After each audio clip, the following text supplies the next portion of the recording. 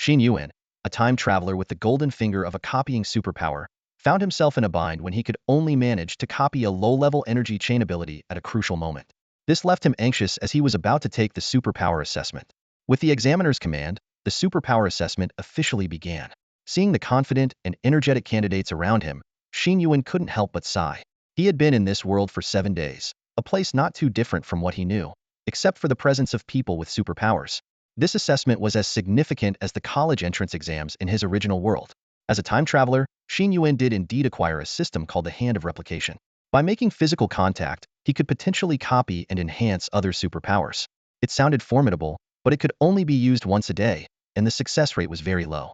Over the past 7 days, he had tried repeatedly to make contact with people, only managing to copy in a level energy chain ability. After enhancement, it reached level, allowing him to control 7 or 8 energy chains simultaneously in combat. Looking up at the assessment platform, he saw one candidate after another displaying astonishing abilities. Some summoned massive fireballs, while others conjured gigantic illusions, each showcasing extraordinary talents. In comparison, Xin Yuan felt completely out of place. Just as he was feeling downcast, his phone buzzed with a message. It was from Sour Milk Stick, his only online friend during these 7 days. This girl, whom he had never met, had become his emotional support in this unfamiliar world. After exchanging a few messages, Xin Yuan put away his phone and braced himself for the assessment. Passing it would allow him to enter a higher academy with comprehensive support, which was crucial for someone penniless like him. Meanwhile, in the examiner's rest area not far away, a young and beautiful woman was checking her phone. She was Jun Ani, the chief examiner of this assessment. Although she appeared aloof, she yearned for communication deep down. Through an online game, she had befriended a particularly eloquent stranger and gradually considered him a confidant. Little did she know, this stranger about to take the assessment was the low-powered Xin Yuan. Seeing that it was almost time, Jun Ani put away her phone and resumed her icy demeanor. When a chubby middle-aged man asked about the candidates for special admission, she decisively took over the remaining assessment tasks. She thought to herself, that guy has his own college entrance exam to take, and I have mine to oversee. Sigh. With graceful steps, Jun Ani moved forward and soon appeared at the center of the stage. The moment she stepped onto the platform, an invisible wave of energy swept across the room. The previously noisy examination hall fell silent as everyone instinctively paused and turned their gaze toward the center. Jun Ani surveyed the surroundings with a stoic expression, though she felt a sense of pride within. Her cold, clear voice echoed through the hall. I am Jun Ani from the Eastern Academy, the chief examiner for this test. I will be selecting outstanding candidates for recommendation to the Core 8 academies, and I have 5 direct admission slots to offer. As soon as she finished speaking, the hall erupted in excitement. Countless examinees surged forward, crowding around the assessment platform, eager to showcase their abilities. However, in the corner, Xin Yuan was completely bewildered. He had planned to find a lenient examiner to pass the test easily, but unexpectedly, a formidable boss had appeared. Watching Jun Ani's aloof and elegant figure, Xin Yuan could only think one thing was doomed. One by one, the prodigies stepped onto the stage to demonstrate their abilities before Jun Ani. Yet, to her discerning eyes, these so-called geniuses were nothing extraordinary. Finally, it was Xin Yuan's turn. He walked up to the stage with heavy steps, looking utterly defeated. Jun Ani frowned slightly and asked perfunctorily, "Introduce your ability and its development status." With an air of nonchalance, Xin Yuan replied confidently, "Hello, ma'am. My ability is energy chains, and I haven't developed it yet." What? For a moment, Jun Ani thought she had misheard. Energy chains? That talent level seemed exceedingly low. Well, if you haven't developed it, you haven't. What's with the arrogance? Jun Ani sneered, a trace of disdain flashing in her eyes. She was about to make a sarcastic remark, but suddenly froze. There was something inexplicably familiar about this eccentric man before her. Wait a minute. Jun Ani squinted, scrutinizing Xin Yuan on the stage. The feeling of familiarity grew stronger, making her recall their previous online conversations. Energy chains, mutations, controlling multiple at once. Jun Ani muttered to herself, her mind racing. Suddenly, a possibility exploded in her mind. No way. Jun Ani's eyes widened in disbelief as she stared at Xin Yuan. What's your name? Xin Yuan looked puzzled but answered honestly, Xin. Jun Ani cursed inwardly. She should have asked for his online username, but asking for it now would seem too strange. She found herself in a dilemma, her expression constantly shifting. The people around were baffled by the strange atmosphere. The examinees whispered among themselves, not understanding why Jun Ani was so interested in someone with such a low-level talent. The person in charge was even more anxious, sweating nervously, afraid something might go wrong. At that moment, Jun Ani's mind seemed to freeze, and she stood there, motionless. Xin Yuan stood on the stage, utterly confused. What was with this woman? Her face kept changing color as she looked him up and down without saying a word. What was she trying to do? If he wasn't going to pass, she should at least give him a clear answer. Standing there was really embarrassing. Clearing his throat softly to regain his composure, Jun Ani's expression returned to its usual calm and unruffled state. With a graceful gesture, she pointed to a specific spot, signaling Xin Yuan to stand there. Two other individuals were already present, evidently in the designated candidate area. This arrangement immediately sparked curiosity and skepticism among the onlookers. How could an ranked ability user be granted such an honor? Under the watchful eyes of the crowd, Xin Yuan extended his hand towards Jun Ani, initiating the replica hand ability. Jun Ani was taken aback.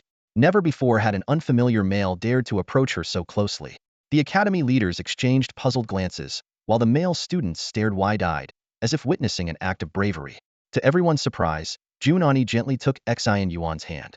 In an instant, a success notification of the replication echoed in Xin Yuan's mind. He had acquired the SS grade talent, Ice Age. Overwhelmed with joy, Xin Yuan blurted out, "Amazing!" Jun Ani quickly regained her composure, discreetly withdrawing her hand and nodding in acknowledgement. She now had a fairly good idea of Xin Yuan's identity. After all, the term amazing was something she had only heard from that mysterious online friend she had never met. Could it really be him? How could it be such a coincidence, meeting him so unexpectedly and unprepared? Jun Ani's heart raced as she stared in disbelief at Xin Yuan standing before her. She had always found him unique and interesting in their online chats, but meeting him in real life was a whole different story. Instinctively, she glanced down at her outfit, realizing how different she looked from her online persona, and felt a wave of embarrassment wash over her. Did he recognize me? Jun Ani wondered anxiously, her mind racing through countless moments from her conversations with Xin Yuan. How should she start the conversation? Should she pretend not to know him? How was she supposed to act in this situation? Jun Ani's unusual behavior caught the attention of those around her. The subtle, ambiguous vibe between her and Xin Yuan only fueled the curiosity of onlookers. Whispered conversations began to spread. An A-level ability getting a recommendation? Are you kidding me? With that level, getting into a top superpower academy is already a stretch. What's the use of an A-level mutation? Among all the candidates today, his ability is the weakest. Getting a recommendation with such poor skills? It's obvious he pulled some strings. Although the other students didn't dare to voice their discontent openly, their displeasure was evident in their eyes. They felt it was grossly unfair. The most talented individuals standing next to Xin Yuan furrowed their brows. Jun Ani had previously mentioned that there were only 5 recommendation spots. Now, with Xin Yuan included, there were 6. The 5 others subtly glanced at him, each contemplating their own thoughts. Right now, Jun Ani's mind was consumed with thoughts about Xin Yuan, making her act completely out of character. Her behavior did not go unnoticed by most of the people present. Xin Yuan stood still, head down, ignoring the accusatory stares from those around him, as if lost in his own world. He was fully immersed in sensing the newly acquired SS-level ability, Ice Age. The power was beyond his imagination, giving him a sense of omnipotence. Just as he was reveling in the sensation, a voice interrupted his thoughts. "Nice moves, brother. Mind if we get acquainted?" Xin Yuan looked up to see a tall, red-haired man in black extending a hand. This man had performed exceptionally well in the earlier tests, showing the greatest destructive power and talent. Recognizing him, Xin Yuan shook his hand and instinctively said, "Sure, but we're out of chances today. Let's continue tomorrow." The red-haired man looked puzzled and awkwardly withdrew his hand. The other candidates were also watching the scene unfold discreetly. Xin Yuan frowned, her purple eyes flashing with complex emotions. As the weakest candidate, she harbored animosity towards Xin Yuan. Unwilling to let her meticulously planned opportunity slip away, she bit her lip and quickly devised a counter-strategy. The afternoon passed quickly. Just as Jun Ani approached the 6 candidates to speak, Xin Yuan stepped forward, bowed and said, "Excuse me, examiner. I have something to say about the direct admission slot." The candidates who were about to leave stopped in their tracks, curiously looking towards the central platform. Xin Yuan felt a sense of relief. Her goal was to voice her plan in front of everyone. Offending people or not, securing a guaranteed admission is more important than anything else. Xin Yuan's voice was calm and polite, yet there was an underlying sharpness. There are 5 guaranteed admission slots for the exam. Both Xin Yuan and I have the lowest aptitude levels. To be fair, why don't we duel to determine who gets the last slot? As soon as she finished speaking, the young people in the audience erupted in excitement. They gathered around the central platform, cheering and jeering. Jun Ani suddenly realized that her intentions had been misunderstood. She had kept Xin Yuan not to guarantee his admission, but to provide him with some resources to help him enter the academy as an ordinary student. The scene began to spiral out of control, with boos and whistles filling the air. The teachers in charge couldn't calm the crowd. Someone shouted, "Well said. Superhumans should fight it out. Fight. Let's see what he's made of." "Hey, kid, do you dare to accept the challenge? Don't chicken out." Jun Ani frowned, feeling a surge of guilt. Her failure to explain properly had brought unnecessary trouble to Xin Yuan. Her face flushed, and she couldn't meet Xin Yuan's eyes. Just as she was pondering how to defuse the situation, a lazy voice interrupted her thoughts, making her look up in surprise. "I don't really mind. So, are we doing this now?" Xin Yuan stood off to the side, looking completely indifferent as he spoke. Having just acquired such formidable powers, Xin Yuan himself was unsure of his own capabilities. Despite feeling anxious, Xin Yuan maintained a composed exterior. He took a deep breath and looked resolutely at Xin Yuan. The surrounding jeers were relentless, but he paid them no mind. Jun Ani frowned at Xin Yuan, a flicker of concern in her eyes. She asked softly, "Are you sure? Don't push yourself too hard." Xin Yuan nodded firmly, his eyes reflecting his determination. Jun Ani sighed and said no more. She knew that in this setting, any explanation would be futile. The noise from the audience grew louder, with some even starting to place bets on how many rounds Xin Yuan could last. Xin Yuan had already taken her place at the other end of the testing platform, a confident smile on her face. At that moment, Xin Yuan spoke up, "If I can't control my power, I hope you can step in to help." Jun Ani nodded in agreement, though she misunderstood Xin Yuan's intent. She thought he was asking for a safety net, worried about getting seriously injured. Xin Yuan also offered reassurance, promising to hold back. With Jun Ani's signal to start, Xin Yuan took a deep breath, feeling the surge of violent energy within him. Ice Age, the name of his SS-level ability, hinted at its immense power. Though still unrefined, Xin Yuan could sense the terrifying force capable of freezing the world. With a shout, Xin Yuan summoned a faint purple phoenix apparition behind her. Purple flames rose, distorting the air with their intense heat. She moved her arms gracefully, using the phoenix image's wings to lift herself into the air. This was Xin Yuan's power, the absolute pinnacle of level abilities. The mutation in her ability turned the phoenix's flames into a searing purple, filled with a sense of destructive heat. Xin Yuan's purple flames were not only incredibly powerful, but also carried a terrifying force capable of annihilating everything. This unique ability made her stand out among many level talents, reaching almost a level standards. Although the pure phoenix talent no longer existed, an ability worthy of its name was certainly extraordinary. A cold purple light flickered in Xin Yuan's eyes. She knew time was of the essence. The guaranteed spot at the Core 8 academies was crucial for her future, and she had to finish the battle quickly. A piercing phoenix cry echoed through the sky as purple flames, like divine retribution, shot straight towards Xin Yuan. He barely managed to dodge, looking somewhat disheveled. On the sidelines, Jun Ani clenched his fists, fully focused on the battle, ready to step in for rescue at any moment. Just then, Xin Yuan activated his ability, and energy chains wrapped around Xin Yuan's waist like serpents. This played right into her hands, and the two were instantly connected. Nearby, a chubby boy couldn't help but ask the red-haired man beside him, "Boss, how long do you think he can hold out?" The red-haired man watched coldly, shrugging.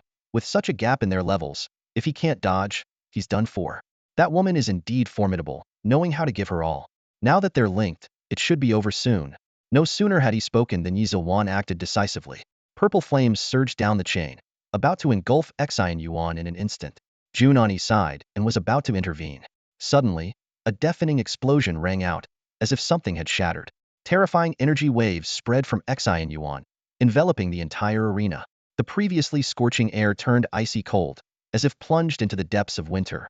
Ice blue light climbed up the energy chains, extinguishing the purple flames wherever it passed. Xin Yuan watched in disbelief, and before the shock could fully register on her face, she turned into an ice sculpture. The cold spread, covering the entire arena in a thick layer of ice. Nearby contestants, unable to evade in time, found their legs instantly frozen, screaming in surprise. Everything happened so quickly that many didn't even have time to react. The red-haired man's pupils shrank to pinpoints, and he was left speechless, unable to utter a word. On the arena, Xin Yuan's raised right hand was also encased in ice. Frost crept up his arm to his neck, forming a light blue glass-like mask over the right side of his face. He slowly opened his mouth, releasing a puff of white, frosty breath. "Sorry, I said I might not have perfect control over it." Jun Ani stood at the edge of the arena, her left foot raised, poised to step forward but hesitating indefinitely. She had intended to rush out and assist Xin Yuan, but the scene before her left her stunned. The familiar frost powers mirrored her own abilities. Energy chains combined with an ice variant? She recalled accidentally freezing her elders when her powers first awakened. Seeing Xin Yuan unharmed, she couldn't help but smile, but quickly snapped back to reality. Yuan was still suspended in midair, frozen. Jun Ani immediately stomped, shattering the ice on the platform, and leaped up to sever the kite string in Xin Yuan's hand, rescuing Yuan. Xin Yuan rubbed his sore shoulder, quite pleased with his new abilities. The spectators below were initially engulfed in an eerie silence, followed by an eruption of exclamations. No one had expected Xin Yuan to win in such a dominating fashion. Cries of astonishment echoed, and a red-haired man stood dumbfounded, unable to answer the chubby boy's question. Though Xin Yuan enjoyed the awe of the crowd, he didn't want to be the center of attention for too long. Finally, Yuan thawed from the ice, sitting dazed on the ground. Her eyes were a complex mix of fear, shock, and reluctance, but eventually, they settled into calmness. This was her first brush with death, making her acutely aware of the gap between herself and her opponent. Not intending to say much, she shakily stood up and briefly declared, "I lost. Your spot is well deserved." After speaking, she turned away, intending to leave the stage on her own. Jun Ani watched Yuan's desolate figure, feeling a twinge of sympathy. With a sigh, she called out, "Wait." Yuan paused and turned back with a puzzled look. Jun Ani explained, "I didn't consider everything before. Your unique ability is indeed rare and worth nurturing. I'll apply to the academy for an extra spot for you." Yuan's face lit up with joy, but she quickly hesitated. "But..." Jun Ani waved her hand dismissively. "Don't worry, the academy won't refuse." Then, she turned her gaze to Xin Yuan, her brow furrowing slightly. "As for you, why didn't you show your true strength earlier?" Xin Yuan was taken aback, then chuckled awkwardly. "Well, you're still the impressive one." He rubbed his nose, his eyes flickering. Jun Ani seemed to ponder for a moment, but didn't press further. Facing the audience, Jun Ani announced loudly, "The assessment is over. Aside from those who have been granted direct admission, the rest of the candidates, please exit promptly." She then began organizing the exit process. The other admitted students rejoined Xin Yuan on the stage, their previous disdain now replaced with respect and curiosity. Yuan stood quietly to the side, head bowed and silent. Xin Yuan, gazing at the distant sunset, had no desire to engage in conversation. He pulled out his phone and sent a text to his sole contact. "Passed the assessment, got direct admission. Some things happened. My ability mutated again." In the distance, Jun Ani felt her phone vibrate. She glanced at the screen, her eyebrows raising slightly. "It seems it really is him," she murmured. "Yogurt stick, I knew you could do it. Awesome. What kind of variant is it?" Although Jun Ani had already figured out the other person's identity, she didn't want to reveal it directly. She was worried that her drastically different persona might scare Xin Yuan away, so she continued to pretend she didn't know, carefully maintaining this hard-won friendship. The venue manager watched as Jun Ani started playing with her phone mid-conversation, feeling exasperated. Even if it's just small talk, she should at least make an effort to appear engaged. The traveler has ice abilities, pretty strong. Just had a sparring match and I won, Xin Yuan quickly replied. A light bulb went off in Jun Ani's head, and she decided to use this opportunity to probe Xin Yuan's impression of her. "That's great. The examiner who tested you must have a good eye, giving you a direct pass. What do you think of the examiner? Are they nice?" After sending the message, Jun Ani felt inexplicably nervous, as if she were doing something sneaky. Although the leader beside her was dissatisfied, he didn't dare to show it to this expert, and continued with the formalities. Soon, Xin Yuan's reply came, "They're okay, just really skilled." "Do superhumans have some kind of anti-aging effect as their abilities improve?" The examiner didn't look their age at all, seemed quite young. Jun Ani immediately bristled. A wave of cold energy surged, causing the surrounding temperature to plummet below freezing. Xin Yuan's comment had hit a nerve. Did he really see her as an old woman? The leader, startled by the sudden change, shivered and asked, "Well, what's wrong?" Jun Ani snapped her head up, eyes blazing with fury. "Nothing. Continue talking, and make it quick." The 6 people on the testing platform also noticed the anomaly and glanced over. Only Xin Yuan seemed uninterested, puzzled as to why his online friend suddenly stopped responding. Finally, once everything was settled, under the glow of the setting sun, Jun Ani stood before the 6 once more. However, her mood was clearly off. Jun Ani struggled to suppress her anger, her gaze as sharp as a knife sweeping across the 6 trainees. Apart from Xin Yuan's nonchalant demeanor, the other 5 clearly sensed the examiner's unusual mood. Jun Ani occasionally shot Xin Yuan a resentful look, which he completely ignored. This strange atmosphere left the other trainees exchanging puzzled glances, unsure of what was happening. Taking a deep breath to calm herself, Jun Ani said, "My private jet arrives tomorrow. Gather here at this time in the afternoon. Spend tonight informing your families. You don't need to bring anything, the academy will provide everything." She paused, then continued, "You've all been granted direct admission, skipping the usual procedures. However, there will be a comprehensive assessment in a few days, attended by leaders from the core 8 academies and various superhuman organizations. Make sure to perform well. This is a rare opportunity." As soon as she finished speaking, Xin Yuan turned to leave without hesitation. Watching his back, Jun Ani clenched her teeth in frustration. At that moment, the red-haired trainee, Chi Hong, quickly stepped forward with a smile. "Excuse me, I have some questions about my abilities." Jun Ani turned and frowned at Chi Hong. "Who are you?" Chi Hong hesitated, then awkwardly introduced himself. Jun Ani waved her hand impatiently. "We'll discuss it later. I only handle assessments, not interactions with trainees." She then turned and called out to Xin Yuan's retreating figure. "Xin, don't leave yet. I have some instructions regarding your abilities."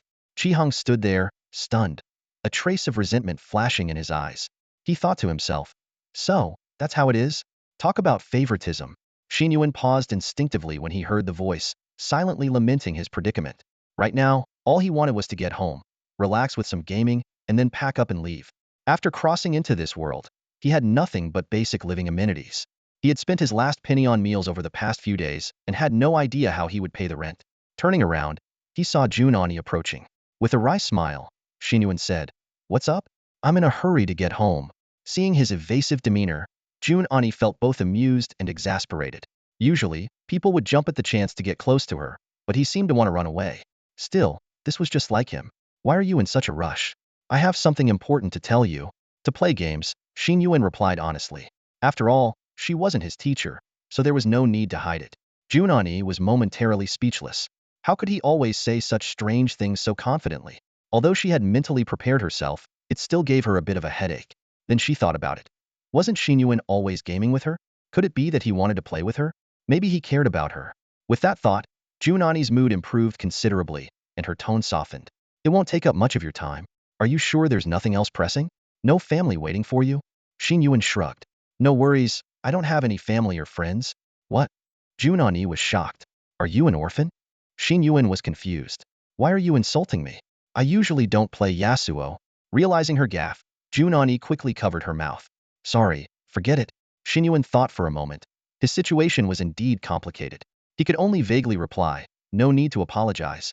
In this world, I guess you could say I'm an orphan, but maybe not in the way you're thinking." Jun Ani looked at Xin Yuan with pity for a long time, until he felt a chill down his spine. Then she cleared her throat and said seriously, "It's rare for an energy chain to develop an ice variant. I've never seen it before. You should be careful to control the temperature of your abilities and spend more time in cold environments to feel the affinity.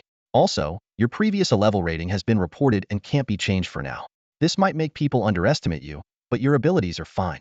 I'll try to get a special assessment for you as soon as possible. And remember to take the trial for prospective students seriously." Xin Yuan didn't fully understand but appreciated her concern. He asked curiously, "Why should I take it seriously? Is there money involved?" "What?" Jun Ani was stunned again. As a high-level superhuman, who cared about money? "Why do you think that? The trial is much more important than money. Are you really that short on cash?" Xin Yuan felt indignant. This was the otherworldly version of, "let them eat cake," wasn't it? He couldn't help but retort, "Hey lady, do you even know what it's like out there?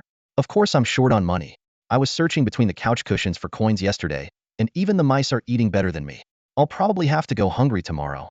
By the way, do they provide food at the trial?" Jun Ani was dumbfounded. Was this really how someone lived? A genius living in such dire straits? Anger welled up in her as she coldly asked, "Which school were you from? Which community? How could they neglect your basic needs like food and shelter?" "How would I know?" Xin Yuan spread his hands, genuinely clueless about these matters. Jun Ani stared at his indifferent face, deep in thought. So, this is his real living environment? In just a few minutes, Jun Ani had already painted a tragic picture of Xin Yuan's life in her mind: no family, ostracized, and struggling to survive. Her gaze softened involuntarily, a wave of maternal instinct washing over her. Without hesitation, she pulled out her phone and retrieved a black card from her storage necklace. After a few taps, she handed it to Xin Yuan. "Here's 300,000 yuan. The password is 6 zeros. Use it well. As a superhuman, you shouldn't have to worry about money." Xin Yuan was stunned. 300,000 yuan? Just like that? He stared at the black card, as if an angel had descended. This is for me, he asked, pointing at the card, his eyes lighting up with admiration for Jun Ani. Jun Ani nodded. Yes, buy whatever you want. How can I accept this? Xin Yuan's face was full of smiles, politely declining while quickly pocketing the card. Consider it a loan. I'll pay you back someday. Jun Ani smiled. No rush. Remember what I said, don't call me big sister anymore. I'm only 19. Got it, got it. Xin Yuan nodded repeatedly, already planning how to spend the money. As the sun set, they parted ways. Jun Ani watched Xin Yuan's departing figure with a bright smile. Helping him was so simple. All it took was money. Night fell, and Jun Ani lay on the sofa in her presidential suite, receiving a message from Xin Yuan. Traveler, I'm leaving tomorrow. The examiner is so kind, even lent me a large sum knowing I had no money. Upon reading this, Jun Ani couldn't help but laugh. Genuine praise from behind one's back is the most sincere, and receiving such a compliment from Xin Yuan filled her with satisfaction. However, the next message made her face darken. Traveler, do women care about their age? She said she's only 19. Who would believe that? Haha, no leader could be that young. Jun Ani's anger flared instantly, and the TV remote shattered in her grip. Xin Yuan. With books, time flies. Without them, it drags. Compared to the thrilling competition yesterday, Xin Yuan found himself idle today. Last night, to celebrate his victory, he indulged in gaming until the early hours and then slept until noon. This schedule seemed quite fitting for someone his age. However, what puzzled Xin Yuan was that the female online friend he played with suddenly became passionate about educating him on various topics. Last night, using a voice that was clearly altered, she meticulously introduced him to the young prodigies at the current Supernatural Academy. She particularly mentioned a beautiful and kind-hearted genius who had already become the youngest war goddess in the Hall of War, an exceptionally outstanding individual. These details left Xin Yuan bewildered, unsure of how they related to him. Time quickly approached the agreed meeting hour. Before leaving, Xin Yuan left a stack of money on the table for the rent of the past few days. Holding a bottle of mineral water, he once again stood at the venue of yesterday's competition. Others had already arrived, bringing family members and dragging along substantial luggage. The parents' faces beamed with pride, clearly proud that their children had become certified elites. In contrast, Xin Yuan, arriving alone with just a bottle of water, seemed out of place. Jun Ani immediately recognized the swaggering figure. Noticing Xin Yuan's cheap t-shirt and the bottle of water, he couldn't help but frown. Stepping forward, Jun Ani asked in a low voice, "Didn't I give you money? Why didn't you dress up a bit or buy something?" Scratching his head, Xin Yuan replied matter-of-factly, "You see, I don't have much to begin with, so why not buy things when I get there? It saves the hassle on the plane." Jun Ani couldn't help but sigh. "You have a very convincing point." Following Jun Ani's gesture, Xin Yuan walked toward a group of recommended students. Unexpectedly, Xin Yuan greeted him first. "Hello?" Xin Yuan thought, "Are we that familiar?" but nodded politely in response.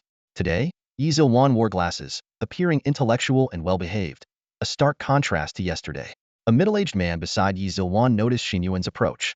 After exchanging a glance with his daughter, he walked over and said, "You must be Xin Tian, Xin Yuan's father." The middle-aged man, who wore gold-rimmed glasses and exuded a scholarly demeanor, extended his hand. Seeing this, Xin Yuan sighed inwardly. From his years of reading novels, this situation clearly seemed like the classic "the elder comes after the younger gets beaten" scenario. Moreover, the large group from the Yi family, including several obvious bodyguards, made him feel they were here to cause trouble. Nevertheless, out of politeness, he shook hands with Yi Tian without saying much. However, Yi Tian's next words surprised Xin Yuan. "You defeated Yuan yesterday, right? Quite impressive for someone so young. But young people often become friends after a fight. I hope you two can get along without any hard feelings." Yi Tian smiled throughout, speaking with such poise that, regardless of whether it was sincere, he managed his public persona flawlessly. After releasing the handshake, Xin Yuan quickly responded, "Sure, I don't have any issues." A question suddenly occurred to him. "By the way, are you also a superhuman?" Yi Tian seemed slightly surprised but answered after a brief thought, "Yes, but my ability is quite low, a D-level talent. Zilliuan's abilities are more inherited from her mother." Hearing this, Xin Yuan's eyes lit up. D-level? D-level is great. He had considered last night that his reproduction hand system had a higher success rate with lower-level talents. Since he already possessed an SS-level main combat ability, he wasn't in desperate need of high-level talents. Instead, even ordinary low-level abilities could provide support.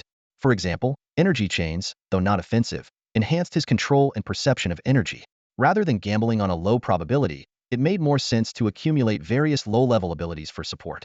Thus, upon hearing that Yi Tian's ability was level, Xin Yuan immediately smiled and said, "Oh, I see. Level is impressive too. Much respect." As he spoke, he reached out his hand, indicating a handshake, intending to replicate the gesture. Yi Tian's expression froze momentarily. His brows furrowed slightly, and a hint of confusion flashed in his eyes. They had clearly already shaken hands earlier, so why was this person doing it again? And I've heard so much about you? They didn't even know each other. Years of experience in officialdom had brought Yi Tian across many people, but he had never encountered such a puzzling gesture. Despite his inner confusion, Yi Tian maintained a polite smile. Out of courtesy and consideration for special circumstances, he extended his hand once more. In the instant their palms touched, Xin Yuan felt a strange energy surge into his body. A system notification sounded, informing him that he had acquired the level talent, Precise Analysis of the Explorer, which quickly evolved into Voice of All Things. However, before he could even celebrate, Xin Yuan's smile vanished. Without any warning, the ability activated like a passive skill. In an instant, the world transformed into a massive speaker, bombarding his ears with a cacophony of sounds. The stones were shouting, the wind was roaring, and the plants were chattering. The grass complained about being trampled, the clouds argued with the wind, and the trees grumbled about being urinated on by dogs.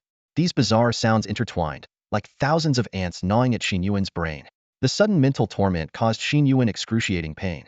His face turned pale in an instant, and he couldn't help but let out a low growl. Clutching his temple with his left hand in agony, he instinctively tightened his grip on Yi Tian's hand with his right, collapsing to the ground. Everyone around was stunned by the sudden scene. Yi Zilu and Jun Ani exchanged bewildered looks, unsure of what to do. Yi Tian, on the other hand, was utterly panic-stricken, fearing that he might be blamed for something he didn't do. "Yi Tian, what's going on? Are you trying to scam me, or something?" "I didn't do anything." Yi Tian's face was already starting to contort. He initially intended to come up and say a few words, hoping his daughter wouldn't make enemies before even starting school. Yi Tian tried to pull back his hand, which was tightly gripped, but found that the other person's grip only tightened, as if enduring immense pain. At that moment, a figure appeared like lightning. Jun Ani anxiously crouched down, disregarding propriety, and grabbed Xin Yuan's wrist, carefully sensing his pulse and energy fluctuations. "I didn't do anything," Yi Tian quickly explained, raising his hands to show his innocence. Although Jun Ani appeared calm, Yi Tian felt a terrifying pressure, like that of a wild beast. He pondered secretly, realizing that the relationship between this examiner and Xin Yuan was probably not simple. Xin Yuan struggled to suppress the turmoil in his mind and slowly stood up. He realized that the new power he had acquired could be controlled, but it required immense mental strength and repeated practice. "Sorry, I lost my composure," Xin Yuan said, releasing Yi Tian's hand. "I wanted to ask, what exactly is your ability like on a regular basis?" Yi Tian sighed in relief and explained, "I used to be a police officer. My eyes can quickly analyze the minutiae of a scene and reconstruct possible information. But this ability consumes a tremendous amount of mental energy, and using it for more than half an hour risks brain death." Hearing this, Jun Ani exclaimed, "How can that only be a level ability? Such a power should be incredibly useful." Yi Tian gave a wry smile and explained the process of ability rating. Meanwhile, Xin Yuan realized that the ability he had copied and enhanced was entirely different. The Voice of All Things he acquired not only allowed him to hear the voices of surrounding objects, but also to understand past, present, and potential future events. Although the amount of information was vast, the system had mitigated the side effects, transforming direct mental impacts into sounds, significantly reducing the risk of use. Logically, this was a far more terrifying and powerful force than Yi Tian's. The sheer volume of information could easily cause Xin Yuan's mind to collapse instantly. However, the Hand of Replication's enhancement included the reduction of side effects. Originally, the direct mental impact turned into sounds, causing Xin Yuan to feel overwhelmed by noise when his mental strength was insufficient, but it wouldn't lead to the terrifying consequence of brain death. Even though his mind was still foggy, Xin Yuan knew he had struck a major deal. A flicker of excitement flashed in Xin Yuan's eyes as he felt the changes in his abilities. He was secretly delighted. Not only had his powers increased significantly, but the side effects had also diminished. This was an unexpected boon. He calculated that his abilities might have far surpassed level and could even rival level. Initially, he had only intended to copy a low-level ability, but he ended up hitting the jackpot. A slight smile appeared at the corner of Xin Yuan's mouth as he thought about how lucky he had been these past few days. However, his unusual behavior did not go unnoticed. Yi Tian quietly retreated behind the bodyguards, a hint of wariness in his eyes. Others cast curious glances his way, and Jun Ani asked with concern, What happened just now? Are you all right?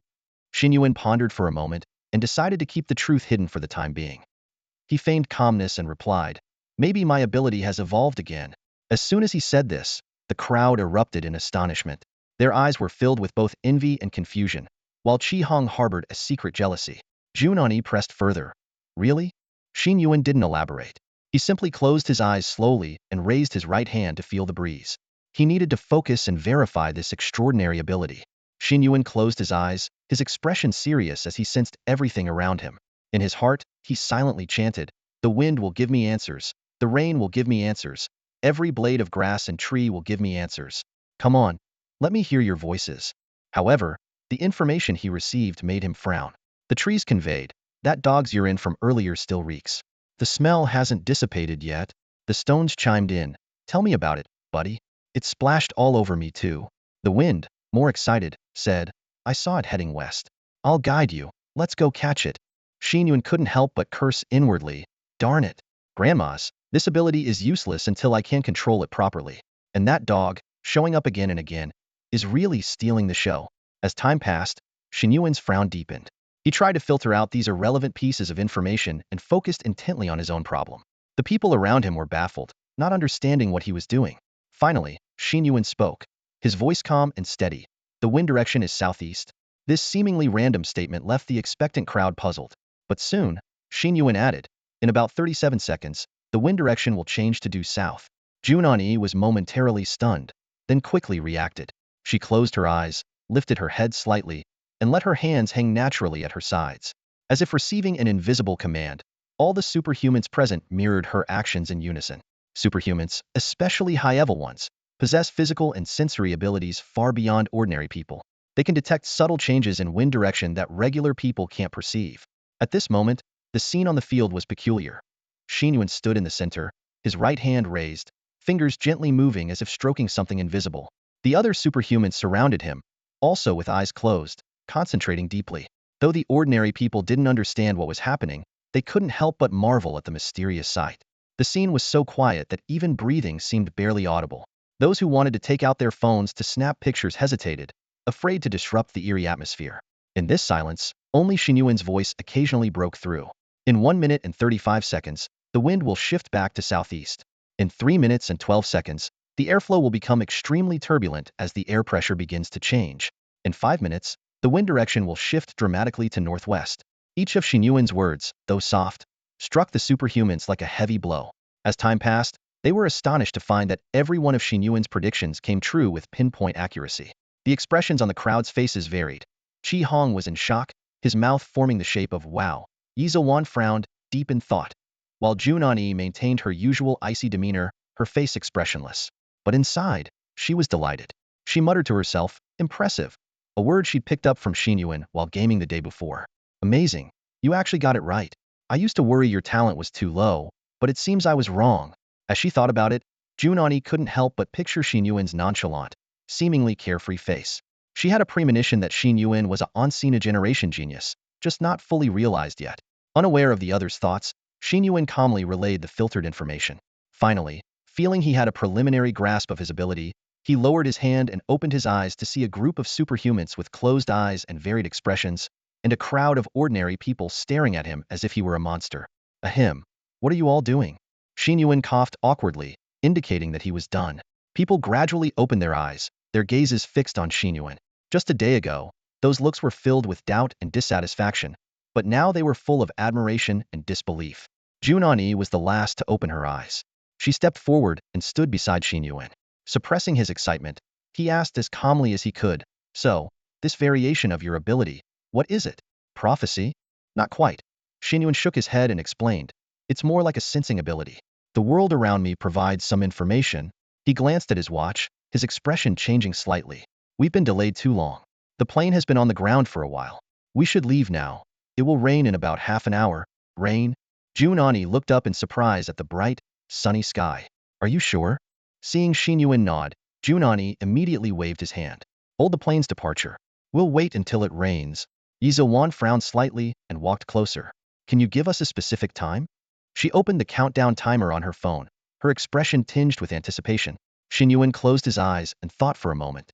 Approximately 28 minutes and 15 seconds. Xin Yuan set the alarm, softly thanked him, and stepped aside. Everyone waited quietly, as if witnessing a bizarre magic show. 20 minutes later, the wind shifted suddenly. At 25 minutes, clouds began to gather, and the sky darkened. The temperature dropped, and a cool breeze rustled the girl's skirts. Xin Yuan looked up at the sky, her right hand unconsciously gripping her phone. There weren't many people present today, but the atmosphere was lively. At this moment, many accompanying family members had already taken out their phones to capture the strange sight of the suddenly overcast sky. Gasps of astonishment echoed through the crowd. Phone cameras were pointed skyward, recording the abrupt change in weather. Someone whispered, "What did that young man say earlier? How did the weather change so quickly?" Xin Yuan stood on the edge of the crowd, her fingers tightly gripping her phone, her eyes fixed on the sky. She was torn inside, hoping that Xin Yuan's prediction would come true, yet secretly wishing he was wrong. The sting of yesterday's defeat still lingered, and a tide of unwillingness surged within her. Suddenly, a rumble of thunder pierced the sky. Raindrops began to fall, and the crowd erupted in excitement. "It's really raining. This guy is amazing." The buzz of animated conversation filled the air. At that moment, Xin Yuan's phone alarm went off, only to be precisely silenced by a raindrop hitting the pause button. She stood there, stunned, with a single thought in her mind. Is this destiny? Jun Ani nodded in satisfaction, glancing at Xin Yuan. The latter remained indifferent, as if the miraculous prediction had nothing to do with him. In fact, Xin Yuan felt that the people around him were making a fuss over nothing. As the rain intensified, Jun Ani began urging the trainees to board the plane. Xin Yuan, carrying a bottle of mineral water, was the first to ascend the steps. Xin Yuan watched his back from a distance, silently vowing, "From today onwards, you are the one I must surpass." The plane took off smoothly, with nothing noteworthy happening during the flight. The only unusual thing was that Xin Yuan stood the entire time, leaning against the cabin wall. His peculiar behavior had long ceased to surprise anyone, and no one paid him any mind. An hour later, the plane landed gently. As Xin Yuan descended the steps, his gaze was drawn to the massive domed building before him. Bathed in the glow of the setting sun, the gilded characters shone brightly. Black Horse Sports Center. Xin Yuan stood there, unable to shake the feeling of awe. When he came here, he was filled with curiosity and anticipation, imagining how grand and unique this place would be. Xin Yuan stood in front of the sports stadium, his brow slightly furrowed. He looked around and saw only ordinary stands and a track. There was no sign of the superpower center he had imagined. Unable to contain his confusion, he turned to Jun Ani and asked, "A sports stadium? Are we in the right place? Shouldn't it be some kind of superpower combat center?" Jun Ani glanced at him, seemingly seeing through his thoughts, and responded calmly, "Why make such a fuss? The evaluation won't take long. Renting a stadium for a few weeks is enough." At that moment, Chi-hung also caught up and stood beside Jun Ani, smiling as he chimed in, "Exactly, I think the stadium is just fine." Jun Ani gave him a puzzled look, as if to say, "Who are you?" but remained silent. Chi-hung chuckled awkwardly and muttered, "I guess I overstepped." The group stood with their luggage as two staff members approached. One held a stack of clothes, and the other had a few cards. These were the superpower registration cards. Every official superpowered individual received this identification, which recorded their name, gender, date of birth, ability level, and superpower rank. For newcomers like Xin Yuan and his peers, who had not yet undergone formal combat evaluation, they were not supposed to have a superpower rank. Receiving these cards in advance was undoubtedly an acknowledgement of their potential badge of honor. The 6 trainees beamed with joy, though Xin Yuan was more interested in the free, high-quality uniforms. However, once the items were distributed, Jun Ani's expression darkened. He looked up and questioned the 2 staff members. "Why is there one superpower card missing? Where's Xin Yuan's?" The staff member bowed respectfully and replied formally, "We don't have a precedent for issuing superpower cards in advance for A-level talents, so we wanted to confirm with you first." Jun Ani stared at the guard for a few seconds. When she noticed beads of sweat forming on his forehead, she turned to Xin Yuan and said calmly, "Xin Yuan, show him what you can do." In this situation, Jun Ani's anger might have been even stronger than Xin Yuan's. She was frustrated that Xin Yuan, with his exceptional talent, was always mistaken for an A-level ability user. As his sponsor, she felt deeply displeased. Today, she decided to let actions speak louder than words. Xin Yuan was caught off guard when the attention suddenly shifted to him. Even though he was usually a bit slow to react, he could see that this examiner seemed to have a favorable impression of him and had always treated him well. This was understandable, as he had experienced similar treatment in school where teachers often favored top students. But why was this female examiner so keen on making him show off in front of others? It felt strange, as if he was doing all the work while she took all the credit. His original plan to keep a low profile and surprise everyone was slowly turning into a show-off routine. Despite his hesitation, Xin Yuan didn't refuse. He took a deep breath and pointed towards the massive fountain in the artificial river at the back of the stadium. Even though it was hundreds of meters away, with just a slight raise of his hand, the water column of the fountain, which was dozens of meters high, instantly froze. The ice quickly reformed into a massive sculpture, resembling a giant bird about to take flight. The two staff members delivering clothes were stunned, rubbing their eyes in disbelief. The person responsible for distributing superpower cards quickly lowered his head, fumbling to retrieve a booklet from his storage bracelet. He flipped through it frantically and finally found the relevant page. He repeatedly compared Xin Yuan's face with the information in the booklet, frowning deeply. No, this can't be right. It's definitely him, he muttered to himself. But the booklet clearly says, Xin Yuan, energy chains, talent level E, note, mutant. He turned again to look at the massive ice sculpture, completely baffled. What does this have to do with energy chains? Seeing the confusion on his face, Jun Ani couldn't help but feel a sense of satisfaction. She interrupted. Enough, stop looking. The information in that booklet is outdated. Xin Yuan's ability has undergone a very rare mutation, and it will definitely be reevaluated soon. For now, just focus on getting him a new card. Oh, okay. Right away, the staff member stammered, running off while stealing a few more glances at the ice sculpture Xin Yuan had created, thinking to himself, that was truly impressive. Watching the staff member's bewildered and incredulous expression, Chi Hong and the others nearby couldn't help but chuckle, their eyes filled with schadenfreude. Over the past few days, they had witnessed Xin Yuan's transformation firsthand, seeing someone once considered an A-level talent become a genius who outshone them all. The shock and disparity they felt were unsettling, but seeing Xin Yuan now evoke the same feelings in others strangely comforted them. Examiner, Xin Yuan said helplessly, pointing at the distant ice sculpture. I can't control my ability very well yet, and I don't know how to unfreeze it. That's a minor issue. More practice will solve it, Jun Ani replied without looking back, snapping her fingers lightly. Instantly, the ice sculpture melted back into water, crashing down like a suspended waterfall into the moat below. Xin Yuan was taken aback by Jun Ani's effortless display of power. This woman was incredibly strong, and although he had copied her ability, his actual strength was still far behind hers. Also, stop calling me examiner, Jun Ani continued. You all are about to start school soon. Just call me senior, or use my name. Besides, you guys. Jun Ani's phone suddenly rang, cutting her off. The specific ringtone made her expression turn serious immediately. Everyone could sense the shift in her demeanor from cool to deadly serious. She answered the call, placing the phone to her ear. What? Are you sure? At this time? How dare they? 2 kids? I got it. I'll lead the team to handle it. After hanging up the phone quickly, Jun Ani turned to the staff member and said urgently, as soon as Chao Ninka returns, take them to get settled immediately. I have an urgent matter to attend to. The staff member nodded quickly in agreement. Jun Ani then turned to Xin Yuan and the others, her gaze fixed on Xin Yuan. Follow him to your quarters and stay there. Don't come out unless necessary. After receiving their affirmative response, she turned into a streak of light and dashed into the gymnasium. About 10 minutes later, Xin Yuan lay on the big bed and took out his phone. He didn't know exactly what was happening, but Jun Ani seemed extremely anxious. Given her abilities, though, it probably wasn't a big issue. He habitually sent a game invite to his only contact, Swan Eye Bang. This time, there was no response for a while. Perhaps they were busy. Xin Yuan started the game by himself, but suddenly received a message. I have something to take care of, won't be talking for a bit. By the way, I heard there was trouble on your end. 2 kids got kidnapped.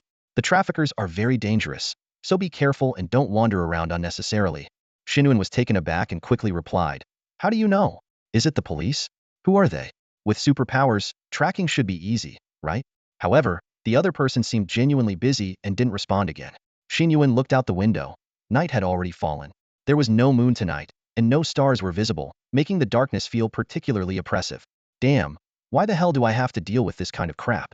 In front of the large full-length mirror, Xin Yuan adjusted his collar and took a few deep breaths. Dressed in his newly issued combat uniform with an energy card pinned to his chest, his original clothes had already been thrown into the washing machine, covered in dust. As he tidied his outfit, he recalled the scene of Jun Ani answering the phone. From the few words he overheard, he surmised that Jun Ani was likely dealing with this very situation. Given Jun Ani's level of expertise, for her to be this serious, the opponent was probably not a simple trafficker. Despite his confidence, Xin Yuan knew he couldn't be careless. If he only had his Ice Age ability, he might not have gotten involved. But now, he also possessed the extraordinary power of Voice of All Things. Claiming that he was better than 100 Sherlock Holmes was no exaggeration. He had 2 choices. Go out and use Voice of All Things to find the targets if they were nearby. He could definitely locate them. Or he could lie down and play games, staying out of it. But if this led to two children not being rescued, his conscience would be troubled. Besides, he had always despised traffickers since he was young, often fantasizing about how he would punish them if he ever encountered one. Now that he had the power and the opportunity, how could he back down? Xin Yuan picked up his phone and looked at the ongoing game, where his teammates were starting to question and even curse him. He turned on the microphone and said, "Guys, I have to go AFK. Understand? I need to go catch some traffickers." With that, he tossed his phone onto the bed, lamenting the imminent loss of points while muttering, "Don't report me. Don't ban me." Mumbling to himself, Xin Yuan dressed quickly and rushed downstairs. Facing the dark streets and dim lights, he closed his eyes and focused all his attention on his hearing. Voice of all things, activate. Instantly, a cacophony of sounds flooded his ears, and Xin Yuan furrowed his brow in concentration. He caught the complaints of a stone being stepped on and the resigned response of the marble steps. In the quiet of the night, Xin Yuan stood still for a long time, veins bulging on his forehead. Finding someone was more mentally taxing than determining the wind's direction, and a few minutes felt more exhausting than doing several high school math exams. But he finally locked onto the location. With his eyes closed yet as if equipped with infrared vision, Xin Yuan walked forward with purpose. He avoided obstacles with precision, as if he had a divine eye. Following an unusual path, his mind was calm and focused, without a trace of nervousness. Only then did he realize that the clues left by the opponent were minimal, indicating they were well prepared. Ordinary methods would be useless for tracking, unless one had similar superpowers. Xin Yuan understood that tonight, he could only rely on himself. This was his battle. Meanwhile, several figures moved swiftly, converging at a single point. Anything? Any suspicious individuals or unusual energy fluctuations? Jun Ani, the leader, asked, his sharp gaze sweeping over the faces of the group. Everyone shook their heads. A soaked superhuman, panting heavily, reported, "War God. I suspect they might have already left. If they have someone who can fly, they could have escaped the city by now. I've searched the moat. There's nothing in the water." Jun Ani frowned deeply and adamantly denied. "Impossible. The divine servants wouldn't kidnap children and run away without reason. Their goal is a sacrifice. They must still be here." A female superhuman glanced at her watch, hesitating to speak. Jun Ani cut in immediately. "Moreover, if they complete the sacrifice and summon their god, think about it. Why choose this specific time?" Everyone suddenly realized, their eyes all turning towards the temporary student dormitories nearby. This was where this year's most gifted students, each of valuable talent, were staying. Despite their extraordinary abilities, they lacked systematic training and combat experience, and were unaware of the true dangers superhumans faced. Jun Ani clenched his teeth, fully aware of the situation. The real target was these young prodigies. The enemy wanted to ensure that no one like him would ever rise again. Listening to Jun Ani's words, everyone realized the gravity of the situation. Jun Ani furrowed her brows and looked around. The crowd wore serious expressions and murmured amongst themselves. She took a deep breath, forcing herself to stay calm. "Have the trainees been secured?" she asked. A female superhuman shook her head. "Not yet. We're short on manpower. Some are still maintaining the stability of the virtual realm. But since it's so late, most of the trainees haven't come out." Jun Ani rubbed her temples and sighed helplessly. Though she was exceptionally skilled in combat for someone her age, she lacked organizational experience. The seasoned veterans hadn't arrived yet, and by the time they did, it might be too late. "Should we continue the search?" The female superhuman's voice was tinged with anxiety, clearly looking to Jun Ani for direction. "The enemy has set up a barrier. Everyone, use your powers externally to detect energy fluctuations," Jun Ani ordered decisively. The group nodded in agreement and instantly vanished from sight. Jun Ani frowned in thought. Although this method of searching would eventually work, it was too slow. Suddenly, Xin Yuan's face flashed in her mind. She had previously warned Xin Yuan, under her alias Sour Milk Stick, not to wander around, but he had mentioned that his latest power mutation seemed to have a sensing ability. Perhaps he could help?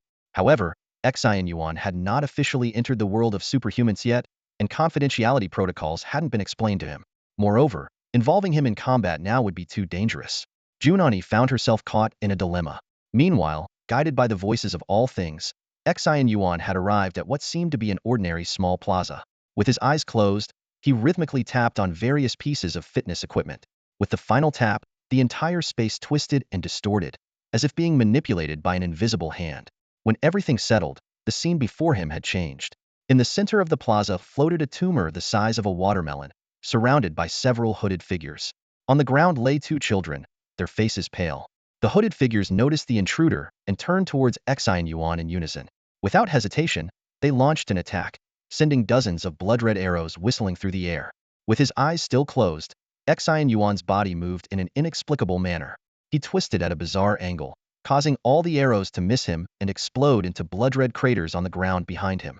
Slowly opening his eyes, Xin Yuan pressed hard against his temples, trying to quell the tumultuous voices of all things in his ears.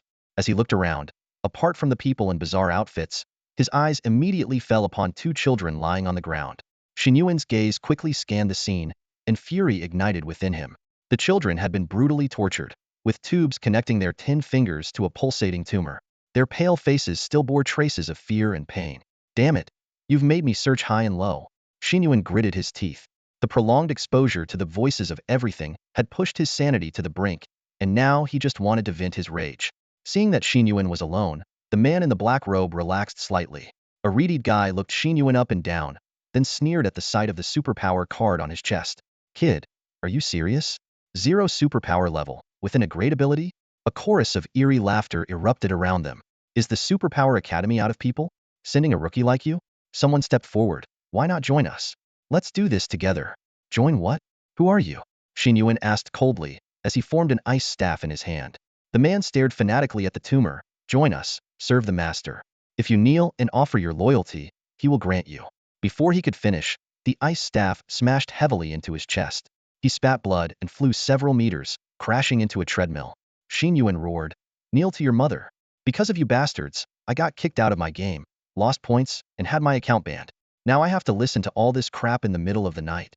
All of you, die." As Xin Yuan hurled his long staff, he immediately charged forward. He moved with lightning speed, gripping the cold, frost-covered staff tightly in his hands. Flashes of his adolescent fantasies played in his mind, now becoming reality. Before the robed figure could react, Xin Yuan swung his staff in a wide arc, smashing it brutally against the man's head. With a sharp crack, the frost surged, freezing the man's head into an ice ball. In the next instant, the ice ball shattered like a watermelon. This was Xin Yuan's first kill. His eyes were cold and his mind was clear. This ruthlessness was thanks to the divine servants before him. Moments ago, when he had first arrived, still dazed, dozens of blood-red arrows had cut off his escape route. In that critical moment, the sounds of all creation roared in his ears, guiding him to dodge instinctively. By the time he regained his senses, the arrows had exploded behind him. The shock of surviving such a close call brought Xin Yuan instant clarity. He realized this was a life-and-death struggle, entirely different from his duel with Xin Yuan. These people before him were ruthless killers. With no hesitation, Xin Yuan, still a novice, swiftly killed 2 of the divine servants. The remaining dozen quickly formed a perimeter, their bodies radiating scarlet energy, ready to strike. At this life-and-death juncture, Xin Yuan's potential surged. Without a second thought, he made the best choice. His body was enveloped in an icy blue glow, forming a crude yet sturdy ice armor. Grasping his staff with both hands, he thrust it forcefully toward the fleshy mass. The tactic of attacking what the enemy must protect worked. All attacks instantly diverted, accompanied by a chorus of furious shouts. "How dare you, wretch! Blasphemy! Protect the divine fetus!" 2 robed figures even positioned themselves in front of the fleshy mass, as if defending their own father.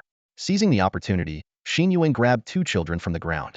Without time for gentleness, he pulled them forcefully, severing the blood vessels connecting their fingers. Blood splattered, and the unconscious children groaned in pain, their faces contorted. After a few agile leaps, Xin Yuan put some distance between them, finally taking a moment to examine the 2 children closely. Both had twisted expressions, their faces pale, clearly showing signs of severe blood loss. There were no other obvious wounds on their bodies, but all 10 of their fingernails had been pried off. The sight of these injuries was horrifying and painful to look at. Xin Yuan couldn't tell if the children had fainted from blood loss or from the excruciating pain. Fortunately, it looks like they're still alive. Xin Yuan quickly assessed the condition of the injured and decisively used his ice powers to stop the bleeding for both of them. He carefully placed the wounded aside and turned his gaze to the blood-red tumor. Deprived of its blood supply, the tumor visibly dimmed and its pulsation weakened. "Give back the sacrifice, you bastard!" A figure in a black robe shouted, conjuring a blood-red blade and charging at Xin Yuan. Xin Yuan remained calm, raising his left hand sharply. In an instant, frost enveloped the surroundings, and a pale chill swept through. The black-robed figure's charging stance froze in place, as if caught in slow motion, gradually freezing solid. "Impossible!" A man in a white robe growled in disbelief. "You call this an A-level talent?" He glared at Xin Yuan with a hint of fear in his voice. "Kid, You're stronger than I thought. But do you know what you're desecrating? This is their honor. Xin Yuan felt his power surging within him. Frost coalesced into a menacing battle armor. Icy patterns crept across half of his face, and his eyes glowed white. He stood immovable like a god of ice and snow, speaking coldly. Am I stronger than you thought? Well, you all turned out to be weaker than I expected. As for who I am, I'm your worst nightmare. As soon as Xin Yuan spoke, the atmosphere on the other side became disjointed. The men in white and black robes exchanged puzzled looks. The previously tense and hostile environment was suddenly disrupted. Xin Yuan's seemingly nonsensical attitude made everyone wary. The ice sculptures and corpses on the ground silently warned them. This person was not to be trifled with. The man in white realized the situation was unfavorable and softened his tone. Young man, don't be too rash. If you are willing to turn back, the Lord will forgive you. You just don't know the truth. Once you understand the Lord's power, you will regret today's actions. Xin Yuan glanced coldly at the crowd, counting the remaining enemies. 11 in black robes and 1 in white. He had no interest in engaging with these brainwashed individuals, and spoke slowly to buy time to recover. Faith? We have that back home too. People worship all sorts of lords. The man in white was taken aback, then eagerly asked, Really? Which lord do you serve? If it's the same, why are you causing trouble? Xin Yuan responded leisurely, Hard to say, there are too many. There's one for rain, one for exams, one for marriage, one for childbirth. You name it. People pray for blessings and protection. The man in white murmured in a trance, Yes, the Lord is omnipotent and all-encompassing. We should serve with all our heart. Xin Yuan interrupted his reverie, but it's a bit different where I'm from. If a prayer for love succeeds, people are grateful. If it fails, they curse. If they pass an exam, they bow and donate money. If they fail, they curse the god's ancestors. If rain prayers don't work, they might even smash the temple. We value practicality. If a god is useful, we worship. If not, we switch to another. The man in white's eyes widened. His worldview shattered, and he coughed up blood in rage. How? How can you be so disrespectful? Seeing he had taken the bait and feeling sufficiently rested, Xin Yuan thrust his hands forward, unleashing a surge of icy power like a glacier. Leave? Dream on. Blades clashed, and flashes of blue and white mingled with blood in the deserted street. The brutal yet brief battle ended, and silence returned. Xin Yuan's heavy breathing echoed in the quiet night, like an old, worn-out bellows. His frost armor was battered and cracked, with many fractures emitting a corrosive red glow. Numerous wounds were visible on his body, but they were sealed with makeshift ice patches, preventing any blood from flowing. His disheveled hair, some strands matted with blood, clung to his forehead. Despite his condition, his right hand gripped the white-robed man's neck like a vice, immobilizing him completely. As the camera pulls back, it reveals 11 lifelike ice sculptures surrounding him in the small square. At the center lies another figure, encased in ice like a grotesque artwork. Xin Yuan surveyed the scene. The 11 lifelike ice sculptures in the central frozen mass silently testified to the fierce battle that had just taken place. His first fight in this otherworld ended with a flawless victory against 12 adversaries in just 6 minutes. Turning around, Xin Yuan's icy gaze locked onto the man in white robes, whose throat he held in a vice-like grip. The man's eyes bulged, staring at the young warrior like a dying fish. With great difficulty, he gasped out, How is it possible? You're so young. How can you have the power of the fourth realm? Xin Yuan sneered, spitting out a mouthful of blood-tinged saliva. Lifting the man higher, he demanded, Who are you people? And what is that thing? The mass? The man in white was both furious and terrified. How dare you disrespect the divine embryo? You. Before he could finish, ice began to creep up from his feet. Xin Yuan narrowed his eyes. Don't waste my time. Answer my questions, or be frozen forever. The man in white stared at Xin Yuan in shock. You don't know who we are? Then why interfere with us? Ignoring the question, Xin Yuan accelerated the freezing process. Sensing the imminent threat of death, the man finally broke down. I'll talk. I'll tell you everything. Just don't kill me. In the next few minutes, Xin Yuan listened intently to every word the man said, his frown deepening with each passing moment. The unfamiliar concepts devotees, sacrifice, divine descent came at him like a storm. Any more questions? The man in white was now frozen up to his neck, his head alone pleading desperately. Please, don't kill me. Xin Yuan lowered his head slightly, a cold glint in his eyes. I'll answer one question for you. Why did I interfere? Because I believe all human traffickers deserve to die. I am simply acting on my conviction. Yes, I deserve to die. The man in white wept, his mind shattered by fear. One last question, Xin Yuan said calmly. If I had lost today, would you have spared me? Before the words had fully left his mouth, the ice surged upward, turning the man in white into the final ice sculpture. Xin Yuan took down the last man in white robes, and the entire area fell into a deathly silence, as if a frost had killed all the grass. He dragged his aching body, shaking his right arm vigorously, and approached the frozen divine embryo. Is this an egg? Xin Yuan muttered to himself. If they call it a divine embryo, does that mean it can hatch into a god? He stared at the lifeless, specimen-like object, recalling the information the white-robed men had revealed. He vaguely suspected that the official superhumans were hiding something, and that only by formally joining an organization like enrolling in a school could one learn the truth. This unexpected encounter seemed to have given him a glimpse of many secrets ahead of time. Without further thought, Xin Yuan bent down to pick up the two children and turned toward the nearest police station.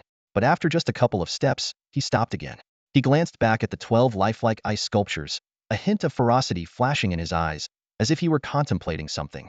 Meanwhile, Jun Ani and her team were scattered throughout Black Horse Stadium, each superhuman responsible for a different section. As time dragged on, some members had begun to inspect the underground passages, preparing for a possible emergency evacuation. With each passing moment, Jun Ani grew increasingly anxious, her mind conjuring up all sorts of worst-case scenarios. Suddenly, she looked up sharply, her gaze fixed to the east. A strong energy wave was emanating from that direction. She immediately pressed her earpiece, urgently asking, "Who's at the Eastern Plaza? What's happening over there?" "No one. I'm on the north side. I'm inside the stadium." Everyone quickly responded, having also sensed the energy wave. However, after confirming with each other, a terrifying fact emerged. Not a single person was in that location. Damn it, don't go there. Return to the stadium immediately and be ready to lead an evacuation. Jun Ani didn't care about appearances and swore. After cutting the communication, she dashed toward the source of the energy like a cheetah. She recalled that the area was an open fitness plaza that should have already been patrolled. With no one there and such intense energy waves, could a god have descended? This was undoubtedly one of the worst scenarios. Jun Ani prepared herself. If it really was a godly descent, she would personally hold it off to buy time for an evacuation. However, when she arrived at the scene, her previously unstoppable momentum came to a sudden halt. She froze, her red lips slightly parted, and her right hand instinctively covered her mouth as she stared in disbelief at the sight before her. The entire plaza seemed to be in another world. The ground was covered in a thick layer of frost, and everything in sight was enveloped in a piercing white ice. Flowers, trees, and fitness equipment were all adorned with glistening icicles. "This looks just like my own work," Jun Ani muttered. She quickly realized it wasn't her doing. So who could it be? Suddenly, a thought struck her. Wait, this ability? Xin Yuan? She exclaimed in disbelief, quickly pulling out her phone to check Xin Yuan's last two messages. Did he come to rescue those two kids after hearing the news? Looking up again, the most striking thing was the giant egg frozen in the center of the plaza. Is that a divine embryo? Seeing this, Jun Ani's face tightened, and she quickly moved forward. But just as she took a step, she tripped over something. Huh, an ice block? She casually kicked it, only to realize it was a hand encased in ice. Startled, she looked around and saw the ground littered with similar ice fragments, each one a severed limb. It was clear these were people who had been turned into ice sculptures and then shattered. Judging by their clothing, these were a group of divine servants, along with a white-robed priest. Given the presence of the divine embryo, it was evident that a divine descent ritual had just taken place here. The once fiercely fanatical divine servants were now reduced to a field of shattered ice. Wow, that's ruthless, Jun Ani muttered, looking at the ice fragments. But well done. Imagining Xin Yuan's usual lazy, indifferent demeanor, Jun Ani couldn't help but laugh. Who would have thought you had such a righteous and fierce side? Seems like there's more to your personality than meets the eye. Impressive. Have you really reached this level already? Jun Ani was stunned. The scene before her was far beyond her expectations. The frozen divine embryo and the iced-over divine servants all showcased a powerful and precise control over ice. She couldn't help but wonder if this was Xin Yuan's doing. If it truly was him, she would need to reassess the potential of this young talent. If Xin Yuan had received top-tier training from the age of 14, like herself, he might break many of the records she currently held as the youngest achiever. Rather than feeling jealous, this realization filled Jun Ani with genuine pride and excitement. As she clenched her fists in silent exhilaration, she heard the sound of footsteps behind her. Jun Ani quickly masked her excitement with a cold demeanor. She turned to face several equally astonished superhumans, a sense of pride welling up inside her. Didn't I tell you not to come? Why didn't you follow orders? Jun Ani asked calmly. A masked female superhuman glanced around and sighed in relief. How could we let you take this risk alone? A burly man with a dark face nodded in agreement. You're the strongest among us, but also the youngest. Your life is more valuable. Jun Ani felt warmth in her heart, but simply shook her head and said, every life is important. The burly man kicked aside a frozen head on the ground and exclaimed, as expected of the Frost Warrior, you've taken care of these traitors so quickly. Jun Ani shook her head and walked towards the frozen divine embryo. It wasn't me. It was already like this when I arrived. What? The group of superhumans froze for a moment, then quickly followed Jun Ani. They bombarded her with questions. If it wasn't you, then who was it? Did someone from headquarters come? Or was it a rogue agent? Maybe another organization was nearby? Where is this person? They saved so many people. We need to thank them properly. Jun Ani replied as she walked. I'm not sure yet, but I have a hunch. This ability is very similar to that of a trainee I've recently recommended. She walked straight to the massive, ice-encased divine embryo, reached out to touch it, and closed her eyes to feel. The surrounding superhumans immediately voiced their objections. No way.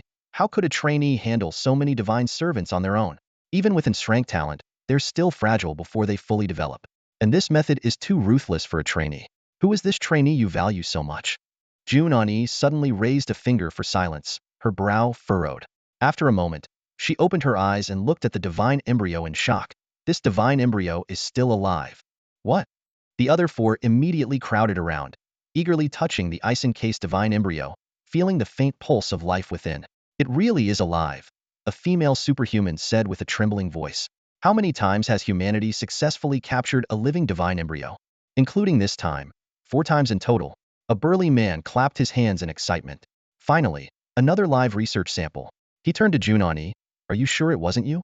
Stopping a divine descent ritual, wiping out a squad of divine servants, and capturing a live divine embryo, this is a huge achievement. Jun Ani withdrew her hand. It's indeed a great accomplishment, and I don't even know how he managed it. If my guess is correct, he might not even realize what an incredible thing he's done. The others exchanged puzzled glances, sensing that Jun Ani had already identified the person responsible. Stop speculating, Jun Ani ordered. Clean up the battlefield and repair the nearby surveillance equipment. Once we confirm who did it, they will receive full recognition and rewards. Just as she finished speaking, a masked woman's phone rang. She answered and reported. The Namali police station says they found 2 unconscious children at their doorstep. They should be the missing ones. Jun Ani immediately said, Musi, come with me.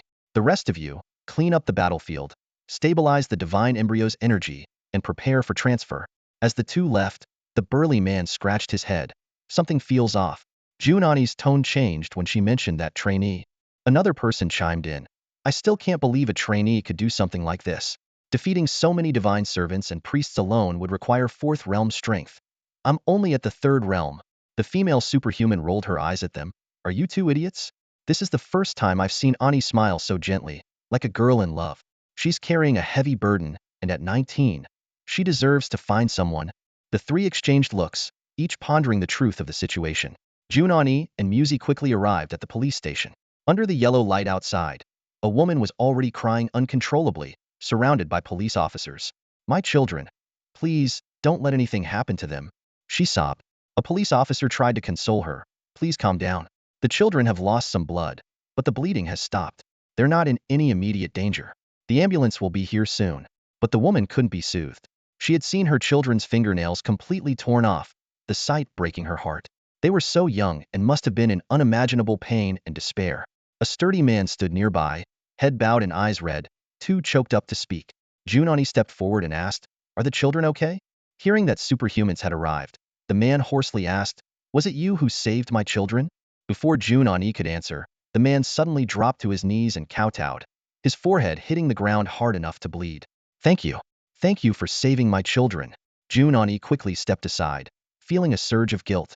She had been so focused on the larger implications of the divine descent that she had overlooked the precious lives of these 2 children, the entire hope of a family. She often arrogantly considered the broader consequences of divine descent, but Xin Yuan had simply wanted to save 2 innocent children. Jun Ani stood nearby, gently raising her hand. A pure energy slowly lifted the kneeling man off the ground. She spoke kindly, Please get up. Actually, we weren't the ones who saved your child. We don't deserve your gratitude. She pointed to Musi, who was walking quickly into the police station, and explained. Her abilities are plant-based. Although the child needs a blood transfusion at the hospital, which we can't help with, she can ensure there's no immediate danger to his life. Realizing that both women were superhumans, the man felt a wave of relief. Choking back tears, he asked, "Who is the person who saved my child? I want to thank him in person. And who took my child?" Jun Ani hesitated for a moment before answering, "We're also looking for the hero who saved your child. He may not want to reveal his identity. As for the terrorists who took your child, they have been dealt with accordingly." She leaned closer and whispered, "They were sentenced to death and executed on the spot." The man stared blankly at the door, muttering, "Terrorists. I wonder how the hero managed to save my child and whether he got hurt." This unintentional remark made Jun Ani tense up. She suddenly realized that even if Xin Yuan was a genius, fighting numerous divine servants alone as an untrained student without a scratch seemed impossible. If he was seriously injured, the thought sent a wave of panic through her. After giving a few brief instructions and leaving the cleanup to Musi, she hurried away. On her way back, she took out her phone and sent a message to Xin Yuan. "Yogurt stick, what are you up to? Sleeping? Want to play a game?" It was past 2 a.m., clearly not a typical message between casual friends. Not getting a reply, she quickened her pace. Meanwhile, Xin Yuan had returned to his place, the only lit room in the building. Wrapped in a white towel, he sat on the sofa eating cherries. Although he had several wounds, none were serious and had stopped bleeding. However, the pain was becoming more intense. "Ugh, it really hurts," Xin Yuan muttered to himself. "It shouldn't be this bad. Have my pain receptors become more sensitive?" Suddenly, there was a rapid knock at the door. Xin Yuan asked cautiously, "Who is it? What do you want at this hour?" "It's me, Jun Ani," came the familiar female voice. Peeking through the door crack, Xin Yuan relaxed a bit. What's up? It's late and I'm not dressed. Hurry up and open the door. I need to talk to you." Jun Ani's tone was insistent. Reluctantly, Xin Yuan opened the door a crack. "Seriously, I'm not dressed. What's so urgent?" Jun Ani looked at his tired face with a complicated expression. "Did you do it?" Xin Yuan quickly shook his head. No, but I haven't even said what it is yet." Jun Ani pushed the door open, accidentally jarring Xin Yuan's shoulder wound, making him wince. She frowned. "You're hurt?" "Ah, it's nothing serious." Xin Yuan stepped back, instinctively tightening his grip on the towel. Suddenly, Jun Ani reached to pull his towel away. "Hold still. Let me see." Xin Yuan recoiled in alarm. "Whoa, are you drunk or something? What are you doing?" "Don't call me big sister. I told you we're almost the same age. Is that the point here? You're harassing me, and that's still harassment, you know? Plus, there are plenty of people in this building. If you keep this up, I'll call for help. Think about your reputation." Jun Ani closed the door and continued to approach. "Call if you want. I'm not joking. Show me your wounds. Injuries from divine servants need immediate treatment, or they'll get worse. It should be hurting more by now, and will start itching soon. You can't handle this alone. It can't wait." Realizing the misunderstanding, Xin Yuan relaxed. "Is that so? It does seem to be getting worse. Phew, for a moment, I thought I had suddenly become irresistible." Jun Ani's face darkened. "Let me see. Please no." Xin Yuan blurted out instinctively. "Jun Ani? Question mark. In the end, Xin Yuan and Jun Ani reached a compromise. Xin Yuan removed his towel, using a blanket to cover his lower body while exposing his upper body for Jun Ani to check his injuries. As the towel dropped, Jun Ani instinctively leaned back slightly. Xin Yuan's body was crisscrossed with over a dozen bloody welts, clearly caused by the blood energy of a divine servant. Though they were only superficial wounds, they looked alarming. Half reclining on the bed, Xin Yuan muttered to himself in surprise, "Ouch, this isn't right. I remember the injuries weren't this severe. Why do they look so troublesome now?" Jun Ani, her expression unchanged, explained, "It's normal. The blood energy of a divine servant has a corrosive effect. Your wounds are constantly being eroded. If I hadn't come tonight, you might have woken up in pain by morning." Her tone was calm, but her cheeks were slightly flushed. This was her first time being alone with a peer, and the other person was nearly half naked. The dim lighting added a touch of intimacy, leaving Jun Ani momentarily dazed. She cleared her throat and said, "I'll start now." She then gently placed her fingers on the wounds. Energy flickered at her fingertips, neutralizing the residual blood energy in the wounds. Xin Yuan felt a mix of pain and itchiness, followed by a tingling comfort. He couldn't tell if the sensation was from the healing or from the touch of the beautiful woman. Xin Yuan couldn't help but let out a moan, quickly shutting his mouth afterward. Jun Ani's hand trembled, feeling her powers barely containing her embarrassment. An awkward silence enveloped them. Finally, Jun Ani broke the silence. "It's okay to let it out. It's normal for your first time." Xin Yuan hurriedly changed the subject. "So, what exactly is a divine servant? And what's the deal with their blood energy? Is it some kind of superpower? Why does it seem like everyone has it?" Jun Ani shook her head. You'll find out soon enough. The organization of superhumans keeps many secrets, and divine servants and evil gods are among them. Usually, incidents like this are covered up with excuses, like terrorist attacks. As for the blood energy, it's hard to explain but not entirely a superpower. Once you officially enroll, you'll be able to heal yourself. She continued to gently tend to each of Xin Yuan's wounds, neutralizing the corrosive energy. If those who secretly admired Jun Ani but didn't dare approach her saw this scene, they would be shocked. After all, the newly admitted trainees didn't know Jun Ani's other identity, the youngest of the 8 war gods in the Temple of War, and one of only 2 female war gods. Jun Ani suddenly asked, "Speaking of which, you were a bit reckless this time. Why did you go alone without notifying me, or anyone else?" Xin Yuan shook his head helplessly. "I didn't have your contact information, and it was so late. In fact, I only have one contact in my phone right now." Hearing this, Jun Ani paused, looking at Xin Yuan in surprise. "You only have one contact in your phone? How is that possible? Don't you have? Oh right, you mentioned you're an orphan." She lowered her head, murmuring to herself, "But having just one contact is still a bit extreme." Her eyes sparkled with a strange light because she knew that the only contact in his phone was her. Jun Ani's heartbeat suddenly quickened, and a startling thought crossed her mind. This man she had been inexplicably intrigued by online had only ever communicated with her. She tried to steady her breathing, attempting to comprehend the extent of his loneliness. Jun Ani considered herself quite lonely, but having only one contact in the phone, that level of isolation was beyond her imagination. A bold idea emerged in her mind. Could this mean he values me, or perhaps it's just a quirk? Her thoughts drifted further and further, and she sat there, as still as a statue. Xin Yuan's voice suddenly interrupted her reverie. "Hey, are you okay?" Jun Ani snapped back to reality and hurriedly responded, "Oh, it's nothing, nothing." Xin Yuan continued, "I was thinking, maybe I should add your contact info too? I assume your position isn't low, so if something happens again, I can report to you first." Jun Ani was taken aback and thought to herself, "The problem is, you already have my contact info. What should I do?" Her mind raced and she finally came up with an excuse. "I didn't bring my phone today, so I can't add you right now." Their conversation fell into silence once more. Half an hour passed, and most of Xin Yuan's upper body wounds had been treated. Jun Ani couldn't help but ask, "Why did you instinctively deny it was you? You have no idea how much credit you've earned this time. The rewards and honors you deserve won't be lacking. You'll become a hero admired by many." Lying on the bed, Xin Yuan's consciousness was already fading. He mumbled, speaking his true thoughts, "Rewards? Just give them to me directly, preferably more money. I've earned it with my achievements. But as for honors, or being a hero, that's unnecessary. Being a hero isn't a good thing. I don't want to be a do-gooder." His voice grew fainter but was still audible. "Once you're labeled a good person, people will morally bind you with that label and burden you with responsibilities that aren't yours, all as if it's expected. That's not good. I don't want that. I think it's better to have a fair exchange, get paid for the job." That's better, that's better." Jun Ani immediately sensed something was off when she heard Xin Yuan's words. She anxiously asked, "Why would you think that?" However, before she could get a response, she turned to see that Xin Yuan had already closed his eyes and was breathing steadily, clearly having fallen asleep. Seriously? He just fell asleep like that? Jun Ani thought to herself. Maybe he's just too exhausted. Her gaze shifted downwards. The wounds on his upper body had been treated, and it was time to clean the ones on his lower body. This realization made Jun Ani feel conflicted. In the dim light, she hesitated for a long time before finally mustering the courage to lift the towel. She carefully covered the crucial areas and began to clean the remaining wounds on his legs. Fortunately, Xin Yuan was in a deep sleep and didn't react much, sparing her from an even more awkward situation. After about 10 minutes, Jun Ani, now sweating, finished her task. Given her skills, this should not have been so strenuous. The sweat was purely from nervousness. She looked at the masculine body in front of her, a blush spreading across her cheeks. For some reason, she felt a strong curiosity to lift the towel and see what was beneath. Reason ultimately suppressed this sudden impulse.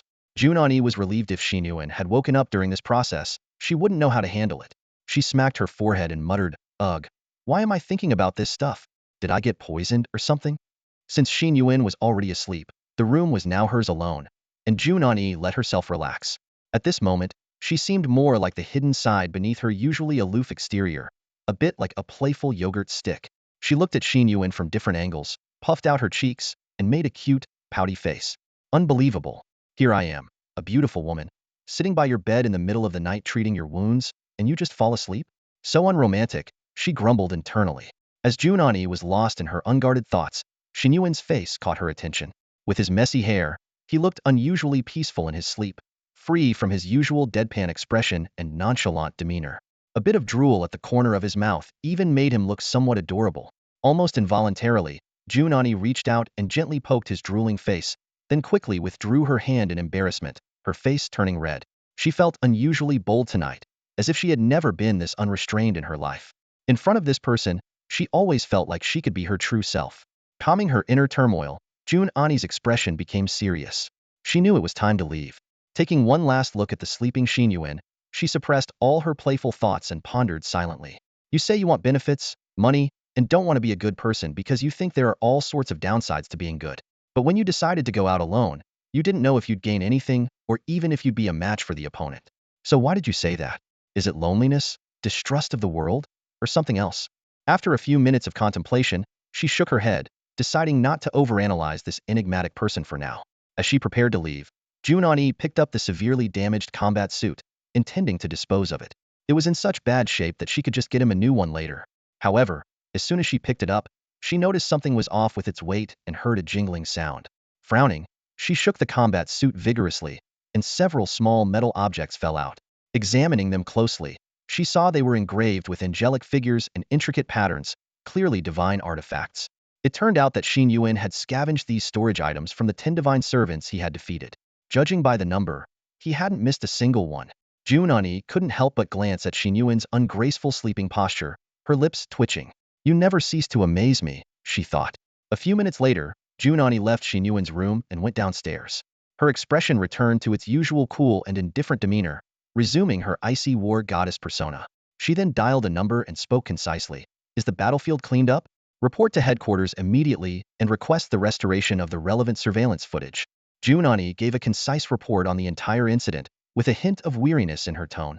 There was a brief silence on the other end of the line, followed by a light sigh and an affirmative response. After hanging up, Jun Ani turned to look at the dark building, a complex emotion flashing in her eyes. She muttered softly to herself, "Don't worry, you'll get all the rewards you deserve in the end." With that, she disappeared into the night. The next day, sunlight had already filled the entire room when Xin Yuan was awakened by the glaring light. He lay there in a daze for a moment as the memories of the previous night came flooding back. He sat up abruptly, looking around to find that Jun Ani had already left. Glancing down, he saw that his numerous gruesome wounds had mostly healed, leaving only faint red marks. Xin Yuan casually threw on some clothes and stood up. His gaze fell on the coffee table, where a delicate ring and a note caught his attention. He picked up the note and recognized Jun Ani's elegant handwriting. Your storage tool is specific to divine servants, with restrictions and limited space. It's considered a defective product. Use mine from now on. I've already placed your storage items inside. Practice breaking the seals yourself. The note went on to explain in detail how to use mental focus to control the ability and access the storage tool. Xin Yuan exhaled deeply, feeling a wave of gratitude for Jun Ani's assistance. He resolved to thank her in person the next time they met. He picked up the intricately crafted ring and closed his eyes. Now, it was time to see what treasures those divine servants had on them. He silently hoped to find some portable valuables. After extensive practice, Xin Yuan finally managed to unlock all the storage items of the divine servants. During the process, due to some restrictions, he accidentally blew up 2 of them. As Jun Ani had previously mentioned, the storage spaces were indeed underwhelming, most of them being only about 1 cubic meter. While this capacity was enough to serve as a portable backpack, it was far from the mobile warehouse Xin Yuan had envisioned. However, the storage ring Jun Ani gifted him was a different story altogether. Its internal space was as large as 2 classrooms. As a space-type artifact usable only by superhumans, storage items were always priceless. Compared to those divine servant rings, this ring's value was astronomical. Wow, she's really something, Xin Yuan thought to himself. She must be more than just an examiner to give away such a treasure so casually. Without hesitation, he put the ring on, clearly not planning to take it off anytime soon. He was completely oblivious to the fact that accepting a ring from a girl and wearing it immediately might be seen as inappropriate. After organizing the storage items, Xin Yuan began to inventory the mountain of goods piled up on the ground. The more he looked, the more his brow furrowed. I don't recognize any of this stuff, he muttered to himself. And these paupers didn't even have any money on them? The assortment of items was mostly various tools, emanating the distinctive bloody scent of the divine servants, which was quite unpleasant. Xin Yuan sorted through them, setting aside what appeared to be gold and silver items, thinking at least these could be sold for money. The rest, he had no idea what to do with. Suddenly, a brilliant idea struck him. Although he didn't recognize these items, he could make them introduce themselves. After last night's life and death battle, his abilities had significantly improved. Not only was his control over ice more proficient, but his mastery of the voice of all things had also reached a new level.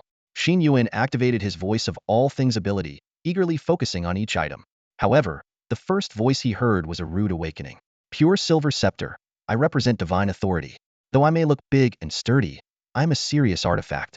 Expressionless, Xin Yuan moved the rather indecently shaped item out of his sight. He hadn't thought much about it before, but after that description, the more he looked at it, the more inappropriate it seemed. Mask, wear me, and you will have a chance to witness the divine light. Blood arrow talisman, a single-use item for launching attacks. Pure gold bracelet. I possess immense power. But I know you don't care about that. M99.99 gold, very valuable. Xin Yuan quickly browsed through the items. Most were tools specifically for the divine servants or instruments for conducting divine descents. Apart from some single-use talismans that might be useful, the rest didn't interest him at all. Just as Xin Yuan was about to lose interest, a nondescript red envelope caught his attention. It was buried at the bottom of the pile, and he hadn't noticed it at first. Divine Descent envelope, containing specific details of this mission, the great name of the deity, and the action plan provided by an internal spy. Note: this mission is crucial, as it is a direct dialogue between the deity and the human world. Failure is not an option. Xin Yuan quickly cleared away the junk and carefully picked up the envelope, his expression serious. From the description, he realized his voice of all things ability had definitely come through. This mission must be referring to last night. Xin Yuan murmured to himself, staring at the red envelope. Could the spy be suggesting there's a traitor among the superhumans? And it sounds like the deity actually exists? Eager to open the envelope, Xin Yuan found it impossible to do so. The envelope's texture was like a solid piece of jade, only shaped like an envelope. He had an idea and tried to use the same mental probing technique he used on the storage ring. However, as soon as he had this thought, the voice of all things seemed to trigger some kind of mechanism, and an ear-piercing sound assaulted him from all directions, more intense than when he dodged the blood rain of swords last night. Beware. Do not gaze upon the divine. The shrill warning caused Xin Yuan's ears to ring, and he reflexively dropped the envelope. Damn, this thing is dangerous. He realized that keeping it was useless to him. He needed to hand it over as soon as possible. Yeah, I'll give it to Jun Ani. Meanwhile, Jun Ani was busy dealing with a complex array of matters. Thanks to Xin Yuan's heroic efforts last night, the divine descent was thwarted, preventing serious consequences. The students were still in the dark, thinking nothing had happened. But in reality, it was a significant event. Additionally, the issue of dealing with the active divine embryo, especially at this critical moment, had shaken the entire superhuman world. As a high-ranking officer, Jun Ani had to report to various parties and discuss strategies. After hanging up the phone, Jun Ani rubbed her aching temples and muttered to herself, "Should we continue with the original assessment? It might be fine since no major consequences occurred." She allowed herself a moment of relaxation, glancing at the enthusiastic discussions among the superhumans. Yesterday's divine descent was so dangerous, and there was no warning at all. It's really strange, considering we've always been vigilant. Yeah, it's bizarre. And it was a non-energy barrier, impossible to break unless you found the exact method. Indeed, that unknown hero from last night was amazing. Found the barrier, wiped out the divine servants, definitely a master. And so modest, did such a great deed and just left. Truly a hidden hero. So cool. Listening to the lively discussions around her, Jun Ani couldn't help but smile and shake her head. She couldn't help but imagine the reactions if these people knew that last night's heroic feat was accomplished by someone who hadn't even enrolled yet and had an A-level talent. She was quite looking forward to it. Just then, the phone rang again. Jun Ani assumed it was another inquiry about the incident and answered without looking. But her expression quickly turned to one of mild exasperation. This seemed like a voice she didn't want to hear. Jun Ani's phone suddenly rang. She instinctively answered it, but before she could say a word, an affected, overly dramatic female voice came through the receiver, causing her to frown. Well, our young and beautiful goddess of war answered my call immediately. How extraordinary. I feel so honored. The sarcastic tone made Jun Ani's frown deepen. She recognized the voicey. It was Li Shi, a longtime rival. I heard you requested an extra spot for a guaranteed admission to the academy. Unbelievable. I was shocked. I wondered what kind of rare genius caught your eye. Later, I found out his talent is rated E. Jun Ani clenched her phone, resisting the urge to throw it. Li Shi's voice grew even more piercing. Wow, incredible. What a rare find. It's truly a blessing for our Eastern Academy that you discovered such a talent. Jun Ani felt a wave of discomfort and had to hold the phone away from her ear. When Li Shi finally finished, she suppressed her anger and said, Li Shi, stop with the sarcasm. I chose him for the guaranteed spot because he deserves it. His potential is enough to justify it. Adding an extra spot is just to select someone with potential. As soon as she finished speaking, Li Shi let out an exaggerated gasp, as if she'd heard something earth-shattering. Jun Ani took a deep breath to calm herself. Oh, he really deserves it. Li Shi continued mockingly. I believe you found an A-level talent who can somehow perform at an SS level. Such a 1 in a billion occurrence. How reasonable. Jun Ani was about to retort when Li Shi suddenly changed her tone. Since you're so confident, why don't we compete? In the upcoming assessment, let's see whose chosen candidate performs better. I'm sure your A-level genius will shine. This provocation fanned the flames of Jun Ani's anger, but she knew not to lose her composure. Li Shi, like her, was a high-ranking examiner at the Eastern Academy and held a special status. Both had been specially trained from a young age due to their talents, but Jun Ani's meteoric rise had shattered all of Li Shi's records and even made her the 8th war goddess of the War God Hall, fueling Li Shi's jealousy and constant antagonism. Taking a deep breath, Jun Ani calmly said, I'm not interested in competing with you. The student's performance is their own business, not something to compare. And stop calling me your elder. I'm 5 years younger than you. With that, she hung up the phone and rubbed her tired eyes. There was too much to handle lately. The monitoring of the Divine Descent incident was still being restored, and the assessments had to proceed as scheduled. She had reported Xin Yuan's contributions to the authorities but needed further confirmation. Li Shi's provocation added to her exhaustion. On the other end, Li Shi froze at the sound of the call ending. The mocking words she had prepared stuck in her throat, and only one sentence echoed in her mind. I'm 5 years younger than you. That statement hit Li Shi like a punch, breaking down her psychological defenses. She gripped her phone in fury and repeatedly dialed Jun Ani's number, only to find she had been blocked. You wretched woman. Arg! Li Shi screamed hysterically, clawing at her scalp and cursing incoherently. Li Shi clenched her fists tightly and suddenly whipped her head around, her eyes blazing as she stared at the 5 young people behind her who were now frozen in shock.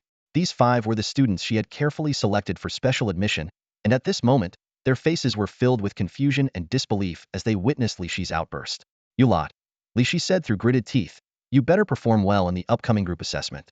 Surely, you can't be outdone by an A-level person, can you? The 5 young people exchanged uneasy glances, clearly taken aback by Li Shi's sudden fury. They opened their mouths to speak, but couldn't utter a single word. Did you hear me? Li Shi shouted again. Oh, yes, they stammered, finally snapping out of their stupor and nodding hastily. Their voices were shaky, and though they hadn't officially started their studies yet, they had somehow been dragged into this bewildering competition, their faces full of helplessness. Li Shi took several deep breaths, trying to calm the jealousy and anger within her. She added, remember what I told you about the assessment format. Go back and prepare well. And, she lowered her voice, don't mention this to anyone.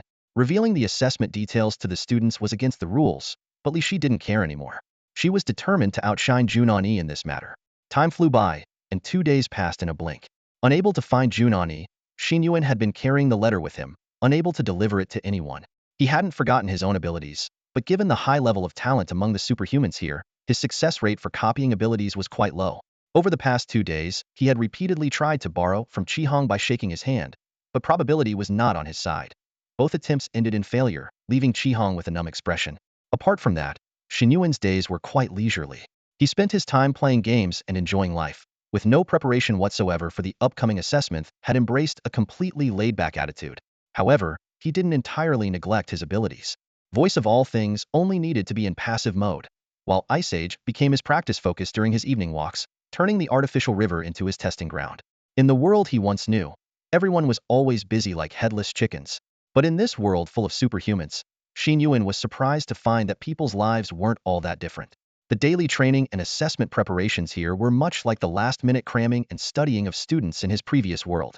And so, the leisurely days quickly passed. Today had finally arrived, the day of the comprehensive assessment that everyone, except for Xin Yuan, had been eagerly awaiting. In the perfectly round hall, all the selected candidates for this year had gathered, numbering over 100. The hall was fully equipped, with several metal tables in the center laden with an array of fruits, food, and fine wines, surrounded by exquisite decorations, resembling a high-end buffet restaurant. However, the atmosphere in the hall was rather eerie. Candidates clustered in small groups, whispering among themselves, and a stifling silence filled the space. Each person was stealing glances at those around them, outwardly calm but inwardly tense. These young geniuses had stood out among countless superhumans to earn a spot in this elite group. They were all acutely aware that they were about to face an additional assessment aimed at identifying the best of the best. No one wanted to fall behind. Yet they all knew their competitors were equally talented. Today was the day to determine who among them was the ultimate genius. Every candidate hoped to achieve excellent results, secretly wishing to stand out. The examiners, like Jun Ani, had emphasized the importance of this assessment, mentioning that many influential figures would be observing, and that those who performed well would reap significant rewards. As a result, everyone was particularly restrained, viewing those around them as rivals, lacking the warmth usually seen when young people meet for the first time. Amid this tense atmosphere, a peculiar phenomenon caught everyone's attention. Almost every candidate was repeatedly glancing at one individual in the room, their brows furrowed and expressions puzzled. Some would look away briefly, only to find themselves compelled to look back. The center of this attention was an oddly distinctive young man. Despite wearing the same combat uniform as everyone else and having an unremarkable hairstyle, he easily became the focal point. This person was Xin Yuan, whose behavior starkly contrasted with the other reserve candidates. Unlike the others, Xin Yuan didn't sit quietly in one spot, but instead wandered around the hall with a plate in hand. To him, the lavish spread of food and drink was clearly meant for everyone to enjoy and relax. Perhaps the others didn't partake because they had eaten too much breakfast?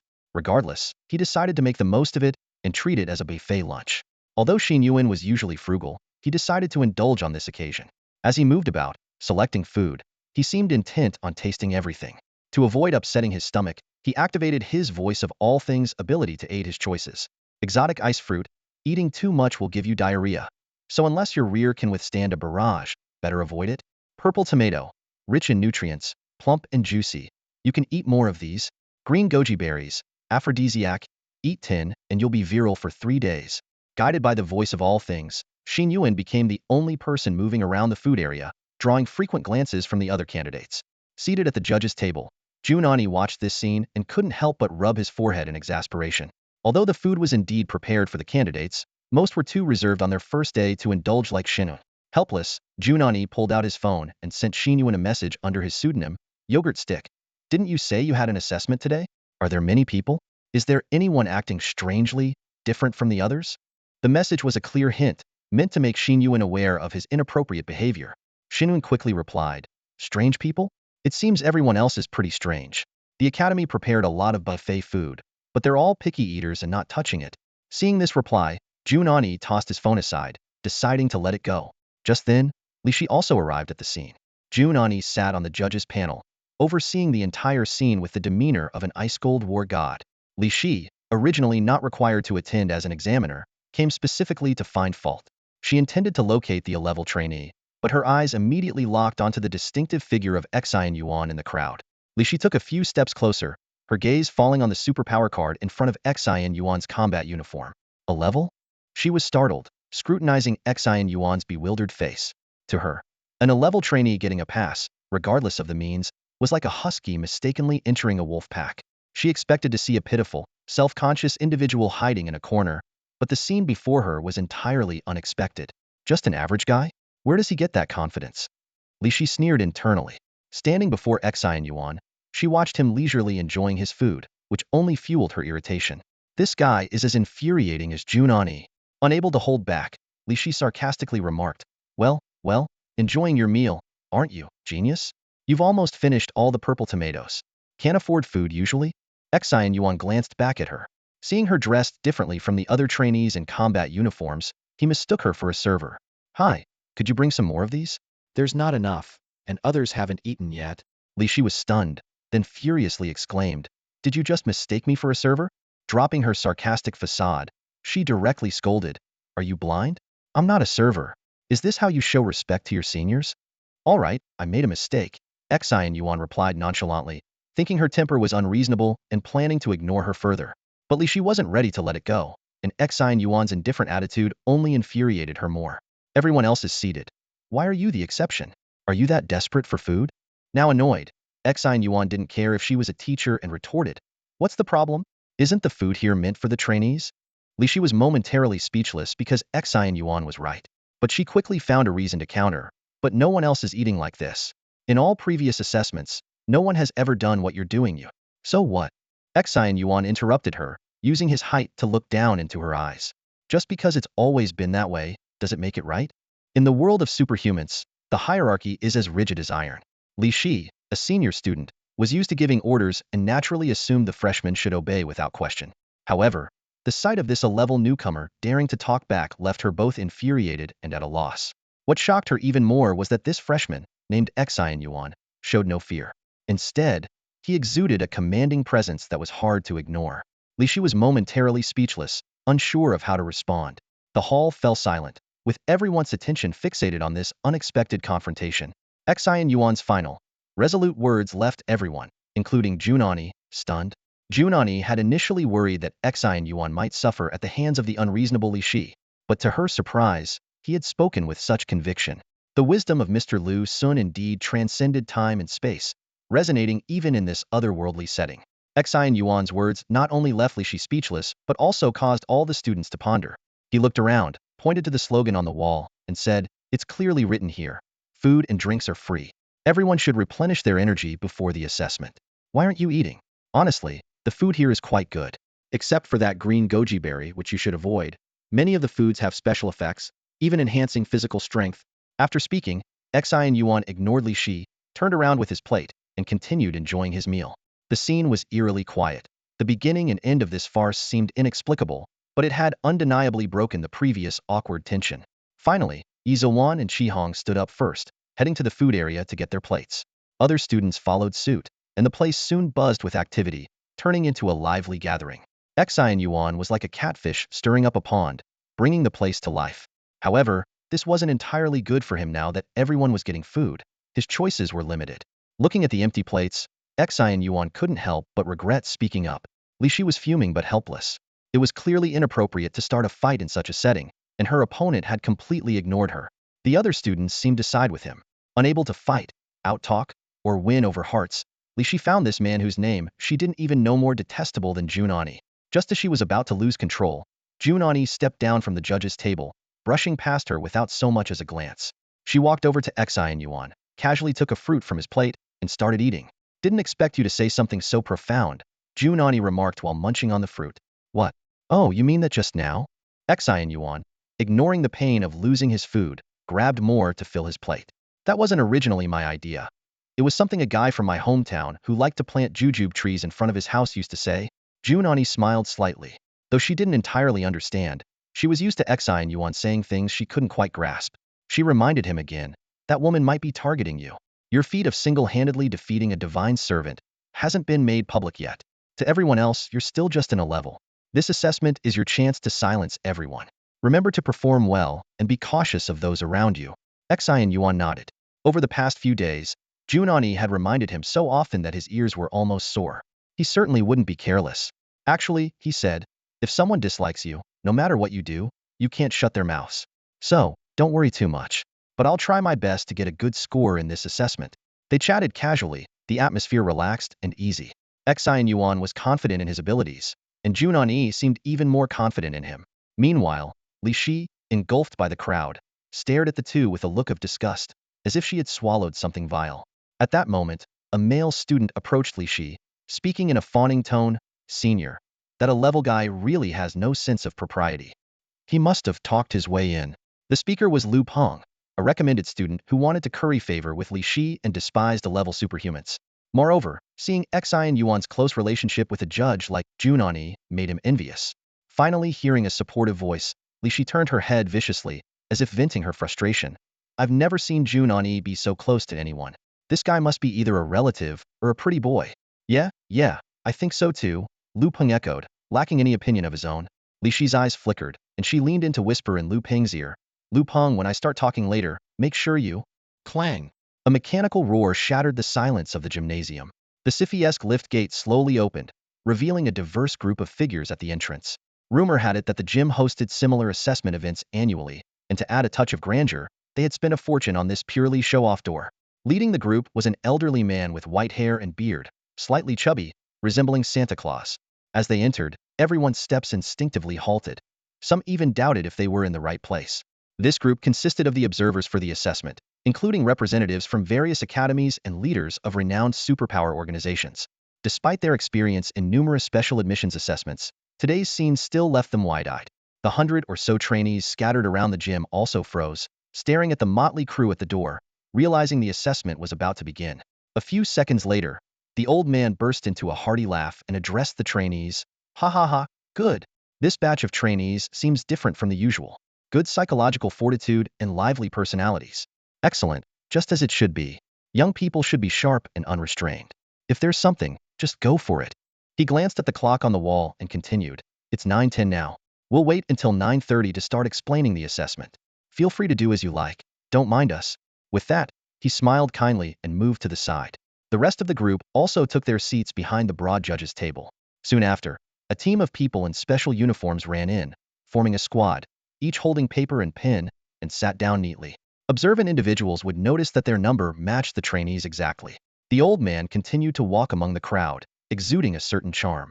Despite everyone knowing his extraordinary status, few paid him much attention, as if his presence had suddenly become inconspicuous.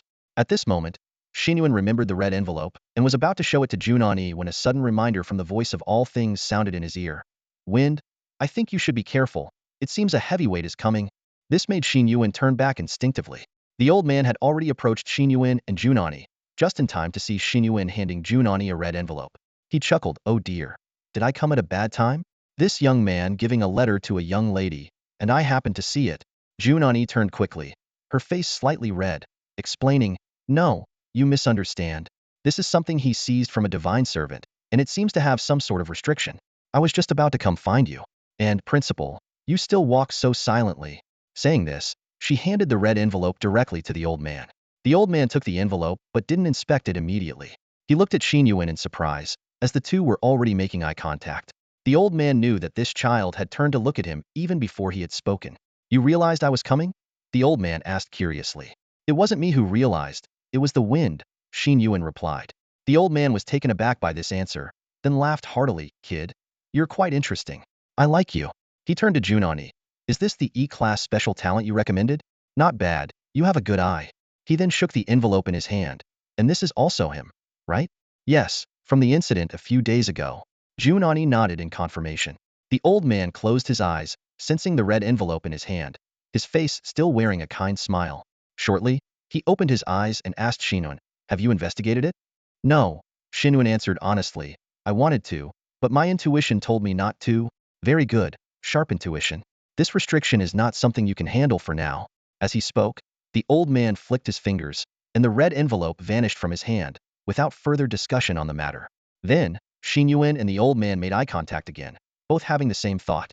They reached out their hands to each other in unison. Xin Yuan, nice to meet you. I've heard a lot about you. Kid, how have you been lately? This scene of mutual understanding left Jun Ani bewildered. She stood aside, not knowing what kind of madness was unfolding between this old man and young boy. The two no longer hesitated, their expressions instantly turning serious as they clasped their hands together. In that moment, Xin Yuan felt a strange energy surge into his body. A system prompt sounded in his mind. Replication successful. Acquired grade, talent invisibility presence. Talent is being automatically upgraded. Talent level up successful stealth. You can now weaken your presence and aura at will, making it hard for others to detect you. Xin Yuan felt a surge of joy. His goal for this trip was to try his luck and see if he could replicate a talent. Though he succeeded, what surprised him most was the level of this ability. He looked up, astonished and puzzled, at the elderly man before him, who seemed to hold a significant status. How could someone so clearly important have only a grade talent? It defied logic. At the same time, the old man's expression turned puzzled. Although he tried to hide it, he was evidently also sensing something through the handshake. The more he sensed, the more confused he became, metaphorical question marks popping up over his head. The two stood there, staring at each other in mutual bewilderment, their expressions mirroring one another. If not for the significant age difference, it would have seemed as though they were looking in a mirror. Suddenly, the chubby old man burst into hearty laughter. Ha ha, good, good, good. He was the first to let go of Xin Yuan's hand, nodding repeatedly but saying nothing more. He then motioned for Jun Ani to discuss something with him, and the two left. 20 minutes flew by, and the hall gradually became empty. Everyone had returned to their seats. They were not the type to linger like at a buffet. In fact, the food area had been deserted for the past 5 minutes. Even Xin Yuan had returned to his seat early. His sole purpose for coming was to have a meal, not to draw attention. As the time ran out, the judges in the front row exchanged glances. Finally, the chubby old man stood up. Despite the situation, he still wore a kindly smile, his eyes squinting, almost hidden by the wrinkles on his face. He clapped his hands lightly and said, all right, time's up. Hello, students. My name is Imo Chingu. You can call me Dean Imo, or simply Old Imo. Now, let me explain the content of this assessment. Who is that old man? What are his abilities? Seizing the moment while Chingu started explaining, Xin Yuan squeezed next to Jun Ani and whispered, his eyes sparkling with curiosity about the mysterious old man. Jun Ani glanced at Chingu on the stage and whispered back, he's the headmaster of Eastern Academy. His exact abilities are unknown, but it's said he knows a lot. He quickly added, pay attention now, we can talk about this later. Just then, Chingu stood at the podium, clearing his throat and scanning the whispering students below. A slight smile appeared on his wrinkled face, but his voice carried unmistakable authority. Ahem, haha. Although I might start with some nonsense, I need everyone to quiet down and stop whispering. Jun Ani shot a glance at Xin Yuan, signaling that they were being addressed. Xin Yuan shrugged and fell silent. Even in another world, leaders' opening speeches followed a familiar pattern. Sure enough, Chingu began a series of formal statements. We must work hard, grasp firmly, push forward vigorously, maintain continuity, extend. Chingu droned on, reciting what seemed like a standard opening ceremony speech about the purpose and direction of their activities. However, this lengthy preamble didn't last long. Soon, Chingu shifted gears and began explaining the rules. First, there are 126 participants in this assessment. Chingu's voice grew serious. You will all enter an artificial realm for a Noral's hunting exercise. The students perked up, whispering among themselves about the upcoming challenge. Chingu continued. The ranking is simple: bring back divine cores from the realm within the allotted time to earn points. The higher your points, the better your ranking. Those with high scores and rankings will receive substantial rewards, beneficial for future admissions. His gaze swept over each student's face, his tone becoming even sterner. However, this assessment is far from simple. He raised one finger. First, there are no maps in the realm. You must navigate and find the entrance to exit. He raised a second finger. Second, you must keep track of time. If you exceed the time limit, no matter how many points you have, you will be disqualified. Finally, he raised a third finger, a hint of danger in his voice. Lastly, and most importantly, there are no rules. If you're strong, you can rob others of their divine cores. If you're not, you can team up with others. This final rule changed the nature of the assessment entirely. The students exchanged glances, some excited, others frowning. Chingu explained further. The Core 8 academies use this method to quickly familiarize you with the societal rules among superhumans within 36 hours. His eyes sharpened as he spoke each word deliberately. You can collaborate sincerely with friends, but they might betray you for points. You can fight bitterly with those you dislike, but beware of others taking advantage.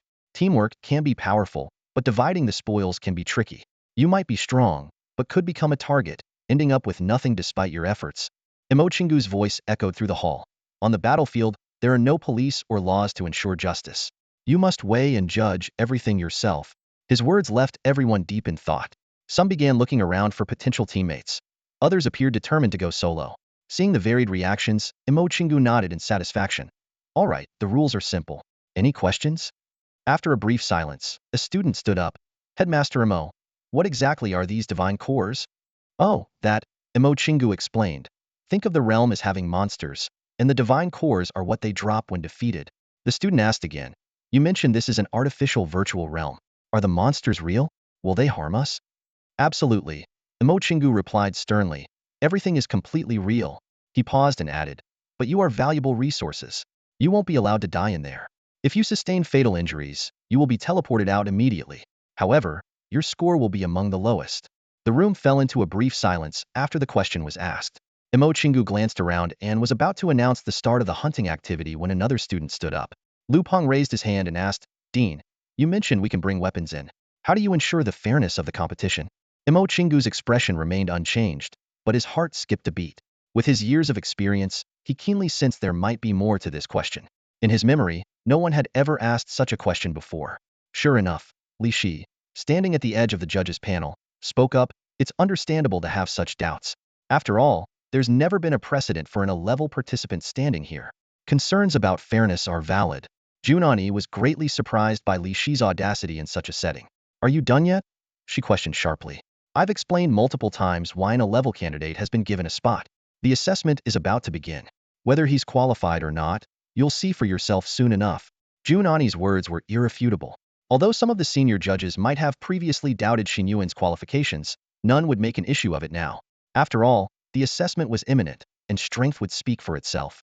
A level or not was not the crux. Moreover, Li Shi, not being a judge, had no right to interject. Hence, Many senior members cast disapproving glances at her. However, Li Shi seemed unfazed by this. Her forceful interruption indicated she was prepared for a confrontation.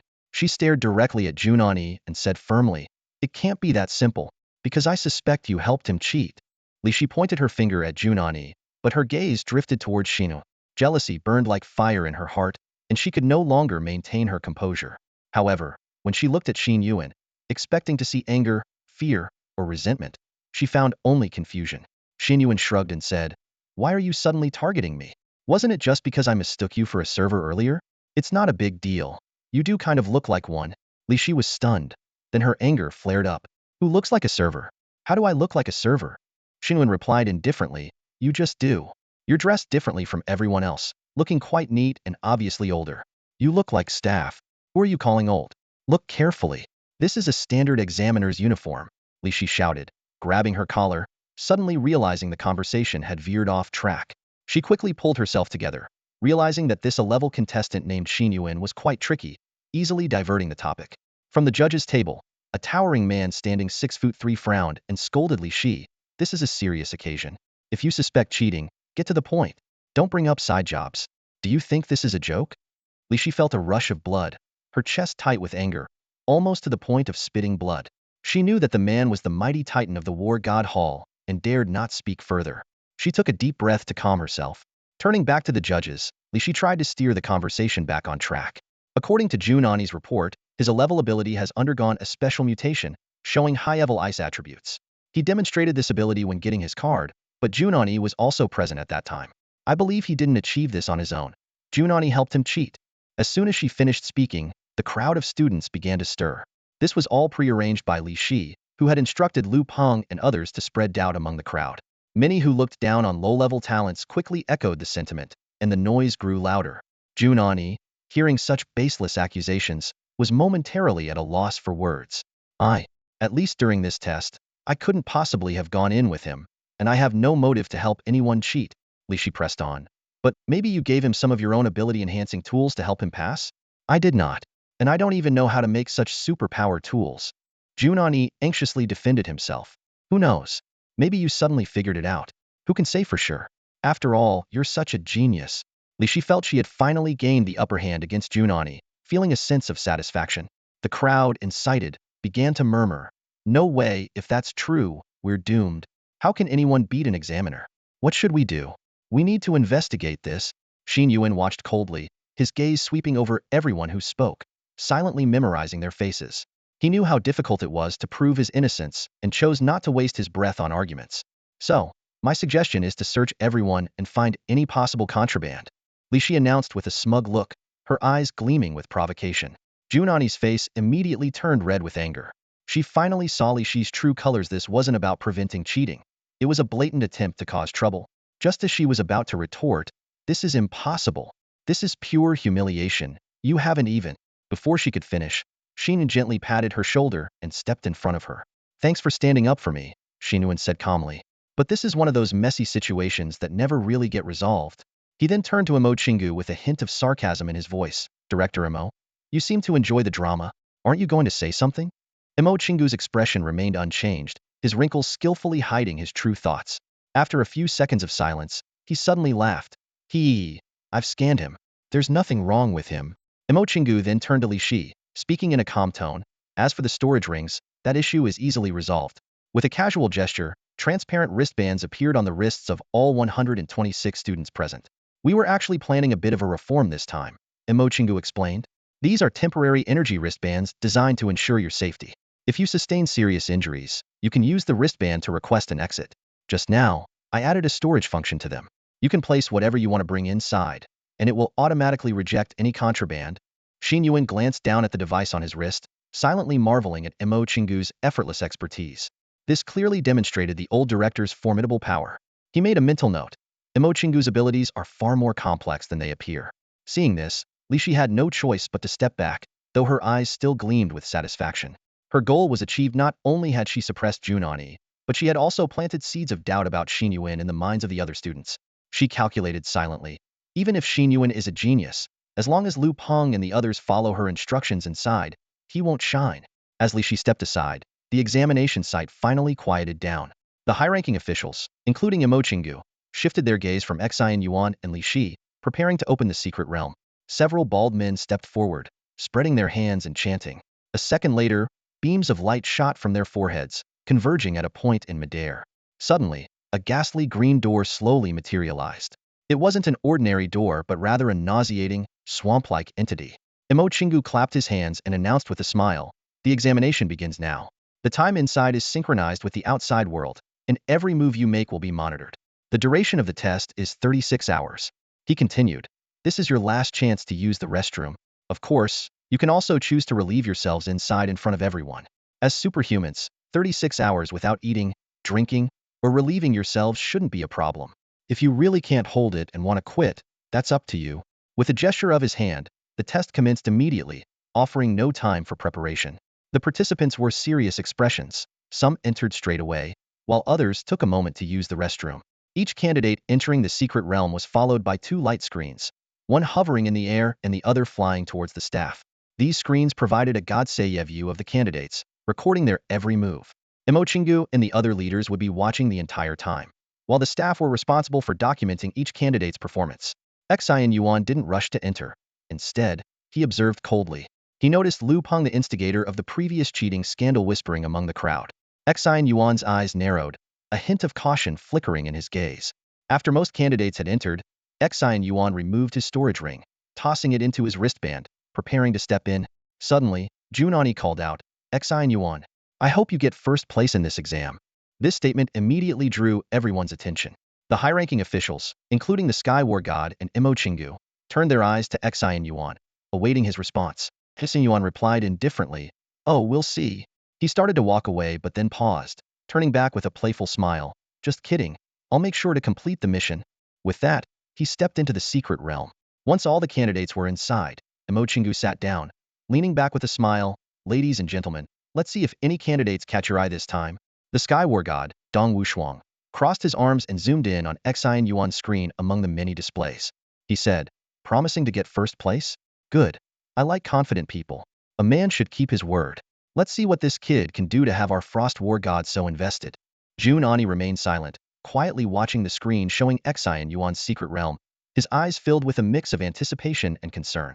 Passing through the ghastly green gate, Xin Yuan's vision blurred momentarily, and he found himself seemingly stepping into another world. The dark red sky loomed overhead, and beneath his feet stretched an endless expanse of yellow sand. This eerie environment made it difficult to gauge the passage of time.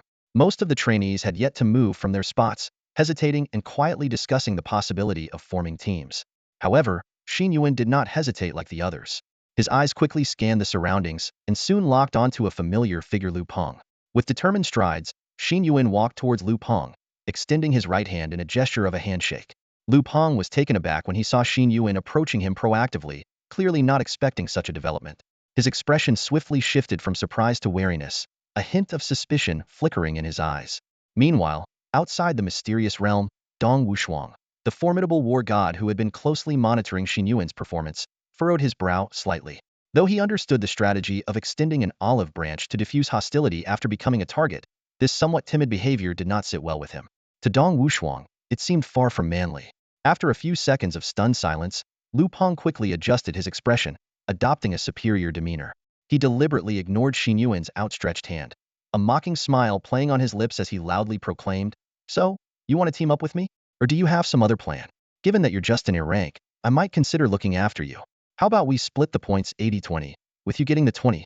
Lu Peng raised his voice intentionally, causing his cronies nearby to burst into laughter, clearly not expecting to face such a weak opponent.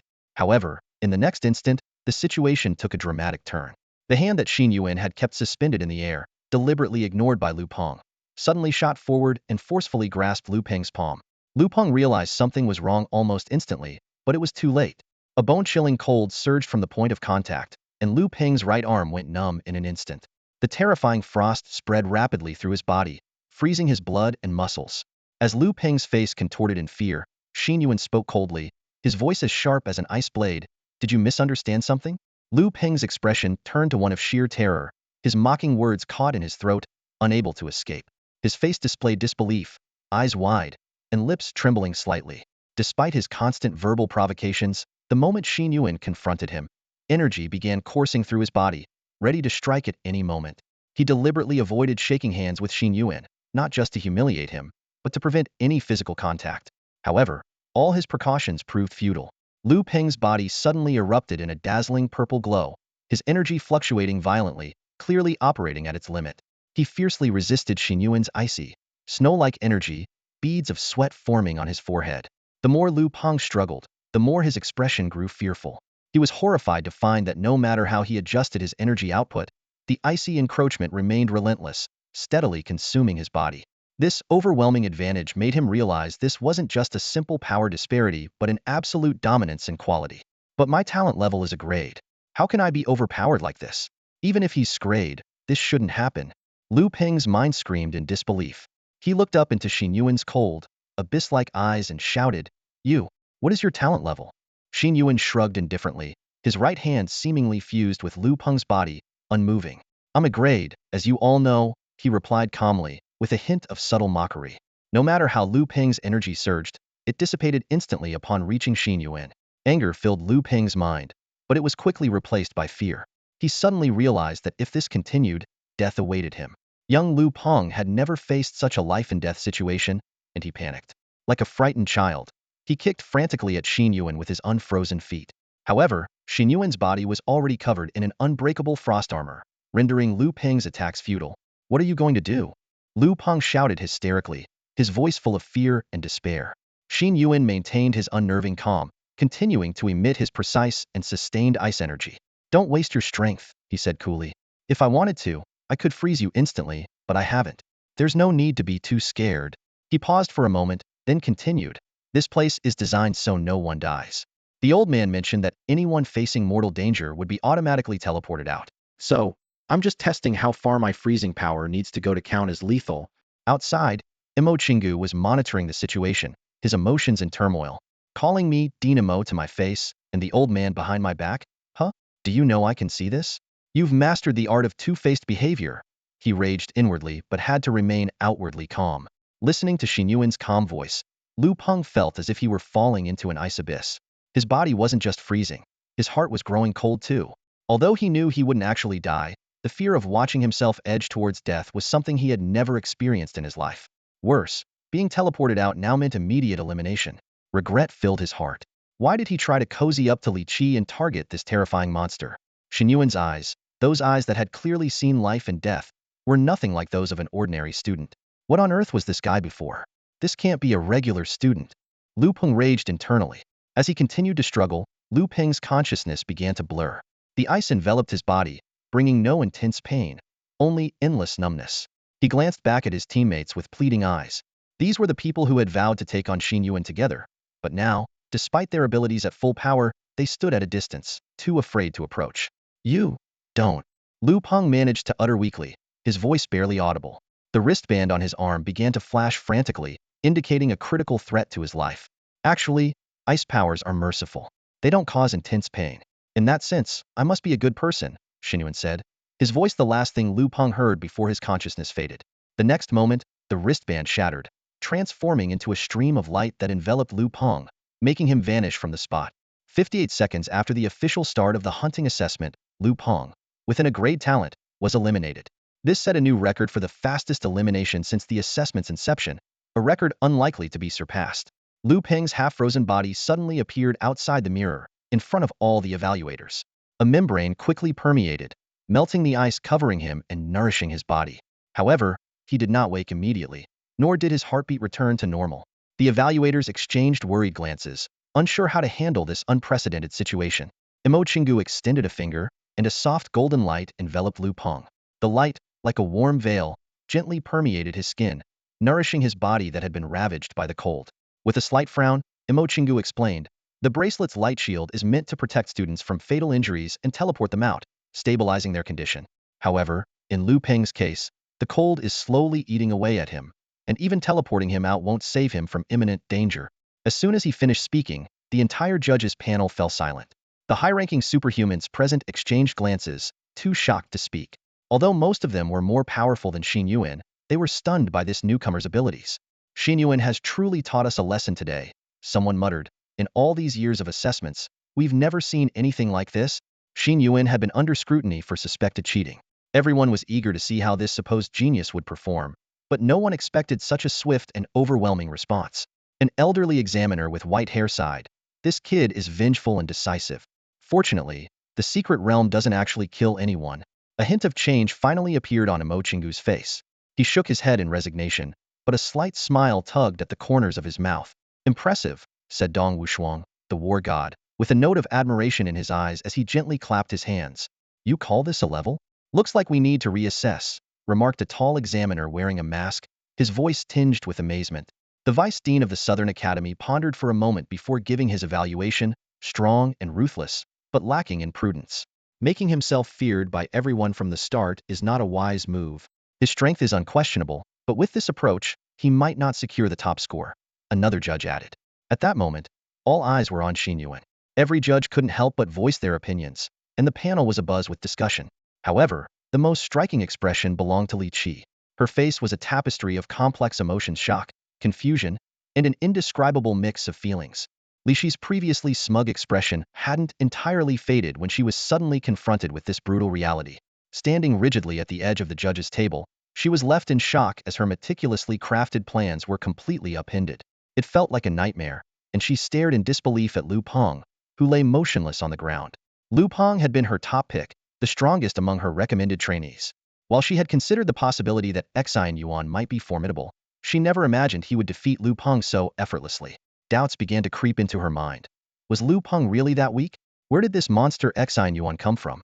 As she watched Lu Peng lying on the ground, seemingly lifeless, Li Qi was seething with rage, her teeth clenched in frustration.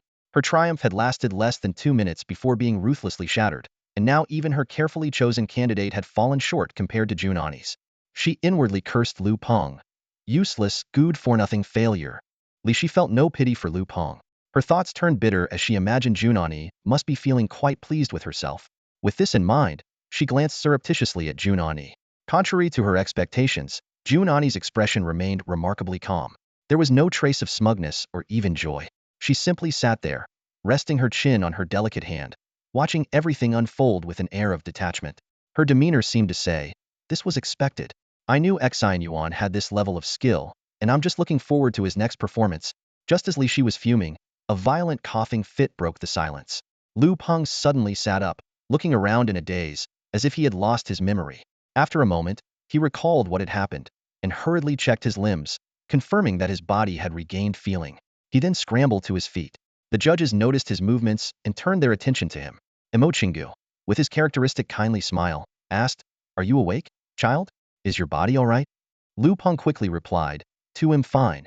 There's nothing wrong with me. Dynamo, please give me another chance. We had just started. The assessment hasn't really begun yet. I can do it. I haven't even had a chance to prove myself." Emochingu smiled faintly and said, "No, the assessment has already started. You can watch from here or go rest. Your assessment is over." His voice was gentle, but carried a sense of finality. Hearing Emochingu's words, Lu Peng's face turned ashen. He stood frozen in place before suddenly turning to Li Qi, clutching at what he thought might be his last hope. "Examiner Li, Senior, you have to help me. Let me continue the assessment. I just got in." Li Qi glanced at him with disdain, wanting nothing more to do with him. She turned away coldly and said, "What does this have to do with me? These are the rules. It's your own problem." Lu Peng, not giving up, continued to plead, "But we agreed before the assessment. You told me." "Shut up," Li Qi snapped, her eyes narrowing with anger. "What are you trying to say? Your assessment is over, and it can't be changed." She feared Lu Peng might reveal things better left unsaid. At that moment, Dong Wushuang frowned and sternly shouted, "Quiet down. If you want to argue, do it outside." As the war god of Qingtian, he had little patience for Lu Peng and Li Qi's behavior. Finally, the group fell silent. Emochingu gave Li Qi a meaningful look but said nothing more. Meanwhile, inside the secret realm, Xin Yuan raised an eyebrow as Lu Peng suddenly disappeared. He thought to himself that the realm's protective mechanism was quite responsive. Looking around, he spoke as if addressing someone. "Does this prove I wasn't cheating?" After that, Xin Yuan scanned his surroundings, noticing that everyone was keeping their distance from him. Not only Lu Peng's group, who had initially planned to team up against him, but even the other trainees were avoiding him. His initial display of strength had indeed established his dominance, but it also isolated him. No one wanted to risk being eliminated, and despite his impressive combat skills, no one dared to team up with him. When you're too far behind others, they look down on you and avoid you. When you're too far ahead, they fear you and avoid you. The only way to blend in is to be similar to most people. This was why the vice dean of the Western Academy had criticized Xin Yuan for being too reckless. The tallest tree in the forest is the first to be felled. In a scenario where group hunting for points and competition were allowed, standing out too much could be a disadvantage. A chill filled the air as an icy armor enveloped Xin Yuan's body, and an ice staff appeared in his hand. He stood ready for battle, facing several opponents who were similarly prepared and wary. He realized how his recent battle with the divine servant had changed his mindset. Against these trainees who hadn't experienced life and death struggles, he felt much more confident. So, are we going to fight now? Xin Yuan asked, twirling his ice staff. The group, having decided to team up, exchanged glances before quickly retreating, disappearing from sight. They chose to back down, avoiding conflict with Xin Yuan at the start of the assessment. Others also left, some successfully forming teams, while others decided to go solo. Clearly, no one offered Xin Yuan an olive branch. Even the relatively friendly Qi Hong merely nodded at him from a distance before leaving alone, confident in his own strength and opting to be a lone wolf. Seeing this, the vice dean of the Western Academy frowned slightly and turned to the war god Dong Wushuang. Wushuang, you seem to think highly of this kid. Want to make a bet? Dong Wushuang kept her arms crossed as she slowly turned to look at the speaker. Her gaze fell on Zhongjing, and with a hint of teasing in her voice, she said, Zhongjing, even though you're the vice dean now, you still like to make bets, huh? Despite their age, their friendship from years ago kept their relationship strong. Dong Wushuang raised an eyebrow and asked, so, what do you want to bet on? Without hesitation, Zhongjing replied, let's bet on whether that kid can live up to his big talk. I bet he can't. Another judge nearby chimed in, it's really tough. Historically, the top scorer in the assessment has never been the strongest. Strategy and luck play significant roles. Dong Wushuang listened to the proposed bet, furrowed her brows, and eventually shook her head. This bet isn't fair for either side. I won't take it. Ah, you're no fun. Zhongjing shrugged, not pushing further. After all, the uncertainty of who would come out on top was too high. At that moment, a clear voice interrupted their conversation. Jun Ani, sitting in a chair, tilted her head slightly towards Zhongjing. Dean Zhong, I'll take that bet. Zhongjing was surprised. Oh, are you serious? The ice warrior goddess wants to bet. Jun Ani responded firmly, yes, I bet he will take first place in the assessment. Zhongjing stood up, leaning his hands on the table, and looked at Jun Ani with interest. Really? You're that confident in him? So, what's the stake? Jun Ani replied, you decide the stakes. As long as I can afford it and it doesn't go against my principles. Zhongjing stared at Jun Ani in astonishment. It took him a moment before he spoke again. Out of 126 Pioplino, now 125, why are you so sure he'll take first place? Because he said he would, Jun Ani answered succinctly. Zhongjing studied Jun Ani's profile, intrigued for a long moment. He had assumed her support for Xin Yuan was just her responsibility to protect a promising student, but now it seemed their relationship was not so simple.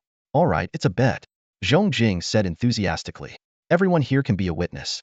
We don't really need material resources. Let's bet on a favor. Whoever loses must agree to do one thing for the winner, as long as it doesn't go against their principles. No tricks, just straightforward terms. Jun Ani's response was as brief as ever, fitting her usual demeanor. Agreed. Their wager drew the attention of many judges, who watched with smiles. Though no one made a scene, it was clear that Jun Ani's support for Xin Yuan was beyond the norm. Emochingu chuckled and raised a finger, enlarging another participant's display for everyone to see. Trying to steer the conversation back, he said, all right, everyone, let's stay focused. We're here to evaluate talent, not place bets. Look at this kid. He seems to have great leadership qualities. With those words, Emochingu successfully redirected everyone's attention back to the Secret Realm's performances. The Secret Realm was eerily mysterious, with no clear exploration methods, and the participants had no idea what they were looking for. 36 hours seemed like a long time, but there was no time to waste. Everyone was running, desperately sensing their surroundings and anticipating possible targets. Finally, the first team to encounter a target appeared. It was a group of 3, temporarily teamed up, facing a massive 3-meter starfish. The starfish emitted a blinding blue light, almost too bright to look at, exuding an ancient and sacred aura.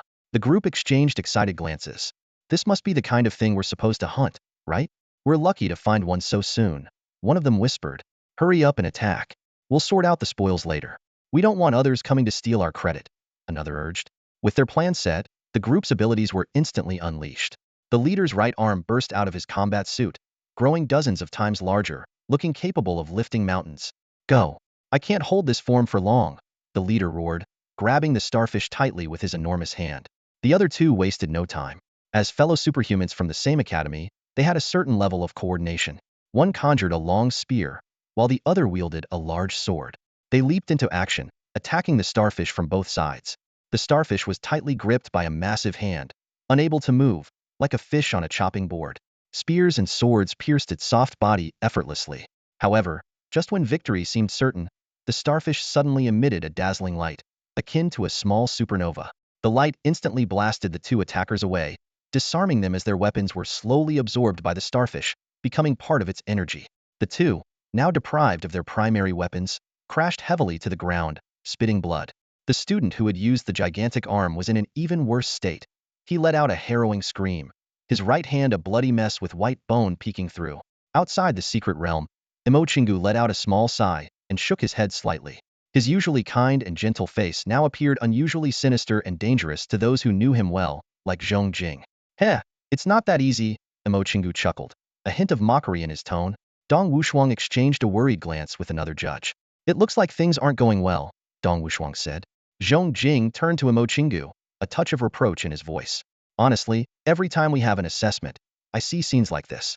Sometimes I wonder if you're a sadist, taking pleasure in crushing the students' spirits. Imochingu maintained his signature light smile, but there was a trace of coldness in it now. I have no intention of crushing them. I just want them to understand what reality is as soon as possible. And what is reality? Imochingu continued, his voice tinged with a barely perceptible bitterness. Passing through numerous assessments, basking in the admiration of countless eyes, standing out from the crowd, hearing endless praise, yet still being nothing more than ants. That is reality.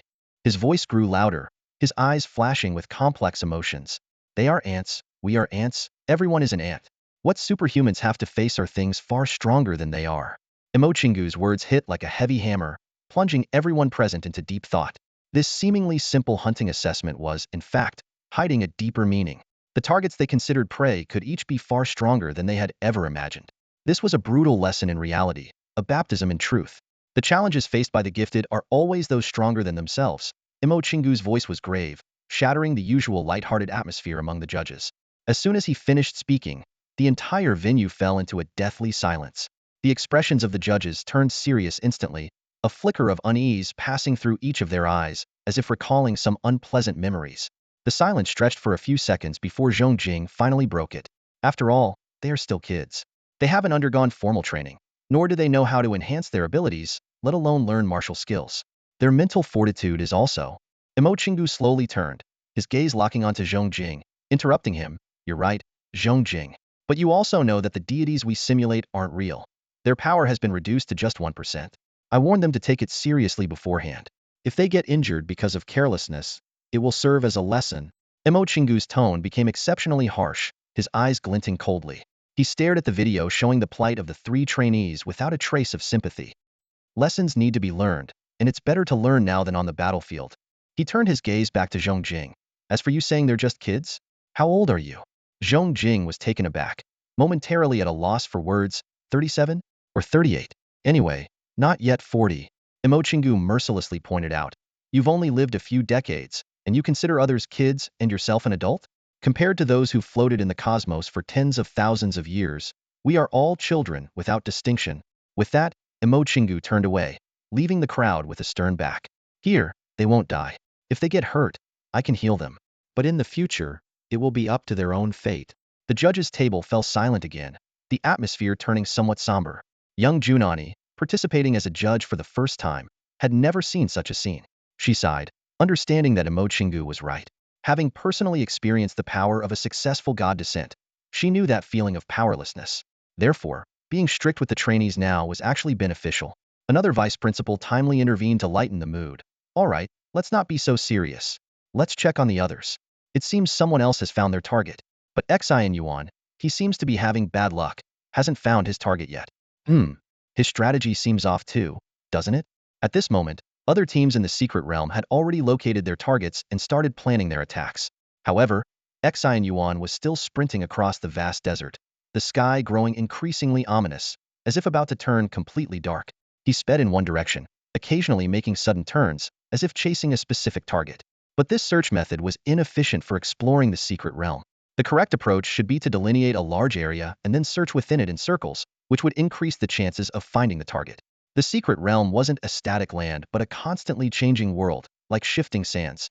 The entire realm was like a cloth being continuously kneaded, with the terrain and everything on it in perpetual flux.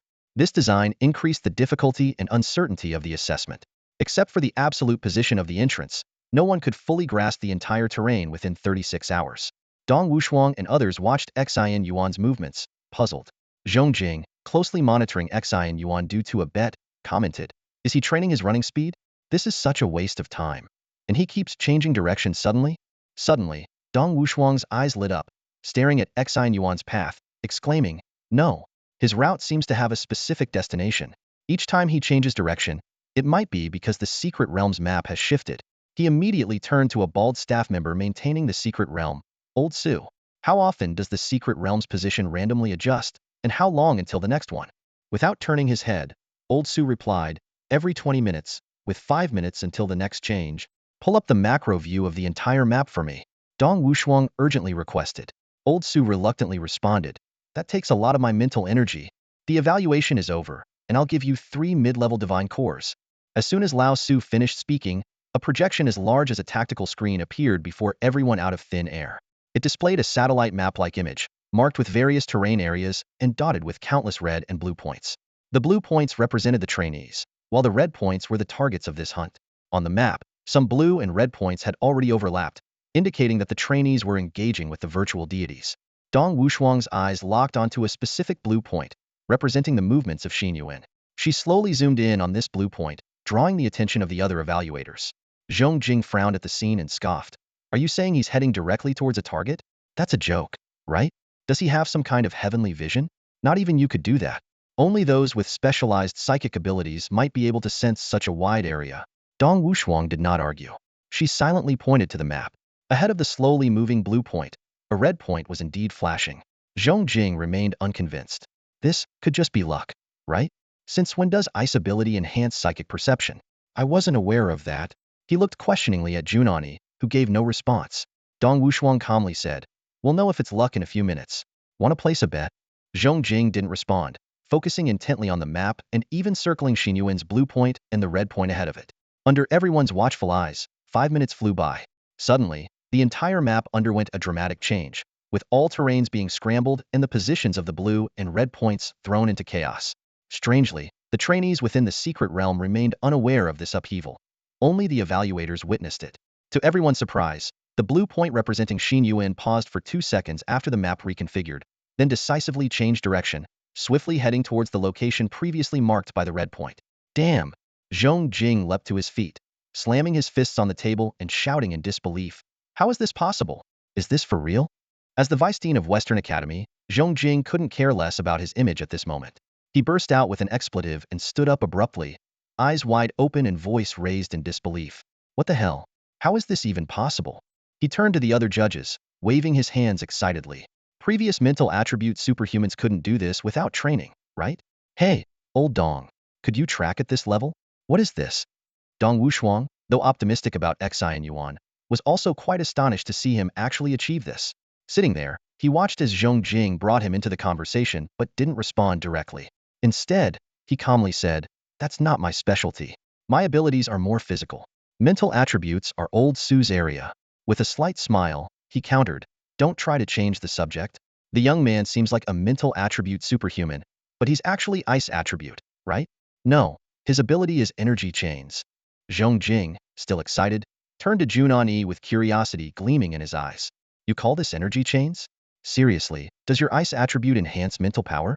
Seeing Zhong Jing's astonishment, Jun Ani was secretly delighted. Finally, someone believed in Xin Yuan's immense potential. He suppressed his satisfaction and joy, shaking his head. "No, it has nothing to do with the ice attribute. But I know why he can do this." "What? Why?" Zhong Jing asked in surprise. Jun Ani calmly explained, "Because a few days ago, about 3 days, Xin Yuan told me his ability had mutated again. This time, it evolved to include a sensory capability, which allows him to easily analyze and gather information from his surroundings, and even predict to some extent." As soon as Jun Ani finished speaking, not only Zhong Jing but the other judges were also unsettled. They looked at each other, eyes filled with disbelief. "Another mutation? one judge exclaimed. Can abilities really change like this? Does he think his ability is Play-Doh? Another judge shook his head in amazement. Energy chains with such bizarre potential? Unheard of. I've seen many geniuses with extraordinary talents, but this is the first time I've seen something so strange. Despite the judge's disbelief, the results on the map didn't lie. The blue was steadily moving toward the red dot, seemingly confirming Jun Ani's words.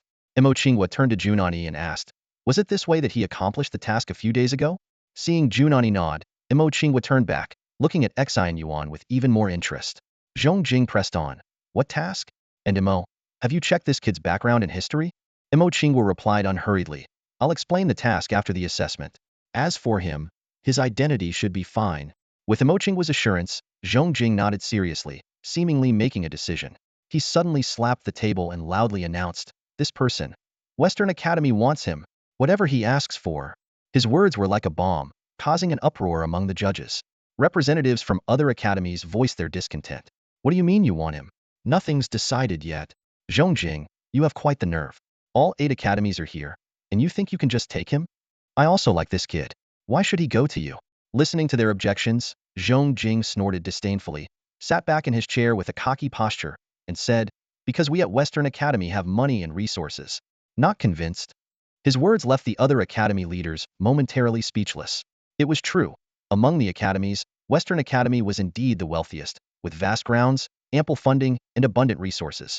At this moment, Mo Qinghua smiled again and casually said, this kid is indeed good. Ani, you know him well, right? Why not introduce him to our Eastern Academy? Hearing this, Zhong Jing couldn't stay calm. He immediately understood the old fox's intentions. Damn it. You old fox, playing the sympathy card now?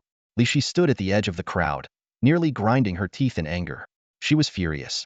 Nothing's even happened yet, and Xin Yuan is already being fought over by the academies?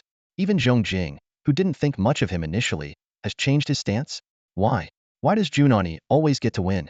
At that moment, Dong Wushuang, who had been staring at the screen, interrupted everyone's argument. All right, save the arguments for later. It's about to start. Everyone's attention turned to the screen. On the map, the blue and red dots were about to collide. Dong Wushuang said in a deep voice, let's see if he can defeat the target on his own. Meanwhile, Xin Yuan had arrived at his destination. He thought to himself, finally found you. Can you teleport? Why do you change positions every 20 minutes? Without any hesitation, Xin Yuan's energy chains materialized in his hands. He swung them forward towards an empty spot. The chains hit their mark, revealing that the sand dune was a living creature. A giant made of sand slowly rose from the ground, exuding an overwhelming sense of pressure. Xin Yuan's energy chain was wrapped around its neck. With a roar, the entire sandy area became agitated.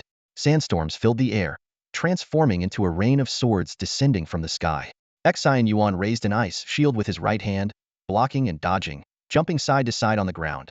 He had never felt sand with such impact before, making him realize that this assessment was far from simple. Ice time! Xin Yuan shouted, slamming his right hand forward, unleashing a torrent of cold air. Without worrying about collateral damage, Xin Yuan went all out. The entire sandy area, including the giant sand creature, was instantly frozen. Upon closer inspection, the pale ice was transparent, revealing nothing inside. The moment the sand giant was frozen, it turned back into sand and disappeared. In the next instant, a giant sandy hand grabbed Xin Yuan's body, and a gaping maw appeared beneath his feet, as if ready to swallow him whole. Seeing this, Dong Wushuang smiled and shook his head.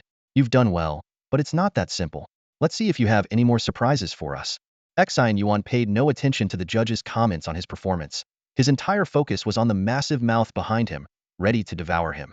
At this critical moment, the ice energy within him erupted, and countless ice spikes shot out from his body, making him look like a gigantic ice porcupine. The sudden ice spikes shattered the hand that was restraining him. With a thought, a distant ice pillar instantly formed. Xin Yuan swung an energy chain, precisely wrapping it around the pillar. With a strong pull, he shot out of the attack range like an arrow, landing steadily on top of the ice pillar. Having temporarily escaped the danger, Xin Yuan finally turned to face his opponent. The sandy ground twisted violently, and an even larger earth-colored giant rose from the ground. Roar! A deafening roar echoed through the sky as a fierce sandstorm erupted from the giant's mouth, making it nearly impossible for Xin Yuan to keep his eyes open. Is this thing immortal? Xin Yuan thought to himself, quickly scanning the surroundings to assess the battlefield. He soon concluded that the giant didn't have a physical body but could control the sand within a certain range to form its body. However, the situation was far worse than he had imagined. The entire sandy terrain was writhing and churning, and the visibility dropped drastically within seconds as the sky filled with swirling sand, plunging everything into darkness.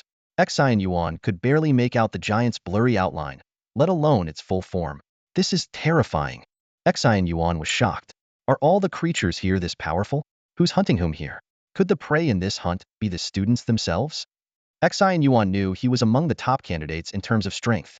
If judged by Liu Peng's standards, these opponents were practically unbeatable. The others stood no chance.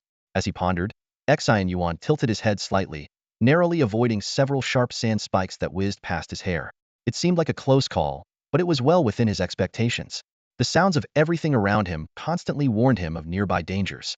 Despite the fierce wind and the sand cutting into his face, he could precisely dodge the attacks. Xin Yuan hadn't realized that his combat experience had skyrocketed after his previous battle with the Divine Servant. It was that encounter that allowed him to handle the current situation so calmly and skillfully, using the sounds of everything around him without a trace of panic. Big chunks of sand. I told you to aim for the weak spots, didn't I? The voice in his ear kept reminding him. Do you really think you can take it hidden? While dodging the relentless attacks, Xin Yuan cursed in his mind. You keep telling me to aim for the weak spots, but where are they? Don't mess with me. By now, the sandstorm had reached its peak, enveloping everything like a thick curtain, rendering visibility to zero. The giant sand figure was now just a vague shadow. Outside the secret realm, Emochingu, who had been watching the battle, praised, he's doing well, staying calm. But the creatures in the secret realm vary in strength, and this one happens to be extremely strong.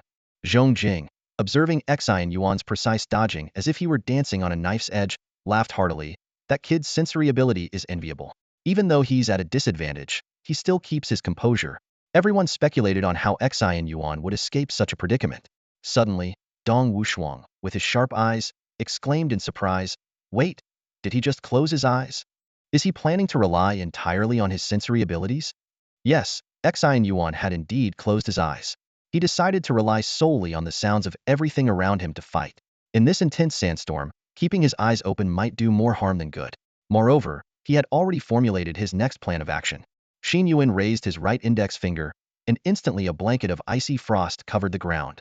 Dozens of towering ice pillars, nearly 40 meters high, erupted from the earth, creating an awe-inspiring and eerie scene on the frozen battlefield.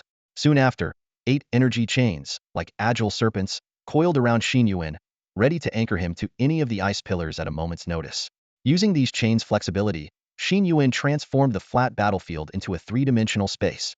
He moved like a nimble spider, leaping and darting between the ice pillars with an elusive grace. The giant made of sand swung its massive fists but could never land a blow on Xin. The battle shifted rapidly. Countless ice swords materialized out of thin air, raining down on the giant like an arrow storm. The giant's enormous body became an easy target, repeatedly pierced by the ice swords. Each time an ice sword struck a specific spot on the giant's left chest, it triggered violent tremors clearly. That was its weak point. In no time, the situation completely reversed. The sand giant, which had previously overwhelmed Xin Yuan, now thrashed about aimlessly among the ice pillars, unable to do anything to him. It was evident that the colossal creature was on the verge of collapse. In the spectator stands, Zhong Jing was dumbfounded, cursing repeatedly. Holy crap! He actually found the deity's weak spot? Are these things really that easy to deal with? Did he figure it out through the dense sword rain? If that's the case, does it mean he could do this in real life too? In a short time, Xin Yuan had astonished the examiners beyond their imagination. Zhong Jing even began to contemplate what generous terms would be necessary to recruit this prodigy. Unlike the others' shock, Emochingu simply glanced at his watch to check the time. Clicking his tongue, he took a sharp breath and muttered to himself, at this rate, if he really takes it down solo, it's probably another record. In the end, the miracle did not occur. Of course, this miracle was for the sand giant. At this moment, it was riddled with holes by the sharp rain of swords, unable to reform, leaving only a pile of scattered sand grains, looking pitiful and helpless. Seeing this, Xin Yuan decided to deliver the final blow. He stopped leaping among the dozens of ice pillars and landed steadily on the ground. With his back to the giant, he gathered all his strength. All the ice swords converged in the sky, forming a massive ice blade. Boom! With a deafening crash, the giant's sword descended from the sky, piercing through the giant's head and slanting through its left chest, pinning it to the ground.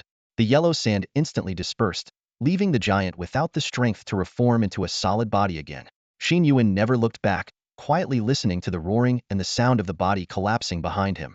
He lowered his head, holding his forehead with his right hand, striking a cool pose, as if he were the protagonist in the final scene of a movie. However, the next second, Xin Yuan suddenly staggered and almost fell. He wobbled like a drunk, his right hand still on his forehead, while his left hand quickly formed a white ice crystal cane to support himself. In front of the screen, Jun Ani and the others held their breath, unsure of what had happened. Was he injured? Or had he exhausted too much energy? Under everyone's watchful eyes, Xin Yuan finally regained his composure. He straightened up and said, "Oh my gosh, I'm so dizzy. Astronaut training is really tough. Which way is which?" He leaned on the cane, looking around like a confused old man. After a moment, he realized the target was behind him. The worried judges now had black lines on their faces. Jun Ani couldn't help but laugh, then quickly restrained himself. Zhong Jing winked at Dong Wushuang, hinting that there was something between Jun Ani and Xin Yuan, but Dong Wushuang ignored him. "How's the time? Did he break the record?" Dong Wushuang turned to Imochingu to ask. "He did. The kid is really fast," Imochingu replied. Xin Yuan walked to where the giant had fallen and used a chain to pick up the crystal core on the ground. The pale yellow crystal glowed with a warm light, but Xin Yuan frowned as he waited. He felt the energy aura of this divine core was somewhat similar to the divine embryo he had seen before. With a slight effort, the divine core cracked into several pieces. This was obviously to facilitate distribution among the trainees. Xin Yuan stored the fragments in his bracelet and looked up at the sky. The sky had darkened, and the secret realm became eerie and terrifying. This indicated that the first 3 hours were about to end. The secret realm followed a 6-hour cycle, with 3 hours of daylight and 3 hours of night, both for timing convenience and to increase the challenge. The sky grew increasingly oppressive, dark red like heavy lacquer, suffocating to the extreme. In these initial 3 hours, Xin Yuan was the only trainee who had successfully killed the target and the only one who knew the true nature of the divine core. As night fell, the danger level of the secret trial sharply increased. Most of the students chose to rest and replan their actions during this time. Even some who had previously considered themselves lone wolves began to seek out teams. However, Xin Yuan was not among them. Utilizing his ability to hear the voices of all things, Xin Yuan easily adapted to the nighttime environment. Despite the 36-hour trial being an immense burden, he had no intention of wasting time. Today's slanderous incident had completely changed his attitude. He was now determined to aim for the top rank. Xin Yuan knew that his performance was not just about himself. It also impacted the reputation of Jun Ani. To avoid disappointing his supporters and to silence his detractors, he had to give it his all. Guided by the voices of all things, Xin Yuan navigated through the pitch-black secret realm, racing towards his next target. Time flew by, and the trial had been going on for 9 hours. At this moment, Xin Yuan was battling the fourth virtual deity, while the strongest teams had just defeated the second. Opponents that struck fear into the hearts of other students seemed as fragile as paper in front of Xin Yuan. He quickly identified their weaknesses and dispatched them with precision. Xin Yuan's astonishing performance caught the judge's attention. Dong Wushuang watched the screen with satisfaction and turned to Zhong Jing, saying, "Hey, looks like you're going to lose that bet with the frost god of war. Haha." However, the usually nonchalant Zhong Jing was unusually serious. He rested his elbows on the table, fingers interlaced, his eyes scanning rapidly across the 126 screens. He squinted slightly and spoke slowly. "I admit he's incredibly strong, unbelievably so. Our academy is indeed determined to recruit him. But for now, I still don't think he'll be the final champion." Zhong Jing paused, his tone heavy. "Haven't you noticed? He's already being targeted." Before anyone else could ask, Zhong Jing took the initiative to explain. His voice echoed through the judges' seats, drawing everyone's attention. "This is actually a recurring pattern every year," Zhong Jing began, his gaze sweeping over each judge. "In the early stages of the assessment, all the trainees are desperately hunting and collecting divine cores. But our assessment is based on ranking, and the trainees have no idea how they compare to others." He paused, letting the information sink in. So suspicion arises. In the later stages of the assessment, a lot of infighting and looting occurs among the trainees. Zhong Jing's eyes shifted to Imochingu, a hint of disdain flickering in them. Of course, this is all part of Imo Laotu's twisted design. He probably wants to see what choices the trainees will make under such circumstances. At this point, Zhong Jing took a sip from the water cup in front of him, giving Imochingu a meaningful sideways glance. To him, such tests of human nature were utterly distasteful. However, Imochingu remained unfazed. He sat there calmly, a faint smile on his face, quietly listening to Zhong Jing. Seeing this, Zhong Jing pursed his lips and continued. "But this time, It's different because of Xin Yuan's presence, which has created a significant catfish effect. His voice grew more serious. At the beginning of the assessment, he killed Lu Peng in front of everyone. This sent a clear message to the other candidates: this guy is overwhelmingly strong, probably the strongest among all. Zhong Jing's fingers tapped lightly on the table. So when trainees hunt and obtain divine cores, they subconsciously realize one thing: under normal circumstances, no one can match this guy. His gaze swept over each judge. Those who consider themselves strong but think they can't surpass Xin Yuan will quickly realize that conventional methods won't defeat him, so they start looting. Those who see themselves as weaker will seek to form teams quickly to avoid being robbed. Zhong Jing's voice lowered. Furthermore, many will think, since this person is the biggest threat, why not join forces to take him down and take his divine cores? Plus, some of those who already had a grudge against Xin Yuan are stirring things up. His conclusion was firm. So I want to say, even though the assessment has only been going on for 10 hours, he's already been targeted. With that, Zhong Jing waved his hand, and several screens enlarged and floated before the judges. The screens displayed various scenes. Two groups had merged, clearly planning to start looting. Another group was very close to Xin Yuan, obviously sensing his position. And a trainee suspected of having mental abilities had formed a team from the beginning, not fighting but tracking, also locking onto Xin Yuan's location. This series of video evidence corroborated Zhong Jing's statement. The judges fell silent, realizing the truth in his words. Meanwhile, Li Shi, who stubbornly stayed despite Xin Yuan's repeated triumphs, clenched her fists in secret. She was secretly elated, waiting for this moment. She had been here, anticipating Xin Yuan's downfall. Raising her head, she stared fiercely at Xin Yuan's figure on the screen, her eyes glinting with eager hatred. The judges were silent for a while until Zhong Jing broke the quiet. He turned to Jun Ani, whose face showed some concern, and said, "Frost War God, under these circumstances, he won't be able to take first place. But it's not his fault. Your confidence in him is very reasonable. If anyone's to blame, it's your academy's principal and his proposed assessment rules." After speaking, he leaned back and said to Imo Chingu, "Future supers will face terrifying threats and need unity. I've always wondered, what positive significance does this backstabbing, ultimately murderous assessment have?" Faced with Zhong Jing's questioning and accusations, Imo Chingu remained silent. His eyes calmly scanned the assessment screens, only saying, "Let's keep watching." 12 hours passed. The intense battles had begun to wear down Xin Yuan's stamina. Even for a superhuman, 12 hours of fighting and traveling was an extreme challenge. Xin Yuan wiped the sweat from his forehead, watching the sky brighten again. He sat down on the ground, deciding to rest for the next 3 hours. Normally, trainees would rest at night, but he didn't need to worry about that. He could rest whenever he was tired. Taking this opportunity, Xin Yuan fully activated the voice of all things, trying to gather information about the creatures in the secret realm. He had previously defeated many sand-like creatures alone, but the divine cores from several combined were not as many as the first Sandman he encountered. He realized that the first Sandman was one of the stronger creatures in this secret realm, providing the most divine cores. Xin Yuan thought about it. The environment of this secret realm changed periodically. Instead of running around aimlessly, it was better to find the most powerful creature in the secret realm. So now, he planned to rest well and use his best state to find that powerful existence. He closed his eyes, activated the voice of all things, filtered out all useless information, and began to search for the strongest creature in the secret realm. A few hours later, in the distance, a 7-person team stopped in their tracks. They arrived at a desolate place scattered with metal fragments. This was where Xin Yuan had defeated his last prey. "Is this the place?" the team leader asked, his eyes scanning the obvious battle marks around. Another team member squatted down, picked up some dirt, and rubbed it slightly before saying, "There are clear battle marks, and the energy here feels right." The team leader spoke again, disbelief in his voice. "Damn, this guy is a freak. We've already found 2 scenes of him solving things alone. His underestimated superpower level, what the hell is it? How can a trainee have this kind of combat power?" Other team members chimed in. "This guy is too strong, completely disrupting the assessment balance. How many divine cores does he have in his hands? His score must be the highest by now. I don't know, but I feel the 7 of us combined might not have as many as he does. With this combat power, he's probably going to be the first in this assessment." While the team was shocked and discussing Xin Yuan's strength, a woman closed her eyes, pressing her index finger to her brow, as if deep in thought. Suddenly, she opened her eyes, her voice tinged with tension. "He's moving. He's moving." The eyes of the 6 team members simultaneously turned to the only one among them whose abilities were related to mental powers. That person slowly opened their eyes, glanced around, and asked, "So, what do we do? Do we keep following him?" The group of 7 fell into silence. After a moment, one member tentatively broke the quiet. "Actually, the question is, do we still try to rob him?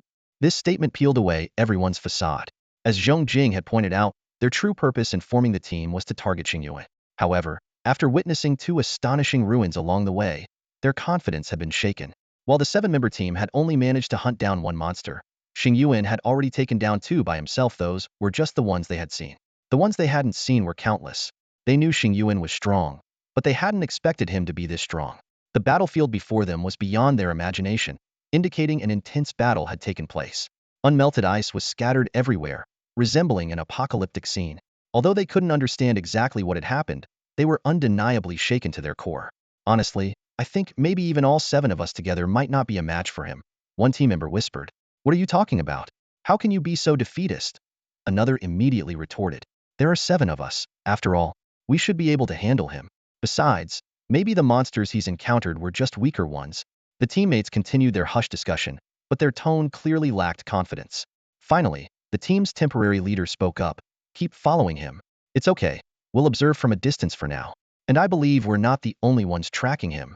After a few hours of rest, Xin Yuan set off at full speed again. He suddenly came upon a lake that seemed completely out of place. Surrounded by red soil with no vegetation, it was an unlikely spot for a lake. But in this secret realm, the abnormal seemed to be the norm. At that moment, two distinct voices echoed in Xin Yuan's ears.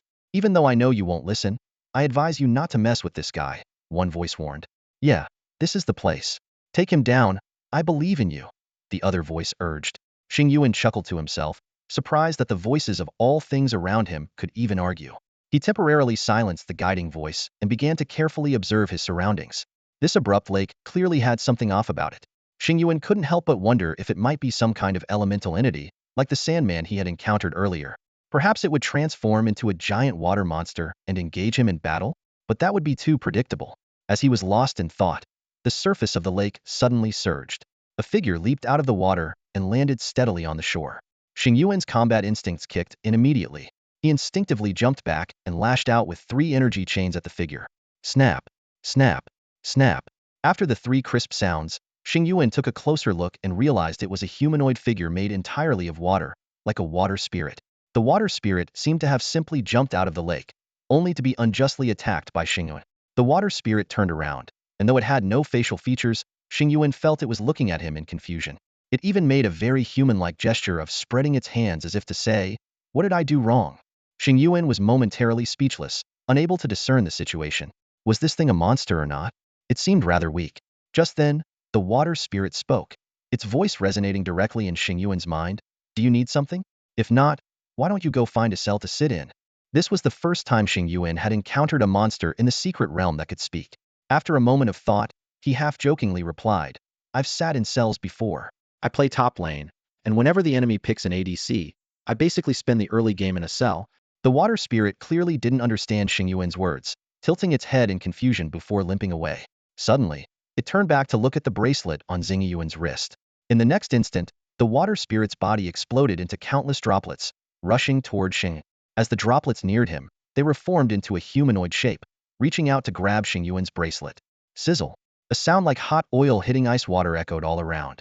Xin Yuan's left hand shot out like lightning, piercing through the water ghost's body, freezing its watery form instantly. He looked at the ice sculpture impaled on his hand, twisted his neck slightly, and a smile tugged at the corner of his mouth. I knew it. Things made of water are no match for me. However, the joy of victory was short-lived. A cold droplet of water slid off the ice sculpture. Instead of seeping into the ground, it leapt back into the lake. In the next moment, the surface of the lake exploded as if a bomb had been dropped into it. Countless water droplets shot out, each transforming midair into a menacing water ghost.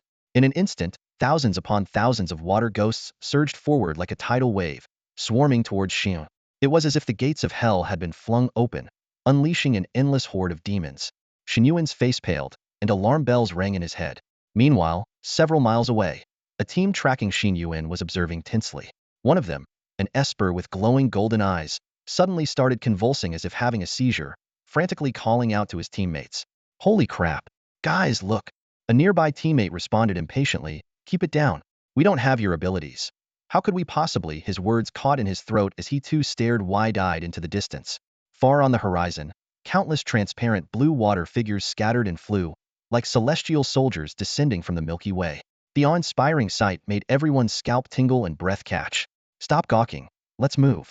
This guy's definitely stirred up something terrifying. We can't. The captain began to order a retreat, but his words were cut off abruptly. Suddenly, an astonishing wave of cold erupted from afar, as if plunging the world into an ancient, severe winter. The ground was covered in white frost, and all the celestial soldiers were instantly frozen, shattering like glass. Everyone stood dumbfounded, unable to speak, exchanging incredulous looks filled with countless questions. Silence. Silence enveloped Cambridge tonight. About 10 miles away from Xin Yuan, and even further in some areas, multiple squads were tracking him, intent on taking him down. At this moment, everyone was struck silent, staring in astonishment at the incredible scene unfolding at the target location. Water droplets gathered and swelled, instantly forming hordes of water creatures. Xin Yuan unleashed his Ice Age ability, freezing and shattering the water beings. However, from the fragments of ice, more water creatures emerged, seemingly endless in number. Despite the Ice Age appearing to counter these water spirits, the nature of water meant it could never be completely frozen. There would always be residual moisture on the ice surface, whether through condensation or seepage. To completely freeze all the water, every single molecule in the space would need to crystallize, an impossible feat for Xin Yuan at this moment. As a result, the vast army of water spirits multiplied exponentially. The more he fought, the more they increased. Even from miles away, the densely packed spectacle was clearly visible, sending shivers down the spines of all the pursuing students. This scale of battle was beyond their comprehension. Maybe we should just leave, someone whispered. This guy might be on something. This level of battle is beyond what we can handle right now, isn't it? How are we supposed to compete with this? Seriously? Rob him? Are you kidding me? Another voice trembled. Watching the terrifying battle scene in the distance, many squads were already in turmoil, but most remained still, waiting for the right moment. To them, Xin Yuan and the most powerful monster in this secret realm were like two terrifying beasts. The result of their clash was likely to be mutual destruction. Xin Yuan knew well that the current fight was merely a stopgap measure. The more he fought these water spirits, the more they multiplied. Killing them was pointless. He was fully focused on attuning to the sounds of nature around him, trying to discern the enemy's weakness. After fighting for so long, he wasn't even certain who or what was up against. Was it these endlessly splitting water creatures, or the entire lake itself? The stealth ability he had just copied from Emochingu was now proving useful. Xin Yuan's body transformed into a fish, weaving through the throngs of water spirits. He almost abandoned attacking them, focusing solely on evading their strikes. He knew that without finding a weakness, without a true method to deal with this enemy, his attacks were meaningless. Thousands of water spirits surrounded Xin Yuan. Even with his stealth ability, the space was incredibly crowded. It felt like being crammed in a Beijing subway during rush hour. He hadn't even donned his ice armor because the ice he created was becoming uncontrollable, with water creatures forming directly on it. The only consolation was that his saliva and blood didn't exhibit this transformation, or else he would be utterly helpless if they invaded his body. Thus, Xin Yuan moved through the swarm of water spirits barehanded, not using any superpowers, merely relying on his agility to dodge every strike. At the same time, he had to expend a great deal of effort to block out the noise from the sounds of nature, the voices of countless water spirits. Give us your energy. Stay here. Another hit. So refreshing. In order to find the weakness of this entity, or entities, Xin Yuan couldn't just shut off the sounds of nature. He had to filter through them. This was more annoying than a nagging elementary school teacher, like an entire marketplace of people pointing and chattering at him. So far, Xin Yuan had gleaned one useful piece of information: had to enter the lake. The weakness was within the lake. Outside the secret realm, the assessment committee was intently observing Xin Yuan's every move. As the designers, they knew this was the most troublesome and challenging entity in the realm. In previous assessments, no student had ever dealt with it. Even when encountered, students typically leveraged the lake's limited activity range to escape quickly. Xin Yuan's proactive provocation, triggering the entity's full power, was an unexpected and extreme approach beyond the original assessment design. However, amidst the committee's silence, Emochingu's expression was somewhat peculiar. For some reason, watching Xin Yuan navigate through the water spirits, avoiding being overwhelmed with a maximum efficiency that seemed strangely familiar. This kid, something's off, Emochingu thought to himself. Why does this movement technique look so much like mine? At that moment, a splash was heard. Xin Yuan had finally broken through the encirclement and plunged into the lake. The entire surface of the lake was boiling, with countless water droplets splashing out and instantly transforming into fierce water spirits. However, beneath the surface, it was a different scene. The gentle currents wrapped around Xin Yuan's body, bringing an unexpected sense of comfort. He held his breath and quickly dove to the bottom of the lake, following the guidance of the voice of all things to find a weakness. The sound of bubbles around him filled Xin Yuan with regret, and a sudden urge to flee surged within him. The voice of all things gave a brief and unsettling instruction. Freeze him from the inside. Xin Yuan thought, are you kidding me? I'm still inside. Looking up, he saw the reflections of countless menacing water spirits on the lake's surface, making his mouth twitch. The water spirits gleefully called out, you're awake? Come out and play with us. Clenching his teeth, Xin Yuan made a decision. He would take a gamble. He pressed his hands down hard on the lake bed. In an instant, white ice crystals began to form, spreading quickly like ink on a canvas. In the blink of an eye, the entire lake was frozen from the bottom up, inside out, trapping Xin Yuan within it. He remained in his final pose, as if sealed in a giant ice amber. Seconds later, all the water spirits went into a frenzy, violently attacking the icebound lake surface. Finally, a deafening explosion echoed all around. Ice shards scattered. The water spirits turned into mist and vaporized, disappearing without a trace. This was the first time in over a decade that a student had independently solved such a difficult challenge in the Academy's assessment realm. However, Xin Yuan was unaware of the magnitude of his achievement. At that moment, he was being propelled into the air by the force of the explosion, experiencing an unexpected flight. Amidst violent coughing, a trickle of blood escaped his lips. For the first time since entering the realm, he was injured. Outside the realm, Zhong Jing clasped his fingers together, watching Xin Yuan's airborne figure with admiration. Impressive, he remarked, but then added, but remember, this realm is not your solo performance. In the distance, the squad leader's eyes hardened as he made a resolute decision. With a swift wave of his hand, he signaled to advance. Despite being shocked and impressed by the commotion caused by Xin Yuan, he knew this was a test, a competition. To fight such a powerful opponent, the chance to win is right in front of us, the leader thought to himself. Xin Yuan must be in a weakened state now. This is the perfect time to strike. Even though it was risky, the leader sensed that his squad wasn't the only one eyeing Xin Yuan. He could feel several familiar presences not far behind. Clearly, Xin Yuan, both a fearsome tiger and a tempting prize, had drawn many covetous eyes. At that moment, Xin Yuan was hovering in midair, his internal organs in pain but not critically injured. He adjusted his body, realizing he was about 3 stories high. Why can't I fly properly even with superpowers? He grumbled internally. He then used his usual method, creating an ice pillar and wrapping it with energy chains to slowly lower himself to the ground. As soon as he landed, Xin Yuan began coughing violently, covering his mouth. He checked his hand and saw only a few traces of blood, a sign that his internal injuries weren't severe. Despite his battered state, he wasn't paralyzed, just exhausted. Xin Yuan stretched his body with his hands on his waist, muttering to himself, oh man, I feel like I've been drained dry. How does a fight lead to this kind of exhaustion? He chuckled lightly and stepped forward, his eyes falling on the massive crater before him. The lake that once existed was gone, replaced by a huge, multicolored divine core, far larger than the single-colored ones he had collected before. He keenly noticed several thumb-sized, earth-colored crystals on the core, the remnants of the Sandman divine core fragments he had thrown earlier to attract the water ghosts. Wow, so many, and with this color, it must have gathered numerous other divine cores from the secret realm. With this, I should be set, Xin Yuan thought with delight. Just as he was about to claim his prize, a sudden change occurred. His face turned grim, and without hesitation, he swung his energy chain like a whip. With a loud crack, the chain moved so swiftly it caused a sonic boom. This was followed by a painful howl as a figure burst from the ground, their back shredded by Xin Yuan's unrestrained strike, nearly knocking them unconscious. Despite the agony, the attacker managed to hurl a dirt-formed sphere before retreating quickly. With a hum, a large frost shield materialized instantly. The incoming dirt sphere shattered upon impact, leaving Xin Yuan unmoved despite his nearly depleted energy. However, his brow remained furrowed as the sounds of everything around him warned of numerous lurking enemies.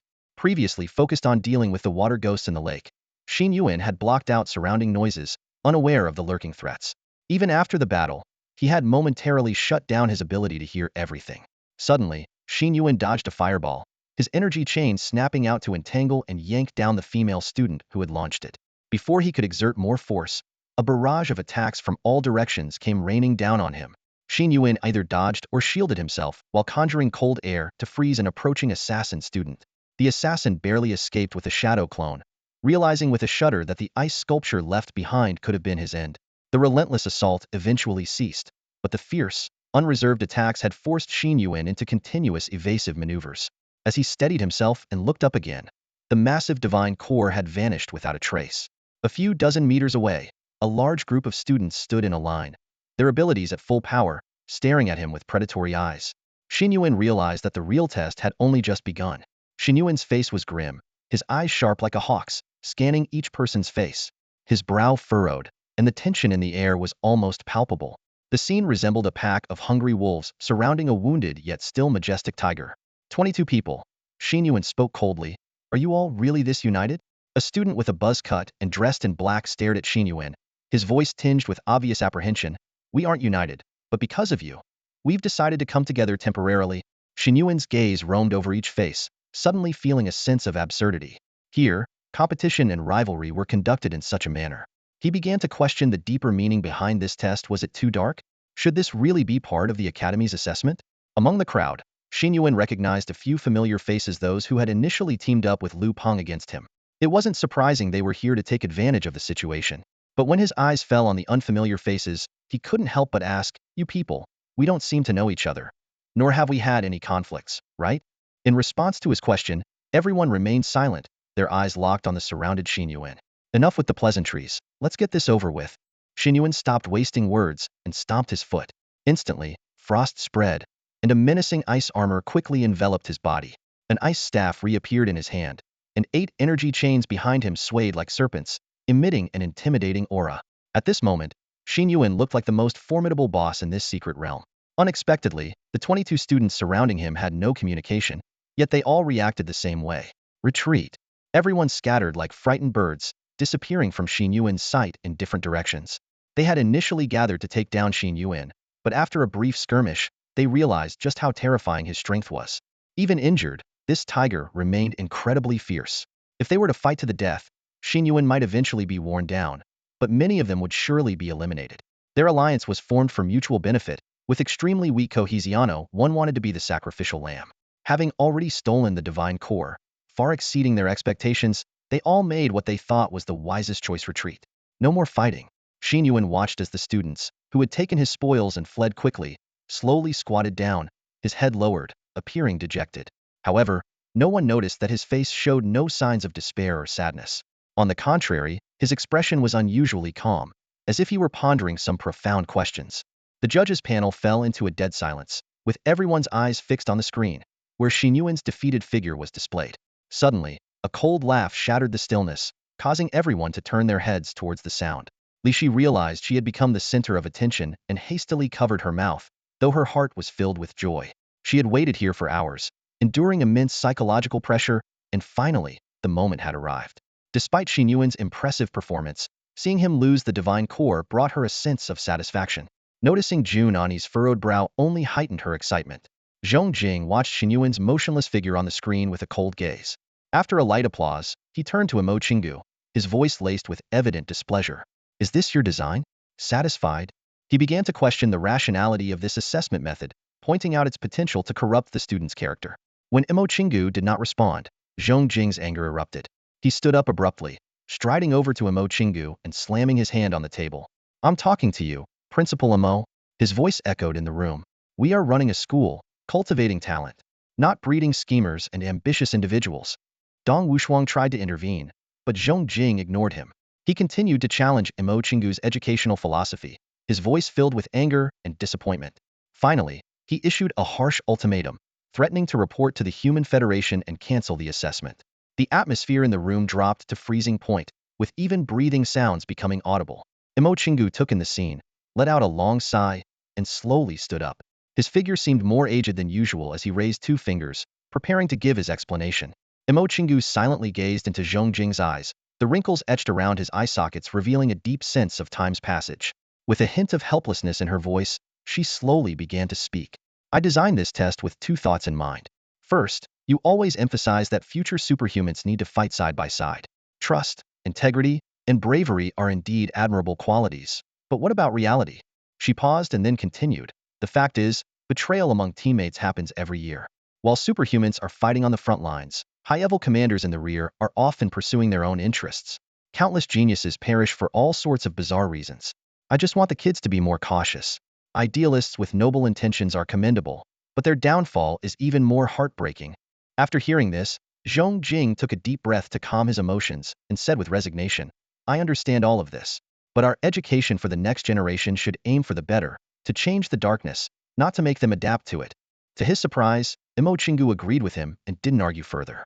She nodded and said, this approach indeed has both pros and cons, and in the long run, it might have its drawbacks. Then, changing her tone, she added, that's why I have a second reason. The time left for us may not be enough to think about long-term matters. At this point, she turned her gaze to the screen showing Xin Yuan, who was crouching on the ground, and looked at him meaningfully. Due to my personal abilities, I fear I understand the terror of deities better than anyone else in this world. I can't say much, but I know it's an utterly unequal power. The upper limits of deities might be extraordinarily high, something we've yet to witness. Mo Chingu continued, superhumans have only existed for about a century, and our ranks are still riddled with various issues, unable to achieve unity. Given this situation, conventional people and methods may not be enough. Her tone became resolute. We need unconventional situations to arise. So, I'm waiting for someone who can defy the rules, break the norms, and do things differently. Only then can we have more hope for the future.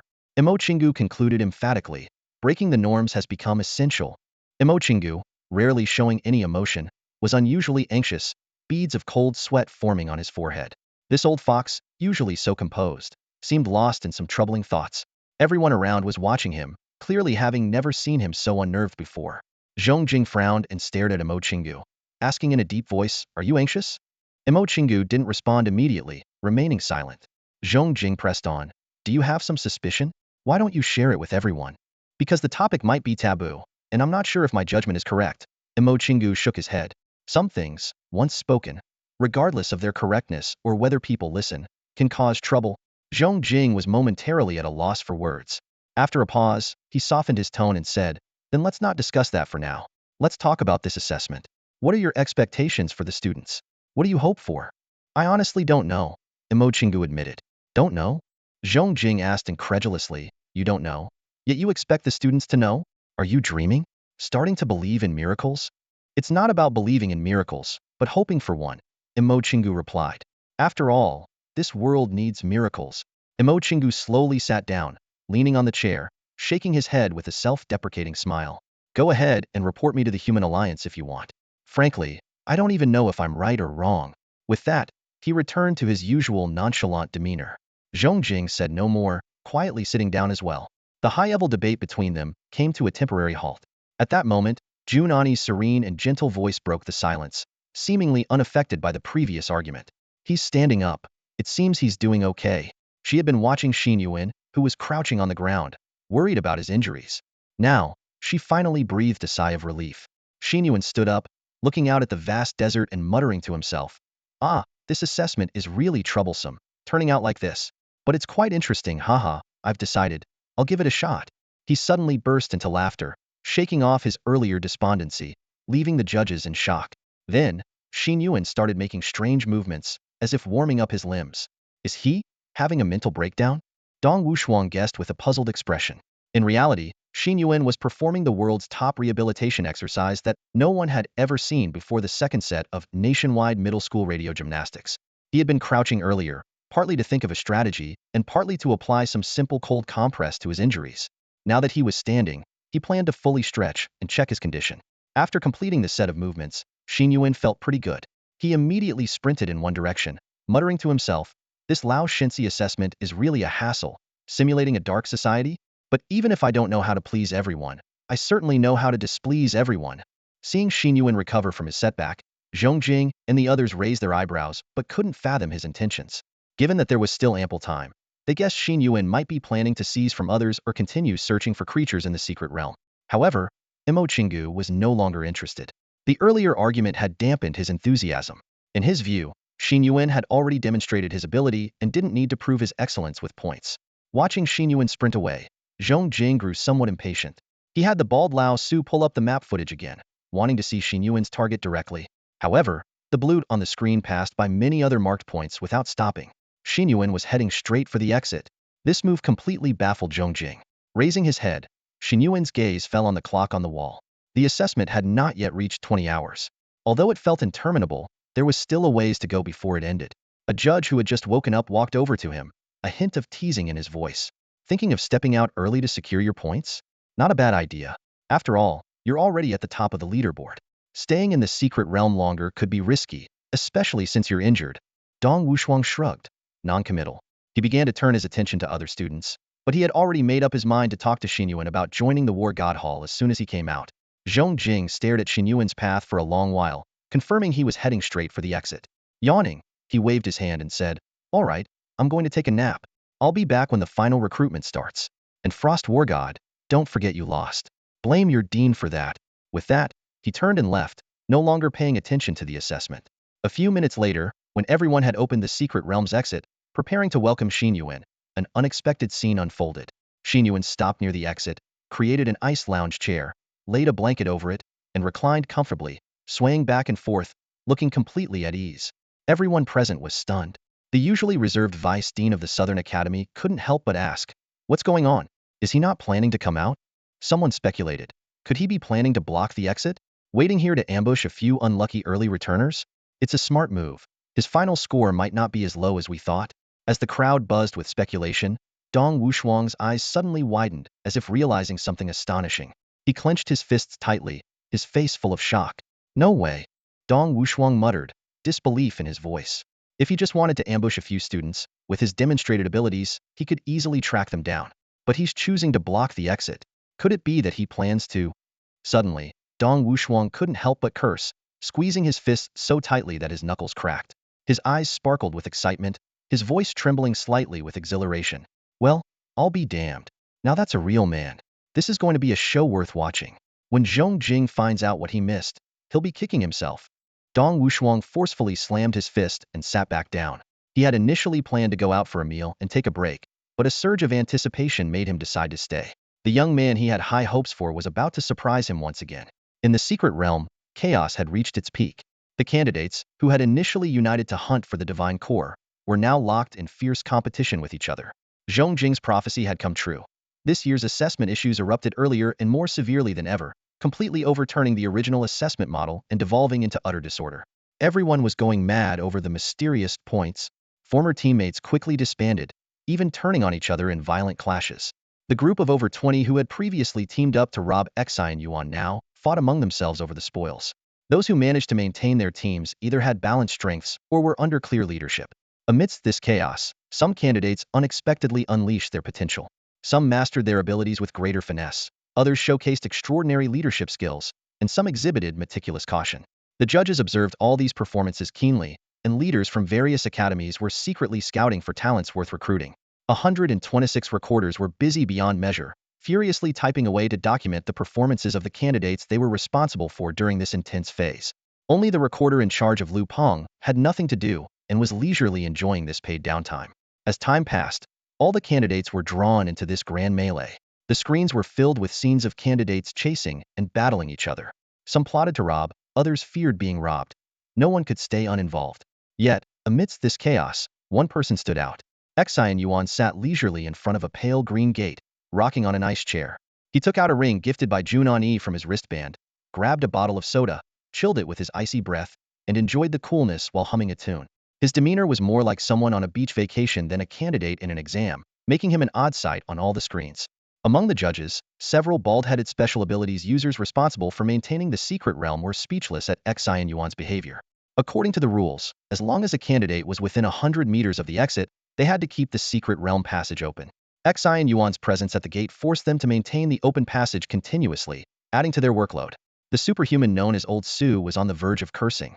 "Can you block the gate from a bit farther away? If you stay 100 meters away, I could save some effort." Unaware of the complaints from the workers, Xin Yuan continued to leisurely rock in his chair at the entrance of the secret realm, seemingly asleep. After a few hours, Xin Yuan suddenly changed his actions. The gentle rocking stopped abruptly, and he opened his eyes. Scattered around him were the divine cores he had hunted, and an empty soda bottle carefully set traps. At that moment, Xin Yuan felt a faint vibration.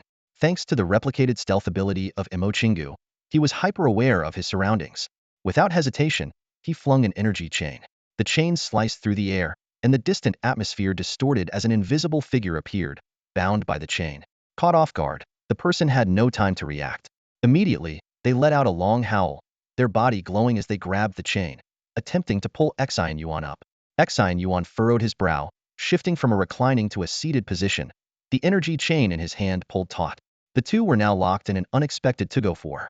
Xin Yuan sat firmly, gripping the chain with one hand, giving his opponent no chance to gain the upper hand.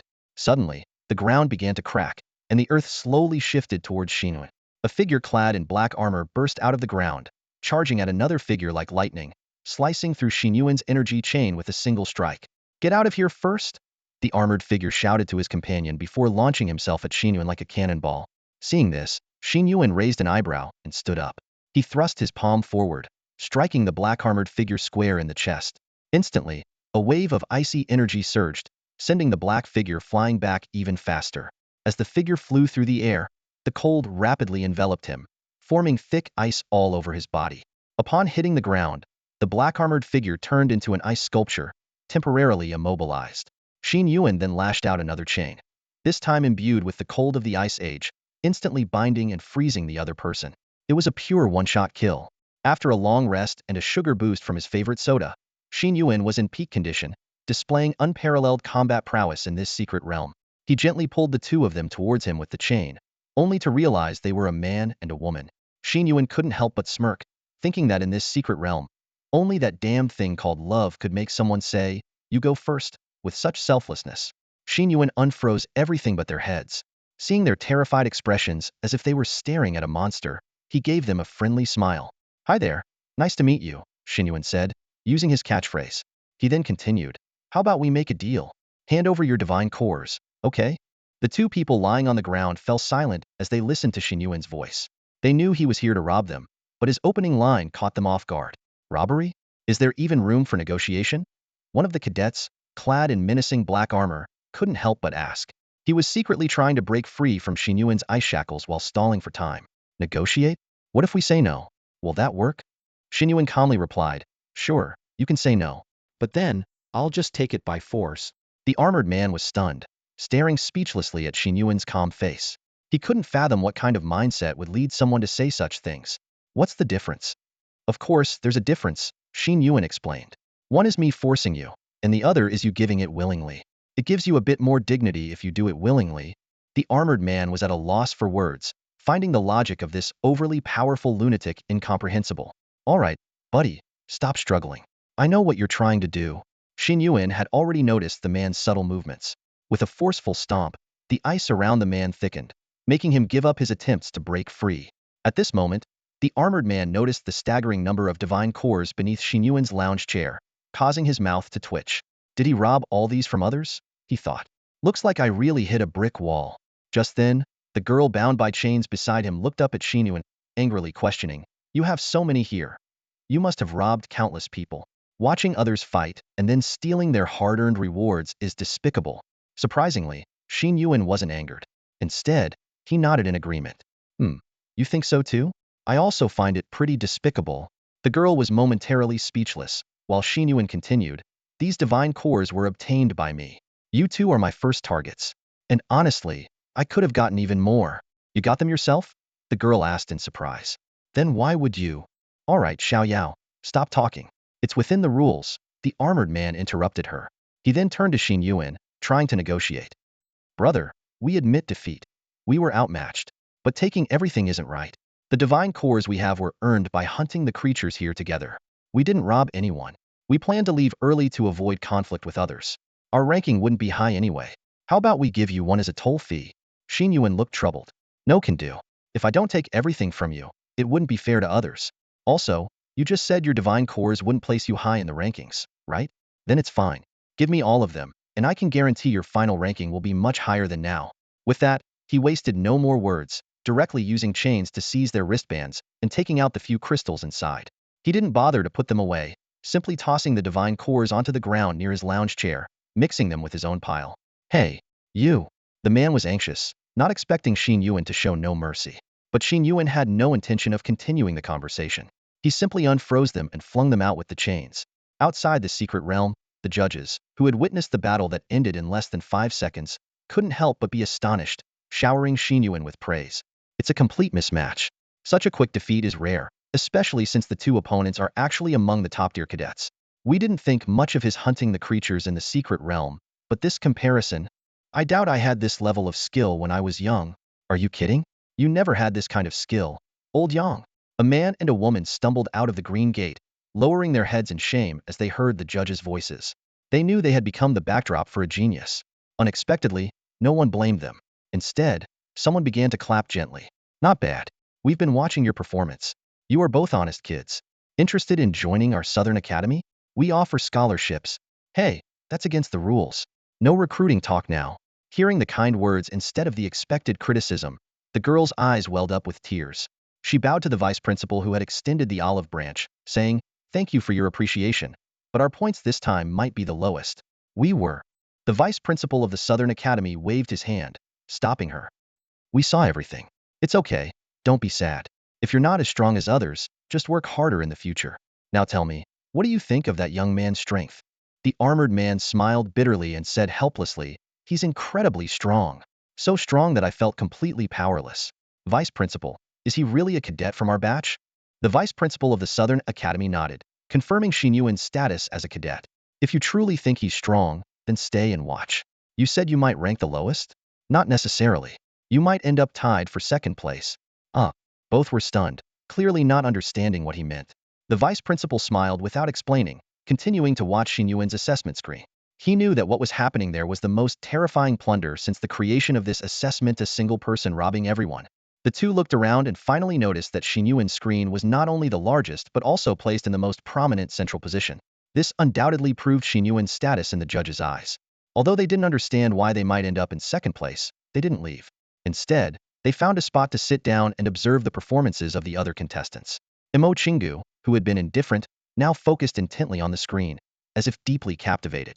Even when Dong Wushuang occasionally teased him, he showed no reaction. Imo Chingu had a strong premonition someone who could break the norm had finally appeared. After the first battle, Xin Yuan did not rest and was ready for the next challenge at any moment.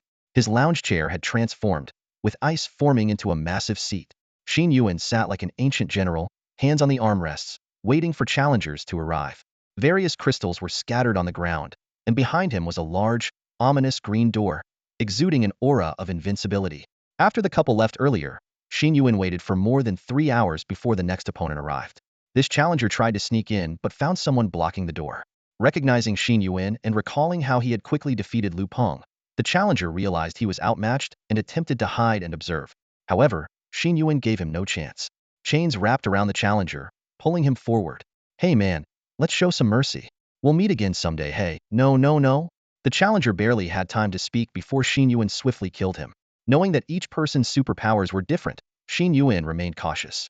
He quickly took the opponent's wristband and extracted all the divine cores, tossing them carelessly on the ground with the other crystals while the challenger stared in shock. Seeing Xin Yuan's disregard for the items, the challenger was furious. Xin Yuan calmly said, "Don't mind it. Tell me, do these things have any real value? They only have meaning because people assign it to them. Don't worry about your ranking. I won't take your divine cores." With that, he flung the challenger towards the green door with his chains. With a soft thud, the challenger stumbled into the assessment hall. After a moment of dazed realization, he looked like he was about to cry. Suddenly, a voice called out, "Hey, did he rob you too?" He then noticed a couple leisurely sipping drinks. "You guys got robbed too?" he asked. "Yeah," they answered in unison. "And you're not angry? Or do you hate him?" The guy replied, "What's the point of being angry? We just weren't strong enough. Might as well sit and see who the next unlucky one is. It's some entertainment for us." "So, I'm the unlucky one you're talking about, huh?" He sat down helplessly, waiting for the next unlucky one to appear. As the assessment time drew to a close, more people headed towards the exit. The few superhumans who faced Xin Yuan were quickly defeated. Among them, Yuan, seeing Xin Yuan blocking the door, simply threw all her crystals on the ground, saying, "Take them. I'm not your match yet, so I won't fight you," and left gracefully. "But one day in the future, I'll challenge you again." These words seemed to herald an impending storm. As time went on, Xin Yuan's plundering actions became increasingly rampant. Initially, he would rob one unlucky person per hour, but soon the frequency skyrocketed to a new victim every few minutes. The entrance turned into a revolving door, with people continuously coming and going, all mercilessly stripped of their possessions by Xin Yuan. In just a short period, the number of people forcibly eliminated by Xin Yuan surpassed dozens. The disbelief was written all over the faces of these participants. Who could have imagined that their meticulously prepared assessments would end in such an absurd manner? By now, Xin Yuan had amassed an astonishing number of divine cores, enough to secure his top spot in the assessment. However, he had no intention of stopping. His actions were a clear declaration he didn't care about the rankings. He was here to stir things up. Xin Yuan sat high on a massive ice throne, surrounded by a colorful heap of divine cores on the ground. His posture resembled a dragon perched atop its treasure, waiting for the next foolhardy hero to come and meet their doom. Unexpectedly, the previously dejected eliminated participants grew excited. The shared feeling of misery loves company lifted their spirits. Through the judge's explanations, they gradually understood Xin Yuan's true intentions. The rules of this assessment were based on points, with rewards distributed according to the rankings. If Xin Yuan managed to rob everyone, wouldn't that mean they all tied for second place? This realization instantly changed the attitude of those who once harbored resentment towards Xin Yuan. They began to watch his every battle intently, with cheers erupting like those of fervent sports fans. Who wasn't tired of being constrained by these assessment rules? Who wanted to scheme and deceive just for the sake of rankings? If everyone was in second place, who cared about divine cores anymore? In the assessment hall, faced with the uproar from the participants, the judges surprisingly did not intervene. Instead, they smiled approvingly. The once serious assessment venue had turned into a celebratory party. The entire hall presented an incredibly bizarre scene. All the victims of the robbery were cheering and applauding the robber in unison. Click. The sickly green door squirmed open once more, spitting out two pale-faced students. The twin brothers, Yin Yao and Yin Lei, who had once thrived in the secret realm with their seamless teamwork, had been ruthlessly ambushed and robbed of all their divine cores at the last moment. As the brothers cursed under their breath, a sudden eruption of applause and cheers filled the air around them. People crowded around, congratulating them on their impressive endurance. Initially, the brothers thought they were being mocked, their faces contorted with suspicion, but they soon realized something was amiss. Tentatively, they asked, "Did you guys get robbed by that maniac too?" "We all got robbed by him," the crowd answered in unison, casually enjoying the buffet. The Yin brothers were stunned, unable to comprehend why everyone seemed so indifferent about their entry scores. They glanced at the school leaders, only to find them looking on with tacit approval. Someone explained, "That guy wants to take everyone's divine cores. If he succeeds, it will be historic. We're all tied for second place now. Don't you want to see how far he can go?" The brothers hesitated for a moment, then joined the eating crowd, sitting down to continue watching this movie. In a low voice, Dong Wushuang said to Imo Qinggu, "These students seem quite dissatisfied with the assessment rules," but Imo Qinggu was already completely absorbed in the screen, not even turning his head as he replied, "Don't bother me, I need to watch this closely." Dong Wushuang chuckled and shook his head, thinking that it had been a long time since Imo Qinggu had been so impressed by a junior. He turned to look at the silent girl who had been watching intently as well, noticing a faint smile on her lips. The number of people eliminated by Xin Yuan had reached 60 or 70, but suddenly, the screen fell silent. The monitors in front of the judges also showed fewer screens, only those of the remaining candidates. These individuals were close to the exit but were not approaching. Instead, their numbers were slowly increasing. Everyone realized what was happening. They were gathering. A doubtful student remarked, "He should be able to win, right? After all, he's already eliminated so many of us." A mocking voice retorted, If you can't do it yourself, you start believing in fairy tales?" The combat power of a group of superhumans is not something one person can match. Everyone frowned and turned to see Li Shi, who had been waiting there for over 30 hours. Her heart was filled with despair, hoping Xin Yuan would fail this time. In the secret realm, with 3 hours left and the sky darkening, Xin Yuan knew a large number of people had gathered in the distance. However, he did not pursue them. He waited. As darkness enveloped the world, Xin Yuan finally made his move. He ascended into the sky using 8 chains, his body covered in a ghastly white ice armor. Hundreds of ice swords formed above his head, and he wielded an icy staff, resembling the last deity of this secret realm. An ice mountain rose behind him, blocking the exit. Xin Yuan's voice boomed, "It's about time. Stop hiding and come out. What's it going to be? Are you all coming at me together? Or should I come to you?" As soon as he finished speaking, distant points of light from various abilities began to shine. The final coalition of students had gathered and was marching towards Xin Yuan. The air was thick with tension, and an extremely uneven battle was about to erupt 1 vs 38. In the hidden realm, there was no moon, no stars, and no natural light source to rely on. Darkness enveloped the battlefield, ready to erupt into conflict. The only illumination came from the faint glow of each person's supernatural abilities and the divine core Xin Yuan placed on the ground. This environment added an extra layer of grimness and terror to the impending battle. Suddenly, Imo Qinggu broke the silence, turning to the bald Su Feng and said, "Su Feng, find a way to switch to infrared vision. This brightness is not enough." Su Feng glanced at Imo Chingu in surprise, not expecting such a request from the old fox. Although the current brightness should have been sufficient for people of their level, Imo Chingu clearly wanted to see every detail. Before Su Feng could respond, the screen instantly switched to a peculiar semi-infrared view. The image retained basic colors while enhancing the edges of objects, allowing the trainees to capture every subtle movement. At this moment, the atmosphere in the hidden realm was tense to the extreme. Xin Yuan's aura was particularly imposing, and despite their numbers, the trainee coalition dared not let down their guard. They looked at Xin Yuan floating in midair, as if seeing those terrifying monsters from a few hours ago. Xin Yuan, however, felt no pressure. Instead, he was excited. He suddenly spread his arms and shouted with a smile, "Want the divine cores? I've placed all the divine cores here. Come and get them. Whoever gets them will definitely be the first." This mocking remark left everyone bewildered. After all, in this other world, no one knew the reference to the Pirate King, and the trainees didn't share Xin Yuan's light-hearted mindset. After a long silence, someone from the trainee coalition finally spoke. Yun Fei, who had once snatched Xin Yuan's divine core, stepped forward. "Continuing to fight will only harm both sides. Why don't we keep to ourselves and leave the assessment together? You already have enough divine cores to become number one. Why come after ours?" Xin Yuan took a closer look and recognized the speaker. He couldn't help but marvel at the turn of events in such a short time. "That's not possible," Xin Yuan firmly refused. "If I hold back now, it wouldn't be fair to those before." Yun Fei clearly didn't understand the implication, but Xin Yuan had no intention of explaining further. With a loud roar, energy chains flung him into the air. He then waved his right hand, and the ice staff in his hand shot towards the crowd like a missile. With a thunderous crash, Yun Fei barely ducked in time, the ice staff grazing his scalp before embedding halfway into the ground. The impact sent debris flying, and the ground cracked, showcasing the terrifying power of the strike.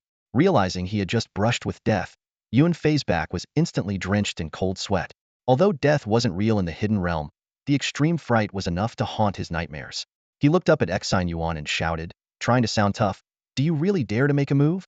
Do you think you can defeat all 30 of us by yourself?" "I think I can," Xin Yuan replied confidently. With a flick of his fingers, the ice staff suddenly shattered, sending countless icy spikes shooting out like steel needles. Watching from the sidelines, Dong Wushuang turned to Jun Ani and asked, "Did you teach him the ice burst technique?" "No," Jun Ani replied curtly. Dong Wushuang couldn't help but nod in admiration. A freshman who hadn't even started school or learned any martial techniques had managed to create such a powerful move on his own. His talent was indeed exceptional. In the hidden realm, Yun Fei, standing next to the staff, bore the brunt of the attack. The force knocked him to the ground, and his body was covered with countless cuts from the ice spikes. Just as he was about to speak, a large hand pressed him down from behind. "If you don't have the guts, get out of the way." Xin Yuan's old acquaintance, Qi Hong, stepped forward and berated Yun Fei. He turned to Xin Yuan, his eyes gleaming with a challenge. "Brother, we've known each other for a while.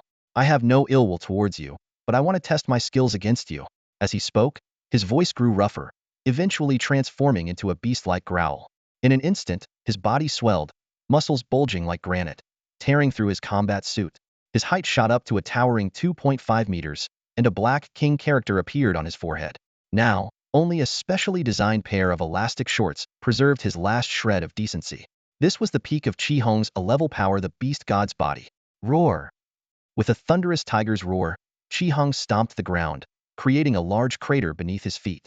Using the recoil, he launched himself like an arrow towards Xin Yuan. Xin Yuan didn't flinch. His right hand formed a massive ice crystal gauntlet, ready to meet Qi Hong's descent. At the same time, hundreds of flying swords shot out from behind him, raining down on the 30-odd students below. Seeing Xin Yuan's fearless advance, a smile played at the corner of Qi Hong's lips. He let out another deafening roar, his aura intensifying. In the next instant, the two collided midair like meteors, fist against fist. Boom! Accompanied by a blinding flash and an earth-shattering explosion, their unrestrained clash far exceeded human limits. The air was filled with the crackling sounds of an all-out battle. The students unleashed their own abilities, striving to fend off Xin Yuan's barrage of flying swords. Multicolored beams of light burst forth like fireworks, all converging on Xin Yuan in the sky. As everyone, students and judges alike, held their breath, a sudden voice broke the tension.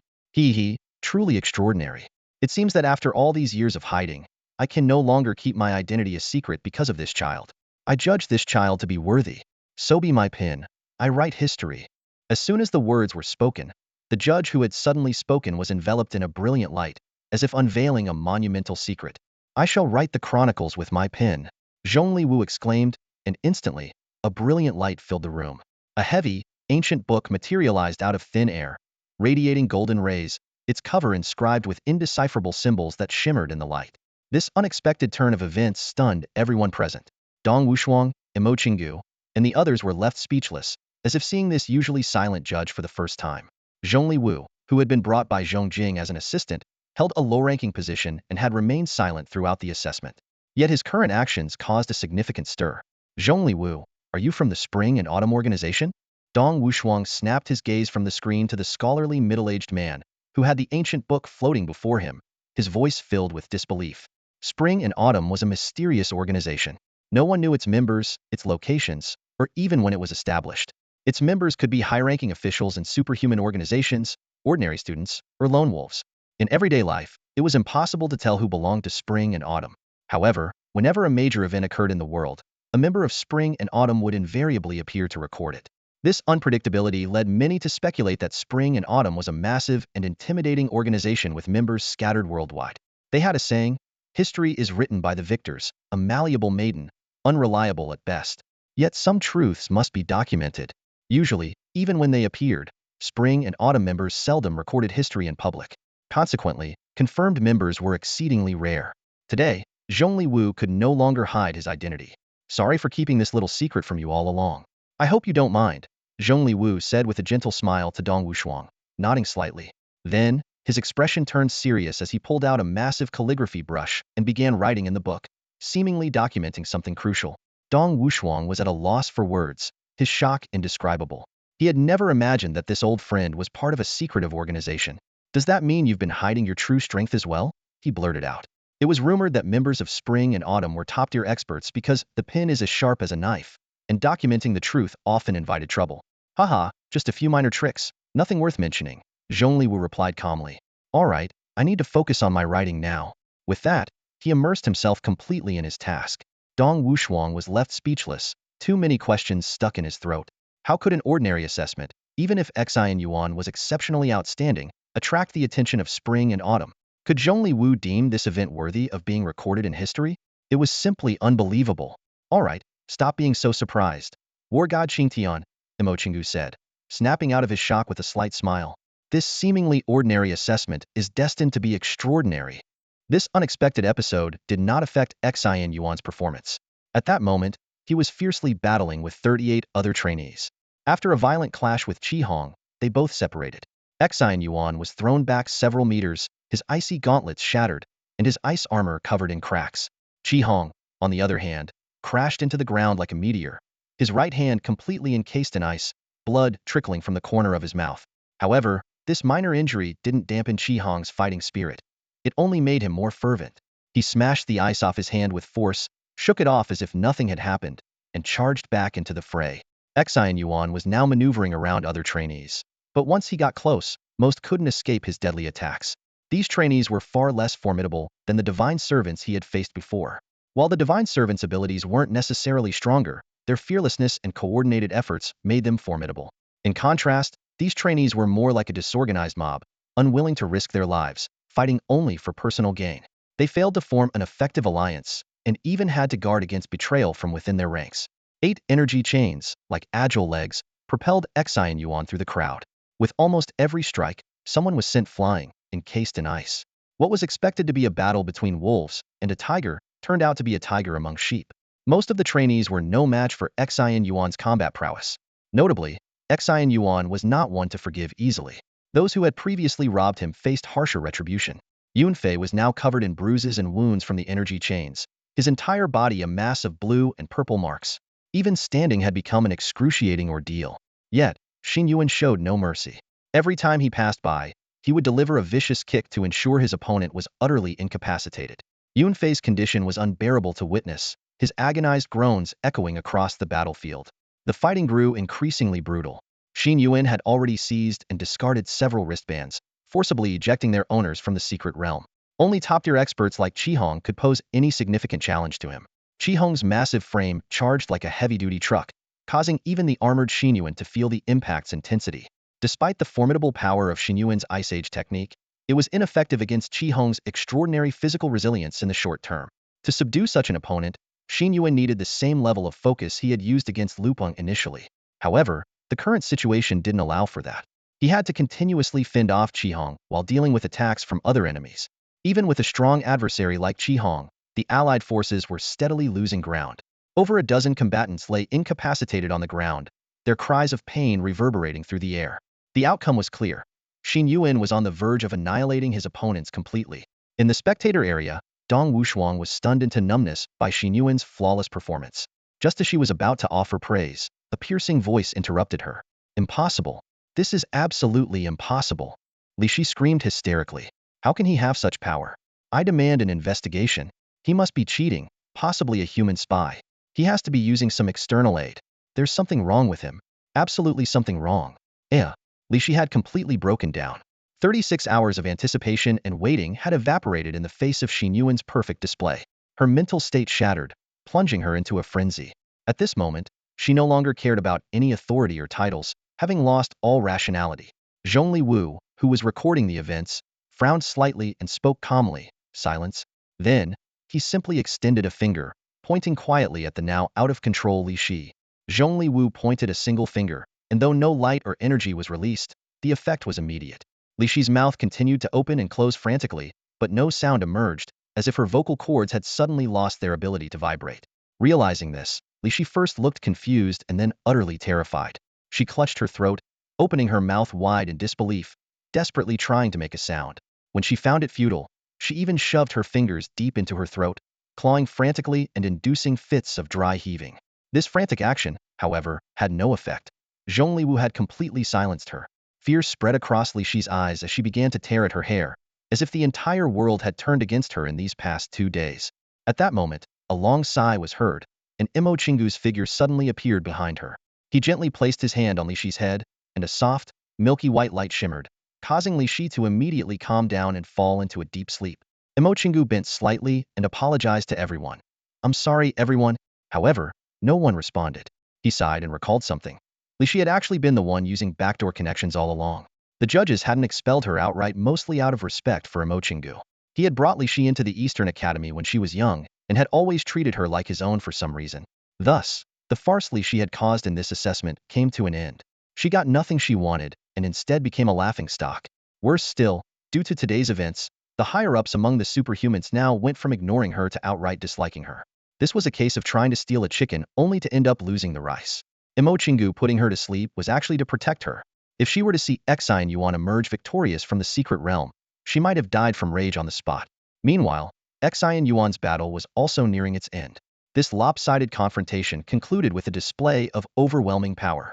In the pitch-black night, Xin Yuan stood proudly, with the last opponent, Qi Hong, lying at his feet.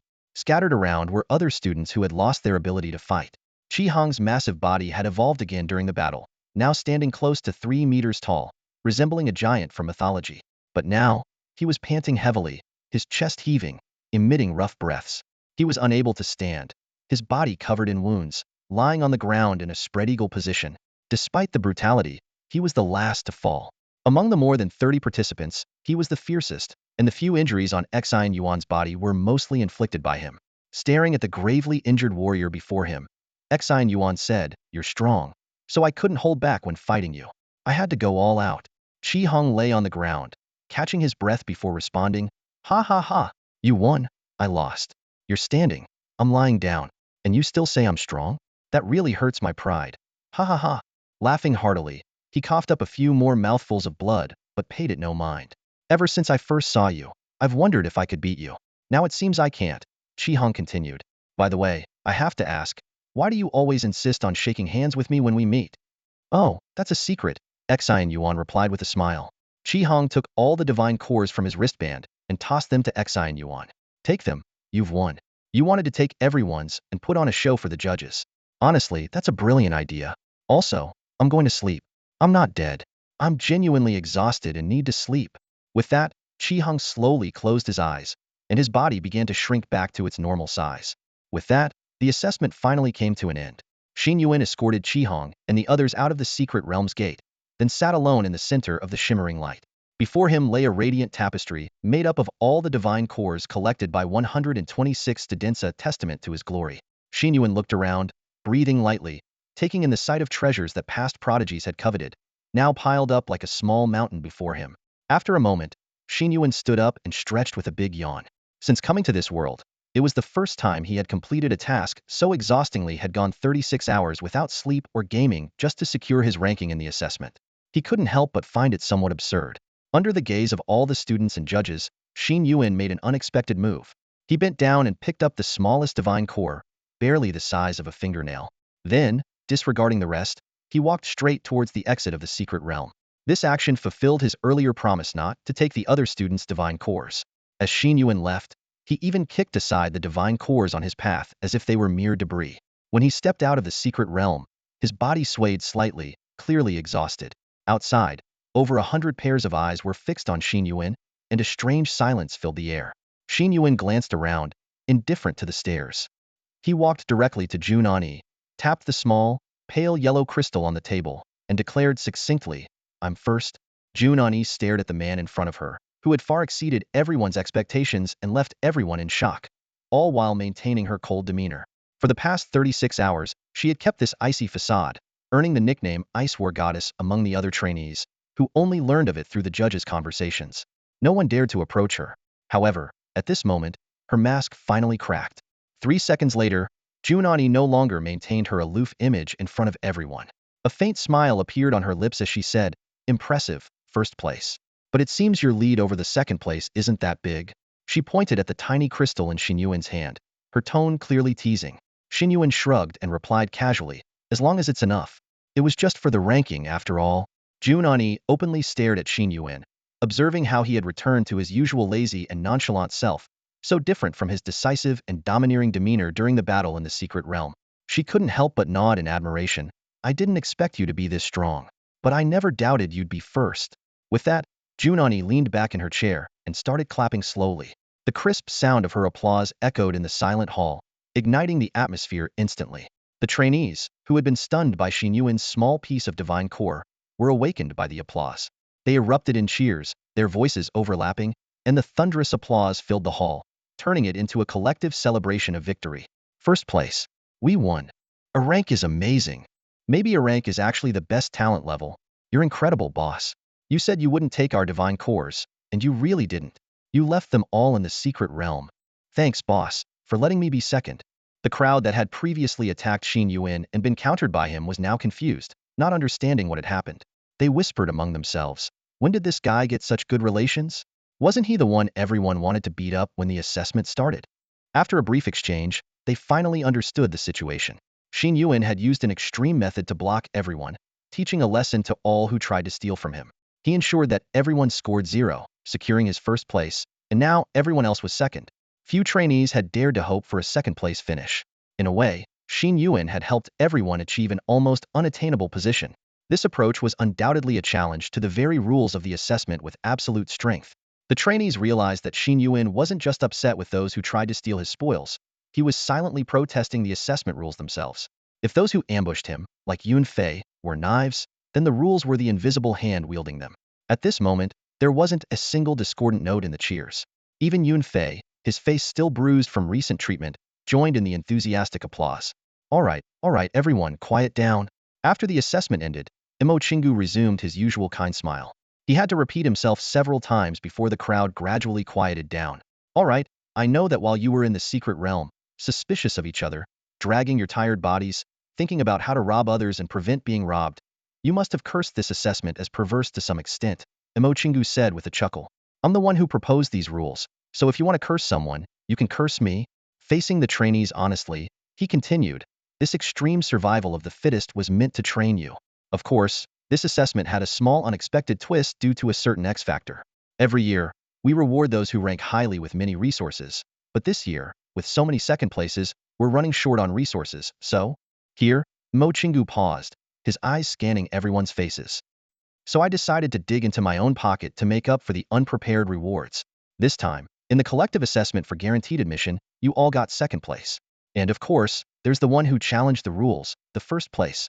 Upon hearing this, the trainees were stunned for 2 seconds before erupting in cheers once again. Joy filled their faces, and the scene was one of pure happiness. Imo Chingu watched their excitement with a mix of relief and reluctance. They're all young and full of dreams. It's a pity they'll soon have to face some hidden truths. Let them celebrate a bit longer. Just as everyone was cheering, a figure walked into the hall, looking dejected. It was Lu Peng, who had been knocked out by Xin Yuan at the start of the assessment and had spent the past day and a half in torment. He had thought a lot about the disgrace of being last and the potential ridicule he would face after enrollment, leaving him sleepless. If only I hadn't tried to cozy up to Li Shi. Why did I provoke that monster? He regretted. Seeing everyone cheering and presumably satisfied with their results, Lu Peng felt even worse. Suddenly, someone he knew ran up to him and said, Lu Peng, you got second place. Thanks to Xin Yuan, you should apologize to him. You were trying to target him before. Lu Peng was bewildered. What? What are you talking about? How am I second? I don't get it. The person explained the situation to him. As he listened, Lu Peng's expression grew increasingly dazed, as if his mind was elsewhere.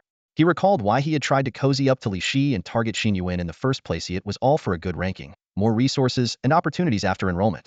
Is this a dream? Did my sincerity move the heavens? Lu Peng thought incredulously. I ended up the luckiest person here, didn't participate in the grueling 36-hour assessment, and still got all the rewards. He looked up at Xin Yuan, their eyes meeting. Xin Yuan thought, this is just a young man trying hard for his future. No big grudge, and shrugged, deciding not to say anything. However, Lu Peng's next move left Xin Yuan utterly astonished. Lu Peng rushed over in a flash, grabbed Xin Yuan's hands tightly, and exclaimed, Dad, I'll be your loyal follower from now on. Xin Yuan stared at Lu Peng in shock, unable to believe what he was hearing. What the hell are you talking about? Xin Yuan shouted, jerking his hand away from Lu Peng's grasp. Are you saying we're all dogs? Are you out of your mind? Don't touch me. It's disgusting. Lu Peng stumbled backward but didn't seem to mind. Instead, he continued eagerly, brother, I'm genuinely grateful to you. From now on, I won't fawn over that woman anymore.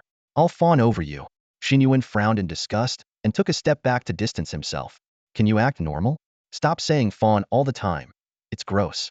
If you want to show gratitude, then bow to me right now. As soon as he finished speaking, Lu Peng actually started to kneel. Seeing this, Xin Yuan quickly pulled him up using an energy chain. Looking at Lu Peng's submissive demeanor, Xin Yuan was at a loss for words, thinking how different Lu Peng seemed. You should go back to your usual self, Xin Yuan sighed. I preferred you when you were rebellious. With that, he walked away to the side.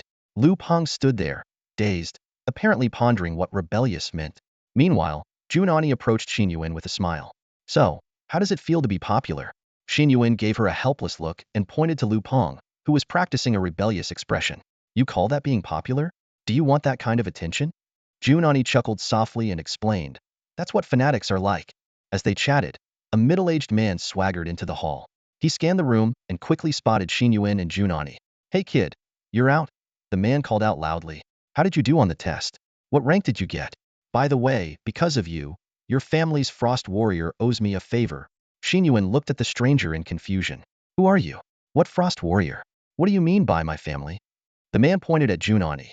She is the newest 8th-ranked warrior of the warrior hall, the frost warrior. Xin Yuan stepped back in surprise, scrutinizing Jun Ani. This beautiful examiner was actually a female warrior? Jun Ani cleared her throat, her face slightly flushed. Don't say your family. Nothing is set in stone yet. Also, you lost the bet. He really is the top rank. She then explained the situation to Zhongjing. Zhongjing stood stunned for a few seconds before turning to walk towards Imo Chingu, no longer mentioning the bet. At that moment, Imo Chingu's voice echoed through the hall. All right, students, save the celebrations for later. Now, we move on to the next phase. The students quieted down, focusing on Imo Chingu. I know Xin Yuan's performance exceeded your expectations, even ours, Imo Chingu said, looking around. Do you want to know why you couldn't match him? No one answered. They all waited for Imo Chingu's explanation. Besides talent and ability, there's an important reason: has far more combat experience than any of you. He knows how to fight for his life better than you do. Imo Chingu said sternly. The world of superhumans is brutal, and there are many things the authorities haven't disclosed. From today onward, you will learn many harsh truths. Now, let's watch a short film to give you a preview. He raised his hand to summon a screen. The footage began to play. Under dim streetlights, Xin Yuan moved forward with his eyes closed, navigating in the dark until he reached a fitness equipment area. He tapped on the equipment, creating a sound that distorted the space, leading him into another world. Initially, the students watched Xin Yuan's actions with amazement, but soon, they fell silent. Those standing near Xin Yuan started to edge away, as they witnessed the bloody scenes that followed. The video continued to play, and the students watched intently as they witnessed the harrowing battle that Xin Yuan had fought 5 days ago. On the screen, a bizarre and terrifying ceremony was taking place, with two children lying on the ground in pain, evoking a deep sense of pity. Initially, the students felt anger, but it quickly turned into sheer terror. They saw Xin Yuan effortlessly dodge his opponent's attacks and decisively save the children. Then, wielding an icy staff, he smashed through an enemy's chest, sending them flying after a brutal impact. The battle grew more intense. Xin Yuan faced the fanatical attackers with lethal precision. Finally, he seized the apparent leader, lifting him by the neck with one hand, and let the cold ice slowly consume his life. The students could clearly see the man screaming in fear, while Xin Yuan's expression remained indifferent. Then, an even more chilling scene unfolded. Xin Yuan's eyes turned cold, reflecting a ruthless and merciless light. His gaze swept over the ice sculptures scattered on the ground. In the next moment, the camera shifted, and all the ice sculptures shattered instantly, the dismembered limbs silently telling the tale of the horrific events that had transpired. At this point, within a 10-meter radius around Xin Yuan, there was no one left standing except Jun Ani. The eyes of all the students were filled with fear. None dared to make eye contact with Xin Yuan. Some of the female students even started to retch violently after watching the video, the impact being too overwhelming for them. The students then realized that Xin Yuan was not like them at all. They had thought he was just a highly talented and powerful student, unaware that he was someone who had truly experienced killing. Regret began to seep in as they recalled their encounters with Xin Yuan during the trials. In their eyes, Xin Yuan had become a terrifying figure, devoid of emotion and capable of killing without hesitation. Emo Chingu looked at the terrified students, shaking his head in disappointment. His tone turned severe as he spoke. Do you know why none of you, all 38 of you, could defeat him? It's not because you're not strong enough. It's because you haven't experienced such battles. You lack the psychological preparedness. Xin Yuan stood motionless in the clearing among the crowd, quietly listening to Emo Chingu's words. He had hoped to keep this incident as concealed as possible, or at least downplay it. He didn't fully understand the values and laws of this world. Although his opponents clearly intended to kill him, he was the one who ultimately took their lives. He wasn't sure if he would be held accountable, but now that it was exposed, he resigned himself to the situation. Emo Chingu continued, you all saw it. Xin Yuan had blood on his hands long before entering the trials with you. From the moment he entered the trials, you were already at a disadvantage. What do you think about his actions in killing those people? No one dared to respond. Some students with weaker mental fortitude were already trembling. Seeing this, Emo Chingu spoke on his own. Fine. Since no one will speak, I will. I think he did an excellent job. This statement shocked not only the students, but also made Xin Yuan slightly furrow his brows. Emo Chingu went on, everything I've mentioned, including this video, is just a prelude to what I'm about to reveal. The truth about the world of superhumans. Lao Tzu, activate the shielding field. As his words fell, an invisible barrier enveloped everyone, causing the students to feel a chill. Emo Chingu announced, welcome, everyone, to the real world of superhumans, the hidden world beneath the surface. This barrier serves as a subconscious restriction, preventing you from disclosing any of this information to ordinary people unaware of these matters. Now, let's have a little chat. With the shift in topic, the students' mental states began to improve slightly. Emo Chingu posed a question, what do you think is the purpose of superhumans, and why does the world invest so much in their development? Xin Yuan, who had a stronger mental fortitude, responded, to combat superhuman crimes and address certain special meteorological disasters that arise with the resurgence of spiritual energy. Emo Chingu smiled at her and nodded. You're right, but that's just the official cover story. These issues do exist, but they are rare. The real reason is to prevent public panic. The true reason is simple above us. There are gods. The students stared at Emo Chingu in curiosity, waiting for him to continue revealing this astonishing truth. Emo Chingu was about to reveal a shocking truth, and his words made everyone present hold their breath. This is the truth that the superhumans have buried together. The gods want to kill us. His voice echoed in the silent room, each word striking the listeners' hearts like a heavy hammer. He continued, the targets you encountered during your assessments, they have all appeared in this world before. They are what we call gods. And alongside them, the servants of the gods were born. Just as Emo Chingu was about to delve deeper, a voice suddenly interrupted him. Xin Yuan raised his hand, his eyes filled with confusion and curiosity. Sorry to interrupt, he said apologetically, but there's something I really want to ask. Emo Chingu paused and signaled with his eyes that Xin Yuan could continue. Taking a deep breath, Xin Yuan voiced his question. I want to know, why are they called gods? It doesn't seem logical. If they endanger humanity and look as monstrous as those beings in the secret realms, why don't we call them monsters instead of gods? The question left Emo Chingu momentarily stunned. Clearly, he hadn't anticipated such a query. His brows furrowed slightly as he pondered. Then he gave a thumbs up and a look of approval. Good question, he said. I don't think I've ever heard anyone ask that. But there is a reason. Imo Chingu's gaze grew deep, as if recalling past events. One of the reasons, and the main reason, is because 100 years ago, when the spiritual energy first started to awaken, a certain individual appeared. His voice carried a hint of reverence. Today, that person is known as the father of superhumans. He was the first superhuman among humans and a legend. He listed the achievements of the father of superhumans. He accomplished so much, laying the foundation for the development of superhumans over the next century. He established the levels of superhumans, defined the methods of superhuman cultivation, introduced various concepts, and aimed the gods as gods. At this point, a slight smile appeared on Imo Chingu's face. Sounds pretty domineering, doesn't it? Suddenly, Imo Chingu remembered something, and his eyes lit up. Oh, and there's an interesting story about the father of superhumans. His tone turned mysterious. He once issued a code to the world, hoping to find someone who could answer it. But to this day, no one has. Someone couldn't help but ask, what was the code? Imo Chingu furrowed his brows, trying to recall. Let me think. The first part of the code was something like odd changes, even remains the same? A very strange and seemingly meaningless phrase. This phrase struck Xin Yuan like a bolt of lightning. His head, previously bowed in thought, snapped up, his eyes shining with a light of incredulous realization. His reaction suggested that a remarkable discovery was imminent. The odd remains the same. The even changes. Look at the quadrant for the sign. This familiar mathematical mnemonic suddenly resurfaced in Xin Yuan's mind. He had thought that after crossing over, he would never hear this playful rhyme again. But to his surprise, it appeared once more. This realization hit him like a sledgehammer. Xin Yuan suddenly realized that the great figure from a century ago, the father of superhumans, might also have been a transmigrator. Someone like him, who had arrived in this world. Xin Yuan's mind raced, and countless questions flooded his thoughts. Is that predecessor still alive? What had he gone through? How did he overcome the unfamiliarity and loneliness of this world? Did he spend his entire life searching for other transmigrators, only to die alone, taking his deepest secret to the grave?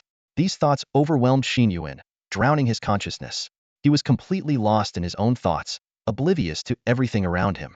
Imo Chingu noticed his odd behavior, but couldn't ignore the other students to focus on him alone. She continued her lecture, temporarily disregarding Xin Yuan's blank expression. Imo Chingu's voice echoed through the classroom. Of course, these are just interesting stories to you. More importantly, we need to discuss the issue of mental contamination. Deities can easily manipulate others, turning them into God servants or driving them insane. This ability to interfere with human minds is what makes them gods. Therefore, true superhumans are essentially god slayers. She then shifted to a more serious topic. Our biggest challenge is to eliminate god servants and prevent the descent of deities. Gods are not in this world, but god servants can summon them through nefarious rituals. A god's influence is minimal before they descend, but once they do, even the weakest deity can cause catastrophic disaster. Imo Chingu's tone grew heavier. Every year, many superhumans die at the hands of deities and their servants. The slaughter of ordinary people and the loss of property are countless. This is why the world of superhumans is so brutal. From today on, you will face this brutal reality and a bloody future. The rituals summoning gods are increasing, the methods of sacrifice are becoming more terrifying, and there are even extreme acts like city massacres. The world will become increasingly chaotic, and you will eventually face life and death. I hope the helplessness you felt in this test won't repeat on future battlefields. After finishing, Imo Chingu surveyed the expressions of each student. Young faces were filled with fear, excitement, unease, and anger towards the god servants and deities. Only Xin Yuan remained dazed, lost in thought. Imo Chingu dared not imagine how many of these students would die in battles against gods in the next 10 years, or how many would fall to the darker sides of human nature. With great power comes great responsibility. Though unfair, it is inevitable. Beneath the surface of this seemingly peaceful world, a global storm is brewing. Everyone was digesting Imo Chingu's words. This harsh reality had a profound impact on them. They had thought that securing a spot in the academy meant a bright future, only to find that after a hellish test, they still had to face such a terrifying world. However, Xin Yuan felt none of these impacts or thoughts. His mind echoed with a single phrase. The odd remains the same, the even changes. Hey, what's wrong with you? Jun Ani noticed Xin Yuan's odd behavior and gently nudged him with her elbow. Xin Yuan didn't react until she nudged him several more times, and he finally raised his head, dazed. Jun Ani found it very strange. In her impression, Xin Yuan always had excellent mental fortitude and could remain calm in any situation. Even when facing 12 god servants, he could act ruthlessly without batting an eye. She didn't understand why this news had shaken him so much. Jun Ani, do you know anything about the father of superhumans? Xin Yuan suddenly asked. What's his name? Is he still alive? Jun Ani frowned in thought for a moment before replying. That was a long time ago, so I'm not sure. I've gathered some information, but its authenticity is questionable. As for whether he's still alive, no one can be certain. He just vanished from the world one day. Oh. Xin Yuan nodded and fell back into contemplation. After Imo Chingu finished her speech, she told the students to go rest. After all, 36 hours of intense combat had drained them significantly. She informed them to return the next day for the distribution of rewards and the mutual selection between students and the academy. As Xin Yuan headed towards the dormitory, Jun Ani followed him. This time, Xin Yuan slowed his pace and turned to look at her. You mentioned you've collected information about the father of superhumans? Xin Yuan asked directly. Could you tell me everything you know? Upon hearing Xin Yuan's question, Jun Ani realized that he seemed less interested in the truth about the world of superhumans and more curious about that century-old figure. She nodded in agreement but set a condition. All right, but you have to agree to one thing. What is it? Xin Yuan asked. Join the Eastern Academy. Sure. Xin Yuan replied without hesitation, signaling to walk as they talked, without even asking for more details. Jun Ani was surprised by his quick response. The explanations and excuses she had prepared went unused.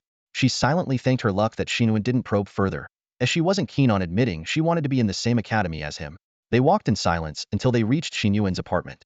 He opened the door and gestured for her to enter. After glancing around to make sure no one was watching, Jun Ani walked in. Sitting on the sofa, before they could exchange pleasantries, Jun Ani noticed Xin Yuan's eager expression. She took out her phone and started searching for information. Hold on, let me find it. I was also very interested in that great man back then, and collected a lot of information about him. Of course, I can't guarantee its accuracy. Xin Yuan thoughtfully retrieved 2 drinks from the fridge and placed them on the table, patiently waiting. After a moment, Jun Ani began her account. His real name is lost to history. It is said that he wandered the world, never marrying or having children, often referring to himself as the Traveler. At this point, she paused, suddenly remembering that Xin Yuan's online alias was also the Traveler. And then, Xin Yuan urged. Jun Ani continued. It said he was immensely powerful, the first superhuman among humans, and possibly the strongest. He initiated the resurgence of spiritual energy, heralding the era of superhumans. Many people regarded him as a deity living among us, some even worshipping him. According to legend, the best description of him is contained in the 10 Facts About the Traveler, Father of Superhumans. Her expression turned strange, as if she couldn't believe what she was reading. Urged by Xin Yuan, she stiffly went on. First, when the Traveler was 10, he decided to live on his own, so his parents had to move to another house. Second, when the Traveler visits your home, you are the guest. Third, the Traveler never lies. If there's a problem, it's that reality is mistaken. Fourth, oxygen needs the Traveler to survive. Fifth, in school, teachers need to raise their hands to talk to the Traveler. Sixth, if the Traveler is late to school, other students are punished for arriving too early. Seventh, when the Traveler looks in the mirror, he sees nothing, because there is only one Traveler in the world. Eighth, the Traveler doesn't think he's a god, but gods think they are the Traveler. Xin Yuan listened in disbelief, stunned by this information about the legendary figure. After a long pause, he asked, what about the last 2? The last 2 were never recorded, supposedly because the Traveler didn't want the world to know everything about him, Jun Ani said, covering her forehead in exasperation, clearly not expecting such a farcical account. Xin Yuan pressed on. You mentioned he once issued a code to the world that no one could decipher. Is there any way to find it? Any way to crack it? Jun Ani gave him a surprised look. You really want to try? Do you believe it? I think that code is probably just another joke, like those 10 facts, not something real. Xin Yuan laughed it off, but he knew in his heart that the code was no joke. Seeing Xin Yuan lost in thought, Jun Ani asked, so, what are your plans? Me? Probably play some games. I haven't teamed up with my online friend in 2 days. I wonder if she's been looking for me, Xin Yuan replied. Jun Ani suddenly remembered she needed to log in and hide her identity, quickly standing up. In that case, I've got something to do. You go ahead. Want to join? We could use a third player, Xin Yuan offered politely. No. Just remember your promise to join the Eastern Academy, Jun Ani said, hurrying out. The day quickly passed, and it was time for the students to choose their academies. While Xin Yuan was engrossed in his game, the other students were weighing the pros and cons of each academy. Each academy was preparing attractive offers to lure the students they were interested in. Everyone knew that Xin Yuan was the most sought-after candidate by all 8 academies.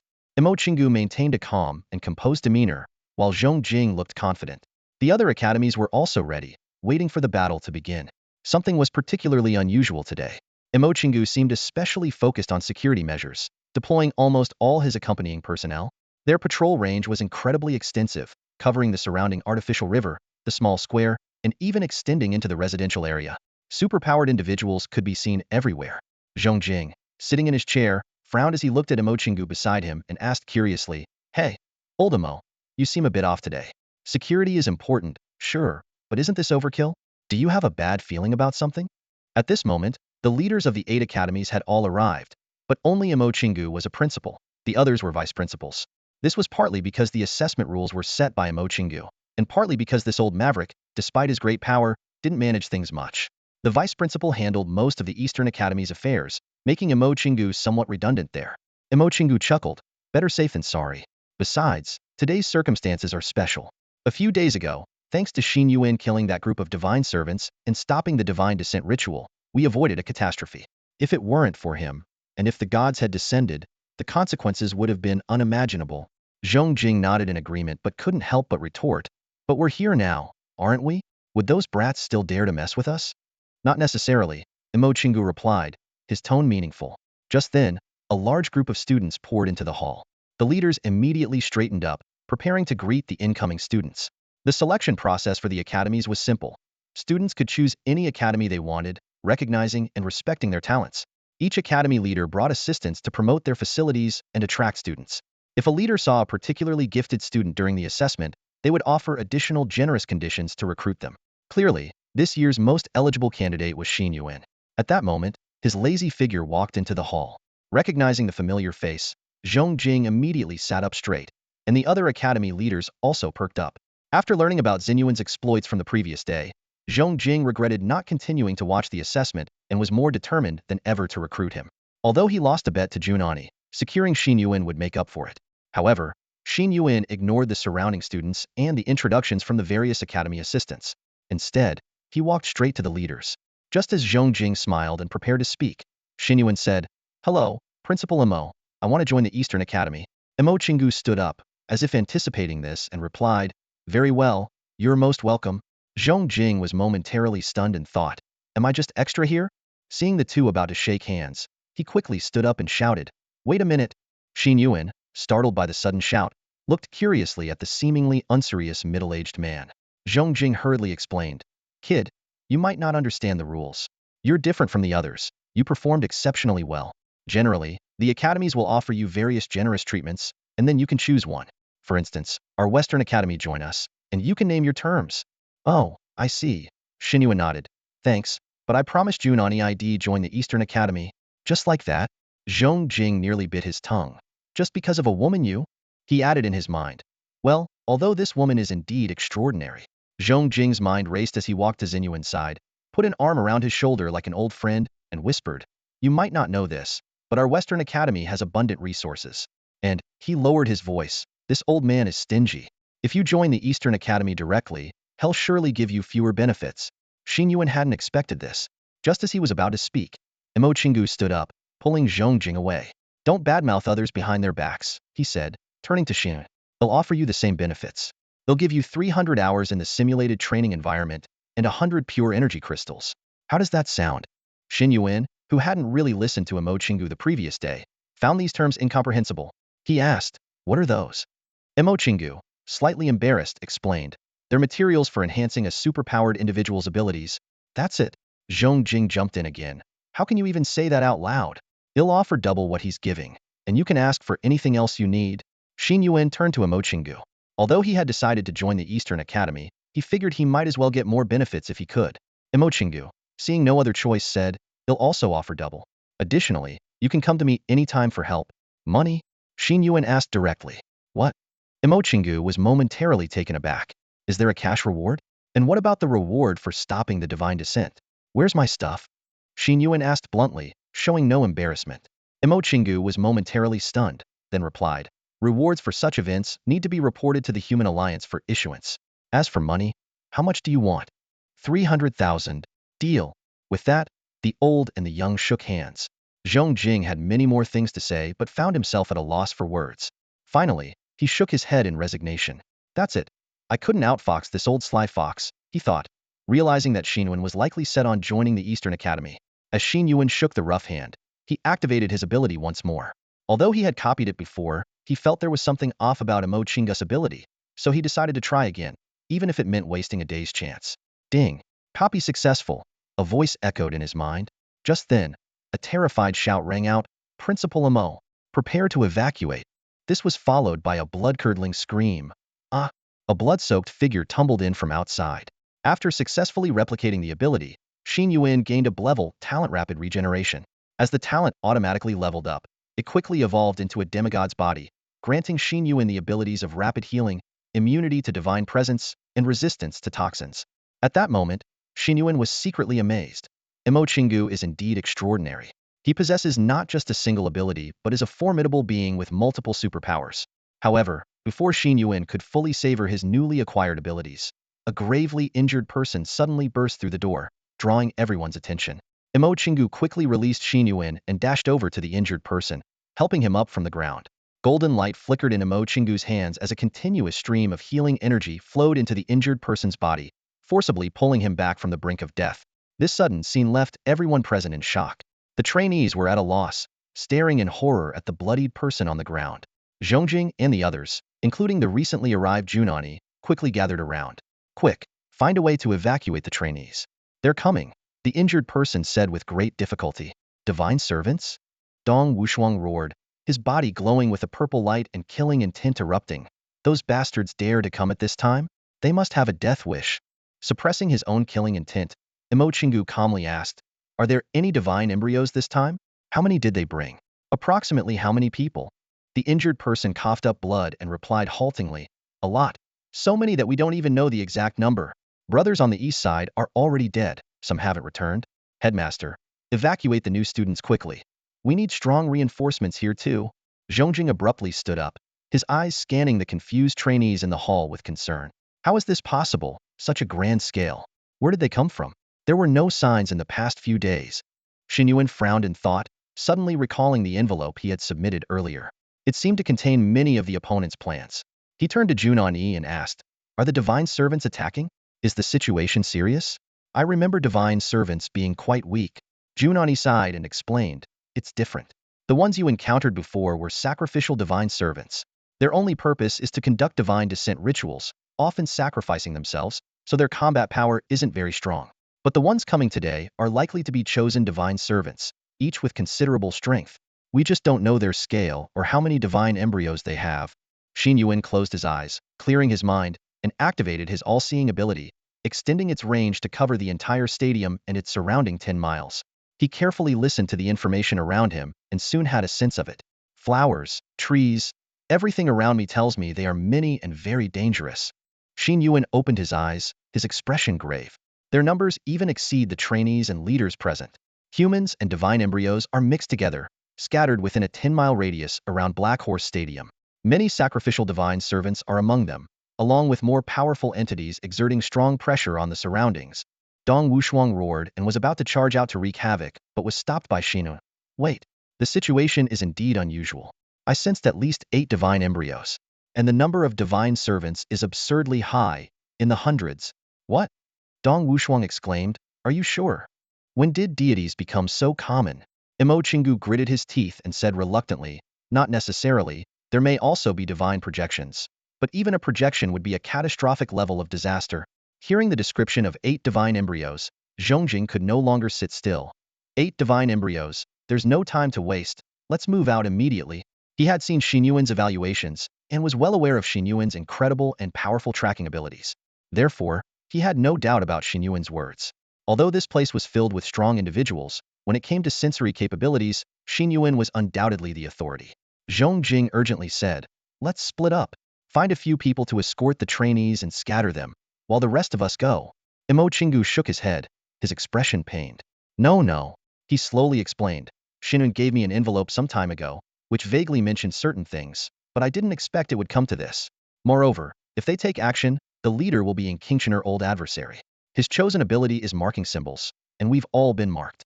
We will undoubtedly be hunted by them and the deities. Emo Chingu knelt on one knee, his voice low as he continued, in the past, this wasn't a big deal. We could attract attention and divert the deities. But this time is different. None of us can protect the trainees. Instead, we need to get as far away as possible. Upon hearing this, Zhong Jing became frantic, almost jumping up and down in his agitation. Then what do we do? Even if we can fend off the possible deities and experts like Ying Qingchen, if the remaining godservants find the trainees, it's over. His voice was filled with fear for these young, yet immature seedlings potentially being cut down. Imo Chingu pondered for a moment and proposed a plan.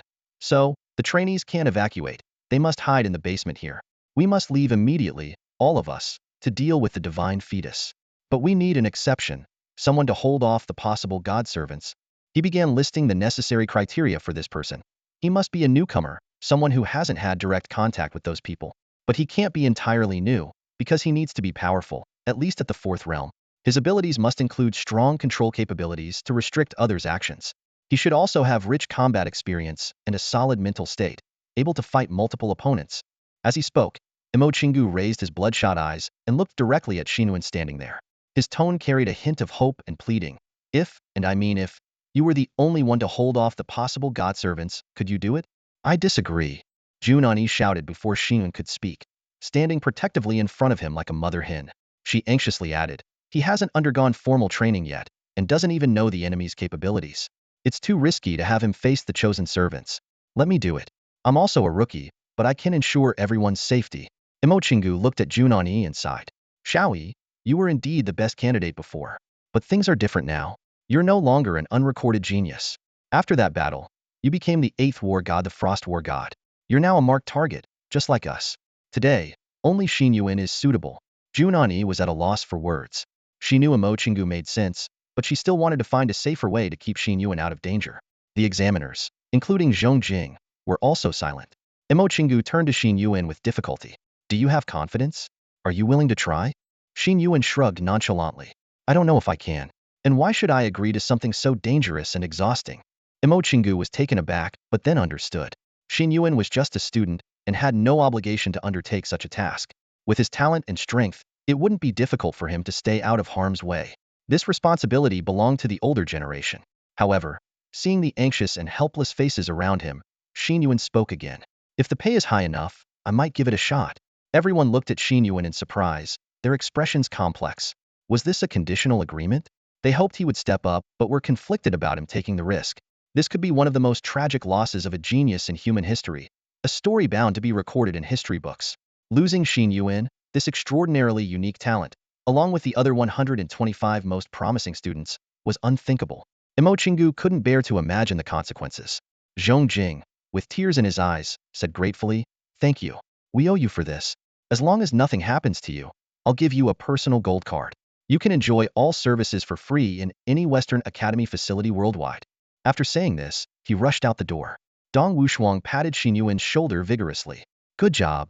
Then he followed Zhong Jing out. Seeing their emotional reactions, Xin Yuan couldn't help but shrug. Wait, what about the money? Don't just get emotional. Also, how long do you want me to hold out? Imo Chingu asked seriously. 3 hours, can you manage that? Fine, but I want 3 million. Xin Yuan stated bluntly. Imo Chingu grabbed his shoulder firmly. Remember, if you can truly hold out for 3 hours, I'll give you 30 million, not just 3. Now, get ready.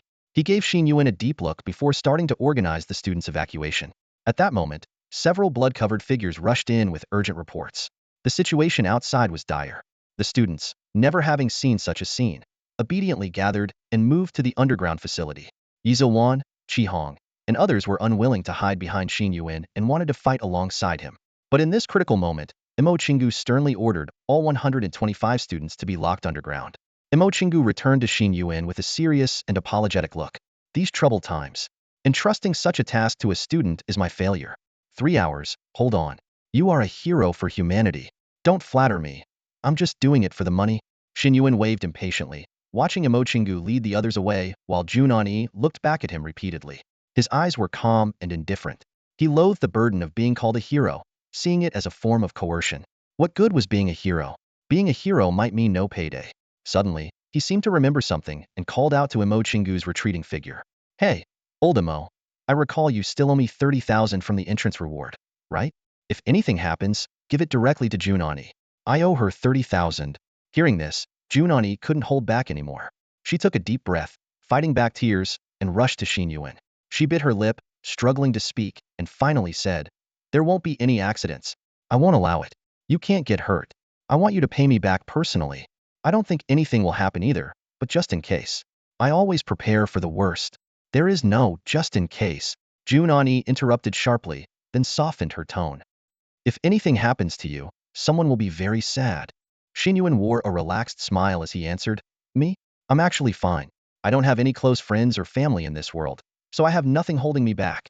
That's partly why I agreed to this. He deliberately maintained a casual, nonchalant tone to avoid making the atmosphere too heavy. As for feeling sad, who would be sad for me? It seems like I'm not exactly popular. Jun Ani watched Xin Yuan closely, noticing the complex emotions flickering in his eyes. She hesitated, then softly said, Didn't you say you had an online friend who always plays games with you? If you can't play with her anymore, she would probably be very sad. Xin Yuan was slightly taken aback by her words, but simply shook his head with a smile, not responding. Jun Ani fixed her gaze on Xin Yuan, her tone resolute. Promise me again that you'll be safe, just like you promised me you'd come in first place during the assessment. Worried that her delay would jeopardize their mission, Xin Yuan hesitated briefly before saying, All right, I promise. Now go. I'll be fine here. After all, what you guys are facing seems a lot tougher. You're still young. Don't let anything happen to you. Jun Ani nodded firmly. Okay, 3 hours. I promise I'll be back in 3 hours. With that, she transformed into a streak of icy blue light and flew out the door. Everyone had left. The severely injured and the students were hiding in the underground facility, while Imo Chingu and the others rushed to the brutal battlefield. The vast gymnasium hall was now empty, save for Xin Yuan standing alone. Xin Yuan took a few deep breaths and paced around the empty space. Though he acted unconcerned, he knew he was about to face the toughest battle since arriving in this world. 3 hours, hold out for 3 hours, and I can earn 3 million. A million per hour? Where else could I find such a great job? If I can just get through this, I could retire and not worry about finding a job after graduation. If I'm lucky, maybe no one will even come my way, he muttered to himself with a wry smile. He picked up a basketball, familiarizing himself with the newly upgraded abilities as he walked. His solitary voice echoed in the empty stadium. However, the dream of earning an easy 3 million was soon shattered. At that moment, hundreds of divine servants were mobilizing, organizing a massive operation. Those who were not responsible for the divine descent were charging towards the gymnasium. Their goal was simple: eradicate the seedlings. They aimed to eliminate the students before they could grow stronger. The underground of Black Horse Stadium was a labyrinth of tunnels. At this moment, shadowy figures of divine servants were lurking in these passages. A squad of 7 or 8 people was moving swiftly, each radiating a heavy scent of blood. Suddenly, a scar-faced man asked, Boss, are we really just going to charge in like this? Aren't we worried about running into Imo Chingu and the others? The leader responded coldly, No need to worry. They won't stay with the students. Once the master descends, they'll go straight for them. If they dare to stay with the students, the master's battle aftermath will be enough to kill those rookies. After a moment of silence, the scar-faced man asked again, So, what do you think they'll do with the students? They'll probably have them hide in various places, hoping to rescue them after confronting the master, the leader sneered. Our goal is to kill those brats as quickly as possible. We'll welcome the master's grand arrival with their heads. With that, the scent of blood around him grew stronger as he accelerated forward. The squad soon entered the central arena of Black Horse Stadium. Scanning the area, they found it empty, as expected. Just as the leader was about to order a search, he froze, unable to believe his eyes. The arena wasn't empty after all. One person was sitting there, completely ignoring their arrival. Dressed in a black hoodie with gold stripes, the hood obscured the person's face, adding a sense of mystery. The person was engrossed in a task, juggling a ball.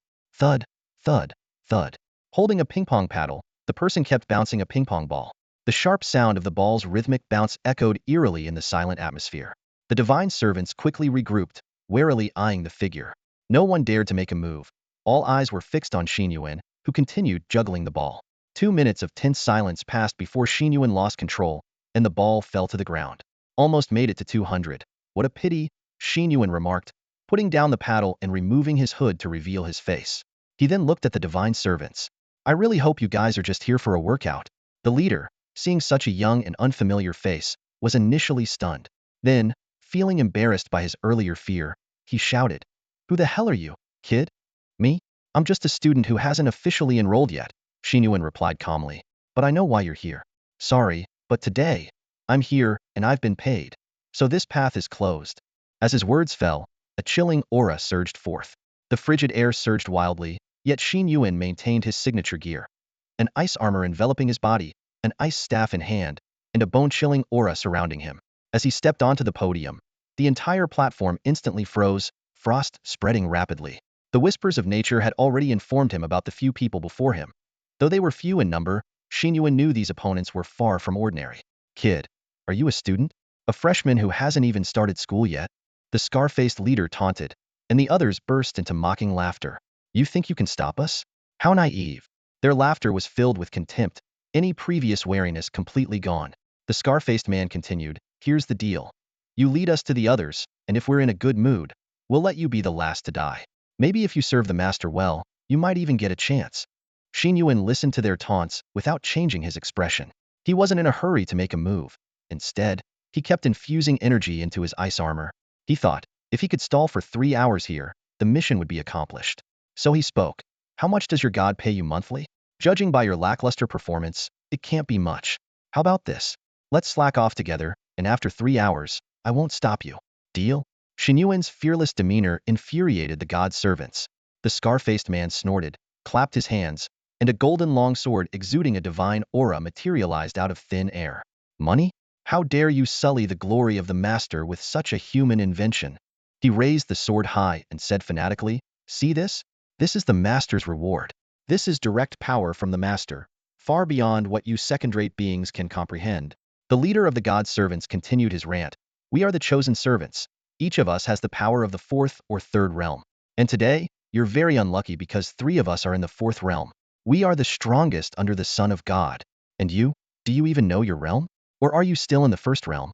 Xin Yuan frowned slightly as he listened. He hadn't systematically studied the realm classifications, but he clearly remembered Mo Chingu, Jun Ani, and even the previous group of god servants had all been shocked to find he possessed 4th realm power. So, there were 3 opponents with power equivalent to his? He scoffed and said, so your god chose you bunch of misfits? Doesn't say much about your god, does it? This completely enraged the god's servants. You insolent brat. You're courting death, the leader roared, transforming into a black lightning bolt, golden sword in hand, charging at Xin Yuan. In midair, he split into 8 figures, all attacking Xin Yuan simultaneously. Xin Yuan was prepared, gripping his ice staff tightly, focusing intently. The whispers of nature reminded him, wind. The one on this side seems heavier. Among the 8 figures, only one was real. Quickly adjusting his stance, Xin Yuan thrust his ice staff towards the figure on the upper left. However, his opponent was no ordinary foe, making a sharp turn in midair without losing speed, easily dodging the attack. At the same time, the golden longsword sliced through the air, aiming straight for Xin Yuan's face. Xin Yuan reacted a bit too slowly, unable to completely avoid the strike. With a crack, ice shards scattered, and blood splattered. A 2-inch-long wound appeared on his right cheek. In their first exchange, Xin Yuan was already injured. Not bad. Your senses are quite sharp, the leader mocked. Kid, you seem to have some confidence, but your speed is lacking. He grinned menacingly, slowly turning his head. However, his smile quickly froze upon seeing Xin Yuan's wound healing at a visible rate, soon restoring completely, as if he had never been injured. A demigod's body. Xin Yuan rejoiced inwardly. This newly acquired ability, though not offensive, was an incredible survival skill. You, the leader of the god's servants, shouted in shock, rendered speechless. Xin Yuan retorted, an ice-based superpower and the ability to heal? Your speed is impressive, and you have some confidence, but your damage seems insufficient. Before he finished speaking, all the chosen servants attacked simultaneously, no longer showing any contempt, unleashing their full power. Ice Age. Xin Yuan was ready, unleashing his full energy. Terrifying glaciers surged outward from him like rivers, engulfing the tiny figures. What? The chosen servants were horrified, not expecting Xin Yuan to unleash such power. 2 third-realm servants couldn't dodge in time, and were instantly turned into ice sculptures. Xin Yuan exhaled a breath of cold air, moving with his staff, charging forward. The chosen servants also advanced again, golden swords clashing with pale ice staffs, creating ear-piercing friction sounds. The scar-faced man's hands blurred, various bloody lights covering Xin Yuan's entire body. Every time Xin Yuan's ice age erupted, at least 1 third-realm servant would be frozen, and even 4th-realm ones struggled to escape. However, there was a bizarre phenomenon on the battlefield. Xin Yuan's fighting style was insanely reckless, as if he didn't care about his own life. With the superhuman regenerative abilities of his demigod body, Xin Yuan's fighting style was terrifying. He traded blows for blows and life for life, with every strike carrying a reckless abandon. Anyone unaware of his true nature would doubt who the real divine servant was. Xin Yuan's ferocious assault left the chosen divine servants in shock, as the clash of weapons and the shockwaves of supernatural powers echoed continuously. Several divine servants were already injured to varying degrees. However, what shocked them even more was Xin Yuan's astonishing healing ability. Despite his seemingly severe injuries, his wounds healed at a visibly rapid pace. Apart from his tattered clothes, he appeared relatively unscathed. Scarface clutched his right arm, gritting his teeth as he was sent flying backward, his feet carving two long grooves into the ground. He had risked taking a hit from Xin Yuan's staff to land a slash on him, but the result was a fractured arm for himself, while Xin Yuan's injuries had almost completely healed. Damn, this kid is something else, Scarface cursed inwardly, starting to doubt Xin Yuan's earlier claims about his identity. What kind of student fights this insanely? Even a seasoned fighter like himself couldn't help but feel a chill. At that moment, a blinding flash of pale and golden light exploded in the battlefield, accompanied by two furious roars. The divine servant leader's golden sword had pierced Xin Yuan's abdomen, causing blood to gush out. Simultaneously, Xin Yuan's staff transformed into a spear, impaling the leader's chest. Xin Yuan knew he couldn't afford to drag this out. The commotion might attract more enemies. He had to end this quickly. Trading injuries for lives was a worthwhile deal. The divine servant leader coughed up blood, even spitting out fragments of his internal organs. With great difficulty, he asked, "Kid, who are you really?" Xin Yuan yanked out the spear fiercely, his disheveled and tattered appearance exuding a savage, fierce aura rather than looking pitiful. His eyes were cold, like a wolf daring to fight a tiger for its prey. "Me? Just someone doing a job for money," Xin Yuan replied coldly. In his final moments, the divine servant leader sneered, "Ha, doing a job for money? Is it worth risking your life? Trying to be a hero? Can you stop us? Can you stop an entire army?" With those words, he closed his eyes and fell, instantly turning into an ice sculpture. Meanwhile, outside the stadium, it was like a powder keg had been ignited. Without any drills, war had suddenly erupted. Explosions were happening everywhere, and superhumans and divine servants were locked in fierce combat in broad daylight. What was even more concerning was that the Haima Stadium was only 10 kilometers away from the nearest residential area. Dong Wushuang and his team were fighting with bloodshot eyes. If anything happened to the 8 divine embryos, the entire city would turn into a living hell. They had no way of knowing Xin Yuan's status and could only put their faith in him, praying that the students were safe. Jun Ani was unusually irritable, killing as he searched for the divine embryos alongside Imo Chingu. Their combined strength faced little resistance. They remained silent until Imo Chingu broke the silence. "Xiaoyi, if something really happens to Xin Yuan, would you blame me?" "Yes," Jun Ani replied curtly, his face expressionless as his icy bow continued to shoot deadly arrows. Imo Chingu's face showed bitterness. He realized that Jun Ani's concern for Xin Yuan had likely surpassed that for an ordinary student. He had rarely seen Jun Ani so emotionally unstable. On this journey, Jun Ani's attacks had been far more ruthless than usual. "Let's quicken our pace," Jun Ani urged. "I need to head back in 3 hours. He's so young. I can't imagine what he might go through in that time." Jun Ani's irritation was evident, and his words lacked their usual politeness and respect. Imo Chingu felt a pang of guilt, his voice tinged with apology. "You're young too. You're the same age. Don't push yourself too hard." Jun Ani suddenly turned around, his eyes gleaming with determination. His voice was firm and powerful. "I've been training since I was 14, enjoying the resources and privileges society provides. Protecting the people and fighting with all my might is my duty." He paused, then continued, "But Xin Yuan is different. He never received any special treatment, hasn't even started school, let alone enjoyed the benefits his talents deserve." Jun Ani's tone became serious. "You don't really think he stepped up just for the money, do you?" He couldn't bear to back down, knowing that if he didn't stand up, his classmates would die. He understands that if we can't fight with peace of mind, this city could be drenched in blood. Just like when he saved those 2 kids before, it was purely out of kindness. A brief silence fell between them. Imo Chingu seemed at a loss for words, unsure of how to respond. Suddenly, Jun Ani remembered something and asked, "By the way, Director, didn't Xin Yuan's letter get to you a long time ago? Why has the situation spiraled out of control like this?" The question seemed to hit a sore spot for Imo Chingu. He lowered his head in shame, his expression awkward. I have my reasons. I'll explain later." Jun Ani didn't press further and instead said, "All right, let's deal with the immediate problem first. I've already sensed the presence in this area. I'll handle it. You go elsewhere and try to calm the situation as quickly as possible." With that, Jun Ani dashed off without looking back, leaving Imo Chingu to ponder alone. An hour and 45 minutes later, the stadium appeared calm on the surface. However, stepping inside revealed a chilling scene. The entire field had turned into a frozen hell, with thick, solid ice covering every corner. The pale ice reflected a cold, eerie light, as if entering an ice age. Scattered across the ground were countless ice sculptures, once living beings.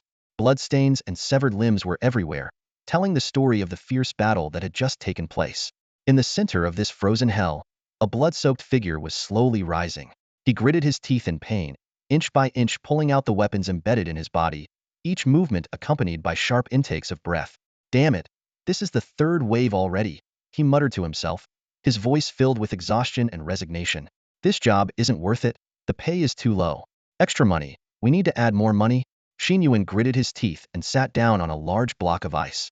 The cold seeped through his battered body as he panted heavily, recalling the recent battle with a shiver of fear. If it weren't for his good fortune in copying the demigod physique from Imo Chingu earlier, he wouldn't have dared to fight so desperately. Although his wounds still throbbed with pain, the adrenaline kept him from passing out. Xin Yuan silently felt grateful. As long as he wasn't killed instantly, the regenerative abilities of his demigod body would keep him in the fight. He suddenly realized that growth and change often happen in an instant, not gradually. In just half a month, through numerous life and death struggles, he had quickly adapted to this seemingly peaceful but secretly turbulent world. Even when facing divine servants, he did not panic. 1 more hour, Xin Yuan murmured to himself, trying to distract from the pain. 3 hours should be enough for you guys to come back. If a so-called fifth realm expert shows up, I might not be able to handle it. His eyes inadvertently glanced at the staircase leading underground. The entrance was covered with thick ice, silent and still. Xin Yuan had been worried that someone might rush out to help, which, given the student's current abilities, would be suicidal. Fortunately, the students eligible for special admission were rational enough not to act recklessly. As he was lost in thought, his wounds had nearly healed. Xin Yuan's ability to sense the voices of nature detected a new wave of enemies approaching. He sighed. Looks like this last hour won't be easy either. Xin Yuan leaped up and jumped onto a massive frozen throne. Various frost-made weapons floated around him, awaiting the arrival of the enemies. He stretched his body, feeling the state of recovery, and suddenly burst into laughter. It's just like the legendary general guarding the frontier, not letting the invaders cross the mountains. Too cool, it's like a movie scene. Too bad no one saw it, darn. Before he finished speaking, the glacier beneath him moved, carrying him straight toward the incoming enemies. Meanwhile, the battle in the square near the artificial river was intense. A 5-meter giant statue glowed red and came to life, punching at an injured superhuman. Jun Ani's figure flickered, her icy greatsword shattering the giant and saving the superhuman. War god, don't worry about us. Stop the divine descent first. The superhuman shouted, spitting blood. Jun Ani gently placed him aside and surveyed the battlefield. Scarlet giants were formed from shattered stones, controlled by several divine servants. In the distance, a group of sacrificial divine servants was performing a divine descent ritual. Several of them had begun to self-sacrifice to speed up the process. Take care of yourself. If you can still move, run. Your life is the most important, Jun Ani advised. But she knew it was almost impossible. Everywhere she looked, severely injured superhumans and divine servants lay on the ground, their chances of survival slim. Today, the number of divine servants was overwhelming, making the superhuman camp seem understaffed. Jun Ani pushed her hands forward, and a surge of icy energy erupted. An overwhelming ice age instantly shattered all the stone giants and crushed the controlling divine servants. The chosen divine servants couldn't even hold out for a second before being instantly annihilated. The glacier advanced with unstoppable force, seemingly ready to engulf the site of the divine descent ceremony, only to be halted at the last moment by an invisible barrier. Ice and snow scattered, revealing 2 figures radiating a bronze glow. These divine servants, despite being formidable warriors of the 5th realm, coughed up blood under Jun Ani's glacial assault. Yet, they stood firm, determined to protect the ongoing ceremony behind them at all costs. Jun Ani, though at the pinnacle of the 5th realm and far more powerful than the two, found it challenging to breach their defense. Amidst this stalemate, the 2 servants suddenly looked up, sinister smiles spreading across their faces. A streak of golden light burst from their mouths and noses, shooting skyward. In the next moment, they collapsed like marionettes with their strings cut. In the sky, a colossal golden apparition slowly took form. It was a deity with the head of a bull, a human body, and wings sprouting from its back, emanating an unsettlingly divine aura. Residents in nearby neighborhoods could see this terrifying yet sacred spectacle. Ordinary people witnessing this scene were struck with shock, their expressions turning blank as if in a stupor. Some even began to kneel involuntarily in worship, their eyes vacant and devoid of life. Top-tier supernaturals engaged in battles elsewhere Dong Wushuang, Zhongjing, Zhongli Wu, Imo Chingu, and others sensed the anomaly. The first of the 8 divine entities had finally descended. Xiao Yi, has a deity descended on your side? Do you need reinforcements? Imo Chingu's anxious voice crackled through the earpiece, clearly worried that their worst fear had come true. Jun Ani replied calmly, it's fine. It's not a full descent. They were unprepared. It's just a divine apparition. I can handle it. You all focus on preventing the other deities from descending. With that, she crushed the earpiece. Jun Ani slowly ascended into the air, ice forming beneath her feet and transforming into a massive frost dragon that bore her aloft. She glanced at her watch and murmured to herself, 2 hours and 20 minutes. The man I care about is still in danger, and the time I promised is almost up. Lifting her gaze to the golden apparition, Jun Ani roared, I don't care what kind of god you are. Die. Jun Ani stared directly at the bull-headed deity, showing no fear. Her gaze locked onto the deity's radiant golden face, as if challenging it. This act defied the fundamental rule every newly enrolled superhuman knew: never look directly at a god. The deity's power of faith could easily corrupt a person's mind, making them submissive unless they had an iron will. Yet, Jun Ani was filled with a raging fury that shielded her from the deity's mental influence. Her mind was plagued with the images of the fallen superhumans she had seen in the past 2 hours, and the missing Xin Yuan. She knew that the powerful divine servants were likely focused on the descent of the deity, and that those searching for Xin Yuan might not be as strong. But what if they were? 3 hours of battling alone, with no aid and no retreat, and the thought of even a second's delay due to this deity was intolerable to her. In a blaze of anger, Jun Ani let out a piercing cry, and the frost dragon beneath her responded in kind, roaring towards the sky. Amid the deafening noise, she raised her hands high as if to lift the heavens. Instantly, the nearby artificial river burst open, water freezing into ice and shattering. From the shattered ice emerged 18 frost warriors, each 20 meters tall, and wielding a unique weapon: Jun Ani's signature technique, the 18 frost demons. At this moment, Jun Ani's eyes turned completely ice blue, veins bulging around them, her beautiful face twisted with ferocity. The entire space was saturated with ice elements, suppressing even the divine aura, making it hard to tell who the true god on earth was. In half an hour, you'll be dead, Jun Ani roared. The frost dragon, carrying the Valkyrie, lunged at the bull-headed deity. The deity, having just manifested, instinctively retreated. But the 18 frost demons had already surrounded it, their weapons crashing down on the deity. In the next instant, the frost dragon collided with the deity like 2 planets crashing together. The ensuing explosion of sound caused everyone within a 10-mile radius to experience ringing in their ears, and those with weaker constitutions felt dizzy. Ice blue light and golden divine radiance erupted in the square, as if a new sun had risen over Black Horse Stadium. Seizing the momentum, Jun Ani thrust her 5-meter-long frost spear at the deity with relentless fury. The colossal bodies of the frost demons encircled the deity, attacking it with reckless abandon, creating a scene that looked like a god being bullied. In this frenzied god-slaying battle, Jun Ani felt a clear breakthrough within her. She knew she had finally ascended a frost war god, reaching the 6th realm. She had officially joined the ranks of the world's top fighters, and she still had 17 days until her 20th birthday. In the distance, Zhongli Wu struck down a divine child with a single palm, then floated back. Frowning, he looked towards the distant horizon, a golden page in his hand flickering as the spring and autumn pin quickly recorded. Year 109 of the new era, March 5th, Frost War god Jun Ani sets a new record for the youngest to reach the 6th realm. The incredible events on this side did not go unnoticed by Xin Yuan, who sensed the commotion from afar. The acute sensitivity to the sounds of all things made Jun Ani instantly aware of the intense energy fluctuations outside, especially the one that shared the same origin as his own Ice Age abilities. At this moment, he was single-handedly fending off the fierce assault of the 5th wave of divine servants, battling 8 enemies alone.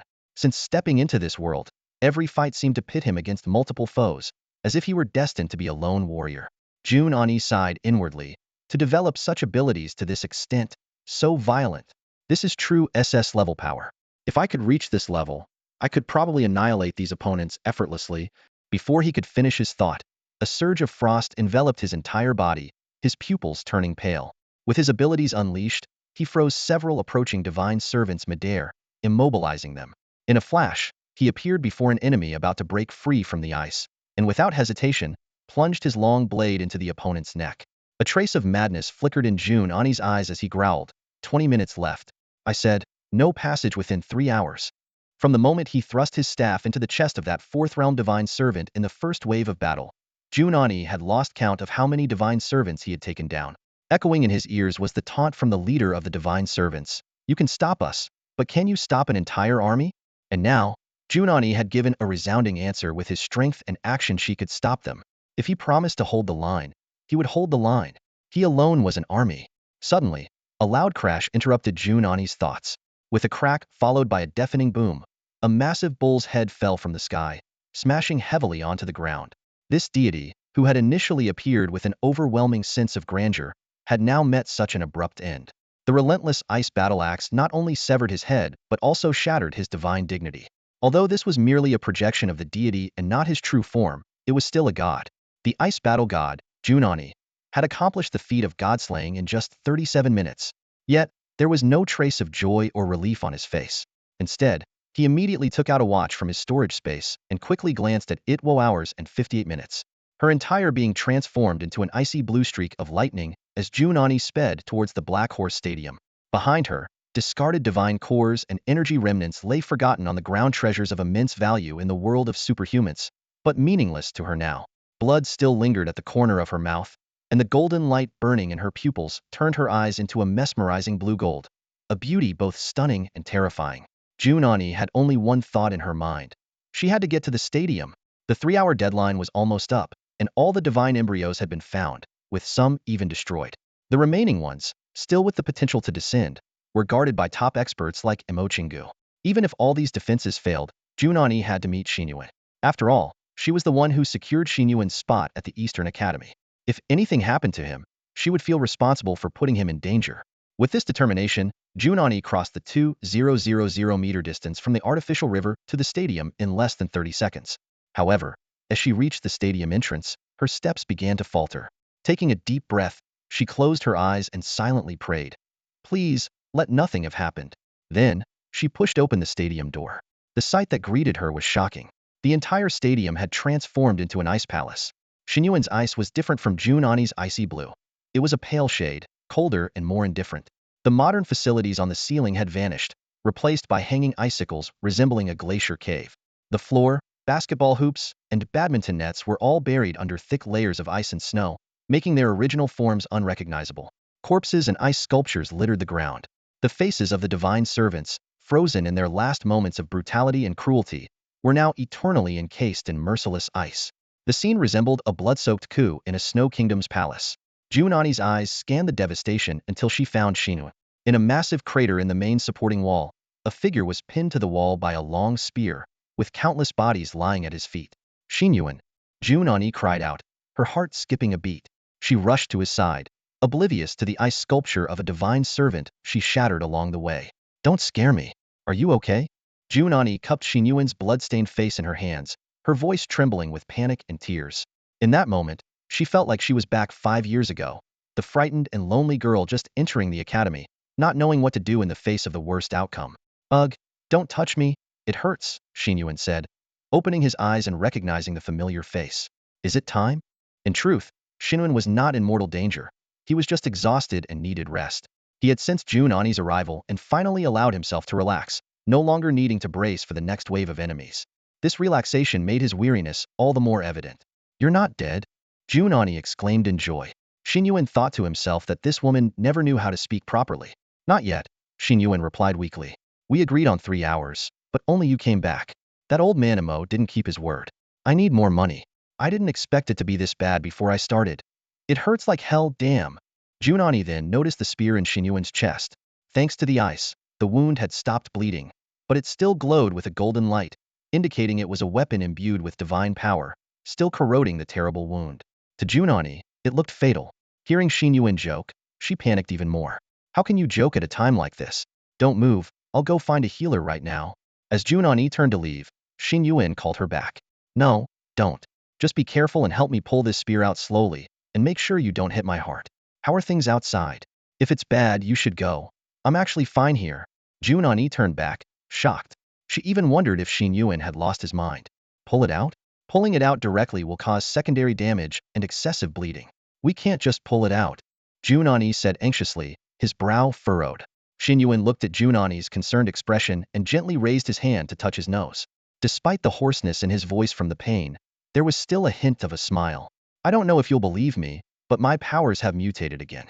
This time, they've significantly enhanced my physical body, and my recovery ability is really strong. If you pull it out, I'll be fine soon. Haven't you noticed I don't have many wounds on me? Jun Ani's eyes widened in disbelief as he stared at Xin Yuan. Mutated again? This is insane. What kind of ability is this?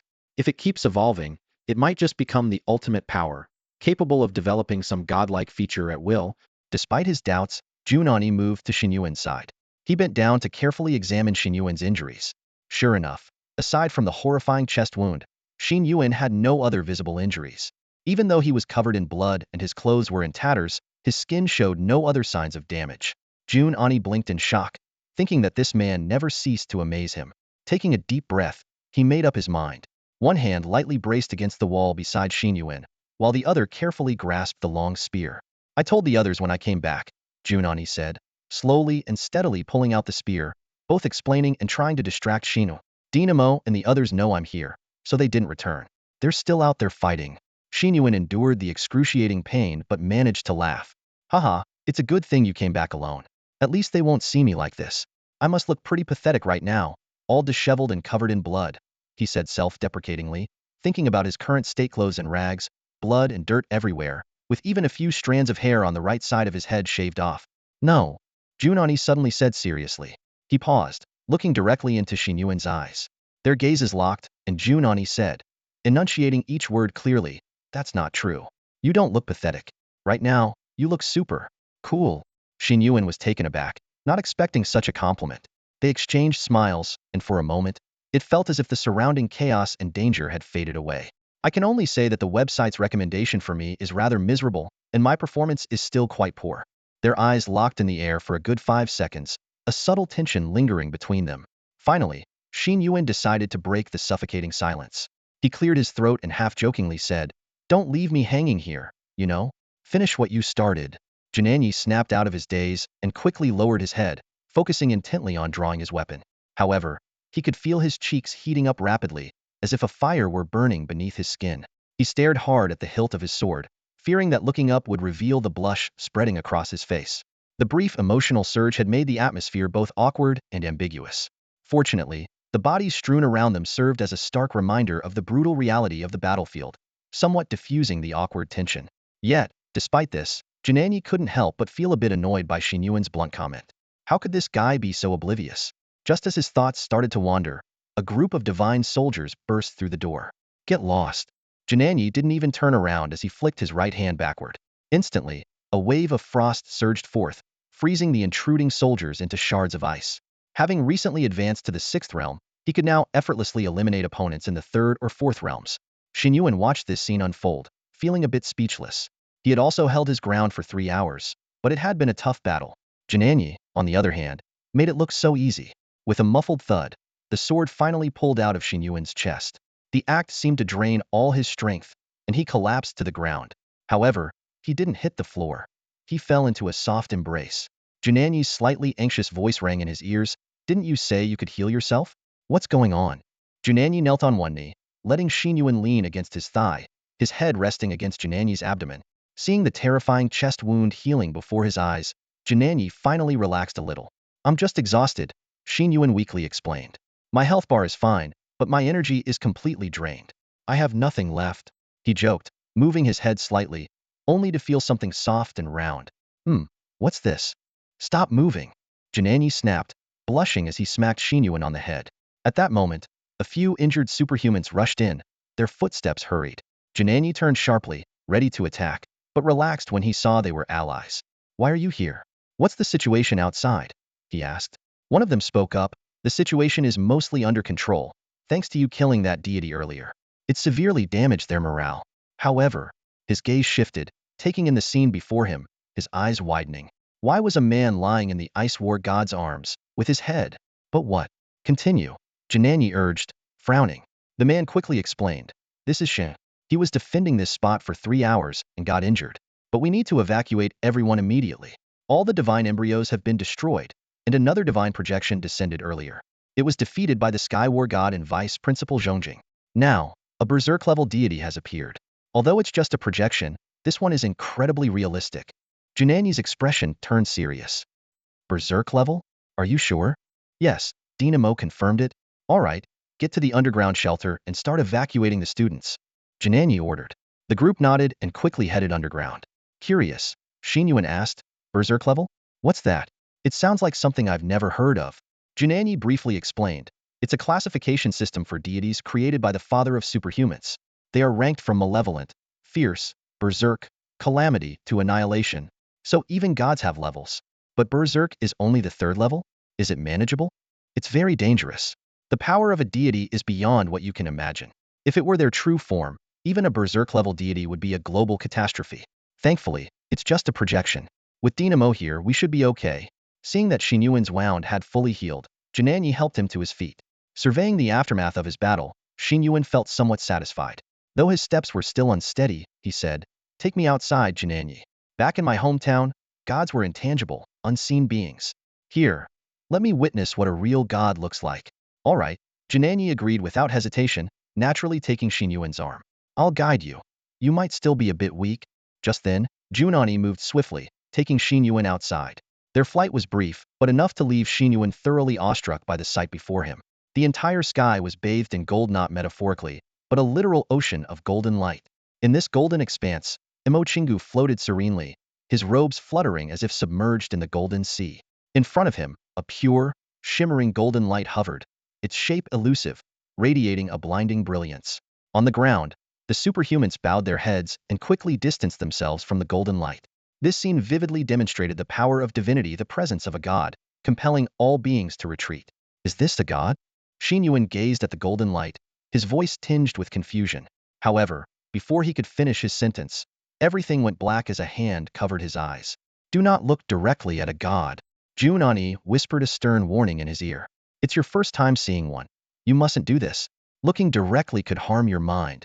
Reluctantly, Xin Yuan asked, "Does it affect you? If not, can you take me closer? I'll be fine. My healing abilities can handle it."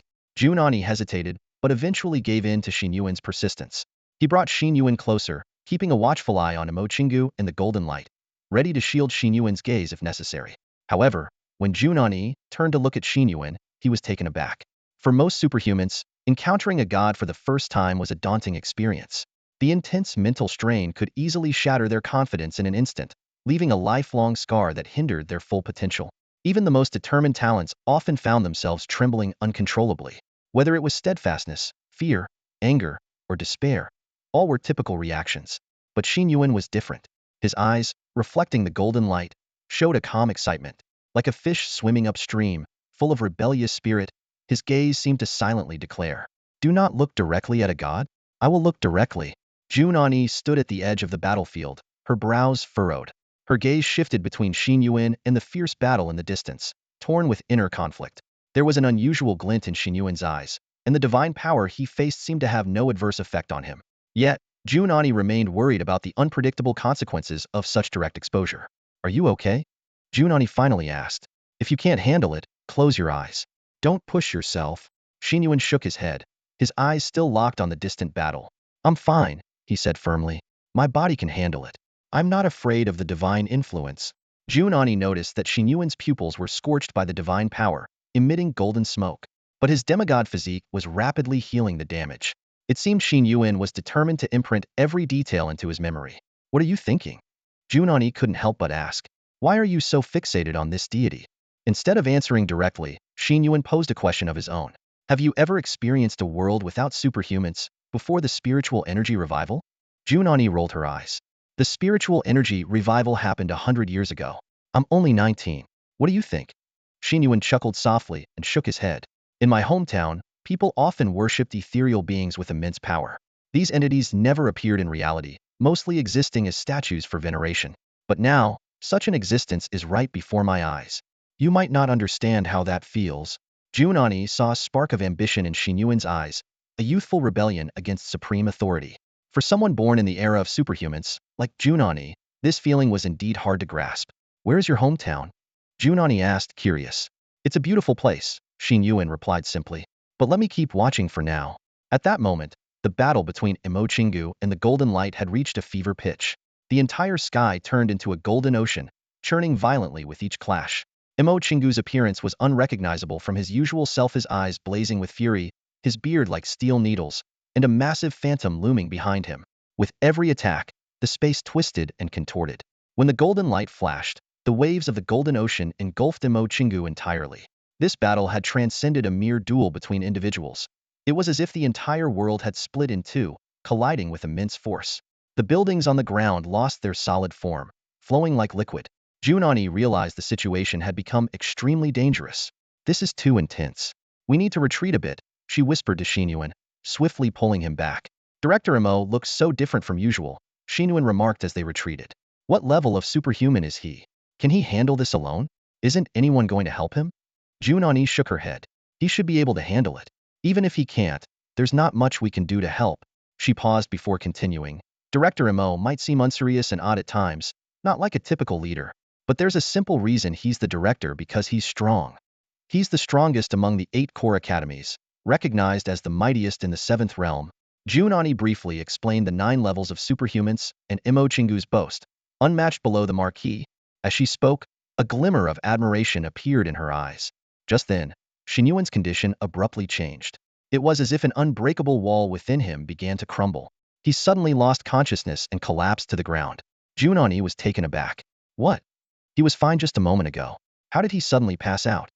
She quickly activated her communication device, calling for superhumans with medical abilities to assist. Soon, Zhong Jing and Dong Wushuang arrived at the scene. Zhong Jing examined Xin Yuan carefully, his expression serious. How is he? Jun Ani asked anxiously. Zhong Jing stood up, his brow furrowed. From what I can tell, all his vital signs are perfect. There's not even a minor injury.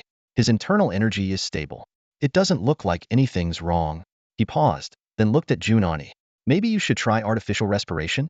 As Zhong Jing spoke, a teasing smile played at the corner of his mouth.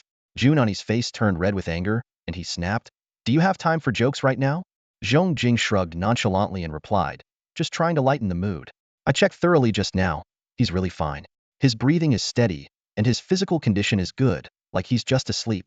He turned to Jun Ani and asked curiously, you said he suddenly passed out? What was he doing before that? Jun Ani immediately recounted the details of Xin Yuan's battle with the deity and Imo Chingu. Just then, bald old Su, who was responsible for maintaining the stability of the assessment realm, arrived at the scene. He knelt down, gently placed his right hand on Xin Yuan's head, and a glow began to flicker, as if he was sensing something. After a moment, old Su spoke. His mental state seems fine.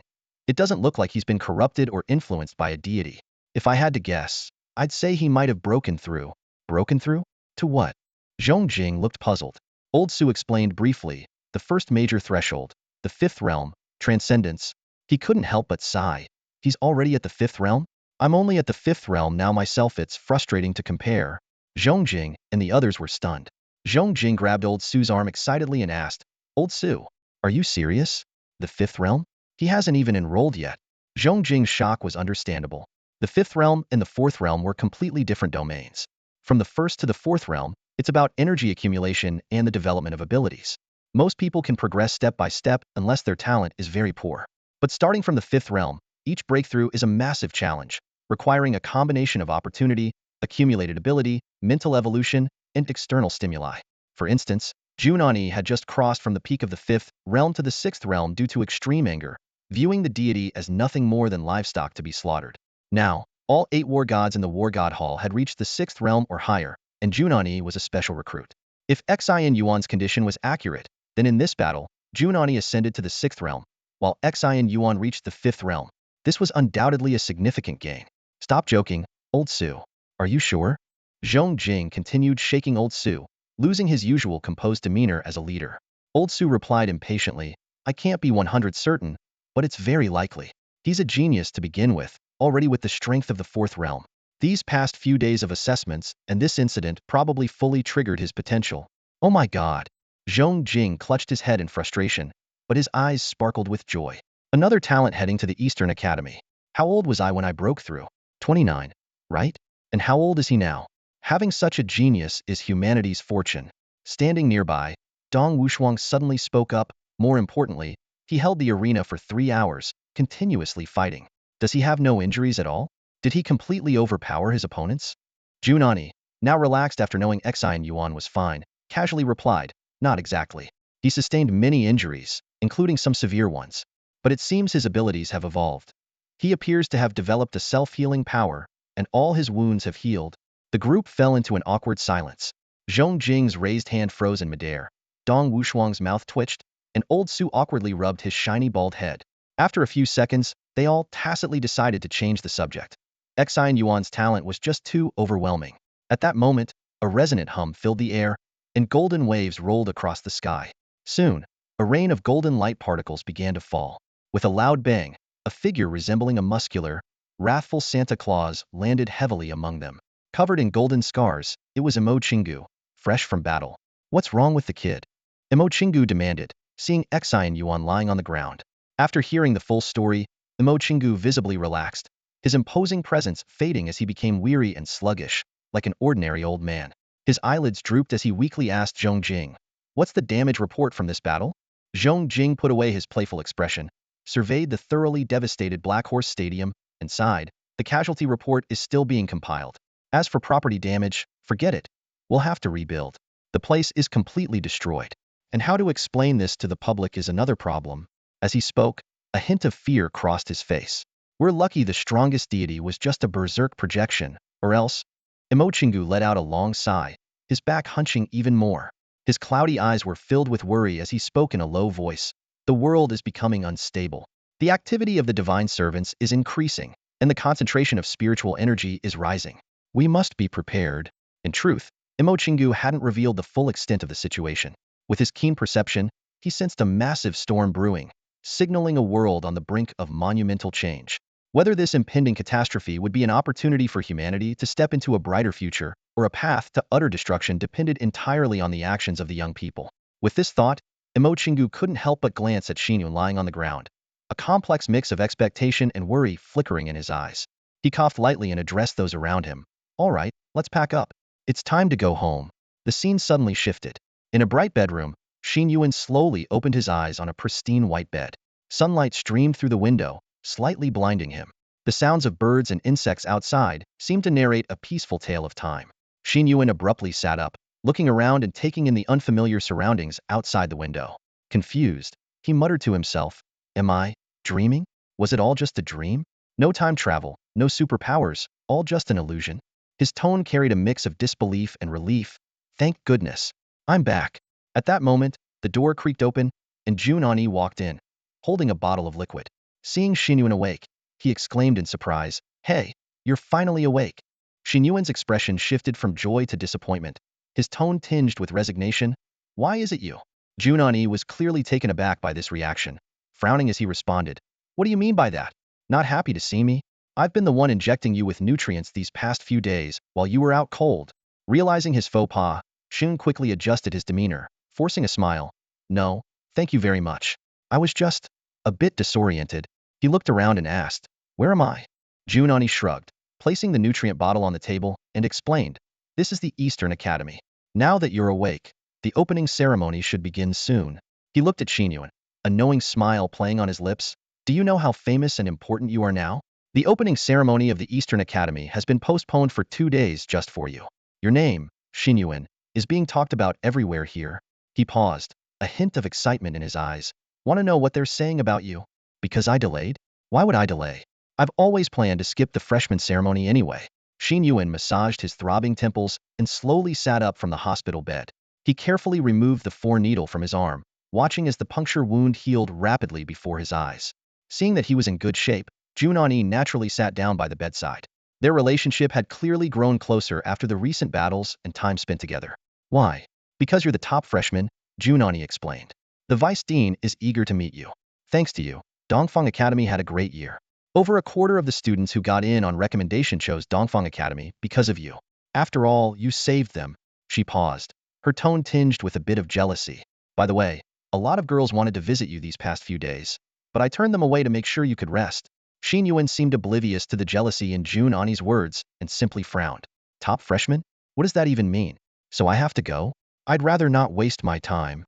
"It's not just attending. You also have to give a speech as the top student to inspire your peers," Jun Ani added. "What? Can't I skip it?" Xin Yuan's face immediately showed his distress. "No, everyone has to go. The entire school is waiting for you, and your reward will be presented by Dean Mo at the ceremony." Upon hearing the word reward, Xin Yuan's attitude changed instantly. "Oh, in that case, I guess I'll go." His practical nature was laid bare. Jun Ani looked at him in surprise. You don't seem to care about the attention at all. Being the top freshman, the best of the year, doesn't excite you? What's so great about it? Do you enjoy it? Xin Yuan asked, baffled. Jun Ani was taken aback, then awkwardly coughed, realizing she had revealed her love for the spotlight. Xin Yuan quickly changed the subject. By the way, how did I pass out? Was I attacked? Jun Ani hurriedly shared Lao Su and the other speculations with Xin Yuan. The fifth realm? Xin Yuan looked down at his hands, clenching his fists. What's special about the fifth realm? I don't feel any different. Jun Ani shook her head. No, the fifth realm is actually a significant breakthrough. Reaching it before even enrolling is quite extraordinary. You've officially caught the attention of the higher-ups. And what about you? Did you not reach it back then? I was specially recruited, so I didn't need to enroll. It's different from your case, Jun Ani said matter-of-factly. Xin Yuan nodded thoughtfully. Jun Ani continued, there are many types of superpowers: energy projection, physical enhancement, mental abilities, and so on. For those of us with energy projection, the fifth realm has a very clear sign: flight. What? Xin Yuan's interest was piqued. I can fly now? How do I do it? It's not something that can be taught. It's more of an instinctual behavior, like how you learned to crawl as a child. You have to figure it out yourself. Don't rush. In a week or two, it should be as natural as walking. Jun Ani stood up, ready to leave. You should rest. By the way, at the entrance ceremony, the senior students will be there too. At the end, there's a segment where seniors challenge the top freshmen. It's all in good spirit, to show that with special training, one's abilities can improve significantly. It's also a reminder for the top freshmen to stay humble and keep improving. Her expression turned expectant. But I doubt anyone will be able to beat you. Rest up. I'll go inform the dean that you're awake so we can schedule the ceremony. Thanks for everything these past few days, Xin Yuan said, lifting the nutrient solution from the table as she walked away. He then focused on sensing the surging energy within him, trying to figure out how to fly. It was a strange feeling, controlling the energy without releasing it, causing his body to slowly rise. Before long, Xin Yuan was bumping around the room, even breaking an LED light fixture with his head. Looks like I need more control, Xin Yuan muttered to himself. Meanwhile, in the open-air plaza of Dongfang Academy, new students had already taken their seats, and the stands on both sides were filled with senior students. The atmosphere was noisy, with most seniors attending for one reason: to see if they could find a new girlfriend or boyfriend among the freshmen. By all accounts, the ceremony should have started by now. Dean Mochingu had been standing on the stage for a while but hadn't announced the start, allowing the students to chat freely. The new students' conversations revolved around Xin Yuan. Hey, did you hear? Our top freshman this year is different from previous years. Apparently, he's super impressive. Yeah, I heard during lunch. They say he's an 11-level mutant with S-level abilities, able to communicate with nature and know everything. I heard that all the recommended students came here to follow him. Apparently, he single-handedly fought thousands of gods and didn't lose. Some say he's actually a god, a projection of the sun on Earth. They say Dongfang Academy is actually his property. Rumors had spread wildly over the past few days, reaching absurd levels, with some even claiming Xin Yuan was a 1,000-year-old demon. The Academy, of course, did nothing to quell these rumors. As the ceremony start time passed by over 10 minutes, the murmurs in the crowd began to die down, with everyone's attention focused on Dean Mochingu, wondering if he was angry. Seeing the students' looks, Dean Mochingu smiled and spoke loudly. Everyone, please be patient. There's a slight delay. Our top freshman for this ceremony has not arrived yet. The crowd erupted in surprise. No one expected that the freshman ceremony, an obviously school-wide event, could actually be postponed because of one person's absence. At the ceremony, while the new students were still clueless, the dissatisfaction among the senior students was palpable. Whispering filled the air. Seriously, late on the first day? This year's top freshman sure is arrogant. Who is this guy? Can't we just start without him? This is so unprofessional. I heard the ceremony was delayed by 2 days because of him. Who is this big shot? On the stands, the senior students were grumbling, their eyes conveying a sense of superiority over the newcomers. In a shaded spot, a group of seniors were chatting casually. He must have some serious skills, one of them said nonchalantly. Didn't we see a divine descent during the freshman assessment a few days ago? They say he participated and made a huge contribution. A guy in flip-flops chimed in. Yeah, I heard about that. His story is all over the place, with different versions flying around. But being the top freshman, he must be a genius. Talent often comes with arrogance. It's the same every year.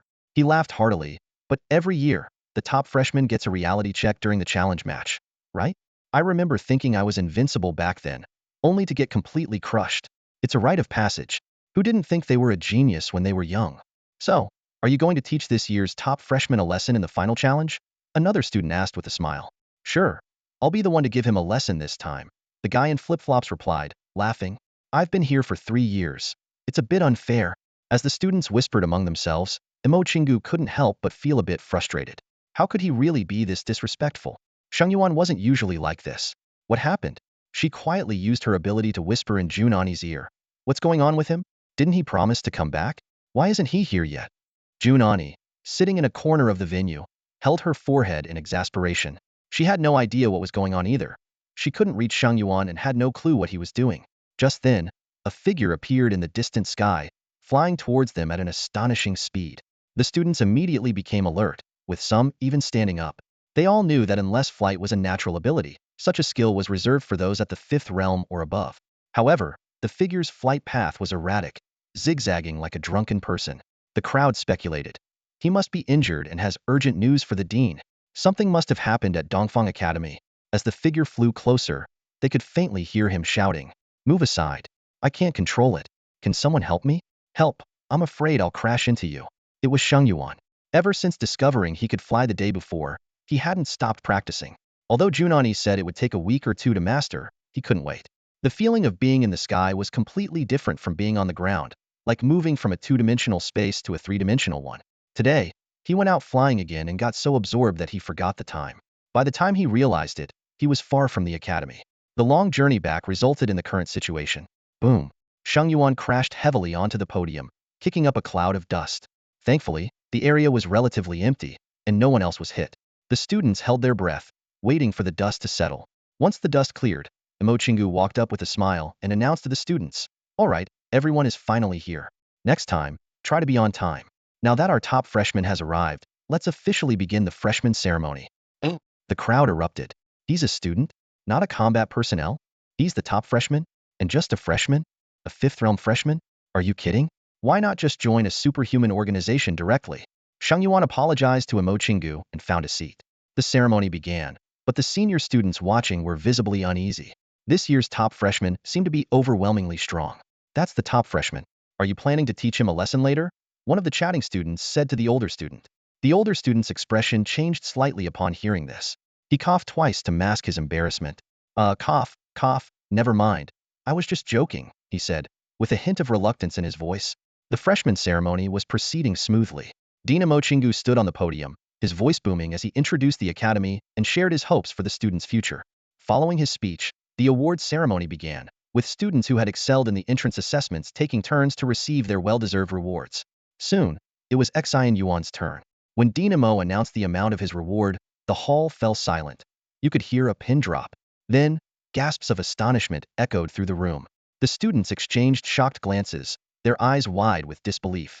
This top freshman must be the academy's favorite. They're giving him so much, someone whispered. However, recalling Xin Yuan's terrifying 5th-level strength, no one dared to voice any jealousy. The gap was simply too vast. All right, let's have our top freshman give a speech. Dean Mo's voice interrupted everyone's thoughts. Xin Yuan had planned to slip away after receiving his reward, but Dean Mo caught him and handed him the microphone. He awkwardly cleared his throat. "Hello, everyone," Xin Yuan began. "I don't really have much to share. Everyone has their own training pace, and a lot of my success comes down to luck. I'm mainly here because Dean Mo told me I could only get my reward if I attended. If I didn't show up." Dean Mo, standing nearby, suddenly started coughing violently and shot Xin Yuan a fierce glare. Realizing his mistake, Xin Yuan quickly changed the topic. Actually, it's important to improve your skills and not waste your talents, he continued. After all, being more capable makes you more valuable, and earning money becomes easier. And also, Dean Mo's coughing intensified, as if he had a severe cold. But Xin Yuan, lost in his thoughts, completely missed the dean's warning. "And also, recently I took on a job," he said enthusiastically. "They promised 3 million as payment, and Dean Mo even mentioned that if I did well, it could go up to 30 million. But I haven't received the money yet, so I was hoping to ask about that." The students and teachers in the audience were stunned, utterly taken aback by this unexpected top freshman speech. The entire hall plunged into an awkward silence, leaving everyone unsure of how to react. "Is this something you can say? So bold. He just said it right on stage?" As soon as Xin Yuan finished speaking, the students in the audience erupted. The murmurs grew louder, with some expressing shock, others chuckling, and many more looking incredulous. Surprisingly, Xin Yuan's blunt and somewhat offensive comment actually made the students like him more. In previous years, the top freshman would deliver grand speeches with prepared scripts, full of lofty ideals. These young speakers, already adopting a bureaucratic tone, had long bored the students. But today, this freshman who straightforwardly asked for money brought a refreshing change. However, Imochingu, who was standing nearby, clearly did not share this sentiment. His face turned pale, and a flicker of anger appeared in his eyes. Just as he was about to intervene, a spry elder rushed to Xin Yuan's side and snatched the microphone from his hand. Haha, Xin Yuan is always so humorous, always joking, the elder said with a forced smile, trying to ease the awkwardness. He noticed that Xin Yuan still wanted to speak, so he quickly whispered in his ear, Jun Ani told me he gave you a card. That card is yours, and I'll transfer the money to it. This is the opening ceremony. Can you give us some face? After a long exchange of glances, Xin Yuan finally nodded in agreement. Seeing this, Imochingu dared not let Xin Yuan continue speaking, fearing that this unpredictable young man might say something even more shocking. He quickly announced the final segment. All right, today's opening ceremony is now concluded. I hope everyone will work hard in the coming days to hone their skills and contribute to the peace of this world. Next, we have the challenge segment. Does anyone want to spar with the top freshman?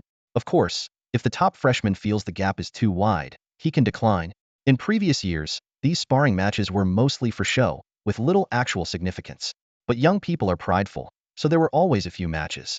However, Mochingu knew that Xin Yuan didn't care about such empty titles.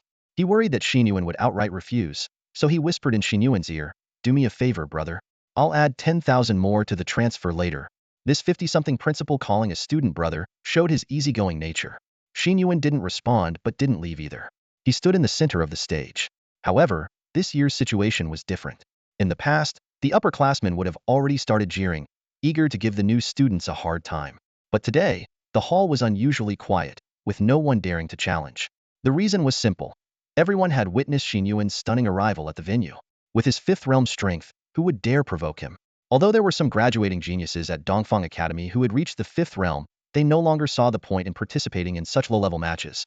The atmosphere turned awkward as Xin Yuan stood alone in the vast arena. After 4 or 5 minutes, a male student finally jumped down from the stands. This student wore a long blue robe and had a handsome face. He walked up to Xin Yuan and greeted him with a fist salute. Hello, Junior. Reaching the fifth realm at such a young age is truly impressive. It makes us feel like we've wasted our lives. My name is Lin Ruoyan, and I'm currently at the peak of the fourth realm but have been unable to break through to the fifth realm. Judging by your flight earlier, you might have just entered the fifth realm. Since I've been training at the academy for a long time and have mastered many martial arts, and you lack combat experience, we might be evenly matched. So, let me challenge you, the top freshman. Lin Ruoyan's demeanor and speech were polite and refined. However, his words made Jun Ani, sitting in the audience, twitch his mouth. Lack of combat experience? That might apply to other students, but to Xin Yuan? Jun Ani thought, the number of people who have died at Xin Yuan's hands is probably countless. Just 2 days ago, the corpses of divine servants were piled at his feet like a small mountain. But clearly, Lin Ruoyan was unaware of these details. Seeing someone step up, Imochingu finally breathed a sigh of relief. He gave Lin Ruoyan an approving look and said, all right, let's begin. I'll be the referee. Don't worry, I'll stop the fight if there's any danger. The two stepped back and assumed their stances. Lin Ruoyan's body was instantly covered in a layer of blue energy armor, and a simple bronze sword appeared in his hand out of thin air. You just joined, so you might not know what a sequence weapon is. In this aspect, I might have an advantage, Lin Ruoyan said with a smile, his tone carrying a hint of apology. No problem, go ahead, Xin Yuan replied calmly. All right, be careful. Flower fall, leaf sword, Lin Ruoyan shouted, his body moving like a drifting leaf, sword in hand, and in the blink of an eye, he was in front of Xin Yuan. Xin Yuan stood still, as if paralyzed with fear. But his eyes glowed with a cold, rational light, different from his usual self. A sword's hum rang out as the bronze sword thrust toward Xin Yuan's abdomen. Just as the match seemed to be ending, a pale cold light suddenly erupted. Ice instantly covered the entire stage, and an energy chain shot from Xin Yuan's hand, wrapping around Lin Ruoyan's waist and pulling him forcefully towards Xin Yuan. Xin Yuan completely ignored the sword aimed at his abdomen, his hand transforming into a sharp blade aimed directly at Lin Ruoyan's neck. In that moment, Xin Yuan seemed to forget this was just a sparring match. His blood boiled, his mind returning to the battlefield 2 days prior, a veritable meat grinder. He had not learned any martial arts, but in that brutal fight, he had learned one thing: trading injury for life was worth it. At this moment, Xin Yuan's actions were purely instinctual, every move a lethal strike. For a fleeting moment, perhaps only a fraction of a second, Lin Ruoyan's shocked gaze met Xin Yuan's eyes. Those eyes held a calmness tinged with a hint of brutality and an indifference to both his own and his enemy's life. Questions surged in Lin Ruoyan's mind. Why didn't he dodge? Why didn't he block? Why was his first reaction to take my sword hidden and then counterattack? Despite having been at the academy for over 3 years and having fought against divine servants, even the most fanatical zealots didn't evoke the same dread as Xin Yuan did. Lin Ruoyan could no longer control his movements. The chain around his waist yanked him towards Xin Yuan, as if this fatal strike was not his own will but rather Xin Yuan's manipulation. Stop, halt. In a flash, Imo Chingu called off the match. Space twisted abruptly, and both Lin Ruoyan's sword and Xin Yuan's blade fist froze midair, unable to move. The situation was clear. A bronze sword halted at Xin Yuan's abdomen, while the blade fist was mere millimeters from Lin Ruoyan's neck. Had Imo Chingu acted half a second later, blood would have surely been spilled. One injured, one dead. Xin Yuan wins, Imo Chingu declared. Lin Ruoyan stood rigid, not daring to move, cold sweat soaking his body. He glanced fearfully at the blade fist near his neck, realizing how close he had come to death. Years of arduous training, endless practice, dreaming of one day becoming a guardian of the world. Yet, in this moment, he truly understood that life and death could be just seconds apart. Hearing Imo Chingu's voice, Xin Yuan's eyes slowly regained clarity, returning to their usual state. Sorry, I got carried away and couldn't stop in time, he said, lowering his blade fist and giving Lin Ruoyan a slightly apologetic smile. It was as if he suffered from some kind of post-war syndrome. Once in combat mode, he completely reverted to the mindset of those solitary hours in the arena, forgetting the friendly nature of the match. The grueling 3-hour battles had etched themselves deeply into his bones. Lin Ruoyan watched as Xin Yuan quickly reverted to his lazy, friendly demeanor, feeling a sense of shame. He forced a smile. It's nothing. I'm just not as skilled. You're really strong. He instinctively took a few steps back, putting distance between himself and Xin Yuan, as if being too close was dangerous. Comparing the cold, brutal eyes from the fight to Xin Yuan's current relaxed state, Lin Ruoyan couldn't help but wonder if he had a split personality. One thought remained in his mind: this guy is ruthless. Better not provoke him in the future. Though the battle seemed long, it actually happened in a very short time. To the students below, it seemed as if Xin Yuan and Lin Ruoyan exchanged a few polite words, and then the fight ended in a flash. Many didn't even catch what happened before hearing the result announced, feeling quite disappointed. They had expected an exciting clash of abilities, only for it to end so abruptly. However, there were sharp-eyed observers in the audience. Some experienced students had clearly witnessed the entire fight and now felt a chill down their spines. They whispered among themselves, is he really the top freshman? That killing intent is terrifying.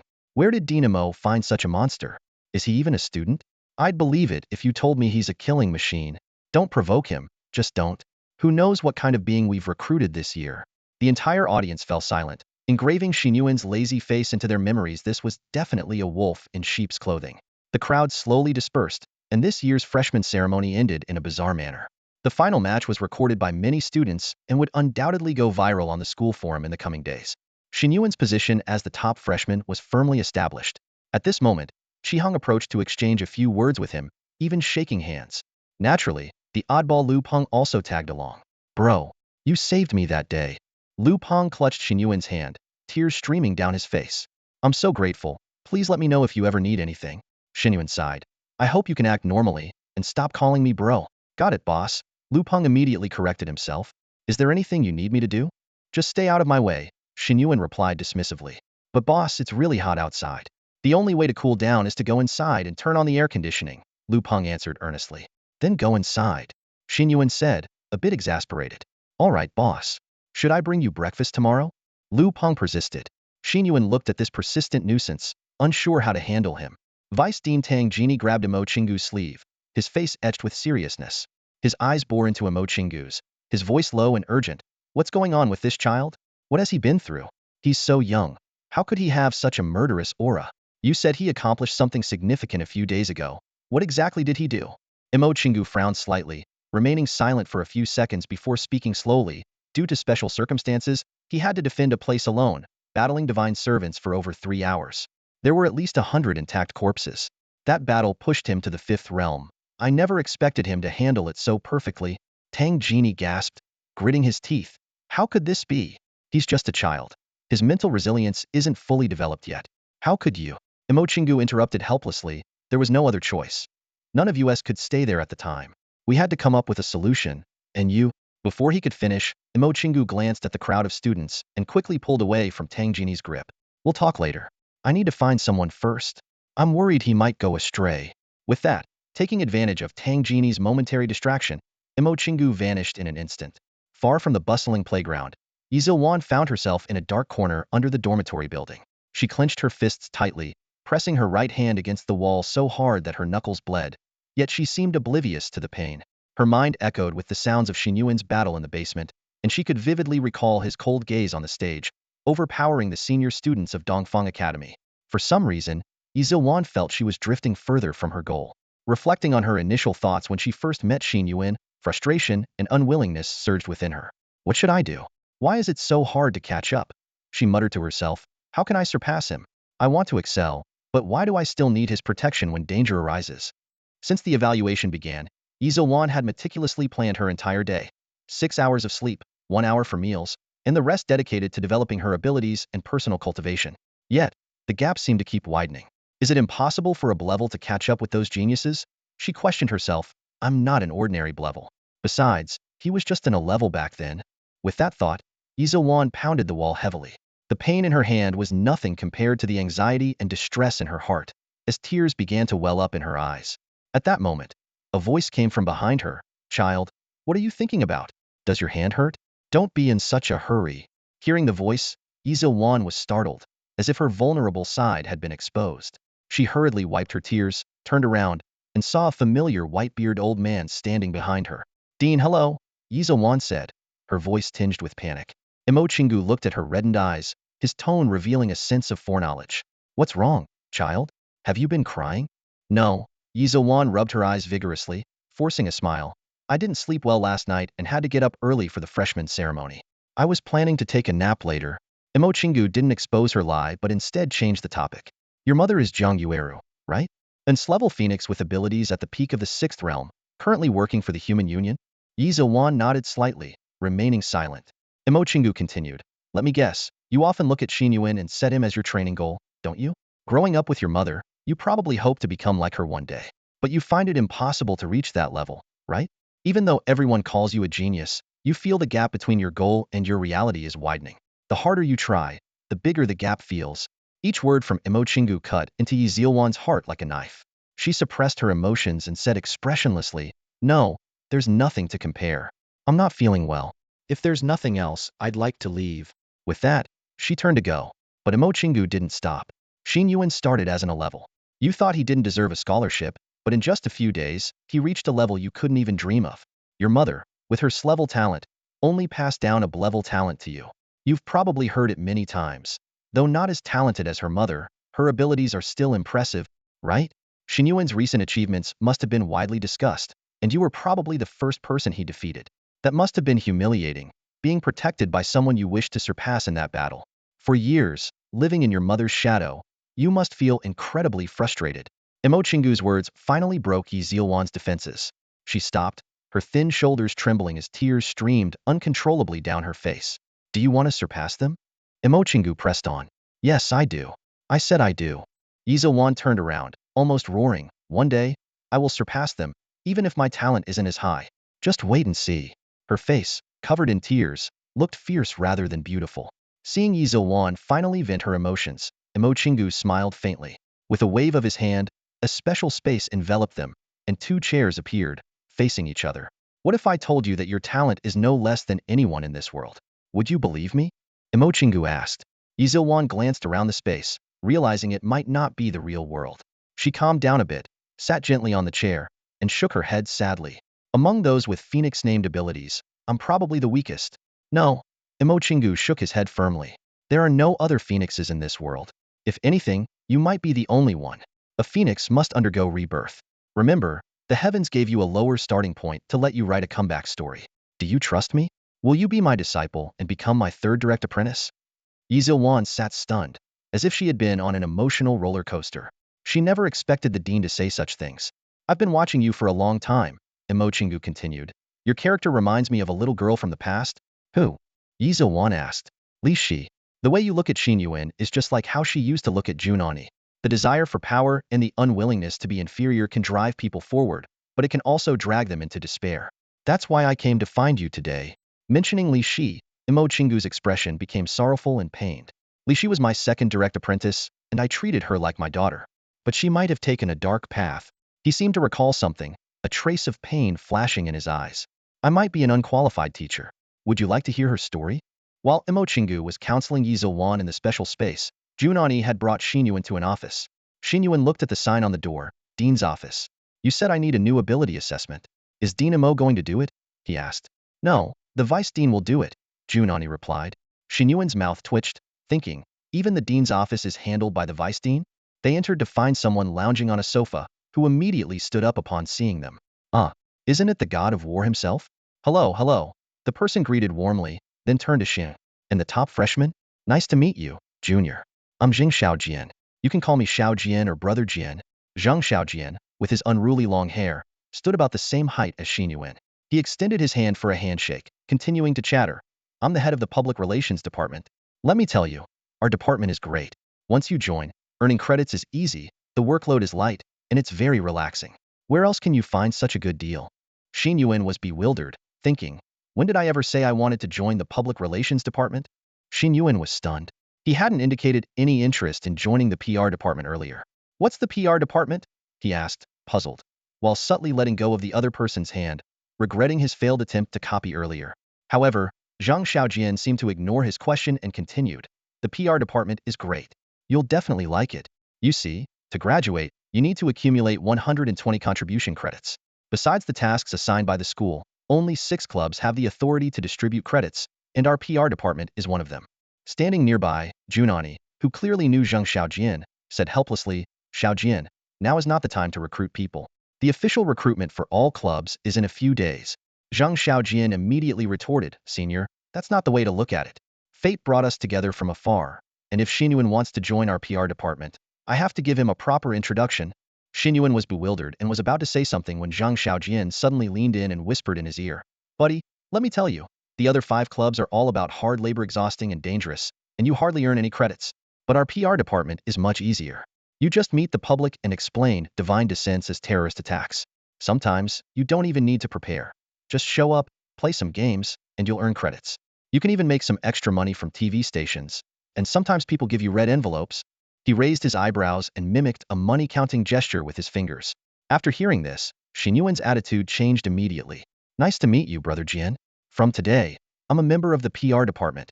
That's the spirit, Zhang Xiaojian said excitedly. Take out your phone, and I'll install an app for you. This is the internal app for the 6 special clubs. Any urgent school matters will be posted there. You need to grab the easy tasks quickly. The faster you are, the more you get. The two exchanged a knowing smile, feeling like they had found a kindred spirit. Jun Ani, standing at the door, helplessly slapped her forehead, thinking, great, just my luck to run into Zhang Xiaojian. In fact, the PR department was known as a dead-end job, a backdoor for students with poor talent or unsuitable for combat to earn credits through clerical work. Therefore, students usually avoided joining, considering it weak and lacking masculinity. The head of the PR department, Zhang Xiaojian, was notorious for doing whatever it took to earn credits, often angering members of other departments. There were even rumors that he extorted bribes during external missions. However, this year the PR department easily recruited the strongest freshmen in history, and it seemed Xin Yuan and Zhang Xiaojian got along well. Just then, the door opened, and Vice Dean Tang Jini walked in. She looked around and smiled. You two are here for the reassessment, right? Follow me. Zhang Xiaojian immediately approached her, grinning. Aunt Tang, can I skip this? I'm just a D-level talent. There's no need to retest. Tang Jini looked at him kindly but firmly. No, you must come. Follow me. They arrived at an open area on the rooftop. Tang Jini explained, when we test new abilities, we simulate divine power. Starting from level, we gradually increase the intensity. You just need to stay mentally stable and resist the allure of the divine power. Eventually, we can determine your talent level. Ready, kids? Wait a minute. Zhang Xiaojian suddenly interrupted and then lay down on the ground, saying, okay, I think this position is more comfortable. Xin Yuan, want to give it a try? Ignoring Zhang Xiaojian's antics, Tang Jini confirmed if Xin Yuan was ready. Seeing him nod, she pressed a button. Instantly, the entire rooftop space distorted. Xin Yuan felt a slight dizziness, as if something was whispering in his mind, similar to the feeling when he controlled the voice of all things. But it was still bearable. Lying on the ground, Zhang Xiaojian suddenly asked, has it started, Aunt Tang? It's already started. Hearing this, Zhang Xiaojian immediately began his performance. He kicked his legs, rolled his eyes, stuck out his tongue, and convulsed on the ground like a fish out of water. This scene left Xin Yuan dumbfounded, staring at Zhang Xiaojian in shock, unsure of what to do. Is it really that intense? What's he doing? Is this for real? Xin Yuan wondered. But seeing Jun Ani and Tang Jini acting like it was normal, ignoring Zheng Xiaojian, he couldn't help but ask, Weisstein, shouldn't we check on him? He seems to be struggling. Tang Jini shook her head with a smile and raised her voice deliberately. No need to worry about him. This test increases the intensity gradually, and it won't be over quickly. Xin Yuan had no choice but to keep quiet, looking sympathetically at Zhang Xiaojian on the ground, hoping he was okay. However, as time passed, Xin Yuan began to sense something was off. 5 minutes passed, and Zhang Xiaojian was still convulsing. 10 minutes passed, and he hadn't stopped. 15 minutes passed, and he had almost polished the rooftop floor, yet not a drop of sweat appeared on his forehead. The whispers in Xin Yuan's mind grew louder, but Zhang Xiaojian had been performing the same act from the beginning. He started convulsing from level pressure, and kept the same frequency and intensity up to level, and he was still convulsing at the same pace. This guy seems to be something else. Xin Yuan finally realized Zhang Xiaojian's odd behavior and couldn't help but ask Vice Principal Tang Jini, Vice Principal, what's the signal for the end of the assessment? Zhang Xiaojian had been convulsing on the ground for quite a while, which was impressive in itself. Xin Yuan recalled the deep voice he heard when the divine pressure was released, while Zhang Xiaojian seemed unaffected, even needing confirmation before he suddenly started convulsing. This performance seemed a bit too deliberate. Tang Jini looked at the level divine pressure, then glanced at the unaffected Xin Yuan and the writhing Zhang Xiaojian on the ground, shaking her head helplessly. She explained to Xin Yuan via energy transmission. In the past, convulsing meant losing control of the body, reaching the limit. Now, we've adjusted the intensity. The limit is losing consciousness and becoming utterly vacant, as if the mind has been taken over. Xin Yuan suddenly understood why Jun Ani and Tang Jini didn't care about Zhang Xiaojian's condition. So, he was faking it? His talent must be high then. Why pretend? While he was still puzzled, Xin Yuan noticed Zhang Xiaojian had stopped convulsing and suddenly stood up facing Tang Jini, his eyes quickly becoming vacant. Tang Jini remained silent for a few seconds and then, for safety reasons, used energy to push him out of the test range. Alright, he's out of the range now. As soon as she finished speaking, Zhang Xiaojian returned to normal, his eyes clear, and started exclaiming dramatically, "Oh my god, that was terrifying. I almost had a mental breakdown. Annie Tang, I never want to go through that test again." He dusted himself off and turned to see Xin Yuan still standing, exclaiming in surprise, "Wow, bro, you're amazing, lasting that long. You're way stronger than me. The future of humanity depends on geniuses like you, not me." Xin Yuan was now certain that Zhang Xiaojian was definitely not simple, but couldn't figure out why he was hiding his abilities. Tang Jini suddenly announced, "Alright, based on this test, you're temporarily level, so your guaranteed minimum access is revoked." Zhang Xiaojian immediately wailed, "No, you're killing me. I don't want to live anymore. I'm really only level. I'm not B. Seeing his devastated look, Xin Yuan was puzzled. Jun Ani explained the meaning of guaranteed minimum. At Dongfang Academy, the usage time of the simulated training room is a valuable resource, earned through completing tasks or good performance. To accommodate less talented students, the Academy provides a fixed number of hours each month for those below level, known as the guaranteed minimum. Zhang Xiaojian was nearly hugging Tang Jini's leg, crying. Tang Jini was exasperated with him. Clearly a genius, yet always scheming for trivial things. Understanding the guaranteed minimum, Xin Yuan finally grasped why Zhang Xiaojian was pretending, finding him quite peculiar. Tang Jini kicked the crying Zhang Xiaojian aside and began observing Xin Yuan seriously. Seeing the pressure had reached a level, she gently asked, "Child, are you okay? Can you handle it?" Xin Yuan felt the voices in his mind and found it less intense than his first use of the voice of all things. Calmly shaking his head, "It's fine. I'm quite used to this feeling." Tang Jini misunderstood, thinking Xin Yuan had often fought divine beings and their servants, thus being mentally prepared for divine pressure. She felt pity and comforted. "Child, you've had a tough time recently, bearing responsibilities that shouldn't have been yours. Now that you're at Dongfang Academy, relax and grow at your own pace. Don't listen to that old fool Mo Chingu. If you have any troubles, you can always come to me." Xin Yuan was confused by the sudden kindness but appreciated the sentiment, nodding in acknowledgement. Zhang Xiaojian grumbled from the side, "Why has Annie Tang never been this nice to me? It's so unfair." Eventually, the divine pressure machine reached its limit, but Xin Yuan only had a bit of sweat on his forehead, still looking composed. Tang Jini nodded with satisfaction, stopping the test, and said to Jun Ani, "His talent is on par with yours, the highest level. Looks like Dongfang Academy has found another treasure this year." She handed Xin Yuan a brand new superpower card. Glancing at it, Xin Yuan saw his superpower level had been upgraded to the 5th realm, with a bright red S under the talent section. Recalling that the system had labeled Jun Ani's ability as SS level, Xin Yuan blurted out, "Huh? I'm only S level?" This statement was indeed shocking. Upon hearing this, Tang Jini and Jun Ani were momentarily stunned, and Zhang Xiaojian beside them widened his eyes, his jaw almost dropping to the floor. What do you mean, just ins level? Is that something a human would say? Zhang Xiaojian couldn't help but exclaim, then teasingly added, dude, you're pretty bold. Just level? How am I, a level, supposed to feel about that? He pulled a comical face, looking like a ridiculous mascot. Tang Jini snapped out of it, a smile curling at the corner of her lips. You seem pretty confident, don't you? Just ins level talent, she said lightly. Do you know how many people would give half their lives for ins level talent? She paused before continuing, but your confidence isn't unfounded. This red S actually stands for S, indicating that your talent surpasses ordinary levels and reaches the pinnacle of human potential. Her gaze grew deep. Although the father of superhumans once established SS and SSS levels, it's been challenging for later generations to accurately identify these higher tiers. So now, all talents exceeding this level are marked with a red S. A sly glint appeared in her eyes as she half-jokingly asked, so, what level do you think your talent is? Confident enough to reach SSS? They say an SS level power at full strength can be as destructive as the apocalypse. Xin Yuan listened politely, smiling without saying much. The system had already informed him that the Ice Age was an SS level ability. Destruction on an apocalyptic scale? It seemed neither he nor Jun Ani had fully tapped into their potential yet. After the test, everyone seemed in high spirits except for the visibly dejected Zhang Xiaojian.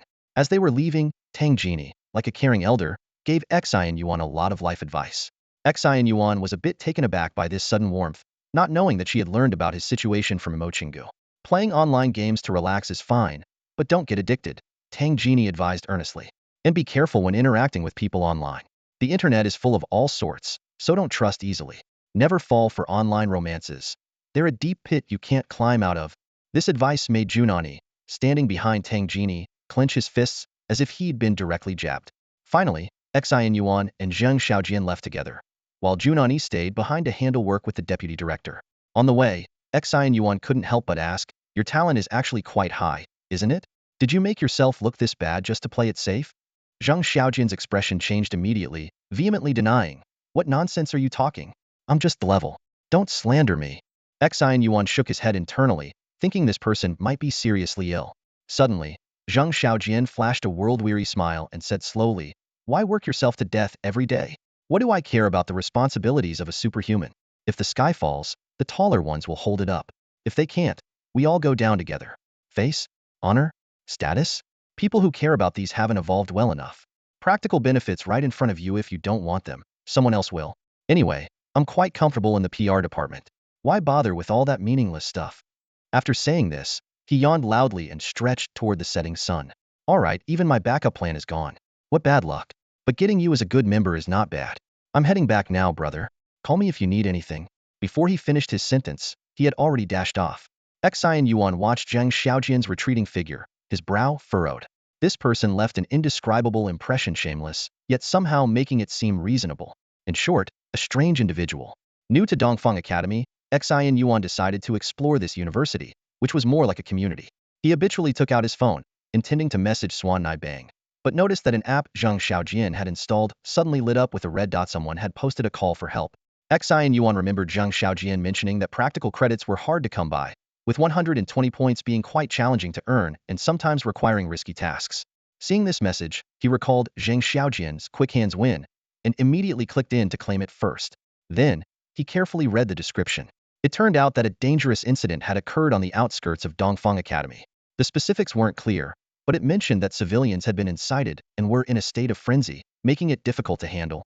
They urgently needed support, preferably from someone at the 4th realm or higher. Xin Yuan frowned as he stared at his phone screen, scratching his head, his brows furrowing deeper. 4th realm? He was already at the 5th realm, more than capable. But what was this about credits and practice room hours mentioned in the help request? Hesitating for a moment, Xin Yuan tapped on the screen, tentatively replying. Are there credits and hours involved? How does this work? Meanwhile, on a deserted street on the outskirts of Dongfang Academy, a thrilling battle was unfolding. A young girl from the patrol department was facing a group of frenzied civilians alone. Her face was twisted with tension, her clothes disheveled, and she clutched 2 energy pistols tightly. The people, bewitched by an unknown energy, drooled and had vacant eyes, with some even able to shoot energy blasts, possessing immense strength. The girl couldn't bring herself to kill them, so she kept retreating, finding herself in a dire situation. Suddenly, her communication device chimed. To her surprise, her distress signal had received a response so quickly. Filled with excitement, she quickly opened her phone, but almost choked with anger when she saw Xin Yuan's reply. Who the hell is this? Are you kidding me? She screamed internally, barely containing her fury as she swiftly replied. Who are you? This is no joke, it's urgent. Get a teacher or someone from the combat department. Send reinforcements now. Moments later, Xin Yuan's reply popped up again. I understand, it's urgent. Don't worry, but what about the credits? How are they calculated? This message completely ignited the girl's anger. She couldn't bother typing anymore and directly yelled into her phone. Yes, there are credits, hours, rewards, everything. Just send reinforcements now. You'll be held responsible if you're late.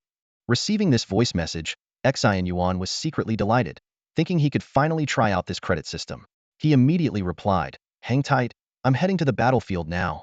With that, he prepared to set off, rushing towards the scene. Upon finishing her sentence, Fan Mei took off like an arrow, skimming close to the ground as she sped toward the marked address. While flying, she shouted into her phone, get some powerful superhumans here. No lethal force. However, there was no response from the other end, making Fan Mei uneasy about what might be happening on the other side. Damn it, looks like I'll have to get reinforcements myself, Fan Mei muttered, wiping the blood from the corner of her mouth. She raised her gun and fired a warning shot just in front of someone's toes, but the threat had little effect.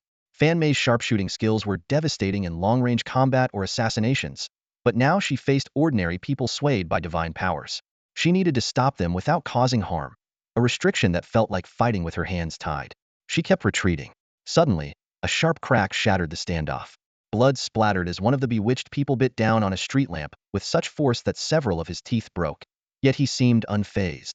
He shook the street lamp violently until, shockingly, he snapped the 20-centimeter diameter pole in half.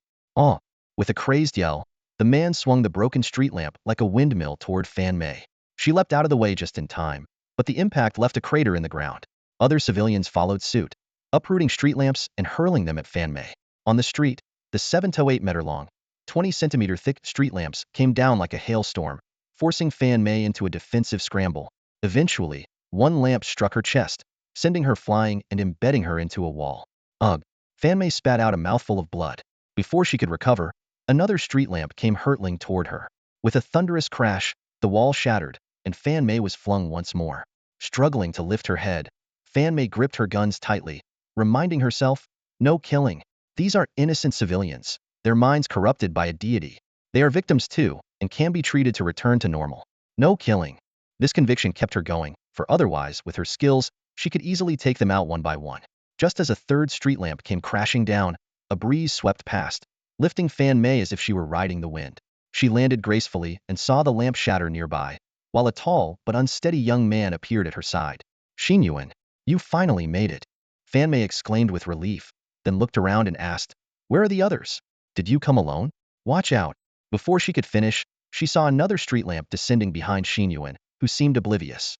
He sidestepped effortlessly, as if by sheer luck, avoiding the strike. It's just me. Why, what's wrong? Xin Yuan asked. You seem okay. Are these God's servants that tough? These aren't God's servants. They're ordinary civilians. We can't hurt them. Fan Mei quickly explained, then asked, which department are you from? Me? I'm from PR. Fan Mei's relief turned to fury. She grabbed Xin Yuan's arm, pulled him aside, and leaped out of the encirclement. She then shouted angrily, are you out of your mind? You're from PR, and you came alone? You're asking to get killed. Get out of here now. These people have lost their minds. Staying here is dangerous. This is no joke. Go back and get help quickly. I can hold on for a bit longer. Remember, we need psychic controllers. Fan Mei panted, her hands gripping the gun tightly, determination gleaming in her eyes. She suddenly pushed Xin Yuan backward, then, without hesitation, raised her dual pistols, ready to charge forward again. Xin Yuan stumbled but regained his balance, touching his nose reflexively. He thought to himself, it seems the students at the academy don't have a high opinion of the PR department. Considering Minister Zhang Xiaojian's style, it's not surprising. You said we need to control them, but it's best not to hurt them, right? Xin Yuan didn't leave, but instead took a step forward, trying to clarify the misunderstanding. Just go. I can't protect you. You Fan Mei's words were abruptly cut off. Her eyes widened in disbelief at the scene before her. In just a few seconds, the entire area was covered in a thick layer of frost. Those who had been frenzied moments ago were now frozen statues, even the lampposts in their hands taking on a unique, artistic beauty. Xin Yuan shrugged and explained. I tried to control the temperature as best as I could. They might have some frostbite, but they should be fine. This is the only control method I have. Fan Mei was completely stunned, muttering after a long pause. When did the PR department get this kind of combat power? Am I dreaming? Just as Xin Yuan was about to ask about the credits, his phone buzzed with multiple messages. Most were calls for help, but one caught his attention. It was from Yogurt Stick. Yogurt Stick, have you heard? Something's happened near the Eastern Academy. A large number of people have been bewitched by a deity. It's suspected to be an organized action, possibly driven by divine servants. This time, don't act alone. If needed, work with the academy. There's something fishy about this. As Xin Yuan finished reading the message, his brows furrowed. To be honest, he had long been suspicious of Yogurt Stick's true identity. Xin Yuan lowered his head and quickly typed out a message. I've been meaning to ask you, what exactly is your identity? You must be a superhuman, and quite a high-level one at that. You seem to know a lot about many things, and always very promptly, more and faster than I do. Are you part of some special superhuman department? Jun Ani was standing outside the student dormitory when she saw the message, and her heart skipped a beat. She had just received intelligence about a large-scale anomaly around the academy. Her years of experience as a superhuman gave her a gut feeling that this was no ordinary coincidence. The entire superhuman world had been in turmoil recently, and it felt like some force was targeting Dongfang Academy. Fearing that Xin Yuan might act alone as he did when catching the traffickers, Jun Ani hurriedly sent a warning message. But she quickly realized that her concern was too obvious and might raise suspicions. Staring at her phone screen, Jun Ani was at a loss for how to respond. Xin Yuan sent another message. What's wrong? Is it inconvenient to say? Are you in some kind of trouble? This message jolted Jun Ani. She quickly replied. My identity is indeed unusual. I am a superhuman. I wasn't trying to hide it from you, but my situation is a bit special. Can we talk about this later? I promise I'll explain everything. Xin Yuan read the reply and shrugged slightly. He had always thought that secretive departments must exist, but in his mind, Swan Nibang was a quirky, slightly comedic, energetic girl. He never expected someone like her to be a member of a covert department. The difference between people's appearances and their true selves was indeed striking. As Xin Yuan was pondering this, a female voice suddenly spoke in his ear. Fan Mei had approached him and said seriously, Are you really from the PR department? Quit and join our patrol department. Xin Yuan politely declined the offer but insisted that his earned credits should not be reduced. After saying this, he flew directly into the academy. Fan Mei watched him take off, her mouth half open in disbelief, murmuring, the fifth realm. At that moment, other members of the patrol department arrived at the scene. Seeing the ice statues on the ground and the exhausted Fan Mei, one of them asked anxiously, Xiao Mei, are you okay? Did someone come to help you? Was it that high-level senior or the Frost Warrior? Supported by her teammates, Fan Mei slowly stood up, still looking bewildered. No, none of them. It was someone from the PR department who helped me. What? Her teammates were stunned. A few dozen minutes later, as the sky darkened, a group of people gathered on the academy's sports field. Among them were the heads of the 6 special departments, Vice Principal Tang Jini, Jun Ani, and some teachers. Technically, PR department members weren't supposed to be there, but Xin Yuan was an exception. Everyone wore serious expressions, knowing that the situation was far from simple given its large scale. Someone spoke up, choosing to act at night is really troublesome. If we don't handle this well, the social impact could be disastrous. With the new students just starting, we have so many things to deal with, and now this happens. Quickly deploy our people to various locations. The patrol department has already sustained casualties. We must also try to avoid harming ordinary citizens. The department heads voiced their opinions. In the world of superhumans, the teacher-student relationship was different from what ordinary people understood.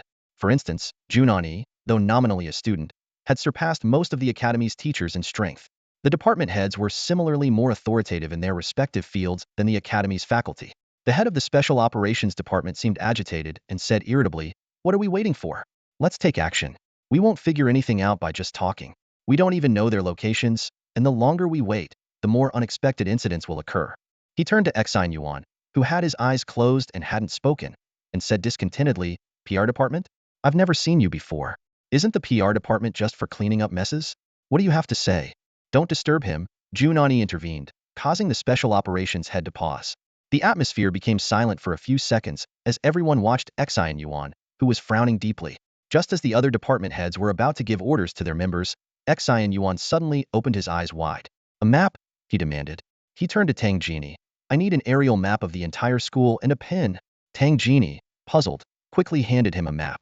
Xin Yuan spread it out on the ground and began drawing circles rapidly. Soon, the map was covered in numerous marks. These locations, Xin Yuan said as he drew, are where I sense people have been bewitched. Send people to these spots quickly. Everyone gathered around to look and were shocked to see over 100 red circles. They had been like headless chickens before, but now they had clear directions, though they hadn't expected so many locations. Are you sure about this? Are you a psychic? Someone asked in astonishment. Xin Yuan didn't respond, but stood up instead. I have a question. Dongfang Academy should have high-level psychic superhumans, right? Yes. Tang Jini answered briefly, noting Xin Yuan's serious expression. Then here's the problem, Xin Yuan said, locking eyes with Tang Jini. If I'm not mistaken, none of them are present tonight. Are they? Tang Jini was momentarily stunned by the news. She rushed out of the room, not having had time to fully process the sudden emergency. Night had already fallen, and most students and teachers were asleep. The emergency calls had just gone out, and many people had yet to respond. She initially thought that, no matter how urgent the situation, it would still take some time to mobilize personnel. However, Xin Yuan's serious question made her quickly run through a list of names in her mind, and her expression grew tense. Su Yuanshan had gone to submit footage to the United Human Alliance after the last student evaluation and hadn't returned. Yan Jin had flown out 2 days ago to attend a special event at the Western Academy's opening ceremony. Chun Siyong was recuperating from severe mental exhaustion after the last battle with the divine servants. Yi Yang seemed to be absent as well. High-level mental ability superhumans were already rare, and those of Xin Yuan's caliber were even scarcer. Tang Jini was shocked to realize that all potential high-level mental ability superhumans comparable to Xin Yuan were indeed unavailable. This must just be a coincidence, or maybe an accident, Tang Jini said, her voice tinged with uncertainty. I know it's just a coincidence, Xin Yuan replied. If this were a deliberate setup, it would be terrifying, implying that corruption runs deep. But when I was sensing earlier, I picked up on many other things. If I were to speculate boldly, I might say something that no one wants to hear. There might be a mole within the Eastern Academy, or among the superhumans, and their rank could be quite high. The surrounding department heads, who had been organizing the combat team to head to the location Xin Yuan had indicated, all looked up at him upon hearing this. A subtle tension filled the air. The issue of a mole was always a sensitive topic within any organization. And what did quite high rank mean? Everyone present held significant positions. Silence fell over the group as they eyed Xin Yuan and each other warily. Finally, Tang Jini spoke up, trying to stabilize the situation. We have an emergency to deal with, so let's not dwell on unconfirmed suspicions. I trust everyone here. Thank you all for your hard work tonight. Xin Yuan's suspicion had been brewing for some time. When he received that red envelope, the voice of all things had hinted at the presence of a mole. He had thought it irrelevant to him and left it to the appropriate authorities, but there had been no follow-up, as if the matter had vanished. Taking advantage of this opportunity, he decided to bring it to light. If such issues were left unspoken, who knew what trouble they might cause in the future? If Xin Yuan was the one to reveal the wound, Tang Jini was the one trying to stop the bleeding. Regardless of the truth, it would have to be investigated later. In such a critical moment, internal distrust among the Academy's key members would be detrimental. Understood. The group nodded solemnly to the deputy director and prepared to head to the incident site. Though the situation was troublesome and had long-term implications, the immediate danger was relatively low. The manipulated civilians were unlikely to pose a serious threat to them. Wait, just as they were about to depart, Xin Yuan called out. For some reason, his words made them all shudder. Even though they had done nothing wrong, they couldn't shake the fear that Xin Yuan might reveal something shocking. They had forgotten his role in the public relations department and were now somewhat apprehensive of him. This situation is more complex. There are indeed divine servants orchestrating it, Xin Yuan said, drawing several new circles around the already marked location on the map. In these areas, I sense the presence of divine servants. They might be mingling with the manipulated civilians, exploiting your inability to harm ordinary people. So, warn everyone to be extremely cautious. If the situation becomes dire, prioritize your safety. Also, just because I haven't marked certain areas doesn't mean they're safe. Stay alert. The department heads frowned and stood in serious contemplation. If what Xin Yuan said was true, the severity and danger of the situation had escalated. What's your name, brother? Asked a department head who had previously been skeptical of the public relations department. Xin Yuan. Got it. I'll remember that. Thanks for being here today. We need to move quickly. He patted Xin Yuan's shoulder before transforming into a streak of light and heading in one direction, clearly a high-level superhuman himself. The others nodded to Xin Yuan and left. Tang Jini began issuing commands to the combat instructors, who started gathering near the academy. As everyone dispersed and Tang Jini moved to coordinate personnel, Xin Yuan hesitated briefly before turning to Jun Ani. I think I can trust you. When I gave you that envelope, you handed it straight to the director. Did he say anything? Jun Ani thought for a moment and shook his head gently. Xin Yuan asked again, then now, with this situation at the academy, where is he? Generally, if it's not a major crisis requiring the director's intervention, many sudden incidents are handled by the student organizations. That's why the core departments are staffed by mature superhumans. Only in more significant situations does the deputy director step in. Hearing this, Xin Yuan couldn't help but frown. This wasn't just casual neglect. It felt downright irresponsible. Xin Yuan furrowed his brow in deep thought. His heightened senses, a gift from the voice of all things, now filled him with unease. Despite the absence of any obvious threats, a suffocating sense of dread and impending danger began to spread within him. Just as he was lost in his thoughts, Jun Ani interrupted. You didn't mention anything about payment this time. Are you working for free? Jun Ani asked with a hint of amusement. Xin Yuan shrugged after a brief pause. But we do get credits for this, right? Jun Ani nodded, dropping the subject. He slowly floated up and said, never mind. I'll go check out the situation. Contact me if anything comes up. Jun Ani? Xin Yuan asked, puzzled. You never added my contact info. How am I supposed to reach you? Jun Ani's heart skipped a beat, his mind racing for a quick explanation. I meant through the core departments group. I can use that channel. As Jun Ani hurried away, Xin Yuan turned and walked towards the outskirts. At this moment, Dongfang Academy was besieged on all sides. Swarms of civilians, moving like the living dead, surrounded the academy, clashing violently with the teachers and students. Tragically, the academy's efforts to protect these unconscious civilians resulted in even greater harm to themselves. This battle was unprecedented even for the seasoned superhumans. They had never flinched in the face of past threats like godlike apparitions or cataclysmic energy attacks.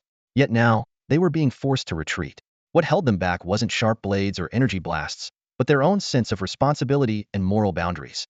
This was a battle unlike any other. Amidst the chaos, several senior trainees from the Special Operations Division were forced to fall back.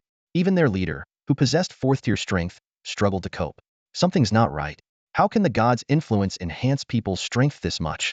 They muttered gravely while tending to their wounds. Numerous attempts to subdue the civilians without harming them had been futile, resulting in their own injuries. Suddenly, a figure descended from the sky like a meteor, landing between them and the civilians. Xin Yuan raised his hand, conjuring ice, and in an instant, he was in front of one of the civilians, a long blade materializing in his hand. He covered the man's mouth and, without hesitation, slit his throat. Swiftly, he spun the blade backward, piercing another man's chest. Before the two enemies could react, they were dead. Xin Yuan's combat style had evolved no longer a back-and-forth exchange of blows, but a relentless, lethal strike. His growing battle experience had made his attacks more precise and ruthless. The trainees finally snapped out of their shock, shouting in alarm, "Stop! They're just civilians under mind control. They can be saved." A burst of frost erupted around Xin Yuan, freezing the remaining civilians. He coldly explained, "The others, yes, but these two weren't. They were God's servants hiding among the crowd. If you hesitate any longer, you'll fall into their trap." "What?" The fourth-tier trainee asked in shock. "How did you know?" "Don't be naive. Who says God's servants have to wear strange outfits?" Xin Yuan retorted. Another trainee approached one of the frozen figures, worried. "Is freezing them safe? Ordinary people might not survive." "I've controlled the temperature," Xin Yuan replied. "Injuries are unavoidable, but it shouldn't be life-threatening. Your lives are more important than these details. While protecting civilians is good, this time there are God's servants among them who could attack at any moment. Be cautious. When it's time to act, do it decisively. Prioritize your own safety first." With those words, Xin Yuan soared into the sky, heading to another battlefield. Since Xin Yuan joined the fight, the God servants found the situation rapidly deteriorating. They had previously hidden behind ordinary civilians, attacking Dongfang Academy's superhumans with impunity, enjoying the sight of the strong hesitating due to their concern for civilians. But now, an unrelenting warrior descended from the sky, delivering lethal blows without mercy. Guided by the voice of all things, Xin Yuan could always accurately identify the God servants. His decisive actions turned the tide of the battle, making it bloodier and more brutal. Following Xin Yuan's warning, department heads began adjusting their tactics, instructing their subordinates. When it doesn't endanger lives, act decisively. Your safety comes first. Faced with the changing situation, the God servants began to gather civilians around them, seemingly abandoning their concealment and using the civilians directly in their attacks. Meanwhile, the headmaster of Dongfang Academy, Imo Qinggu, remained conspicuously absent from the battlefield. At this moment, he had been alone with Xin Yuan in a space of his own creation for hours. Indeed, Such behavior seemed incredibly irresponsible. At this moment, Imo Chingu was sitting in a chair, his entire body tense. His eyes were tightly shut, and he was hunched over, as if he might slide off the chair at any moment. In his hands, an ethereal book was slowly taking shape, gradually becoming solid and substantial. Beads of cold sweat were forming on his forehead, clearly indicating that this process was consuming a great deal of his energy. Opposite him, Xin Yuan sat watching the old man intently. As the most formidable warrior below the rank of Marquis, Imo Chingu now showed none of the vigor he had when facing off against gods in solo combat. Instead, he appeared like a frail old man on the verge of collapse. Yi Ziluan's gaze, which had initially been filled with wariness and awe, gradually softened, even showing a hint of sympathy. Though she had little direct interaction with the dean, she had always viewed Imo Chingu as a powerful and cunning old fox. Yet, in the past few hours, he hadn't offered any uplifting words, taught her any secrets to enhance her power, or tried to indoctrinate her. Instead, he had rambled on like a lonely old man, recounting tales from his past that had long gone unheard. Yi Ziluan didn't interrupt him, quietly listening to all his stories. Through these fragmented recollections, she gradually pieced together Imo Chingu's life story. Imo Chingu was nearing 70. In his era, he was the most gifted superhuman, possessing the most unique abilities in human history. People believed he might become the first superhuman to reach the 9th realm. However, fate played a cruel joke on him. At the peak of his life, a sudden attack by divine servants took away his wife and daughter. This tragedy completely changed Imo Chingu. He became ruthless, but his power grew rapidly. Eventually, he became the youngest superhuman to reach the 7th realm and took on his first personal disciple. He poured everything he had into this disciple, yet his strictness bordered on the extreme. The brutal loss of his wife and daughter had taught him that without power, one couldn't even control their own fate. Despite his satisfaction and affection for this disciple, Imo Chingu always maintained a stern demeanor, never praising him openly. He feared that indulgence would lead to complacency. Under his harsh tutelage, the disciple's abilities quickly surpassed his peers, but his personality became obsessive and quick-tempered, looking down on weaker teammates. Such a personality made him an easy target for the divine servants. Eventually, in an attack by 2 god-level projections, the disciple was utterly destroyed. This event dealt a massive blow to Imo Chingu, who then secluded himself from the world for several years. When he reappeared, he had transformed into a white-haired, smiling Santa Claus figure. However, his power remained forever stuck at the 7th realm. As the dean of the Eastern Academy, Imo Chingu took on a second personal disciple Shi. This exceptionally talented girl was an orphan, deprived of love from a young age. The two, both deprived of their loved ones by fate, supported each other like father and daughter. This time, Imo Chingu let go of all his obsessions, advising Shi to train hard but not forcing her, simply wishing for her to grow up healthy and happy. Yet fate seemed to play another joke on Imo Chingu. Now, sitting before him was Yi Ziluan, his last disciple. In Imo Chingu's heart, this might be a chance for redemption. Finally, the light in Imo Chingu's hands faded, and a tangible book materialized. He showed a tired smile, the wrinkles on his face deepening. "Here, take it," Imo Chingu said, handing the book to Yi Ziluan, his tone filled with self-mockery. "I'm a failure. I couldn't protect my wife and daughter when I was young, nor my disciple in middle age. Now, in my old age, I don't even know how to educate children. For so many years, I've been mediocre, neither excelling in life nor in power. That's why I'm actually afraid to teach you, fearing I might mislead you." His face clearly showed a bitter expression. Yi Ziluan sniffed lightly, unsure how to comfort the old man. Imo Chingu continued, "But there's no choice. In this world, no one else can teach you. Your true ability, I call it the 9-fold phoenix rebirth, 9 times of rising from the ashes, 9 times of rebirth. You will become the only phoenix in this world. I can't give you any successful experiences, but I have plenty of lessons from failure, which I've already shared with you. Remember, strive to surpass yourself, but don't endlessly crave power, as that often leads to no good end." That was true for me, and for your senior sister as well. He pointed to the book in his hand. "Take this book. It contains nothing. 1,000 people will see 1,000 different things in it. It will record what is in your heart." After Imo Chingu finished speaking, it was as if a heavy burden had been lifted from his heart. His expression visibly relaxed, and a slight smile appeared on his lips as he continued, "Child, do you know? 50 years ago, there wasn't a single 9th-level superhuman in this world. Can you guess how many there are now?" Yi Ziluan hesitated for a moment before softly replying, I don't know." Imo Chingu's next words took her by surprise. "There are still none. No one has ever reached the level of sainthood." His tone grew serious. 9 is the ultimate number, yet it has become a global bottleneck. In my youth, I was considered the most likely to break through, but I ended up a failure. Now, I have higher hopes for you. With an encouraging smile, Imochingu said, keep going. I believe in you. You're very strong.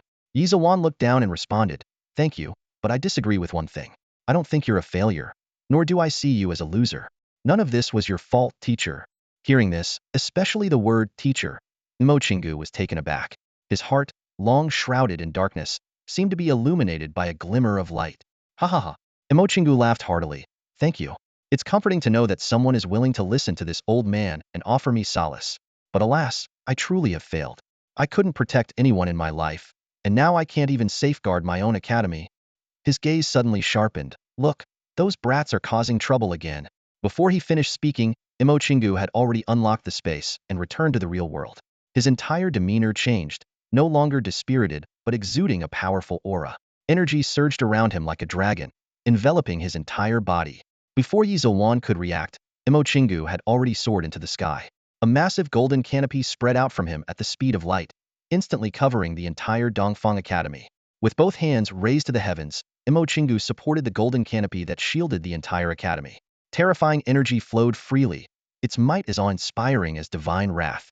His voice thundered, you servants of the gods, I may be a failure, but I'm not dead yet.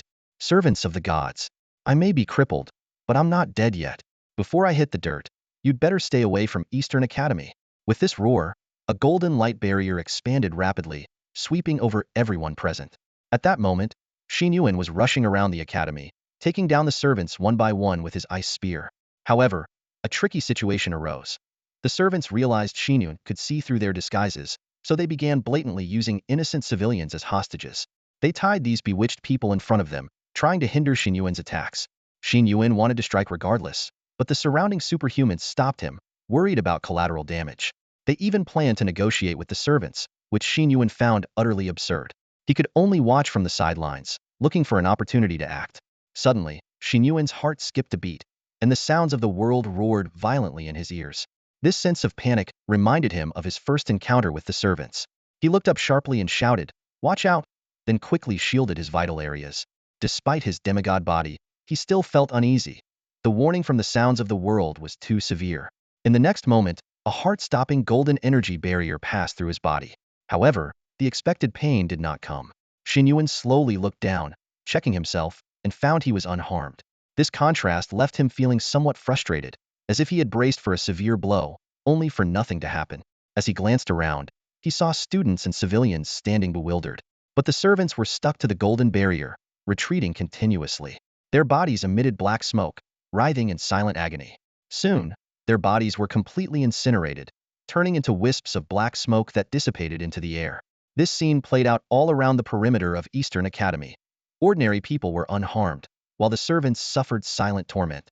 Xin Yuan looked up at the golden figure in the sky, resembling a giant Buddha, and couldn't help but think sarcastically, how many powers does this guy have? Why didn't he act sooner? Once the situation stabilized, Xin Yuan flew to where Imochingu was. Imochingu was floating in the air, crushing 2 dead divine embryos in his hands. A group of flying superhumans arrived as well. Imochingu smiled and said, hello everyone, you've worked hard tonight. Xin Yuan inwardly grumbled, but was also relieved to have earned some credits. Vice Dean Tang Jinny asked Imochingu about the origin of this new ability, but Imochingu changed the subject, saying he had just taken on a disciple. After arranging for everyone to rest, Xin Yuan stayed behind. He asked Imochingu about the contents of the red envelope he had given him earlier. Imochingu, slightly embarrassed, explained it was just a warning about divine descent. But Xin Yuan was clearly dissatisfied with this answer and pressed further, is that all? Nothing else? Imochingu affirmed, yes, that's all there was. A hint of doubt flashed in Xin Yuan's eyes, showing he wasn't entirely convinced by the response. Xin Yuan and Imochingu exchanged a few seconds of a friendly gaze. The tension in the air was palpable, but Xin Yuan broke the silence with a hearty laugh. Haha, I see. Well, that's good. I was just curious. Goodbye, Dean Imo. With that, he quickly turned around, his expression changing instantly, and hurried towards his apartment building. His mind was a whirlwind of thoughts as he recalled the warning from the voice of all things about a traitor, contrasting sharply with Imochingu's recent words. He didn't want to delve into the reasons behind it. He just wanted to escape the unsettling atmosphere as quickly as possible. A bold hypothesis emerged in his mind. If Imochingu were the traitor, everything would be doomed. This sleepless night was not only restless for Xin Yuan. Imo Chingu returned to his room and sat silently in his recliner. The dimly lit room was adorned with photos documenting the warm family moments he once had. He stared at these images, replaying the conversation with Xin Yuan in his mind. That brief exchange had been one of the rare moments in his life when he felt genuinely flustered. He couldn't help but wonder, had that kid sensed something? Yi Zhawan lay in bed, clutching the book Imo Chingu had given her. His final words echoed in her mind. Let's keep our teacher-student relationship just between us. I want to help you, but I'm afraid I might hold you back one day. She couldn't fathom the meaning behind these words. Their teacher-student relationship had come about suddenly, without any formal process, and her teacher's attitude was full of contradictions and hidden concerns. Yi Zhawan chewed over these words repeatedly, trying to decipher their deeper meaning. Meanwhile, Jun Ani sat on the edge of her bed, tapping her pen on a piece of paper as she played a dot game. She was deeply conflicted. Should she reveal her true identity to Xin Yuan? Initially hesitant due to the fear of differences between their online and offline selves, she had delayed for so long that the situation had become even more awkward. Xin Yuan had already met many people at school and had even exchanged contact information with Zheng Xiaojian. And she, who had known Xin Yuan the longest, was still interacting with him as an online friend. Just as Jun Ani was lost in her thoughts, her phone screen lit up with a message from Xin. She instantly sat up straight, leaning against the headboard, her expression serious. However, Xin Yuan's message was unexpected. Traveler, wanna log in? There's a new character out. This sudden game invitation shattered Jun Ani's serious mood, her expression freezing in surprise, her emotions becoming disjointed. She had expected Xin Yuan to discuss something serious, but instead, he invited her to play a game. The abrupt shift made Jun Ani laugh and cry at the same time, thinking, typical Xin Yuan. In fact, after returning to his dorm, Xin Yuan didn't fall into the kind of worry and anxiety others might have imagined. He chose to relax and started a game. To him, tonight's experiences were beyond his usual scope of work. He had completed tasks like punctuation and assisting in solving cases, yet received no substantial reward. Although someone mentioned academic credits as a reward, seeing the vice dean and other officials so stressed, he didn't bring it up. Compared to his usual workload, today's efforts felt like unpaid overtime. Xin Yuan felt like he was doing volunteer work. He had informed the relevant authorities about the traitor. If those in high positions didn't take it seriously, that was their failure. As a student, he believed he had done his part. Xin Yuan couldn't help but think of Zheng Xiaojian's approach. As the head of one of the 6 core student departments, Zheng Xiaojian had been completely absent tonight, seemingly shirking his duties. Xin Yuan suspected that Zheng Xiaojian might have gone straight to bed after enjoying his evening. One had to admit, in terms of quality of life, Zheng Xiaojian certainly had it easier. Finally, Junin stared blankly at Xin Yuan's message for a few seconds before letting out a helpless chuckle. He agreed to stay up all night gaming with Xin Yuan, thinking that if no one was willing to reward his efforts, at least someone should keep him company. The next day marked the first day of classes at Dongfang Academy. On the open grounds, 56 students stood in neat rows. These were the incoming students who had been admitted through recommendations and some outstanding new superhumans, commonly referred to as the rocket class or experimental class. Xin Yuan stood among them, stifling a yawn, clearly not at his best. He glanced around and spotted several familiar faces: Yi Zhawan, Qi Hong, and the eagerly approaching Lu Peng. Boss, you're here. Hee, Lu Peng said with a fawning grin. Xin Yuan rolled his eyes. Yeah, I'm here. What's with the hee? You sound like an idiot. He checked his watch. There was still a minute left until class started, but the teacher was nowhere to be seen. Just as he was wondering about the delay, a black dot appeared in the sky above. In the blink of an eye, a burly man, standing at a towering height of over 2 meters, crashed down in front of everyone like a meteor. With a thunderous boom, the ground shook, and all conversations ceased as the students turned their heads in unison to look at the unexpected arrival. The man exuded an intimidating aura, looking every bit like a freshly escaped convict rather than a teacher. The giant man's sharp gaze swept over the crowd, lingering briefly on each student before he nodded in satisfaction. 56 of you, all present. Not bad. Looks like I won't need to use my whip just yet. With that, he thrust a 3-meter-long black ruler into the ground, causing it to hum with vibrations. A strange silence enveloped the entire classroom as every student's gaze was drawn to the sudden appearance of a burly man with a dark face. His dramatic entrance descending from above and slamming a massive iron ruler into the ground left everyone with a nervous twitch at the corner of their mouths. Is this the teacher? Did he walk into the wrong set? The students wondered silently, their eyes shifting to the giant iron ruler still buzzing in the floor, which had cracked around it. A pointer? This thing could kill someone. Satisfied with the silence, the dark-faced man nodded approvingly. My name is Niu Jingyu, and I'll be your teacher for this first class of the new term. Well, not exactly a teacher, he said, scanning the room with a slight frown. Seeing you all so timid is a bit disappointing. I was hoping someone would challenge me. Niu Jingyu took a step forward, his towering presence adding to the intimidation. But maybe this is for the best. Surely, you don't think you're just ordinary students, do you? This is a place to train warriors. Warriors who will battle gods. If you don't want to be the first corpse to fall, I suggest you drop your nonchalant attitudes right now. He paused, then continued. Every year, during the opening ceremony, the seniors get to bully the freshmen a bit. After a year of training here, most students see a significant improvement in their abilities. Since none of you seem eager to step up, I guess my ruler here won't be needed today. Let's get straight to today's lesson. Niu Jingyu glanced around the room and posed the first question. Guess what kind of teacher I am? The room remained silent. Niu Jingyu's imposing presence had effectively stifled any responses. He pointed at Xin Yuan, who stood in the front row. You, tell me, what kind of teacher do you think I am? Xin Yuan responded directly. I think you might be our combat instructor. Judging someone by their appearance is both foolish and common, Niu Jingyu said with a menacing smile. But you're wrong.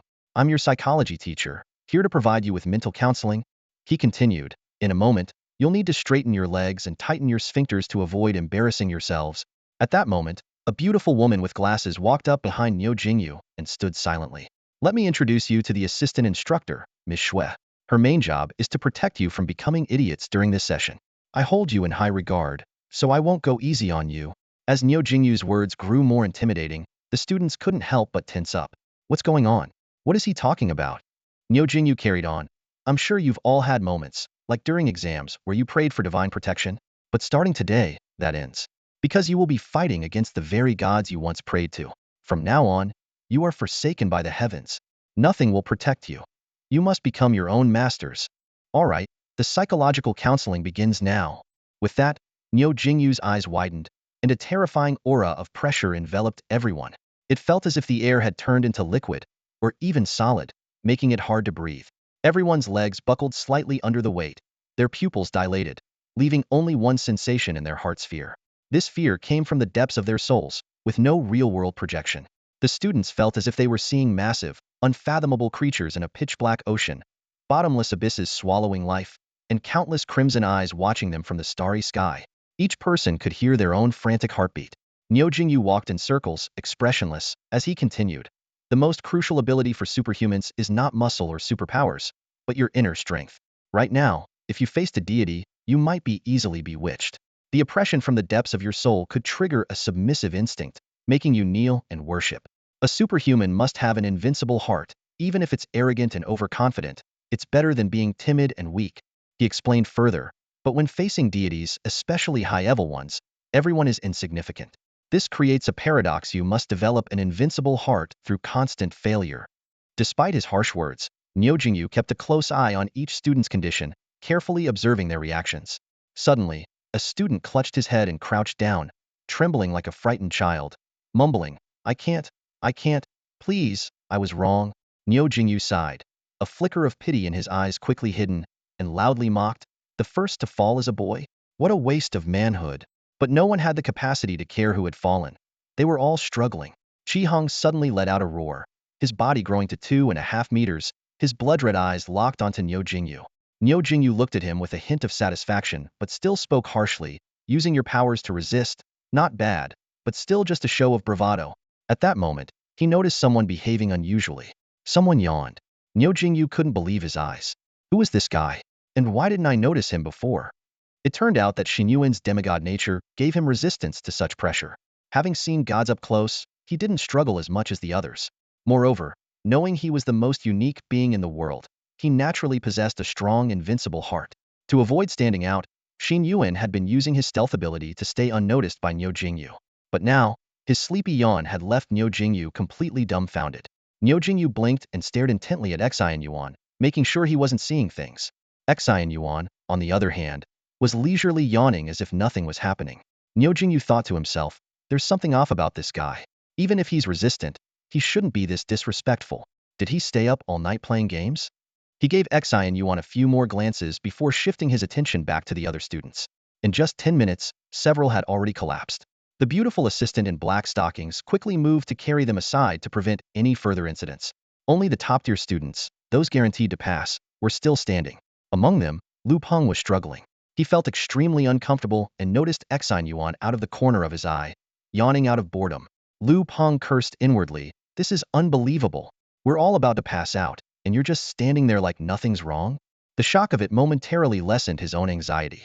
Lu Peng muttered, Dude, you're a freak. Are you really not feeling anything?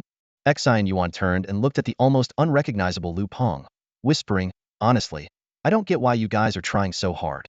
Why not just pretend to faint and lie down? Lu Peng's eyes widened in surprise. You can do that? Why is your lazy mind so innovative? Can this really work? After a moment of thought, Lu Peng decided to take the advice and dramatically collapsed to the ground, nearly smashing his nose. But after a few seconds, no one came to help him. The reason was simple. Niu Jingyu had overheard Xin Yuan's suggestion. Leave him. Let him lie there, Niu Jingyu instructed, continuing to observe the other students while the assistant cast a pitying glance at Lu Peng. Lu Peng wailed internally. Why is no one helping me? After a few more minutes, Lu Peng was on the brink of physical and mental collapse, but still no one came. He cursed Xin Yuan in his mind, muttering nonsense until he finally passed out. Niu Jingyu immediately moved to Lu Peng's side, lifting him like a wet rag and tossing him aside. Trying to game the system? Just because someone else can handle it doesn't mean you can. All right, that's enough for today. Niu Jingyu shouted, and the oppressive pressure on everyone vanished. Instantly, the students collapsed like a field of wheat in a storm. The feeling was akin to drowning or a nightmare. With the sudden release, everyone felt drained, gasping for air as if they were suffocating. Xin Yuan, the only student still standing, looked around awkwardly for a few seconds before sensibly sitting down cross-legged to blend in. But Niu Jingyu approached him and motioned for him to stand up. Kid, what's your name? You're pretty tough, Niu Jingyu said with a menacing smile, using his usual tactic to intimidate. Xin Yuan.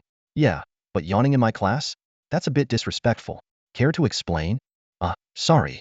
I didn't get enough sleep because I was up all night playing games, Xin Yuan replied candidly.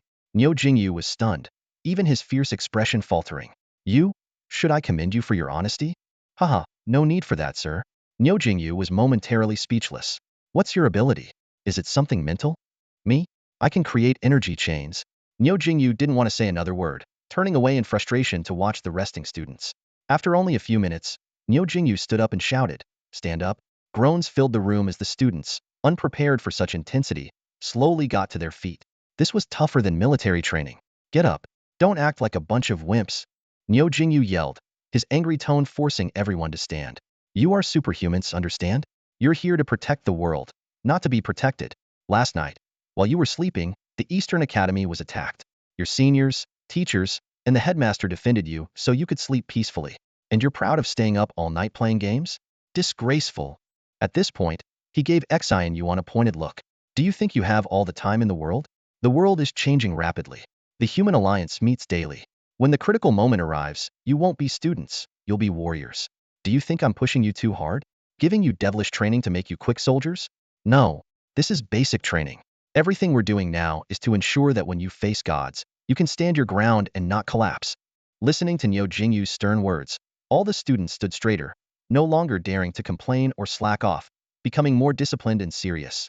Niu Jingyu nodded in approval. The academy had tasked him with toughening up these students quickly. At home, they could be pampered, but on the battlefield and against divine beings, there would be no such luxury. The next part of the training will be harsh and brutal, but it's something each of you will face in the future. You will see blood. But first, let me deal with this troublemaker. Xin Yuan, come here. As he finished speaking, all the freshmen turned to look at Xin Yuan. Niu Jingyu, who usually didn't look into students' backgrounds to treat everyone equally, had heard Xin Yuan's name. Xin Yuan walked up to Niu Jingyu and said, Actually, I wasn't just playing games last night. All right, we'll get to that later. I have a question for you. Niu Jingyu interrupted, locking eyes with Xin Yuan, his eyes glowing red. In an instant, Xin Yuan found himself in a sea of corpses and blood, even smelling the stench. A voice echoed in his ears, Have you ever killed someone? The intense killing intent instantly put Xin Yuan into combat mode. His eyes turned bloodshot, and a similar fierce aura emanated from him. His hands moved instinctively as if to grab something, but his gaze quickly cleared, and he stopped himself. Xin Yuan subtly tilted his head, skillfully avoiding Niu Jingyu's gaze. This simple action left Niu Jingyu astonished. Being able to dodge his gaze indicated that Xin Yuan's willpower and murderous intent were far from ordinary. Niu Jingyu thought to himself that while skill could be trained, true killing intent could only be forged through the crucible of blood and fire. Just moments ago, he had felt a chill under his ribs, at his chest, and around his neck a clear sign of being targeted. Was it an illusion? Niu Jingyu wondered. At that moment, Xin Yuan's calm voice broke the silence. I've killed before. This terse reply made Niu Jingyu look at him with newfound respect. He had intended to intimidate Xin Yuan, but the young man was utterly unperturbed. After all, superhumans couldn't always be saints. Confrontations with divine servants, terrorist organizations, and opposition forces were inevitable. This training was meant to prepare students mentally for the bloodshed they would face. How many have you killed? Niu Jingyu pressed.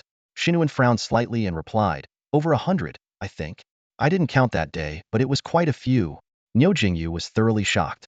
He turned to his female assistant and whispered, who is this kid? Have you checked his background? He better not be a criminal. The assistant quickly leaned in and briefed Niu Jingyu on Xin Yuan's background. Reportedly, he had participated in a battle against divine servants during the entrance exam and had achieved significant merit. After hearing this, Niu Jingyu furrowed his brows and scrutinized Xin Yuan anew. This seemingly harmless young man, who had spent the entire morning dozing off, turned out to be a formidable fighter. Killing over 100 divine servants in a day, was that even possible for a student? Moreover, Xin Yuan's smooth skin bore no scars, hardly the look of someone who had experienced brutal combat. After a moment of contemplation, Niu Jingyu spoke seriously. It seems you're not a rookie. But do you think your mental fortitude is strong enough? Are you prepared for fearless combat and even heroic sacrifice? No, Xin Yuan replied decisively.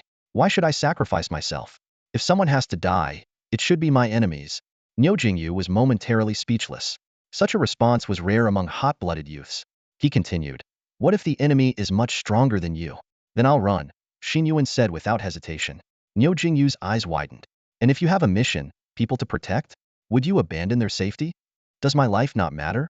Xin Yuan countered. Abandoning my own life is also irresponsible, isn't it? Niu Jingyu was rendered speechless by this retort. He calmed himself, a faint smile playing on his lips. Such an attitude was actually beneficial among superhumans, making them less susceptible to divine manipulation. After a brief pause, Niu Jingyu flipped his wrist, producing two unsharpened, black short swords. He handed one to Xin Yuan and kept the other. How about a sparring match? No superpowers, just physical ability and combat instincts. Show me what you've got. Xin Yuan looked down at the sword, recalling the near-fatal incident during the initiation ceremony. He shook his head. I'm not good at sparring right now. I get what you mean, kid, Niu Jingyu said. But with me, don't worry about those issues. Let's go all out. With that, his eyes glowed with a murderous intent 10 times stronger than before, enveloping Xin. Xin Yuan didn't hold back either. His eyes flashed with a vicious gleam, instantly entering combat mode. Both moved simultaneously, their short swords aiming straight for each other's throats like lightning. Xin Yuan realized that Niu Jingyu was a different caliber of opponent, not one he could overpower. He twisted his wrist to deflect the attack and aimed for Niu Jingyu's left heart. Niu Jingyu mirrored Xin Yuan's move, targeting his vital points without mercy. The two clashed like a whirlwind, their short swords creating a terrifying storm. Every strike aimed for lethal spots: the neck, groin, temples, chest, back of the head, and spine, each a deadly target. The surrounding students watched intently. Although most couldn't fully grasp the intricacies, they found it incredibly cool and took the opportunity to rest. However, Niu Jingyu's assistant was sweating nervously. She realized these two were serious. Even with unsharpened swords, such speed could easily lead to disaster. As their pace quickened, Xin Yuan's eyes filled with ferocity, while Niu Jingyu remained cold and focused, treating Xin Yuan as a life-and-death adversary. Finally, a misstep caused them to halt. Niu Jingyu's left hand gripped Xin Yuan's attacking sword tightly, while his right sword was pressed against Xin Yuan's throat. He smiled and said, "You were slow by a fraction of a second. Also, you miscalculated the weapon's length. But to fight me to this extent, you—" "I don't think so," Xin Yuan interrupted, catching Niu Jingyu off guard. Niu Jingyu looked down and saw that Xin Yuan's sword was encased in a layer of ice, extending it by 10 centimeters, right to his heart. "That's cheating. I said no superpowers," Niu Jingyu frowned. "That's your rule." "I never agreed to it," Xin Yuan replied calmly. Niu Jingyu stared into Xin Yuan's eyes, the remnants of his violent aura still lingering. Their blades were poised at each other's throats, locked in a tense standoff. After a few seconds of silence, Niu Jingyu suddenly burst into laughter, breaking the tension. He lowered their hands, softening his tone. "Over the years, you've been the most rebellious and unique student I've ever taught. Well done. This round doesn't count as your loss." Curiosity flickered in Niu Jingyu's eyes. "For someone your age to have such skills, I suspect you might have undergone special training like Jun Ani. What battles have you been through? Who sent you to fight?" It took Xin Yuan a moment to come out of his combat state before he began to recount his experiences. His calm, almost teasing tone revealed shocking details. Niu Jingyu's expression grew serious, a hint of respect appearing in his eyes. You haven't even enrolled yet, just finished the assessment, and already experienced such battles to protect your classmates? No wonder you're this capable, Niu Jingyu said earnestly. Xin Yuan quickly interrupted. Hold on. When did I say I was protecting my classmates? I did it for the reward. Don't use morality to guilt me into working for free. By the way, even though Dean and Mo made the final decision last night, I contributed significantly. Does the school have any reward policies, like extra credits? Niu Jingyu raised an eyebrow. Wait, you said you fought last night? But you also mentioned you stayed up all night playing games? Yeah, after the fight, I stayed up all night playing games, Xin Yuan replied matter-of-factly. Niu Jingyu was momentarily at a loss for words, but quickly regained his composure. He suddenly stood up straight and solemnly saluted Xin Yuan. From this perspective, you deserve my respect. I apologize for my earlier comments. Xin Yuan, taken aback, instinctively stepped back. There's no need to be so serious. Just give me what I deserve. Niu Jingyu shook his head. No, I criticized you for playing games because I thought you were wasting time while others fought to protect you. But now, knowing you are also a protector, I have no right to reprimand you. He turned to address the other trainees. What I teach you is survival skills, so if you dare slack off, I won't go easy on you. But Xin Yuan is different. From the perspective of combat, we're comrades. Thank you for your efforts. Without waiting for Xin Yuan's response, Niu Jingyu raised his voice to the entire group. Remember, if you want respect, honor, recognition, everything you desire, earn it with your strength. Had enough rest? Let's continue. As his words fell, a sense of pressure enveloped everyone. Bloodthirsty and brutal images flashed in their minds, causing many to turn pale and tremble. But this time, no one fell so quickly. Xin Yuan's performance had given them hope and ignited a fighting spirit, even in the usually sycophantic Lu Peng. Yi Zilwan echoed Mo Qinggu and Niu Jingyu's words in her mind. Earn everything you want with your strength. She gritted her teeth and persevered. Xin Yuan glanced around and realized that this phase no longer affected him. Niu Jingyu noticed and signaled him to come over. Have you noticed that once you enter a killing state, your mind becomes erratic, excessively violent, and irrational? Niu Jingyu asked. Xin Yuan nodded silently. He had long been aware of this issue but couldn't help falling into that state during battles. Rage in combat isn't entirely bad. It makes you fearless. But it can also make you blind and imprecise, as we saw earlier, Niu Jingyu explained. Xin Yuan listened quietly, knowing that in this area, Niu Jingyu was the true expert, so he said nothing. Satisfied with Xin Yuan's humility, Niu Jingyu nodded. So, next, we'll put you through an advanced specialized training to correct this issue, helping you control yourself better. Can you handle it? Xin Yuan nodded firmly. No problem, Mr. Niu. Niu Jingyu smiled approvingly. That's more like it. But sir, Xin Yuan added, if possible, I'd still appreciate it if you could mention the extra credits for participating in last night's battle. Niu Jingyu shook his head helplessly, then began a new round of training. He pushed each trainee to their psychological limits until dusk. By the end, everyone was drenched in sweat, nearly dehydrated. The girls' clothes clung to their bodies, highlighting their youthful curves, but the boys were too exhausted to notice, each looking utterly drained. As the sun set, a graceful figure sat under a distant tree. She rested her chin on her hand, smiling as she watched a particular figure among the crowd. Jun Ani stood quietly under a tree in the distance, her gaze fixed on the trainees in the middle of their exercises. She was about the same age as them, and if it weren't for Dean Mo's special admission, she might have been one of the new students this year. This thought led her into a deep reverie, her mind wandering back to the moment that changed her fate. On the training field, Xin Yuan's figure was particularly striking. As Jun Ani watched him, she couldn't help but imagine what it would be like if she had enrolled this year. I wouldn't be any worse than you, she thought to herself. Your spotlight would be mine. However, such youthful experiences seemed forever out of reach for her now. As instructor Niu Jingyu announced the end of training, the exhausted trainees collapsed on the ground, too tired to even cheer. Niu Jingyu approached Xin Yuan to ask how he was feeling. Despite his own fatigue, Xin Yuan nodded in satisfaction and even suggested increasing the intensity of the training the next day. This request left Niu Jingyu momentarily speechless, his smile frozen. At that moment, Jun Ani decided to walk toward Xin Yuan, intending to talk to him. However, just as she took a few steps, she saw a girl stumbling toward Xin Yuan. This unexpected scene made Jun Ani alert, a sense of unease rising within her. The girl approaching Xin Yuan was Yi Zilwan. She had read the book Mo Qinggu had given her the day before, but only the first page could be opened. It contained 2 sentences: without destruction, there can be no creation, and seek out everything you once resisted. Within the things that defeated you lies the power for your rebirth. With these questions in mind, she mustered the courage to ask Xin Yuan for advice. Hello, I wanted to ask you how you schedule your daily training time? Xin Yuan asked cautiously. Xin Yuan was a bit surprised. After thinking for a moment, he replied, Training? I usually practice my reflexes and combat skills at night. Seeing Yi Zilwan's puzzled expression, Xin Yuan explained, in simpler terms, I play video games, usually as a top laner. Yi Zilwan insisted on getting a formal training plan, even offering to pay. Xin Yuan, feeling helpless, explained that he really didn't have any special training methods. Seeing her persistence, Xin Yuan had a sudden idea and said mysteriously, back in my hometown, there's an incredible training method. If you master it, you can split the earth with a single punch.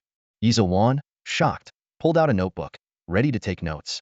Xin Yuan continued to fabricate 100 push-ups, 100 sit-ups, 100 squats, and a 10-kilometer run. If you stick to it, you'll be invincible. Despite her skepticism, Yi Zilwan seriously noted down this training plan. Just then, Jun Ani silently approached Xin Yuan from behind and placed a hand on his shoulder. When did you two become so close? She asked, her voice tinged with a barely perceptible hint of jealousy. After a brief exchange of glances with Jun Ani, Yi Zilwan thanked them and hurried away, eager to try out her new training method. Jun Ani gently tugged at Xin Yuan's collar, forcing him to turn and face her. Their eyes met, and for a moment, neither spoke. Finally, Xin Yuan broke the silence. Hey, what brings you here? Aren't you the war god? Me? I'm probably the least busy among the 8 war gods, Jun Ani replied, her tone tinged with self-mockery. Another silence ensued. Unable to hold back any longer, Jun Ani spoke. So, did you come looking for me? Is there something you need? Xin Yuan looked puzzled. Can't I come see you if there's nothing specific? Aren't we friends now? Jun Ani suddenly felt a pang of guilt, turning her head away as she said, That's good. I don't really have many friends at the academy. Most of my time has been spent training, and people seem to think I'm not easy to talk to. This was the first time she had confided her feelings to someone in real life.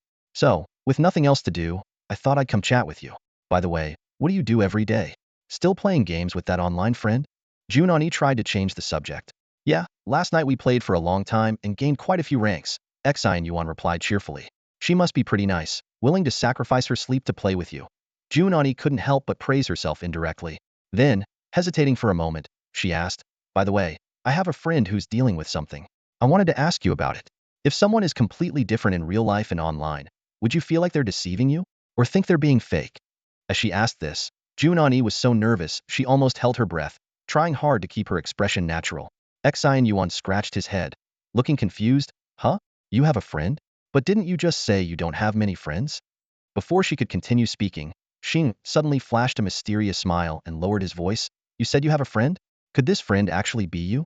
Jun Ani's mind went into overdrive, and her heartbeat quickened. Does he know?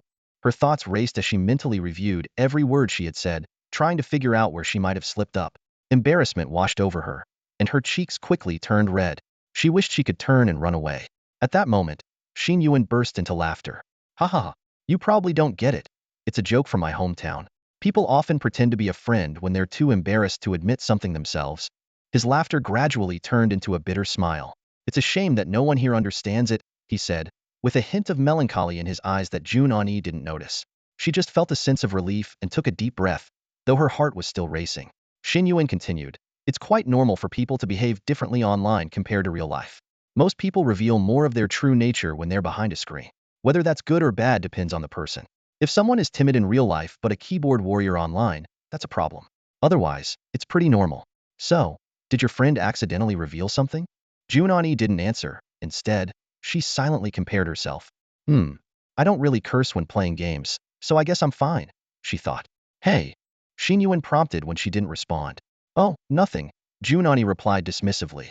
Then, as if casually, she asked, Didn't you say you only had one contact on your phone? Do you plan to meet her in real life? Now I have two. Didn't I add Zhang Xiaojian a few days ago? Xin Yuan replied. A strange feeling of discomfort washed over Jun Ani, as if she had been placed on the same level as Zhang Xiaojian. However, she quickly adjusted her mindset. If that's the case, then meeting up is still doable, she thought, deciding to let Swanai handle the next steps. Having asked everything she wanted, Jun Ani found an excuse and prepared to leave. The War God Hall is still busy. I need to get back. Watching her hurried departure, Xin Yuan felt a bit puzzled. She said she was free when she came, he muttered, feeling like a tool that was discarded after being used. The questions she asked also seemed a bit strange. In the following days, Training at Dongfang Academy gradually got on track. The next morning was dedicated to theoretical lessons about the basics of superhumans, while the afternoon was for physical training. When the students returned to the field, most of them slowed down involuntarily upon seeing the face they considered demonic Niu Jingyu. Mr. Niu, isn't this afternoon supposed to be physical training? Chi Hong cautiously asked with an awkward smile. Can I multitask?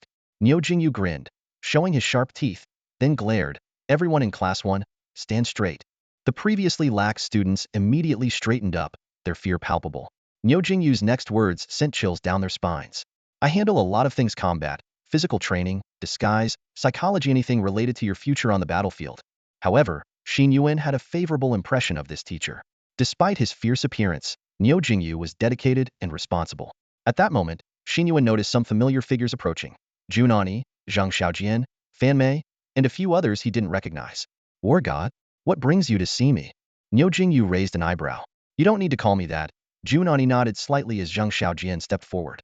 Hey, Mr. Niu, we're here to get Xin.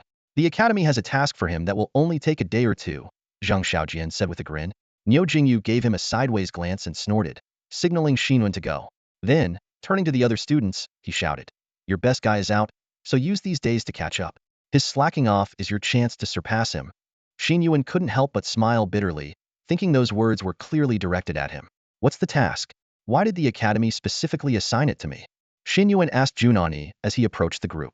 Jun Ani explained, it's a PR task related to the incident the other night when the locals near Dongfang Academy were bewitched. The academy needs some of us who were involved to handle it and reassure the public.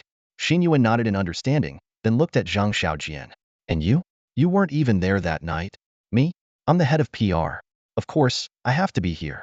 You newbies have no experience with this stuff. You can't do it without me. This time, you have to follow my lead. Except for the war god, of course, Zhang Xiaojian said smugly. Everyone rolled their eyes at his shamelessness. Ignoring him, Xin Yuan walked over to Fan Mei and extended his hand. Hello, nice to finally meet you. Looking at the hand extended towards her, Fan Mei was momentarily stunned. Her gaze flickered slightly, clearly not expecting such a sudden gesture. In the distance, Chi Hong witnessed the scene and couldn't help but slap his forehead, memories of past experiences flooding his mind. He recalled how Xin Yuan used to shake his hand almost daily, though he never understood why. Now, it seemed this new student had found a new target. Fan Mei had some impression of Xin Yuan and later learned that this 5th-level expert was actually a freshman. At this moment, she glanced around and noticed 7 or 8 other people who had come along. She couldn't help but wonder, why did Xin Yuan come to find her alone? Could it be? Various possibilities flashed through her mind. She lowered her head slightly and did not refuse his invitation, extending her hand to shake his. Hello, Fan Mei said softly, her tone carrying a hint of uncertainty. In that brief moment of contact, a line of information suddenly flashed in Xin Yuan's mind. Clever talent, precision shooting copied successfully, evolving to a level headshot lock. All thrown or shot objects will accurately hit the opponent's head. The system specifically reminded him, physical laws don't really apply here. Newton has no say over superhumans. Their hands quickly parted. Xin Yuan felt the success of the copied talent in his mind and nodded in satisfaction. He thought to himself that the success rate for copying lower-level talents was indeed higher. Then, he thanked Fan Mei and walked over to Jun Ani and Zhang Xiaojian to understand the specifics of this PR mission. Fan Mei stood there, bewildered. She had initially felt a bit shy, but now she was completely puzzled. What was this about? She secretly wondered. Where's the exchange of contact information? The encounter? The small talk? The follow-up? You're just leaving like that?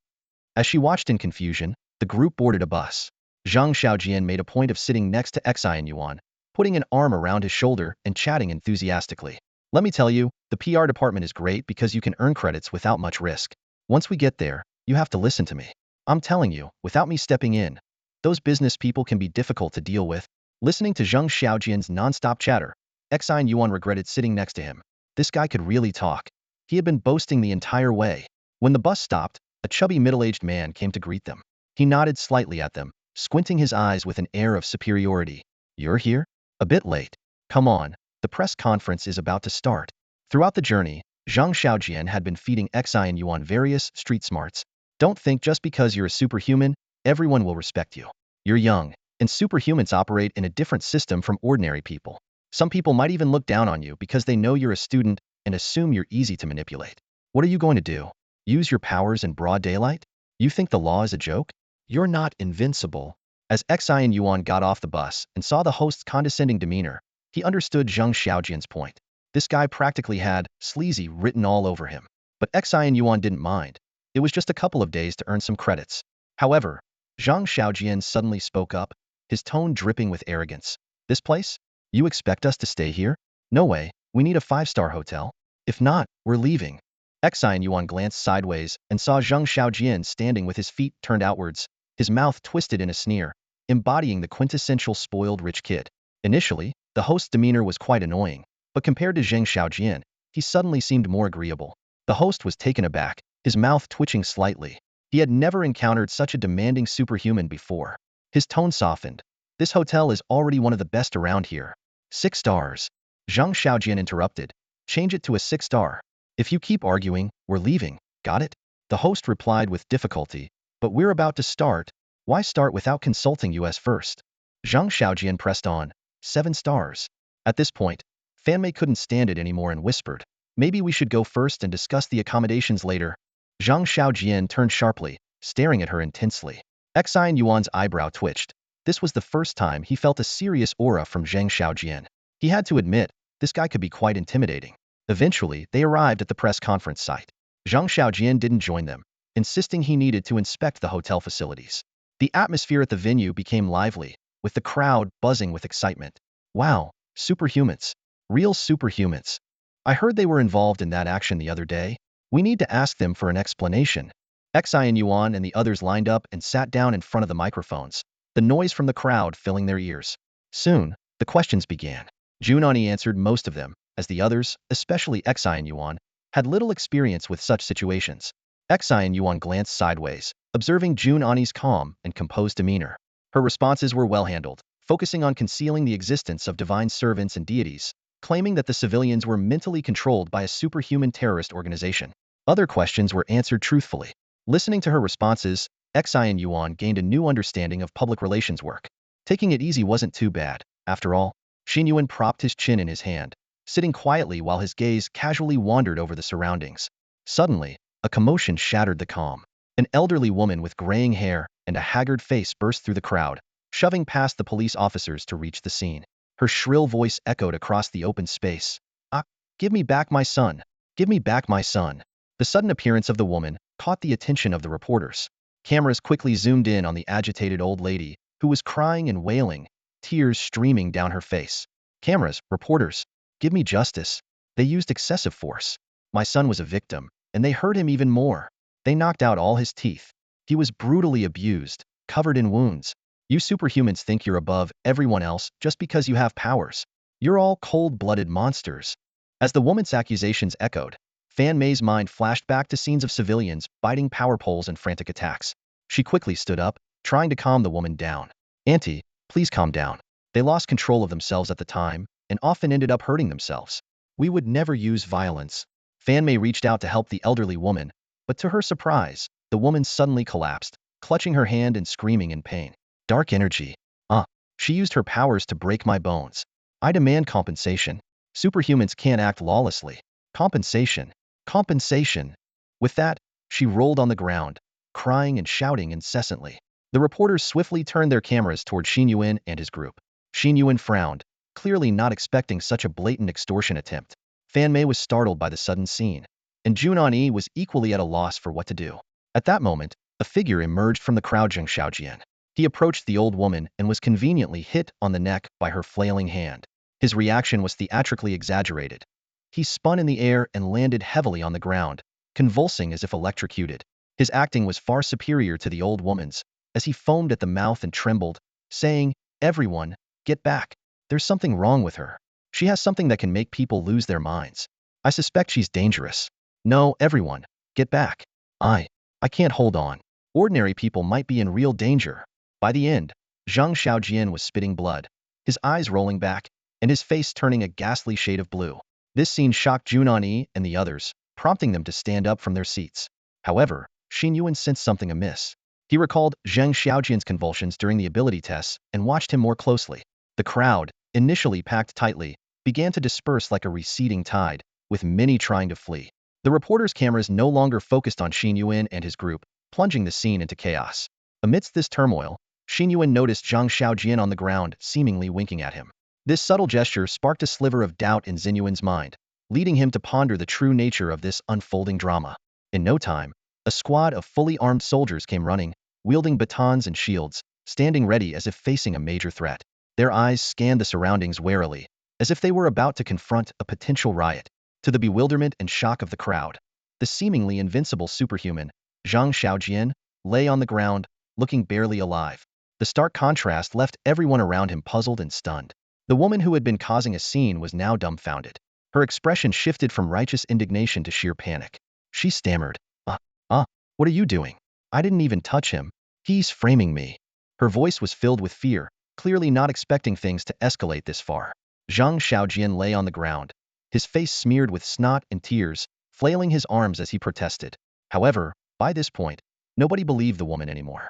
After all, in the eyes of the onlookers, a young, talented, and high-standing superhuman like Zhang Xiaojian couldn't possibly stoop to such shameless behavior. Ironically, Zhang Xiaojian was indeed that shameless. While pretending to be on the brink of death, he still managed to instruct the surrounding armed police, "Careful, don't get too close to her, watch your safety." Meanwhile, he kept winking at Xin Yuan, as if signaling something. The armed soldiers used riot control forks to pin the woman to the ground, keeping her at a distance. She was used to getting her way by causing a scene, relying on humanitarian laws to get off scot-free. But this time, her tantrums and curses were futile. As she struggled, she got covered in dirt, and her teeth hit the ground, knocking a few out of her already poor set. Her flailing limbs were repeatedly struck by rubber batons, leaving her bruised all over. The soldiers didn't hold back, as they believed Zhang Xiaojian, the superhuman, was in mortal danger from just a slight touch. Finally, the woman, unable to bear the pain, stopped struggling and was dragged away. Fan Mei and the others were stunned. Despite having been in numerous battles, they had never seen anything like this. Xin Yuan seemed to have realized something and quickly walked over to Zhang Xiaojian, squatting down beside him. Zhang Xiaojian whispered, "Quick, benefits." Xin Yuan was momentarily confused. "What?" Zhang Xiaojian, exasperated, snapped, "Idiot! Make demands. Ask for benefits." With that, he started convulsing even more dramatically. Xin Yuan met Zhang Xiaojian's eyes and instantly understood, feeling a surge of admiration. This was professionalism. He immediately played along, grabbing Zhang Xiaojian's arm and shouting, "Jian Ge, what's happening to you? Hang in there, the medical team is on the way. You just passed the academy's graduation exam. You're about to repay your parents and give back to society. How could this happen right after taking on an event from the organizers? You're still young. Think of your parents, your loved ones. Hang in there, Jian Ge." Though Xin Yuan had never studied acting, his performance was spot on, filled with grief and urgency, as if afraid no one around could hear him. His words were so tragic that they moved everyone, making it seem like Zhang Xiaojian was about to die any second. A glint of satisfaction flashed in Zhang Xiaojian's eyes, and he convulsed even more vigorously. Watching this scene, along with the live-streaming journalists around, the chubby organizer was drenched in cold sweat. Standing nearby, Jun Ani and the others were dumbfounded, unsure of how to react. Although the situation seemed dire, why did it feel so theatrical? An hour later, in the presidential suite of the Crown Hotel, the city's only 7-star hotel, Xin Yuan and his group gathered. The organizers had spent a fortune booking several suites. Zhang Xiaojian, now in clean clothes, lounged in a large bathrobe, swirling a glass of red wine. He took a sip and said contentedly, "This is more like it. Going out on missions should be enjoyable. This is the kind of treatment we deserve." In front of him, Xin Yuan, Jun Ani, and the others stood in a line, their eyes filled with complex emotions, clearly different from when they arrived. After a moment of thought, Jun Ani spoke up, "Thank you for today." Zhang Xiaojian waved it off nonchalantly. It was nothing for me. You should have listened to me from the start. If you had, this wouldn't have happened." Do you think the organizers are blameless? If they weren't so desperate for attention and threw this together so hastily without proper security, none of this would have happened. But whatever, at least we got the benefits and the treatment. The others remained silent. Despite Zhang Xiaojian's cheeky demeanor, their perception of him had clearly changed significantly. "Hey, you there? What's your name again? What's wrong?" Following Zhang Xiaojian's voice, everyone's eyes instinctively turned to the back. There, Fan Mei sat with her head down, silent. Her eyes were red, hinting at tears, as if she was bearing some indescribable grievance. Finally, Fan Mei spoke, her voice trembling, I didn't use any force.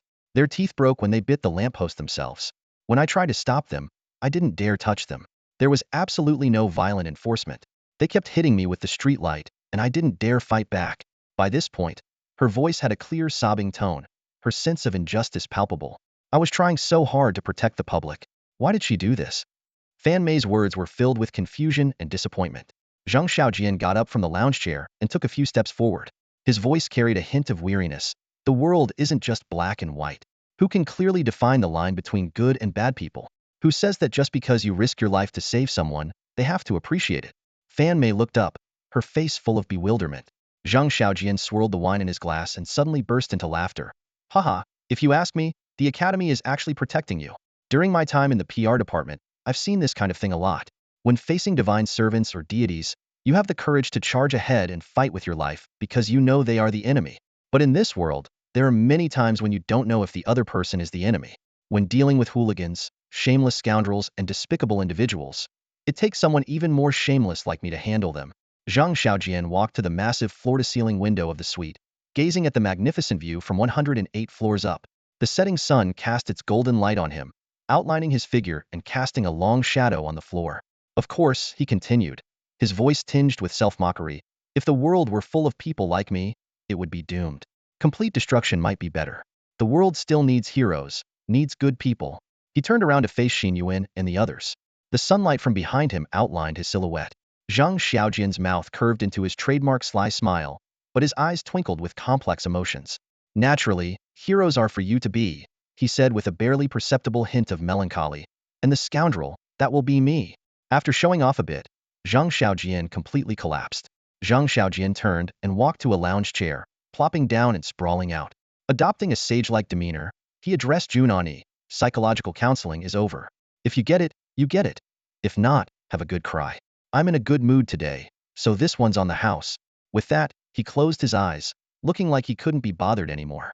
Suddenly, there was a loud knocking on the door. It opened to reveal a chubby organizer, holding a card and wearing a fawning smile.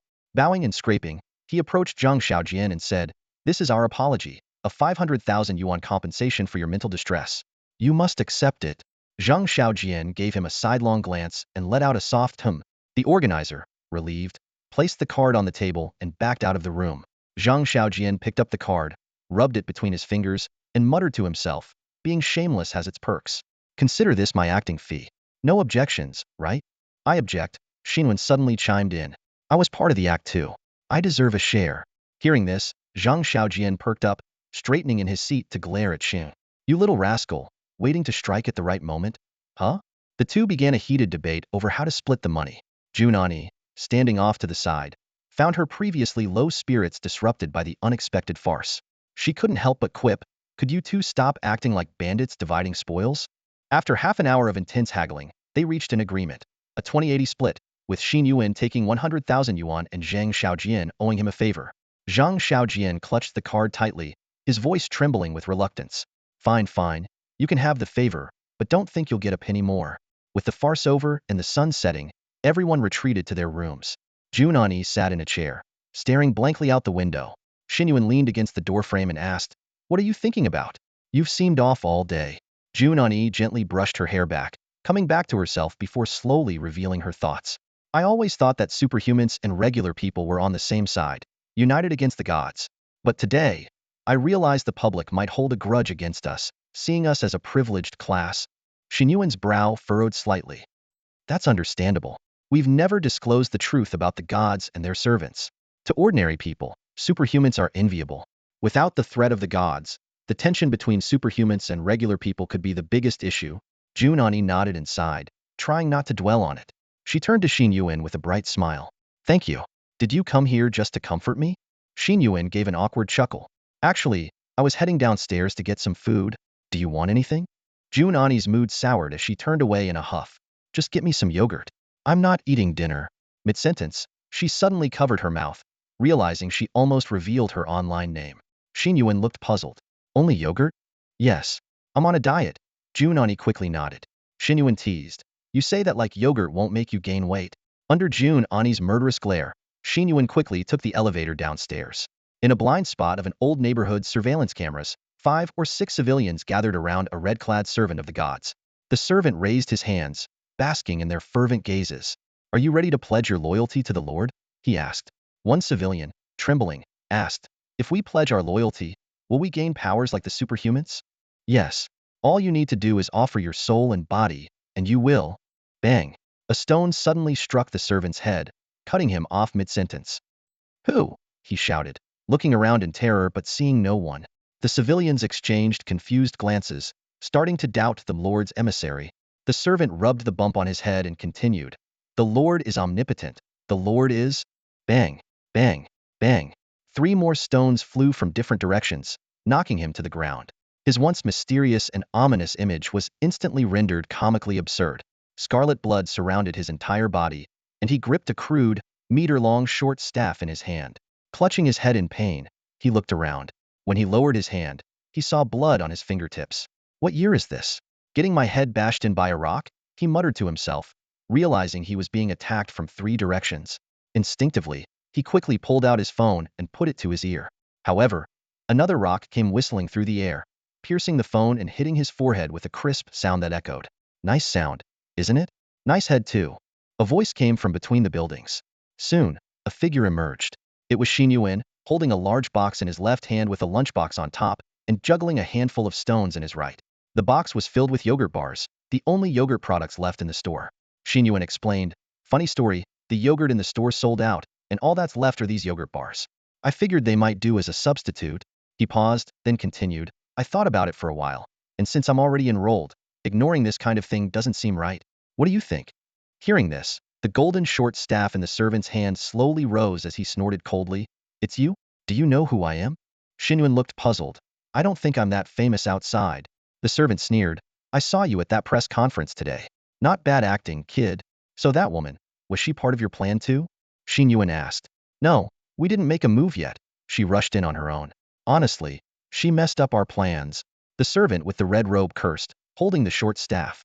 But as soon as he finished, he quickly covered his mouth, his eyes unfocused, muttering to himself, oops, maybe I shouldn't have told you that? Xin Yuan thought, this guy doesn't seem too bright. Those rocks must have done a number on him. Looks like they rattled his brain. Enough talk. Where are the others? The servant looked around, seeing only Xin Yuan, and couldn't help but ask.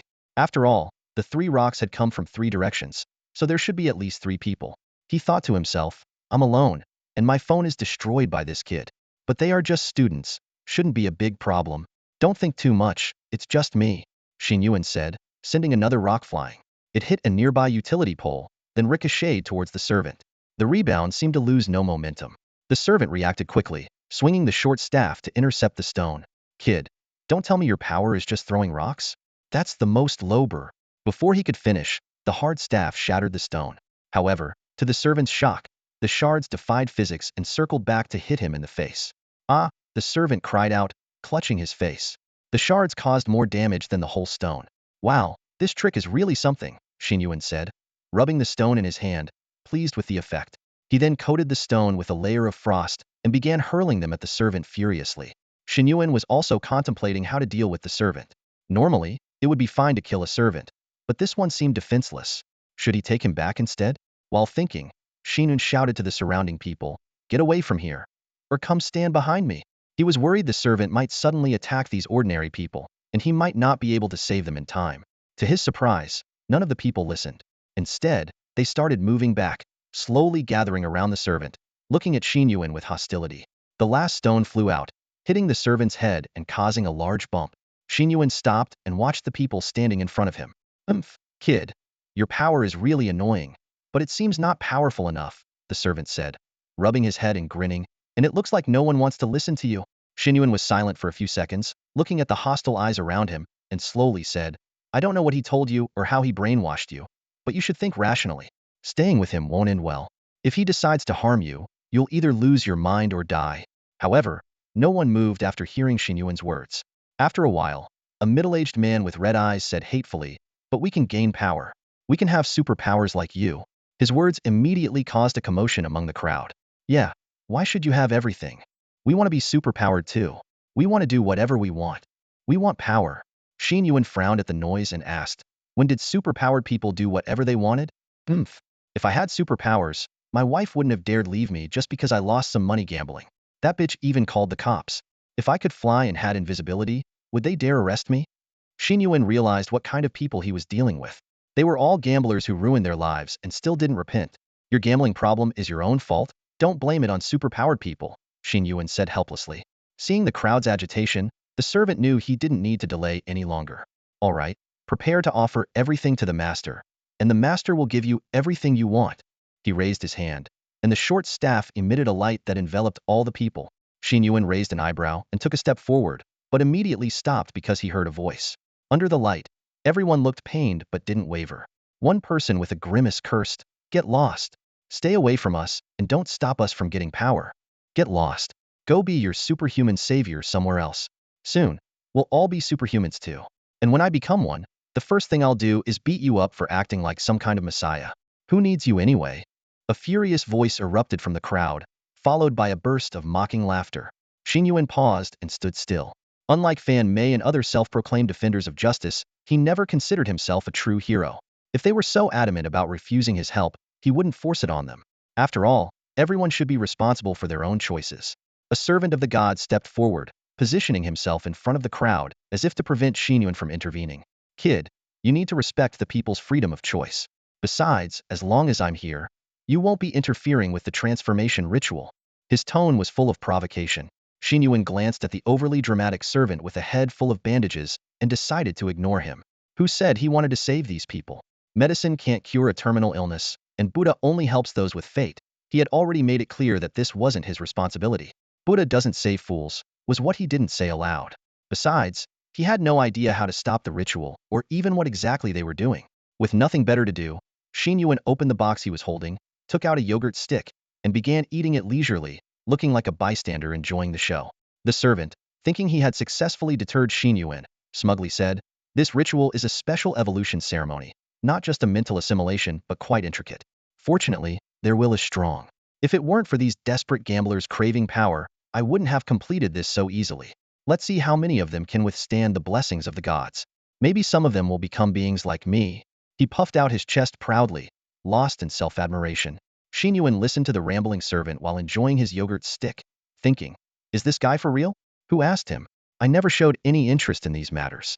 Seeing Xin Yuan neither speaking nor attacking, the servant turned to the crowd behind him. The gamblers were already in a frenzied state, the sensation of power surging into their bodies making them euphoric, as if on drugs. "Haha, I'm about to get superpowers, and then I'll be a god. Heh, those cops dare to arrest me? Just wait. Tomorrow, I'll go to that place and kill those punks who cheated me. They must have been using tricks. Ha, I saw a pretty teacher on E Street the other day. She had the nerve to look down on me when I tried to talk to her. When I get powers, I'll show her what a real man is." Listening to these delusional rants, Xin Yuan couldn't help but frown. These people were clearly not good. To them, superpowers were merely tools to satisfy their desires. It seemed that abilities themselves weren't inherently good or bad, it depended on who wielded them. Suddenly, a middle-aged man's eyes widened, blood streamed from his orifices, and he collapsed. His body twisted grotesquely. He was clearly beyond saving. "Oomph. It looks like your loyalty to the master wasn't enough," the servant said coldly, glancing at the corpse. We are loyal. We are loyal to the master." The others, terrified, quickly pledged their allegiance. "Loyalty isn't for you to decide. It's for the master to judge," the servant sneered, having dropped his previously kind facade entirely. The first man to go mad shouted again, "No problem. He's dead. That means more power for us." Ignoring the gruesome corpse, the crowd focused on their own experiences. After all, what did someone else's life or death matter to them? However, the scene that followed chilled everyone to the bone. More and more people began to die horribly, their bodies contorting into unnatural shapes. The fear of death finally snapped them back to reality. One man, eyes wide with terror, crawled desperately to Xin Yuan's feet. "Please, save me. I regret it," he cried out in despair. Xin Yuan merely took a step back, picked up a new yogurt stick, blew on it to turn it into a popsicle, and leisurely enjoyed it, not sparing a glance at the dying man. "Aren't superhumans supposed to protect people and safeguard the world?" The middle-aged man gasped, blood seeping from his mouth. Xin Yuan, unhurried, continued eating his popsicle and said calmly, "Look at you. Actually, if someone else were here, like Fan Mei, they might save you. But I'm not that kind of person. Too bad for you, luck's not on your side." The man tried to say something more, but could only let out a weak groan before collapsing, lifeless. None of the gamblers participating in the evolution ritual succeeded in becoming slaves of the gods. They all failed the transformation. "Looks like this batch didn't make the cut. We'll have to find more," the servant said coldly, looking at the bodies on the ground with a sinister smile. Xin Yuan nodded in agreement. Indeed, This group was pretty useless. The servant suddenly turned to Xin Yuan and demanded, "Are you even a superhuman? Who's the villain here? You or me?" He continued, "Haha, a student of the Superhuman Academy who lets people die. This won't look good for the Academy, will it?" "I didn't let them die.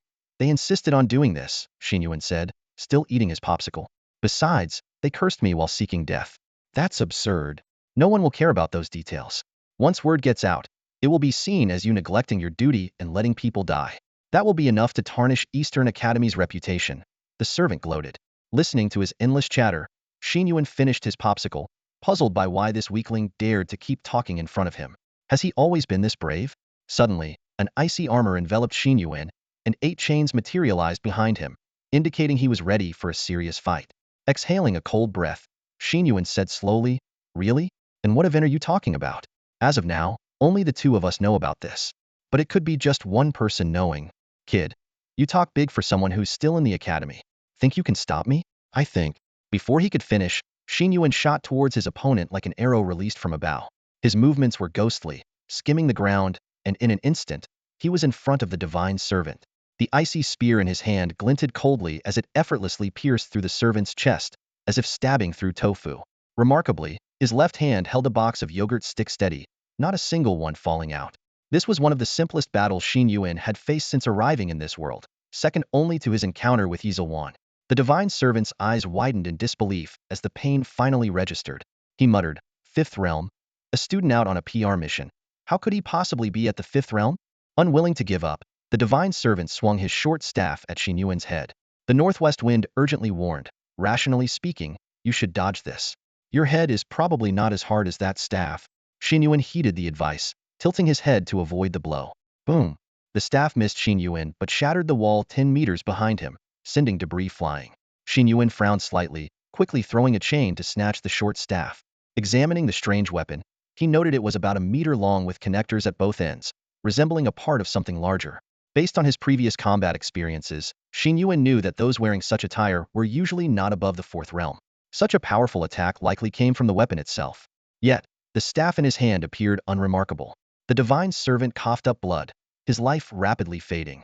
Xin Yuan calmly remarked, "You have a tenacious life force." He knew that facing a divine servant required caution. A single mistake could be fatal. The divine servant retorted, "Heh, yeah? If you hadn't crushed my heart directly, I could still live for another 1 or 2 hours, believe it or not." He glanced disdainfully at the corpses on the ground and continued, "I used to be one of them, but even now, I'm not as good as a prodigy like you." The divine servant suddenly asked, "Kid, you look quite young. Do you know why the human authorities don't dare to reveal the existence of gods and use various excuses to hide it from the public?" Xin Yuan thought for a moment and replied, "To avoid causing public panic." The divine servant sneered, "Heh, no, it's not about public panic, it's about you. You superhumans panicking? It's those in power who are panicking.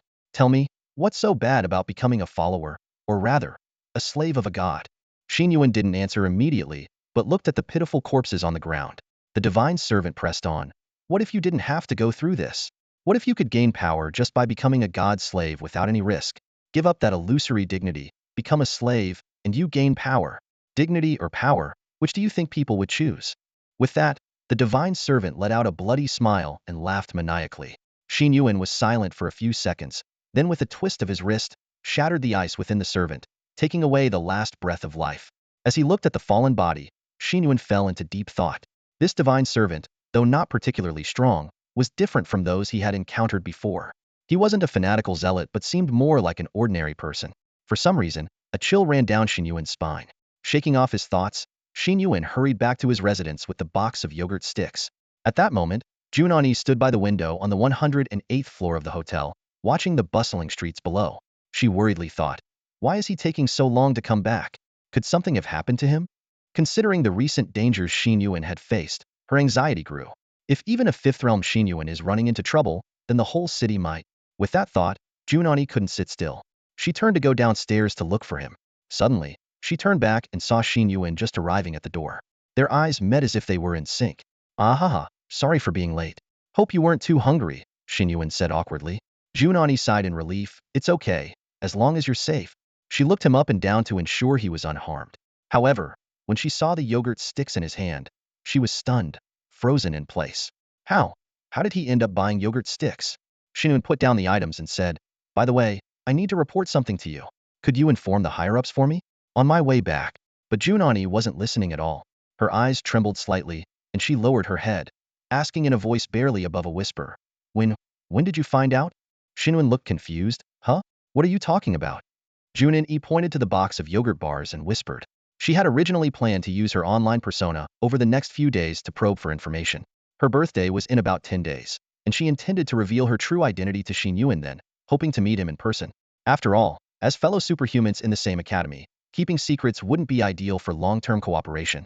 However, today's unexpected events had disrupted nearly all her plans. "Oh, you mean this?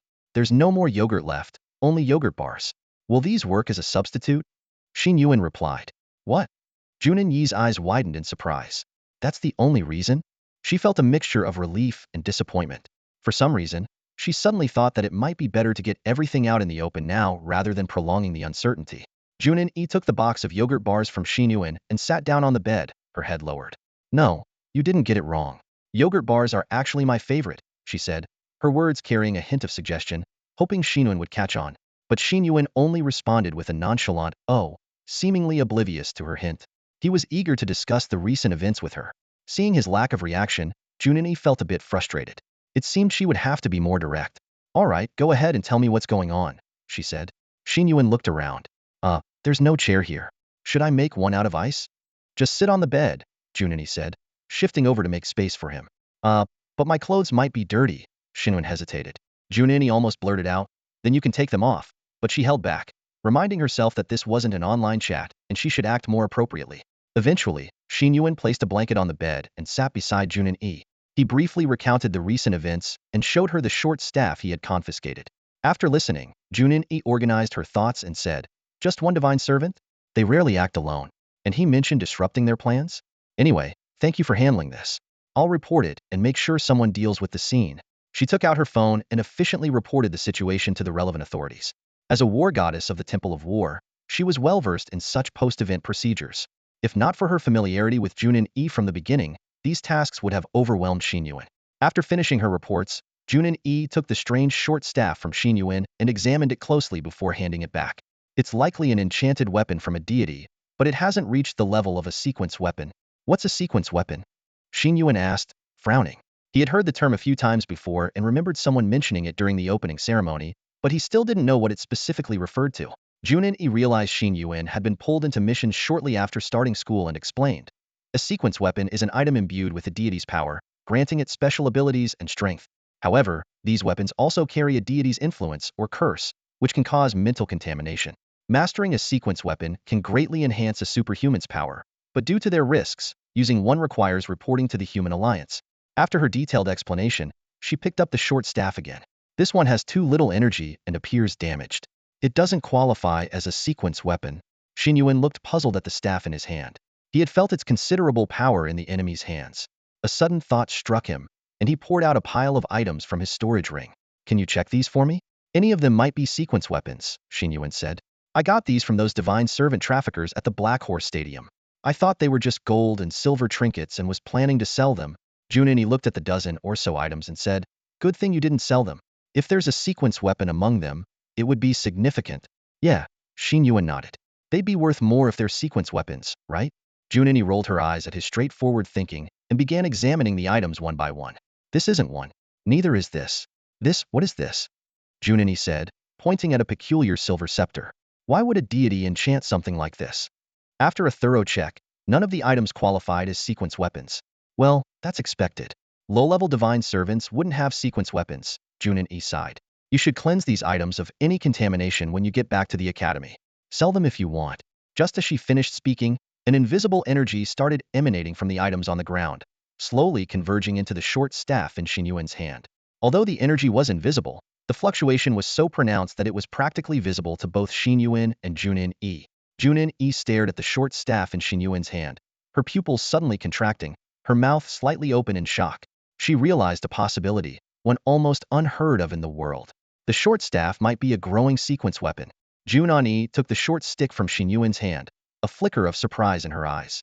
She carefully sensed the energy fluctuations within it, realizing it was quite different from before. If this thing can truly absorb energy, I might have underestimated it, Jun Ani murmured, her fingers gently tracing the surface of the stick. It could be a growth-type sequence weapon. Xin Yuan raised an eyebrow. Growth type? You mean it can level up? Jun Ani nodded in confirmation. Exactly. Self-growing sequence weapons have always been the stuff of legends. I've never seen one in person. And, she pointed to the cracks on the stick, this is clearly a part of a larger item, currently damaged. Its potential is unimaginable. There was a rare hint of envy in Jun Ani's voice as she repeatedly examined the short stick. Xin Yuan noticed this was the first time he had seen her value an item so highly. He recalled how she had lent him 300,000 without hesitation, as if that amount of money was insignificant. Her current reaction made this moment even more precious. But, Xin Yuan asked, how does it grow? What energy did it absorb just now? That was the corrupting power of a deity on the object, Jun Ani explained. We call it the power of faith. The gold and silver items should have reverted to ordinary objects by now, losing their special abilities. She paused. I just don't know how this weapon will react to ordinary people's faith. At this point, Jun Ani's expression became complicated.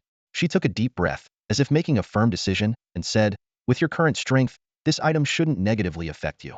As for how much it will grow in the future, that's up to you. If you feel you can't control it, don't continue to enhance it. She handed the stick back to Xin Yuan, remember? Don't tell anyone you have this. Xin Yuan took the stick, momentarily puzzled by Jun Ani's meaning. Then it dawned on him this item was too valuable. Reporting it might lead to it being confiscated by higher authorities. In return, he might just get a commendation, which would be a huge loss. Aren't you a government official? Xin Yuan asked, slightly confused. Is it appropriate to say that? Jun Ani picked out a yogurt stick without looking up. Appropriate or not, you never mentioned this item to me today. Xin Yuan couldn't help but smile at her demeanor. He put the short stick into his spatial ring, feeling a warm sensation in his heart. Jun Ani, disregarding her official status, chose to stand by him. This favor was truly significant. Thank you, Xin Yuan said sincerely. I'll remember this. No big deal, Jun Ani replied, tearing open the yogurt stick package, her nose wrinkling in a playful expression. And thanks for bringing back my favorite snack. Xin Yuan nodded and turned to leave Jun Ani's room. As soon as he stepped out, he saw a smug figure approaching Zheng Xiaojian, with headphones on, sunglasses covering his face, a large bathrobe draped over him, and slippers on his feet, heading to his room. Seeing Xin Yuan, Zheng Xiaojian nodded in greeting but then froze. He took off his sunglasses, looked incredulously at the room number, and then, with his mouth agape, pointed at Xin Yuan, stammering, no way. You guys? I should quit being the head of the PR department. You should take over. When did you two get together? Didn't you just start school? Seeing Zheng Xiaojian's voice getting louder, Xin Yuan quickly stepped forward to cover his mouth. Don't talk nonsense, he whispered, explaining briefly about the situation with the divine servant and reminding him, there's another press conference the day after tomorrow, right? There might be trouble. The divine servant seems to have plans. However, Zheng Xiaojian waved it off nonchalantly. No big deal. Do you think there's ever a clarification event for superhumans without the divine servant causing trouble? They just stir up the crowd, question the superhumans, and try to drive a wedge between ordinary people and superhumans. Don't worry, leave it to me. Besides, thanks to your recent battle, security measures will definitely be tighter tomorrow. I should be thanking you. Xin Yuan frowned slightly, then relaxed. Whatever, it's all Zheng Xiaojian's responsibility anyway. I'll just slack off, Xin thought to himself. But before he could relax, Zheng Xiaojian approached him with a gossipy look. Hey man, you're really something. How did you get to know the Ice Warrior? Zheng Xiaojian asked in a hushed tone, his eyes sparkling with curiosity. Xin Yuan was about to give a serious answer when he was interrupted by Zheng Xiaojian. I was just reporting to her about something. We're not. Don't be silly, bro. Zheng Xiaojian slapped Xin Yuan on the shoulder, his tone filled with teasing. Do you really think she'd ever let me into her room? When has the Ice Warrior ever been alone with a guy? Even for business, it has to be in a public place. Take your chance, man. It's not every day you get to cozy up to a rich lady. With that, Zheng Xiaojian walked away with a lecherous grin, leaving Xin Yuan standing there, feeling amused and exasperated. Xin Yuan recalled the many times he had discussed matters with Jun Ani in her room and found nothing unusual about it. If Zheng Xiaojian knew that Jun Ani had once healed a half-naked Xin Yuan in the dead of night, he would be even more shocked. A few days later, the press conference was held as scheduled. This time, the organizers treated them with noticeably more respect. Zheng Xiaojian sat at the front, handling the barrage of questions with ease and precision. However, Xin Yuan keenly sensed that something was off. Most of the questions focused on whether superhumans were hiding some method of acquiring abilities later in life. Clearly, the servants had been spreading rumors behind the scenes. Seated in a corner with half-closed eyes, Xin Yuan observed Zhang Xiaojian's performance. Suddenly, he felt a peculiar energy wave coming from the crowd. The energy was weak but abundant, slowly converging on him. At first, Xin Yuan thought it was some kind of attack and tensed up, but soon, he realized that wasn't the case. With a thought, Xin Yuan took out a short staff from his ring. Instantly, all the energy seemed to find an outlet and surged towards it. Gripping the staff tightly, Xin Yuan felt the mysterious power flowing through him and couldn't help but ponder its implications. Under the table, Xin Yuan cautiously retrieved a short rod. Instantly, a surge of energy flowed into the rod like a tide, disappearing without a trace, as if swallowed by the sea. Feeling the change, Xin Yuan swiftly scanned the crowd. Faith power, he thought to himself. The desire for strength, the longing to be extraordinary. Is this a form of faith? He noticed that many people seemed stirred by the divine power, their hearts tumultuous. At this moment, the crowd's faces were filled with anger, as if they had been deceived. Despite Zhang Xiaojian's impeccable, official responses, the anger only intensified. Can you answer our question directly? Someone shouted.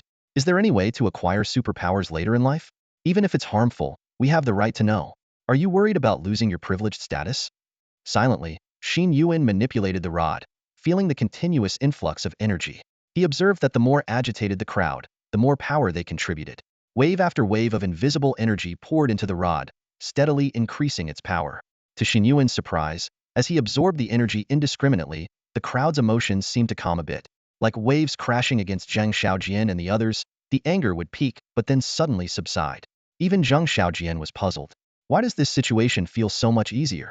Xin Yuan looked down at the rod in his hand, sensing a peculiar connection between them, as if he was born to wield it. He realized that the rod didn't contain explosive force but a power that could stir people's hearts. This power is terrifying, Xin Yuan muttered to himself, gripping the rod tightly. Used well, it can unite people. Used poorly, it can drive them mad. As long as there's a spark in someone's heart, this power can fan it into a wildfire. Meanwhile, at a distant street corner from the press conference, a few divine servants crouched on the stone steps, holding a bronze censer. They looked perplexed. One even tapped the censer. What's going on? Is this thing broken? How dare you? Another servant scolded, glaring. Are you questioning the Lord's power? How could a divine artifact be broken? Rubbish. I'm questioning you, the first servant retorted. What did you do wrong? Why isn't it working at all? The servant holding the censer looked helpless. The censer, a sequential weapon by power, was supposed to incite unrest and chaos. Yet, it had no effect, and the anticipated turmoil never occurred. Damn it! Why aren't these fools reacting at all? One servant stomped his foot in frustration, then turned and asked, Should we take matters into our own hands? Are you crazy? Another warned in a low voice. Didn't you see the war god present? And that woman, she looks like a fool, but she's quite sinister. He cast a vicious glance at the grinning Zhang Xiaojian on stage. Besides, something's off this time, he continued. There must be an expert among them thwarting our actions, but we don't know who. As he spoke, the servant put away the censer, his gaze sweeping over Xin Yuan and his group. When he saw Xin Yuan, his eyes barely lingered before moving on. A guy who almost fell asleep at the press conference must be just another slacker. Nothing worth noting, he thought. If someone like that could stop our actions, I might as well bash my head in with a brick. What now? Retreat? Xin Yuan asked in a low voice, his brow furrowed. He looked around and realized there was no point in staying. In the end, at the final press conference, Xin Yuan played the role of a mysterious mastermind. Neither the divine servant nor Zhang Xiaojian had any idea, and the event ended uneventfully. On the surface, everything seemed calm, but undercurrents were brewing, with a storm ready to break. However, Xin Yuan, like a cat curled up in a corner, quietly diffused the imminent crisis. What was even more surprising was that Xin Yuan took the opportunity to secretly manipulate events, allowing an inconspicuous short staff to absorb a significant amount of faith power. This clever move directly enhanced the power of this sequence weapon. At that moment, with the staff in hand, Xin Yuan felt as though he had gained a new ability, the power to influence others' emotions. After the event, the organizers hurriedly arranged the most luxurious convoy to take Xin Yuan and his team back to Dongfang Academy. Their urgency stemmed mainly from not wanting to see Zhang Xiaojian any longer. After a long journey, Xin Yuan finally returned to Dongfang Academy. It was just in time for lunch, and he decided to head to the cafeteria for a free school meal. The mission, which he had thought would be a breeze, unexpectedly brought trouble. Perhaps now he could take a moment to relax. As he walked through the campus, Xin Yuan vaguely felt that he had become more well-known. He noticed students pointing and whispering about him from a distance. Suddenly, a loud crash interrupted his thoughts. An iron tray landed heavily on the table next to him, piled high with food. Immediately after, Niu Jingyu's massive frame squeezed into the seat beside him. His intimidating presence instantly scared off the surrounding students, leaving no one daring to approach. "Hey kid, just started school and already taking time off? Where have you been all these days?" Niu Jingyu asked gruffly. "Something came up, got delayed by a mission," Xin Yuan explained briefly. "Humph." Niu Jingyu snorted. "Anything you missed, you catch up on your own. I'm not responsible for you." He then hesitated, his expression suddenly becoming awkward, as if he had something difficult to say. "By the way, I have something to ask you." Xin Yuan looked at him in confusion, waiting for him to continue. Niu Jingyu stammered, "That, the Xin Yuan training method that's been spreading around the academy lately, is it true? Does that training really have such terrifying results?" Xin Yuan looked baffled. "What? Where did you hear that?"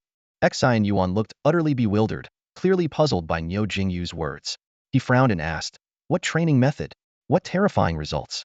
I don't remember teaching any training method." Niu Jingyu also showed a confused expression. "You don't know?" He paused. Could it be just a rumor? But this has been spreading like wildfire within the academy lately. They say it's 100 push-ups, 100 sit-ups, 100 squats, plus a 10-kilometer run.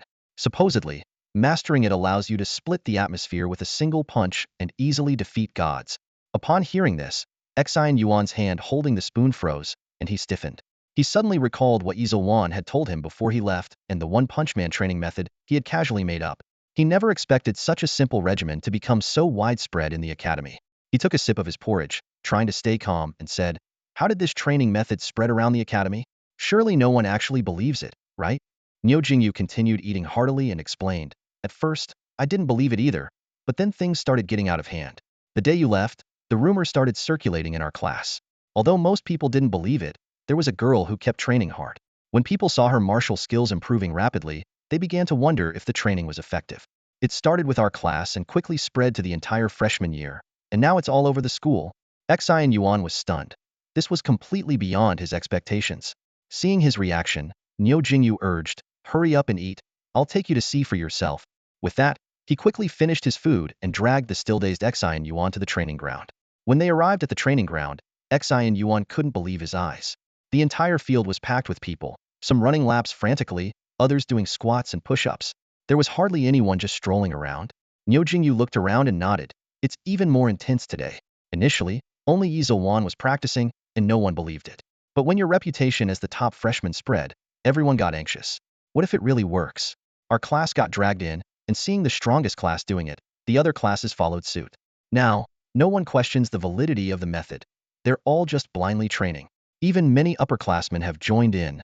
Xin Yuan, feeling helpless, said, "If I told you I was just joking when I came up with it, would you believe me?"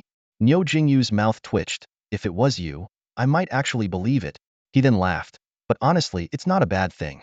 The gods are a looming threat over all superhumans, and humanity has been complacent for too long. This at least shows they have the desire to get stronger. The training can't be completely ineffective, so there's no need for you to clarify anything." As Niu Jingyu spoke, he watched the people on the training ground with a satisfied smile. Despite his naturally fierce appearance, his expectations for the students were evident. He placed a large hand on Xin Yuan's shoulder. "You really have a knack for this. A casual remark from you got them all training. If it were me, I'd probably need a whip to get them moving." Xin Yuan suddenly had an idea. "So, is the academy planning to pay me any royalties?" Niu Jingyu was stunned, and a vein popped on his forehead. He had intended to have a heartfelt conversation, but now he just wanted to smack him. His hand clenched as he threatened. "What did you just say, kid?" Xin Yuan quickly defended himself. "If you don't want to pay, fine, but no need to resort to violence. What kind of teacher bullies their students?" Niu Jingyu snorted. "Bully you? I doubt there are many in the academy who can anymore." He couldn't be bothered to argue further and took out 2 books glowing blue from his storage ring. "Here, these are ice storm and shape condensation techniques, specifically chosen for you. Learn them quickly. It's unacceptable for someone at your level not to know any martial techniques." With that, Niu Jingyu shoved the books into Xin Yuan's arms and walked away. Despite his tough words, he had gone out of his way to select suitable techniques for Xin Yuan. A classic case of a sharp tongue but a soft heart. Xin Yuan glanced at the books, unable to open them, and called out to Niu Jingyu, "Hey, Without turning back, Niu Jingyu strode away. Enough with the pleasantries. Get back to training. Xin Yuan looked at the rigid books in his hands, pondering how on earth he was supposed to read them. Holding 2 peculiar books in his hands, The protagonist examined them closely. Although they appeared ordinary from the outside, they had no pages and couldn't be opened. When he touched them, he could distinctly feel a subtle energy pulsating. This discovery convinced him that Niu Jingyu wasn't joking. These unusual books must have a unique way of being read. After some thought, he decided to seek help. Several names crossed his mind, and he finally settled on Jun Ani and Xuan Bang. Unfortunately, Jun Ani had disappeared after returning, so he had to turn to the well-informed online friend, Xuan Bang, for assistance. With the two mysterious books in hand, the protagonist headed back to his room. Meanwhile, Jun Ani had distanced herself from the bustling city, flying alone to a place about 10 kilometers away from Dongfang Academy. This area was nearing the mountains, and in the distance, the outline of a villa complex could be vaguely seen. Taking a deep breath of the chilly air, Jun Ani's gaze fell upon the vast expanse of ice before her. This was the world's largest ice rink, featuring various ice and snow facilities, said to accommodate tens of thousands of visitors simultaneously. However, only the wealthy and influential typically visited, and it had never truly reached full capacity. This icy wonderland exuded a dreamlike charm, attracting countless wealthy individuals each year for proposals or even weddings. Jun Ani nodded to herself. Let's use this as our meeting place. It has a certain significance. Putting on a baseball cap, Jun Ani navigated through the crowd and arrived at a small villa halfway up the mountain. After a light knock, she pushed the door open and walked in. As soon as she entered, a heavy smell of smoke hit her, causing her to frown. She saw a middle-aged man lounging on the sofa with two heavily made-up women. The man spoke irritably. Hey, you need to make an online reservation and payment. What are you doing here? Jun Ani got straight to the point. I'm here to discuss renting the place out. How much would it cost to book it for a day? The manager looked Jun Ani up and down, noting her ordinary attire and assuming she wasn't wealthy. Disappointed, he shook his head and leaned back. Jun Ani stepped closer, removed her hat, and her eyes flashed with a piercing blue light. Is this how your service always is? Why did Lei Heng choose someone like you to be the manager? Hearing the boss's name, the manager was jolted awake. Taking a closer look, he finally recognized Jun Ani. He immediately stood up, apologizing profusely. Miss Jun, is it really you? I'm so sorry. I had a bit too much to drink and wasn't thinking clearly. He quickly sent the two women upstairs and did his best to be accommodating, offering tea and water. Jun Ani frowned. Hurry up. No one has booked a wedding or anything on March 22nd, right? If not, I'll take that day. The manager, not daring to make a decision on his own, quickly called the boss, Lei Heng. Ultimately, at a cost of 1 million, the date was reserved for Jun Ani. On that day, all ticket sales will be halted, and no outsiders will be allowed to enter. As he escorted Jun Ani to the door, the manager, with a tone of flattery, asked, So, what exactly will you be doing then? Do you need us to prepare anything in advance? Jun Ani replied calmly, Nothing, you don't need to prepare anything. With that, he turned and left, leaving the manager puzzled. On his way back, Jun Ani's phone vibrated with a message from Xin Yuan. After quickly scanning it, he realized that Xin Yuan had been out for the past few days and had missed the training sessions on martial techniques. As a teacher, Jun immediately switched to work mode and began tutoring Xin Yuan. Books on superhuman abilities are not meant to be skimmed through, Jun Ani patiently explained. Martial techniques are essentially the skills to use various abilities and the essence of energy manipulation. These concepts can only be grasped through experience and cannot be fully conveyed in words. He continued, It's only been a century since the resurgence of spiritual energy. All martial techniques have been developed through the exploration of our predecessors. They condensed their knowledge into the contents of these books through their willpower. When the next generation learns, they actually use their own will to directly sense and absorb the information in the books. Those with high talent and comprehension often master these skills quickly. This method of transmission ensures that each generation of superhumans is stronger than the last. After listening to the explanation, Xin Yuan replied, Thanks. School has been a hassle, and the teachers are irresponsible, always running around. Most of the theoretical knowledge I've learned is from you. He then asked, Given that, your superhuman level must be quite high, right? Also, if you're working in a confidential department, wouldn't sharing so much information with me be inappropriate? If you need to avoid suspicion, you can just say so. Almost simultaneously, another message popped up. Hee, it's no big deal really, replied Xuan Bang. I found out about you. Your potential and strength are impressive, and you have the right to know many things yourself. Another message followed. By the way, we've known each other for a while now. The superhuman world is small, and will inevitably work together in the future. Why don't we meet up? Finally, Xuan Bang sent a specific invitation. The time is March 22nd, and the place is the world's largest ice rink. Can you make it? After sending the message, Jun Ani began to wait quietly. A sense of worry suddenly surged in her heart, fearing that she might be rejected. Although they had only met online, Xin Yuan meant much more to her than just a gaming buddy. However, she wasn't sure if Xin Yuan felt the same way. What if he only saw her as an ordinary online friend? Jun Ani tried to comfort herself. It shouldn't be like that. After all, before Zheng Xiaojian, I seem to be the only contact in his phone. Meanwhile, upon receiving the message, Xin Yuan almost immediately decided to agree. For the first person he had gotten to know in this new world, he felt a special significance.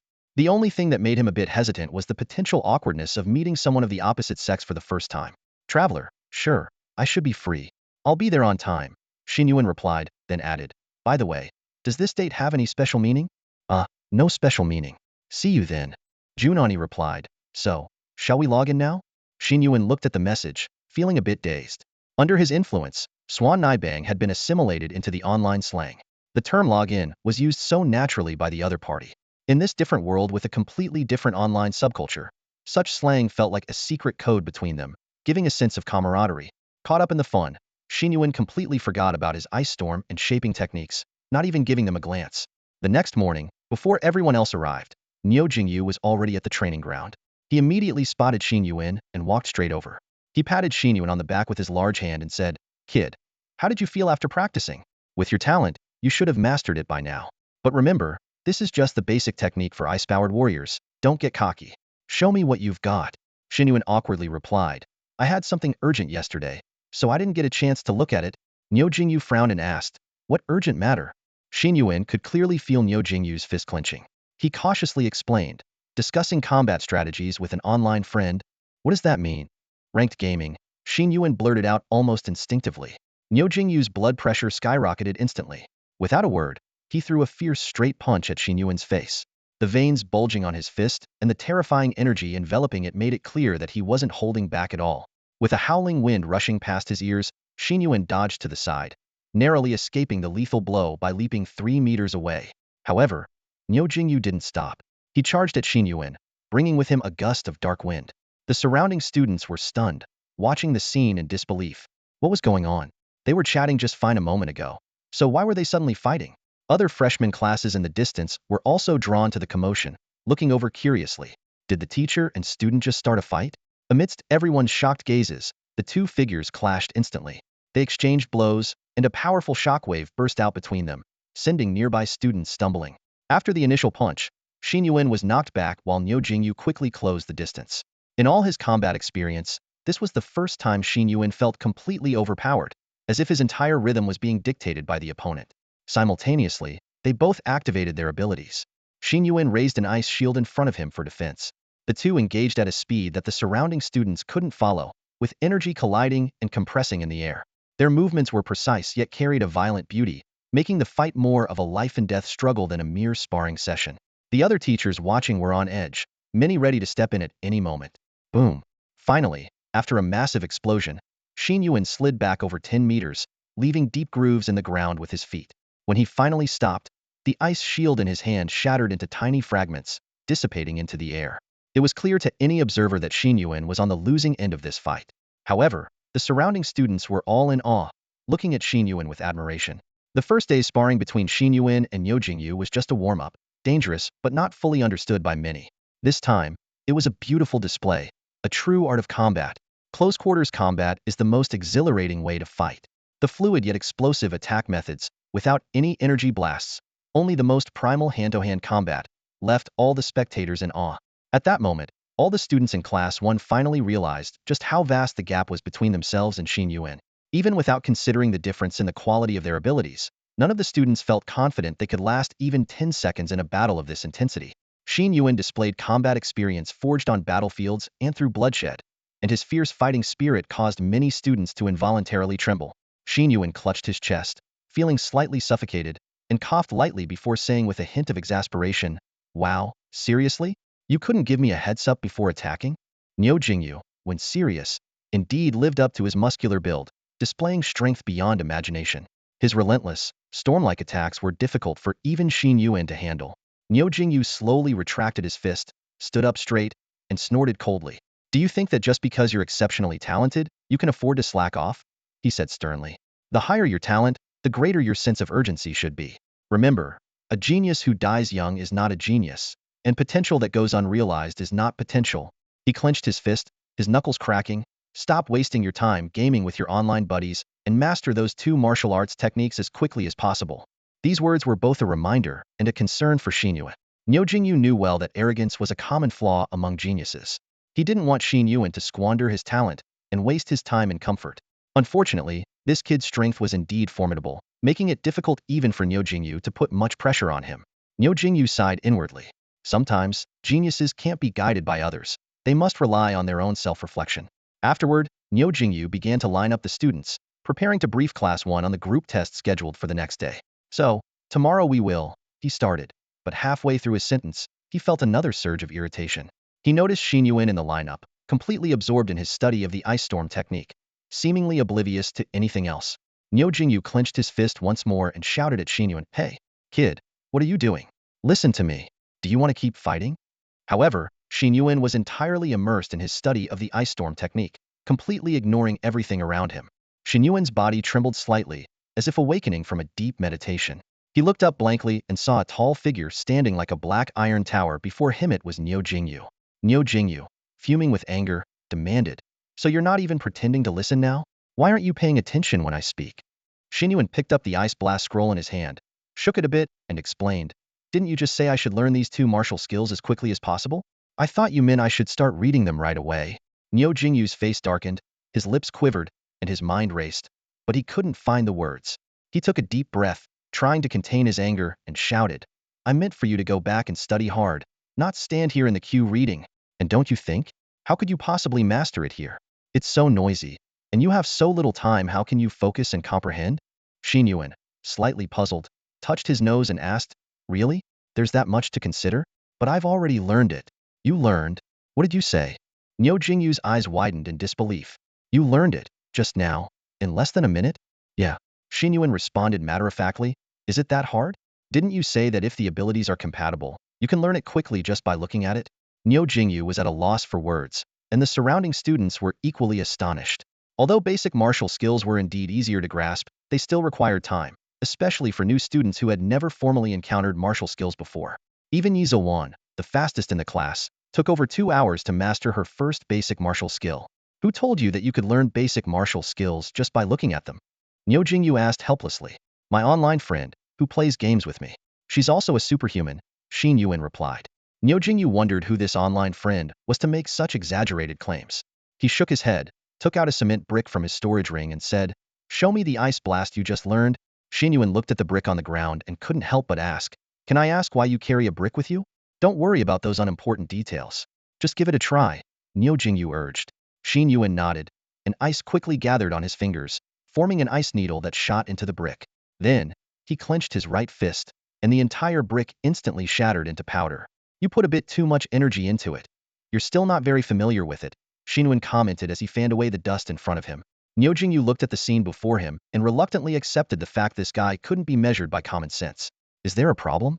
Did I make a mistake in my technique?" Xin Yuan asked when Niu Jingyu remained silent. "No, there's no problem at all," Niu Jingyu said. "All right, you can stand here and do whatever you want. Just don't start stripping and dancing, disrupting my lesson. Other than that, do whatever you like.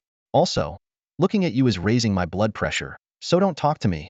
Xin Yuan looked confused, not understanding how he had offended the teacher. Niu Jingyu turned back to the group, trying to calm himself. Not only he but the other students also needed time to process what had just happened. They all had a firm belief now that Xin Yuan's training method must be effective, and they must practice diligently without slacking. Finally, Niu Jingyu announced to the class, "Tomorrow will be our class's first small test. Although some of you may be used to it, most of you haven't experienced a real superhuman mission yet, so you need to prepare well. Think about everything you've learned at the academy: martial skills, physical training, combat techniques, and your mental resilience. Going on a mission is essentially a comprehensive test, allowing you to integrate what you've learned into real combat." With that, Niu Jingyu ended the class early. Before leaving, he told Xin Yuan about the location of the school library, where he could learn many basic martial skills. He also reminded him not to slack off, then turned and left, seemingly not wanting to look at Xin Yuan any longer. Time flew by, and the next day arrived. The 50 students of Class 1 boarded a bus, each receiving a special walkie-talkie. These walkie-talkies were difficult to intercept or jam, used for communication and assistance during missions. Apart from Xin Yuan, this type of collective assessment task was a first for the students. The classroom was filled with a mix of excitement and nervousness. with students' eyes shimmering with anticipation and apprehension. However, sitting in the back row, Xin Yuan seemed out of place, his eyes reflecting boredom and disinterest. Niu Jingyu stood at the front of the classroom, his voice booming as he announced the task. There's a widespread haunting in a certain area. The police are at their wits' end and have turned to us for help. Preliminary assessments suggest that a divine servant is causing the chaos, using sequence weapons granted by the gods to create disorder in the residential area. While there hasn't been any serious harm yet, the disturbance has already affected a significant part of the city. He scanned the room before continuing. You 50 espers will go out to investigate. As the top class, it's beneficial for you to get early exposure to such tasks. The objective is to uncover the truth behind the so-called haunting, and if you find the divine servant, eliminate them if possible. If you can't, report back to me. Also, search for the sequence weapons causing the trouble. Your performance will be graded. Niu Jingyu clapped his hands. All right, get moving. Expenses will be reimbursed by the academy later. As soon as he finished speaking, the classroom fell silent. All the students glanced surreptitiously towards the back row where Xin Yuan sat. They were all thinking the same thing. With him here, what's the point of this assessment? With Xin Yuan's abilities, finding the hideout and taking down the divine servant would be a breeze. If even he can't handle it, wouldn't we be walking to our deaths? The silence lingered for a few seconds. Just as Niu Jingyu was about to impatiently urge them on, Lu Peng suddenly stood up. He pulled a small refrigerator from his backpack, took out a platter of fruit, and quickly walked over to Xin Yuan. Hey, bro, have some fruit, Lu Peng said with a flattering smile. Leaning close to Xin Yuan and whispering, bro, I'll pay you. Can you sit this one out? Xin Yuan looked up at him, about to respond, when Lu Peng added, 2 things. First, the meeting won't be deliberately delayed. Second, the story's pace won't change suddenly due to anyone's comments or threats. Rest assured. Xin Yuan stared at the fruit platter in front of him, momentarily at a loss. He picked up a fork, speared a piece of mango, and placed it in his mouth, chewing slowly. What do you mean? Why are you giving me money? Aren't I just resting right now? Xin Yuan asked, puzzled. Lu Peng flashed a sycophantic smile and explained, Boss, don't you have that special perception ability? If you step in, what are we supposed to do? This is our class's periodic test, and it gets graded. So, I'm giving you some money, can you hold back a bit and give us a chance? As Xin Yuan continued eating his fruit, he listened to Lu Peng's explanation. Suddenly, it all made sense, and he looked at Lu Peng with admiration. Making money like this? You city folks really know how to play. Xin Yuan thought to himself, realizing he could get paid for doing nothing. Seeing that Xin Yuan hadn't responded, Lu Peng, thinking he was hesitating, quickly added, Boss, you're so powerful, handsome, talented, skilled in both literature and martial arts, and have such strategic insight. Xin Yuan quickly raised his hand to interrupt. No problem, keep it coming. I like hearing these truths. Lu Peng gave an awkward smile. Xin Yuan thought for a moment and then pretended to be conflicted. Well, this might not be allowed. Teacher Niu is still here, and I suspect this kind of behavior is against the rules. Just as Lu Peng was about to speak anxiously, he noticed Xin Yuan taking out his phone and opening the payment code screen. Lu Peng immediately understood and swiftly completed the transfer. After the transfer, Lu Peng was the first to get off the bus, leaving with a walkie-talkie in hand. Seeing this, the other classmates quickly followed suit, paying their protection fees. Soon, Xin Yuan had made a tidy sum. Once everyone had left, only Xin Yuan remained seated at the back of the bus, facing Niu Jingyu, who was in the driver's seat. Arms crossed, Niu Jingyu said, You sure have a knack for business. Aren't you worried I'll give you a low score for slacking off? Xin Yuan shrugged. I'm not exactly slacking off. If it comes down to a fight, I'll step in. Besides, Teacher Niu, given your temperament, you wouldn't have allowed this if you didn't want me to stay out of it. Niu Jingyu, caught out, huffed without saying anything, but a slight smile tugged at the corners of his mouth. He had indeed allowed it. Xin Yuan's idleness played right into his hands. Xin Yuan's strength was leagues above the other students, and Niu Jingyu suspected he might not be much weaker than himself. In group tasks like this, it was easier to manage without having to account for Xin Yuan's overwhelming power. Just make sure you step in if they run into trouble, Niu Jingyu said. Why me? Isn't that your job? Xin Yuan retorted. I don't care. If you don't go, I'll report to the school and confiscate all the money you extorted from your classmates. So, if I go, you'll turn a blind eye? Yes. Well, then I won't go. I recorded what you just said. If you report me, I'll report you too. Niu Jingyu spun around, his large frame making the seat creak. Glaring at Xin Yuan slumped in the back, he said, You little rascal, always up to no good. Why do I sense a certain shamelessness about you? It's been a while since I've felt this annoyed. Just then, a figure darted through the open bus door. Wearing bright yellow clothes and a mischievous grin, Zhang Xiaojian appeared, arms wide open. Hey, Teacher Niu. Long time no see. I've missed you so much. Reporting in from class 31. Give me a hug. Niu Jingyu barked. If you don't want me to beat you up, stay away. He finally understood where that familiar sense of shamelessness came from. He had taught Zheng Xiaojian when he was a freshman and had plenty of memorable encounters. What are you doing here? Got a task? Niu Jingyu asked, trying to restrain his urge to hit him. Yeah, there's a task. It's a class assignment, and it needs to be recorded. I'm the recorder, Zhang Xiaojian said, pulling out a notebook with a cheeky grin. Niu Jingyu face-bombed. You're already a junior. This kind of task isn't meant for you. Hey, there's no rule against it. It's a simple job, so of course I grabbed it. Otherwise, what's the point of being the head of the PR department? Zhang Xiaojian said shamelessly, then turned to see Xin Yuan at the back, running over like he'd found a long-lost brother. Yo bro, you're here too. Skipping the test? Huh? Looks like you've figured it out. Niu Jingyu let out a long sigh, slumping over the steering wheel. Listening to the two of them chat, he thought he'd rather find a park bench to lie on than stay here with these two. Meanwhile, in a pitch-black room, a pair of eyes slowly opened. Even in the darkness, the owner seemed accustomed to the environment, showing no signs of panic. You managed to find me even here? A cold female voice asked, echoing in the dark. Once you enter the depths of consciousness, it's not that hard to find you again, a sinister voice replied. All right, my time is limited. Do you have any news for us? The female voice continued. The woman frowned as she listened to the unsettling noise. After a moment of silence, she finally spoke. I've been under house arrest for a while now, barely allowed to go out. I don't have any significant news to share with you. In the darkness, the voice suddenly erupted into laughter. Ha ha ha. You, of all people, under house arrest? I thought someone with your connections would be untouchable, but that's not my concern. It's yours. You need to find a way to stay loyal to the master. Only then will the master. The woman interrupted impatiently. Since when have I been loyal to the master? It's always been just a transaction, hasn't it? Ha ha ha. Yes, just a transaction. The voice in the darkness agreed. But whether it's a transaction or not, that's your business. The master bestows power only upon the servants. These words seemed to sting the woman deeply, plunging her into silence. The voice in the darkness continued. All right, let's get down to business. If that old man is nearby, I might be in danger. The day of the master's true arrival is drawing closer, so we need to take more action. Do you have any information? Don't you want power? At the mention of power, the woman's previously clear mind became clouded, her eyes flashing with greed, and her expression turning manic. The sudden surge of strength was more addictive than any substance in this world. Once experienced, it was nearly impossible to stop. After a long hesitation, she finally spoke, her voice slightly irrational. I can only say, you need to watch out for someone. Who? The voice in the darkness grew serious.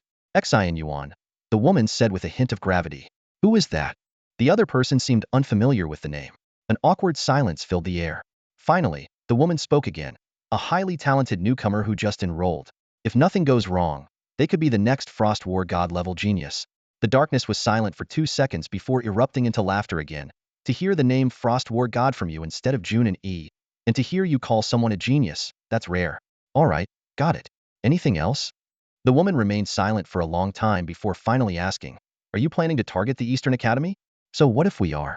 Do you even care about such things? Ha ha ha. The woman did not respond. The voice in the darkness continued to tempt her. Come on. Just one obscure name isn't enough to trade for power. What's the Eastern Academy up to recently? However, the woman still said nothing. After a long silence, a cold snort came from the darkness, and a purple orb of light flew over. Ah! The woman let out a sound that was hard to distinguish between pain and pleasure, her hands wandering over her body as if she didn't know where to place them. The voice in the darkness snorted again and then disappeared. Although he didn't get any useful information, he still gave her a portion of the power. This person was still useful. At least, by making her addicted to this power, she would never be able to leave it. The scene shifts to a dimly lit bus. Strive. Fight. Sacrifice everything for humanity's future. Strive. Fight. A dramatic mechanical voice echoed through the bus, waking the two people on board. At this moment, Xin Yuan and Zhang Xiaojian were the only ones on the bus. Niu Jingyu had already left. Typically, he would sleep on the bus during missions, but this time he couldn't stand Zhang Xiaojian and Xin Yuan, so he found a hotel instead. Zhang Xiaojian had to stay with the bus due to the mission, and Xin Yuan felt comfortable enough sleeping on the bus, so he didn't spend extra money. Thus, at night, the two played cards and games, making it feel like an outing. Xin Yuan groggily climbed up from the reclined seat and picked up the constantly buzzing walkie-talkie. This thing has a ringtone? He muttered before answering and hearing Niu Jingyu's booming voice. What are you doing? I just woke up, Xin Yuan replied. It's already late. Hurry up, I'm sending you a location. Go check it out. Looking around the dim bus, Xin Yuan saw that he and Zhang Xiaojian had covered the entire vehicle with a cloth last night, making it hard to tell the time. He mumbled, "Why me? Stop whining. Are you the teacher, or am I? Did you think you'd come out here and do nothing?" Eventually, under Niu Jingyu's scolding, Xin Yuan got off the bus, leaving the drunken Zhang Xiaojian to watch over it. It was already midday, but the streets were eerily empty, and Xin Yuan could feel a chill in the air. When he reached the designated street, he immediately saw Lu Peng. The entire street emitted a sinister vibe, and Lu Peng was the only one standing there. "Boss," Lu Peng said in surprise, holding the walkie-talkie. Xin Yuan looked around, not noticing any enemies, and asked, "What's up? Anything wrong?" "I'm fine, it's this." Lu Peng pointed to a 100 yuan bill on the ground. It wasn't pinned down by anything, yet it lay flat on the ground as if weighed down. "I asked the nearby residents, and they said these bills often appear, but no one dares to pick them up anymore. They call it the devil's blood money. I felt some strange energy from it, so?" Lu Peng said gravely.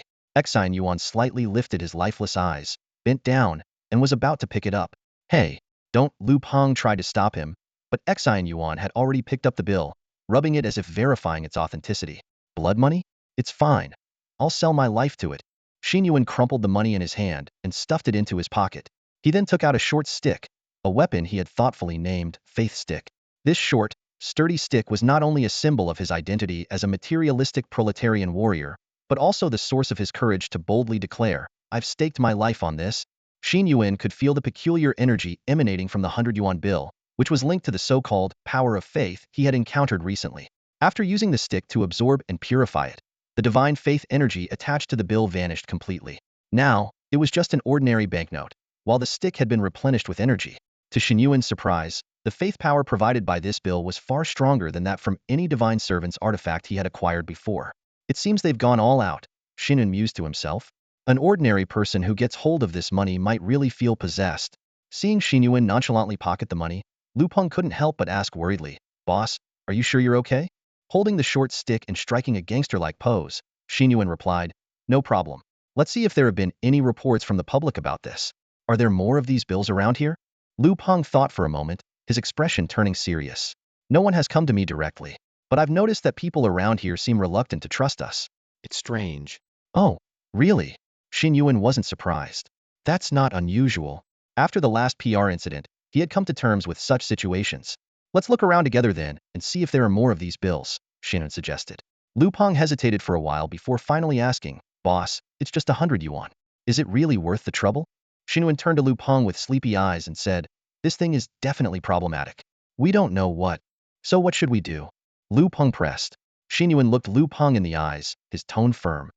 "I know it's problematic, but if I don't pick it up, who do you expect to? I can handle it. If an ordinary person picked it up, there could be real trouble.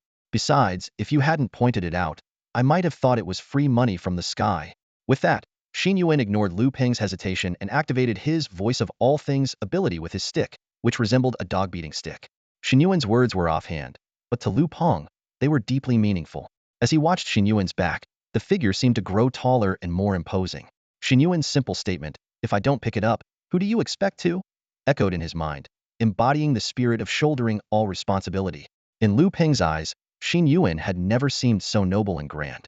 He recalled a recent theory class where the teacher had said, "If one day the mountains collapse and the seas overturn, superhumans will be the world's defense line. If one day the gods descend, superhumans will be the ones wielding blades against them. We are the walls. We are the weapons. We are the last beacon of hope." These were lines they were required to memorize, and with their memory skills, it wasn't hard. But today, Lu Peng truly understood them. Despite Xin Yuan not attending classes recently, his understanding and practice of a superhuman's duty far exceeded Lu Peng's. Lu Peng had always followed Xin Yuan, trying to win his favor with money. But now, he felt a deep sense of shame in the face of Xin Yuan's noble character. Overwhelmed with youthful fervor, he even felt a sudden urge to fight divine servants for the sake of the people. Face flushed, Lu Peng ran to Xin Yuan's side and said excitedly, "Boss, I was wrong. I understand now." Xin Yuan looked puzzled. "Oh? What the hell did you understand?" "You? It's good that you understand. Now, let's get back to picking up the money." Xin Yuan didn't ask further, focusing on the task at hand. Faith power continuously flowed from the life-buying money on the ground into Xin Yuan's short stick. After more than an hour, He had collected over 1,000 yuan, his pockets almost full. The stick gleamed with a soft light, seemingly on the verge of an upgrade. For Xin Yuan, this money collection felt like a good deed, and no one looked at him with disdain. Occasionally, passers-by seemed inclined to intervene but quickly moved away, as if afraid of being tainted by something bad. Xin Yuan enjoyed the quiet, but he noticed that something seemed off with Lu Peng. He walked with his head held high, exuding an air of immense pride. His entire demeanor was imposing, though it was unclear what had caused this sudden change. He strode forward with long, confident steps, his eyes gleaming with inexplicable self-assurance. Whenever he spotted coins or bills on the ground, he would quickly bend down to pick them up and then respectfully hand them to himself, as if completing some honorable mission. Xin Yuan watched this bizarre scene and couldn't help but shake his head. His gaze drifted beyond the strange figure, scanning the desolate neighborhood. On a secluded street, a little girl clung tightly to her mother's hand, gazing longingly at the ice cream shop on the corner. "Mom, I want some ice cream," the little girl said softly, her voice filled with yearning. The mother glanced around nervously, eager to leave. "Let's go home, sweetie. The shop probably isn't open yet," she tried to persuade her daughter, quickening her pace. Rumors of hauntings had been circulating in this area for weeks, leaving the residents on edge. Since no significant damage had occurred, the authorities had yet to dispatch their scarce supply of supernaturals to investigate. The mother had already started discussing moving with her husband and avoided lingering outside even during the day. Yet, faced with her daughter's pleading eyes, she finally relented. They hurried to the ice cream shop on the corner, where the mother hastily paid and anxiously watched the server slowly prepare the ice cream cone. Even in broad daylight, a sense of unease washed over her. Just then, a stranger's voice came from behind, causing the mother to shiver. "Is this your daughter?" "Yes," she replied, slightly relieved to hear another person nearby. She took the strawberry cone, but the moment she turned around, it slipped from her hand and shattered on the ground. The sight before her made her blood run cold. A middle-aged man was gently stroking her daughter's hair, and the little girl stood motionless, holding a 100 yuan bill. "Perfect, just perfect," the man said with a creepy smile. "After all these days, she's the best match I've found." He slowly crouched down and gently turned the girl's face, making her vacant eyes meet her terrified mother's. The man's voice was unnervingly smooth yet chilling. "Say goodbye to your mother." The color drained from the mother's face as she swiftly rushed toward the middle-aged man, attempting to push him away. However, the moment her hands touched him, it was like hitting an unyielding mountain. A powerful force repelled her, sending her sprawling to the ground. Ignoring the pain in her body, she scrambled to her daughter's side, clutching her hand tightly. "We have to go. Come with me now," she urged, using all her strength to pull her daughter away. But to her horror, the girl's frail body was as immovable as iron. Seeing her daughter's vacant eyes, the mother was overtaken by panic. She had heard rumors of hauntings in the area, that money on the ground was cursed. She had always been cautious, but she never imagined such a tragedy would befall her. Who is this man? Is he a demon from the depths of hell? The thought flashed through her mind. She clung to her daughter, resolved to never let go, and began to scream desperately for help. "Help! Somebody, please help us. Save my child." Fear made her incoherent, but the instinct to protect her child and the will to survive drove her to keep shouting. However, in this fearful neighborhood, no one dared to intervene. The few passers-by quickly vanished, and those bolder souls observed from a distance, while the more fearful didn't even dare to look. Nearby residents shut their windows, trying to block out the terrifying scene. The middle-aged servant of the gods ignored the heart-wrenching cries in front of him. He closed his eyes, inhaled deeply, and a look of twisted pleasure spread across his face, as if he were feeding on the woman's life and hope. "All right, that's enough shouting," he said coldly. "Do you really think your cries will make a difference? The Lord protects his followers, but those without faith will find no shelter. However, rest assured, the Lord will take good care of this child." Satisfied with the woman's pleas, having indulged his perverse desires, he reached out and touched the girl's forehead. She began to follow him, her eyes vacant, her body suddenly filled with an unnatural strength, dragging her mother along the ground. "You're in over your head. Face reality," the middle-aged servant sneered. "Do you know what reality is? It's life without heroes." As he spoke, he donned his hood, and a black-red glow emanated from his hand, descending upon the woman. "Erasing you completely might be for the best," he muttered to himself. At that critical moment, a clear metallic clash rang out. The servant's hand halted midair, blocked by a golden short staff. He blinked, unable to see how the young man had suddenly appeared. "Is his power teleportation?" the servant thought, stunned. The young man, holding the staff with one hand, easily parried the attack and mocked, "Care to repeat your theory about reality? You said there are no heroes, right? The short staff emitted a chilling aura, freezing the energy in the servant's hand. With a flick, the young man sent the servant flying several meters. The middle-aged man, looking at the young man and another person arriving in the distance, muttered, "You must be the students sent here. Ha! The officials ignored us for so long, and now they send us fresh meat?" Before he could finish, he lunged at the young man, his fist aimed to strike. The young man, unfazed, met his punch. Despite striking second, his fist connected first, colliding with the servant's before his arm was fully extended. A thunderous boom followed by a scream of agony echoed. The young man's shoulder barely shifted, absorbing the force, while the servant's wrist twisted grotesquely, bone protruding through the skin. Calmly, the young man said, "Is that all? Your definition of reality differs from mine. I am your reality." The servant, clutching his shattered wrist, thought, "Is this guy a teacher? How can a teacher be this young?" Aloud, he snarled, "So what? You think you're strong? You're still too late." He glanced meaningfully at the vacanted girl on the ground. "Oh." The young man raised an eyebrow, tapping the girl's forehead with his staff. Instantly, an invisible energy was drawn into the staff. The girl's eyes cleared, and she looked around in confusion, asking softly, "Mom? What's wrong?" The servant's eyes widened in disbelief. "What did you do?" The young man shrugged, saying nonchalantly, "Life is full of surprises. You should get used to it. Stop talking nonsense." The servant roared, retreating rapidly. The young man wasn't about to let him escape. 8 chains appeared out of thin air, pursuing the fleeing servant like long legs. Before leaving, he instructed his companion, "Stay here and take care of things." In the deserted city, the chase began, each with their own thoughts. The servant, clutching his wrist, plotted, "This kid dares to chase me? He's dead. I'll find my brothers, and we'll take him down together." Meanwhile, the young man's thoughts were entirely different. "Damn, this guy is slow. I need to slow down a bit, make it believable. Can't catch him too soon. Need him to lead me to the others." Xin Yuan and the divine servant vanished in an instant. Lu Peng realized there was no way he could catch up. He sighed helplessly, took a step in the direction Xin Yuan had gone, and then stopped. Quickly pulling out his walkie-talkie, Lu Peng operated it and said, "I'm sending you my location. There's a situation here. Anyone nearby, come quickly." He also reported to Niu Jingyu that Xin Yuan had gone off on his own to pursue. Turning around, Lu Peng bent down and reached out to help the mother and daughter on the ground. "Please get up and move to a safer place," he said. However, as he touched the woman, her body trembled violently, like a startled deer. Lu Peng hurriedly explained, "I'm an empowered agent sent by Dongfang Academy, not one of those people from before." The woman on the ground remained still, clutching her child tightly.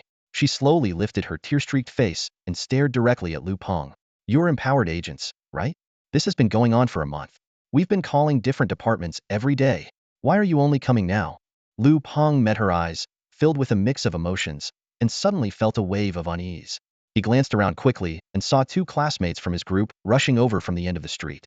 A crowd began to gather, but there were no cheers or signs of appreciation. Everyone was silent, heads down, staring at their phones, avoiding eye contact with Lu Peng. Lu Peng opened his mouth, wanting to explain that he was just a student suddenly assigned here and knew nothing about the situation. But the words stuck in his throat. At that moment, a voice came from above, "Because we failed in our duty." With a dull thud, Niu Jingyu's towering figure descended like a dark colossus. Even from across the street, many people instinctively stepped back, fearfully eyeing the imposing figure. Niu Jingyu's brow furrowed as he surveyed the surroundings. The head of the empowered bureau responsible for this district has been neglecting their duties. They only judged the danger based on the scale of energy disruptions, which is why the issue here has remained unsolved.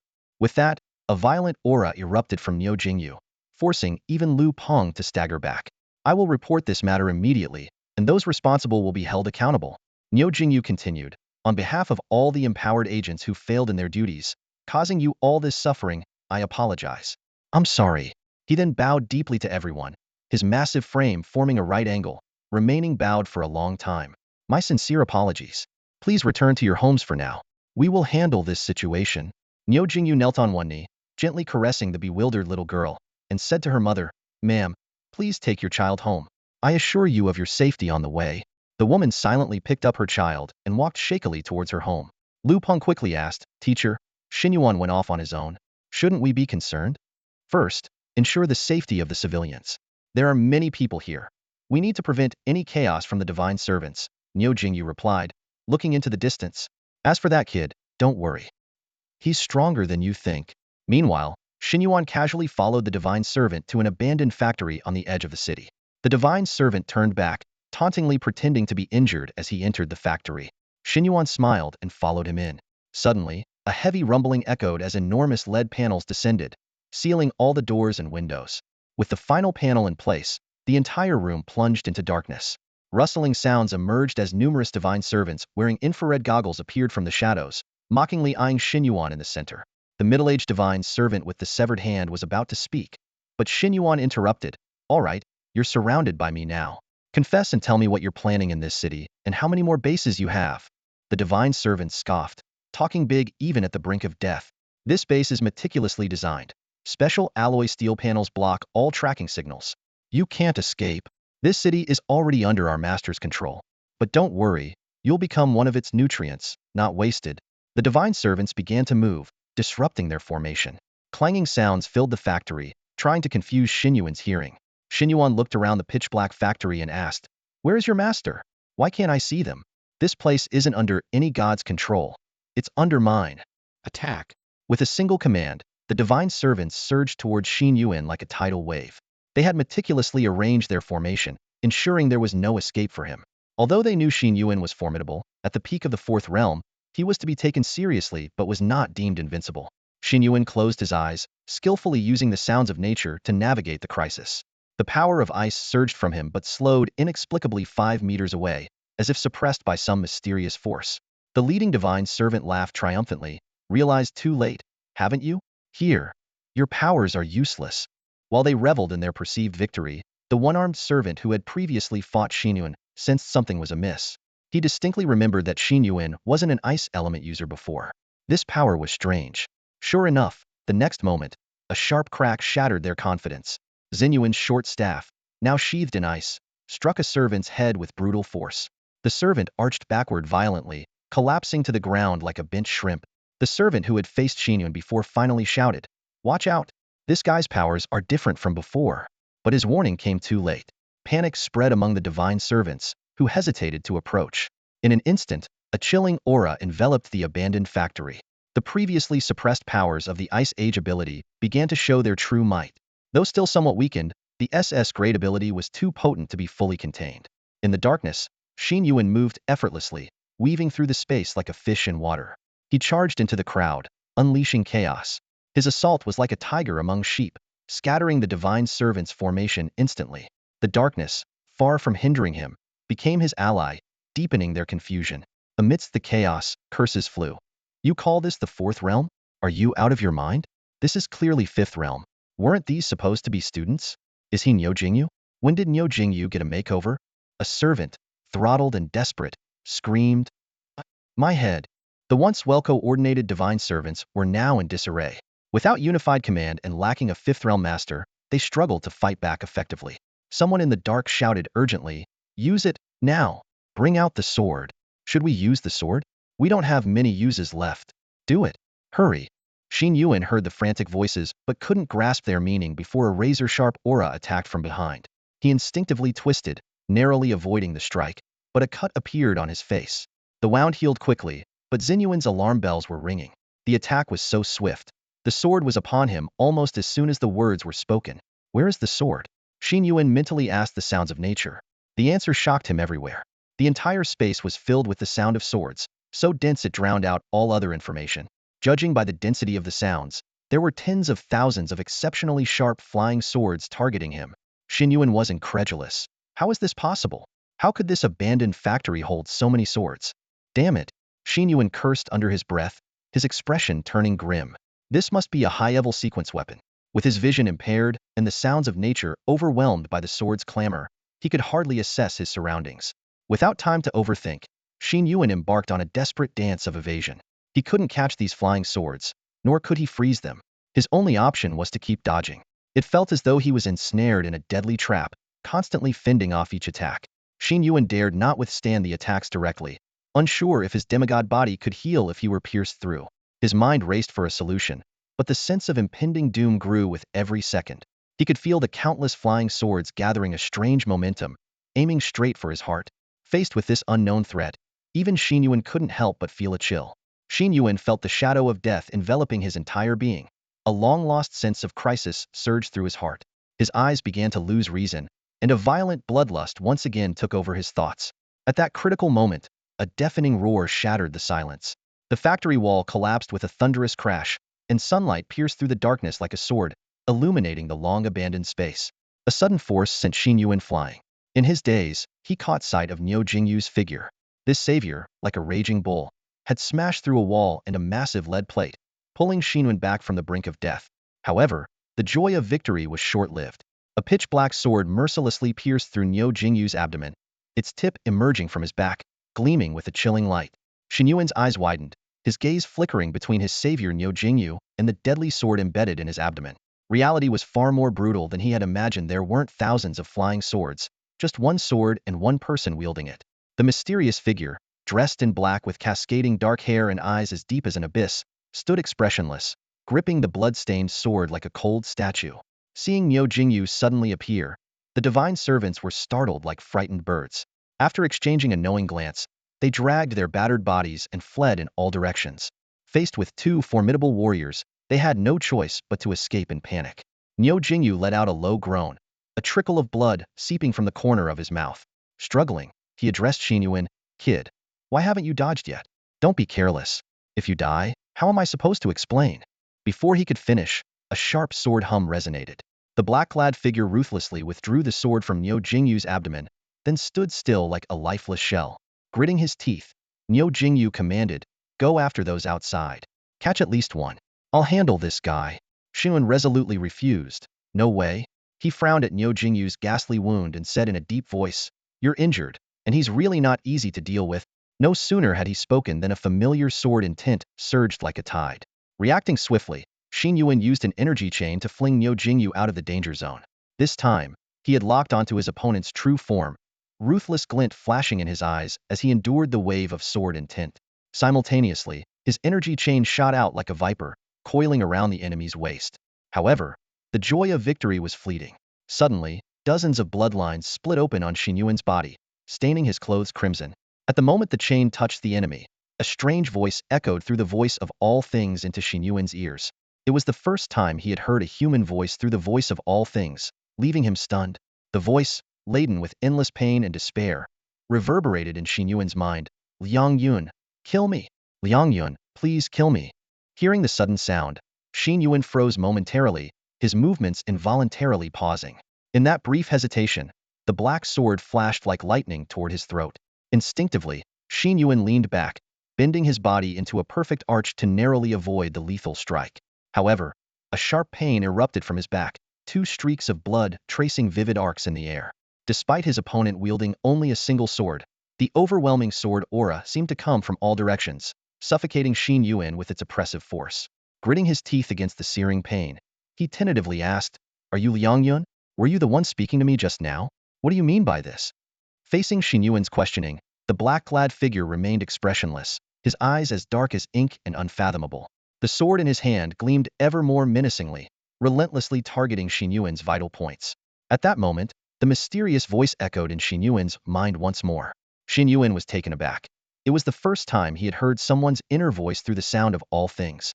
Strengthening the ice shield around him, he dodged the terrifying sword attacks while speculating, could it be that he is being controlled? In the distance, Niu Jingyu frowned at the scene, a hint of reluctance in his eyes. He said in a deep voice, "Kid, can you handle this? I need to go after someone now, so don't die on me." Xin Yuan shouted back, "Take care of your own injuries. Can you even chase anyone? If not, just forget it." At this moment, they were no longer merely teacher and student, but comrades fighting side by side. Niu Jingyu stood up, casting a long glance at Xin Yuan. His abdominal muscles tightened abruptly, forcibly closing his wound like granite. In the next second, he dashed out of the factory as if nothing had happened, leaving Xin Yuan and Liang Yun to face each other in the swirling dust. While fending off the attacks with his short staff, Xin Yuan continued to attempt communication. "I can't hear your voice. Are you being controlled?" Hearing this, the other man's emotions visibly intensified. "Liang Yun, I haven't betrayed anyone. I, Liang Yun, have not betrayed humanity." The voice echoed chaotically in Xin Yuan's mind, the emotional turbulence growing stronger. Struggling, Xin Yuan proposed, "How can I help you? Maybe when that big guy returns, we can subdue you together and see if we can break the control?" But his words were met with silence. Just as Xin Yuan began to doubt the sound of all things, a fierce wave of emotion surged over him like a tsunami, overwhelming him instantly. It was a complex mix of hatred, sorrow, pain, and ultimately despair, leaving Xin Yuan gasping for air like a drowning man. No, don't save me. I shouldn't be alive. Liang Yun's voice was filled with agony. Please, kill me. You must kill me. My hands are stained with too much blood. I once believed my demon sound sword would protect this world and those around me, but in the end, I killed my wife and children, my comrades, those I spent my days with. Liang Yun's spirit seemed to collapse entirely, issuing a powerless scream. Yet outwardly, he remained cold and emotionless, like a heartless assassin. The terrifying emotions threw Xin Yuan off balance, and fragments of Liang Yun's memories flooded his mind. At 27, Liang Yun broke through to the fifth realm, hailed as the world's strongest swordsman. Alone with his sword, he roamed the land, his demon sound sword making even divine servants tremble in fear over the years. I don't believe in gods because if there were any, why am I not the sword god? Liang Yun said this at 38, when he reached the sixth realm. However, the brighter the light, the easier it is to be swallowed by darkness. An unexpected event led to his capture by a frenzied deity, turning him into a living dead. From then on, the blade of the demon sound sword was directed at the very humans it once protected. A hero turned into a demon, Liang Yun, a figure who should have been remembered in history, was erased due to a drastic change in his character. The relentless passage of time and profound torment had long eroded his former state of being. Xin Yuan felt a sense of relief. Otherwise, he might have already become a cold corpse by now. Facing the once heroic Liang Yun, Xin Yuan felt the weight of everything he had endured. A wave of sorrow washing over him, soon replaced by a surge of intense rage. He suddenly realized that Liang Yun, in a state of mental clarity but unable to control his body, had personally killed his own wife, children, and brothers. The overwhelming despair of such a thought struck Xin Yuan deeply. He couldn't imagine how he would cope in such a situation. Liang Yun must have prayed countless times for his enemies to grant him death. At that moment, Xin Yuan noticed a change in Liang Yun's condition. Those pitch-black eyes began to weep tears of black and red blood. Sharp as ever, Xin Yuan immediately detected a slight disruption in Liang Yun's previously impenetrable swordplay. Seizing this fleeting opportunity, Xin Yuan darted forward, disregarding the sword energy assaulting him, and struck Liang Yun's chest with his palm. Ice Storm Technique. With a resounding roar, Liang Yun's body emitted a burst of black smoke, accompanied by a nauseating stench. Suddenly, a whisper echoed in Xin Yuan's mind. Liang Yun, well done. Come on. Liang Yun, keep going, let me go. Liang Yun, it's a pity that my world-renowned sword will no longer protect this world. With a sudden thought, Xin Yuan grabbed Liang Yun's shoulder and activated the replica hand. He frantically repeated in his mind, probability, help me out. Considering all the times you've failed me these past few days, let me replicate his ability now. This was the first time Xin Yuan had ever desired an ability so fervently. After successfully replicating the ability, Xin Yuan obtained an SSS-rank talent, the Sonic Sword. The system indicated that the talent was automatically upgrading, soon evolving into the immaculate sword body. Xin Yuan was secretly delighted. After multiple failures, he had finally managed to copy a high-level ability again, and it was a rare strength power. However, he had no time to dwell on it as a sharp sword light attacked again. The ice armor on his chest shattered instantly, and he barely managed to retreat, his back pressed against the factory wall. Liang Yun's attacks were relentless, each strike carrying deadly intent. Liang Yun, be careful. What are you doing? The voice of all things constantly warned, don't get distracted, or you'll die. Xin Yuan watched Liang Yun, a hint of struggle in his eyes. He took a deep breath and said in a deep voice, Liang Yun, come on, be serious. Kill me, and I'll do my best to help you. Liang Yun was silent for a moment before finally speaking. All right, as you wish. Xin Yuan slowly spread his hands apart, his right hand gripping the hilt of an ice sword that appeared out of thin air, as if drawing a 3-foot French ice blade from his left hand. He shed his ice armor and began to channel the newly acquired immaculate sword body ability. Liang Yun, what are you doing? The voice of all things shouted anxiously, your ice level is very high. I can feel it. It's not inferior to my sword. What about that last move? Keep going. Xin Yuan did not respond, merely maintaining his distance as he slowly moved the ice sword in his hand. He began to feel an innate connection to the sword, as if it were an extension of his own body. Suddenly, Liang Yun warned, be careful. I'm going to gather my strength. Find a way to interrupt me, or you might die. A sky full of sword energy emerged again, and Xin Yuan felt himself being locked onto. This time, with no Niu Jingyu present, He had to face this deadly strike alone. Hey, what are you doing? Hurry up and interrupt me. Liang Yun's voice was tinged with panic. Xin Yuan, still wielding his sword, calmly said, I'll send you off with my sword. A sharp sword intent began to accumulate around him, locking onto Liang Yun. You're crazy. You can't beat me with a sword. Liang Yun shouted urgently. Stop joking around. You'll really die. Then teach me, Xin Yuan said firmly. Teach me the move you're using now. Don't worry, I can learn it. This move has always been your pride, hasn't it? But later, you couldn't use it to protect anymore. So, teach me as a farewell gift. Liang Yun was silent for a long time before finally asking, What's your name? Xin Yuan. All right, Xin Yuan, thank you. Liang Yun hesitated. Are you sure? Risking yourself for someone like me isn't worth it. You might really die.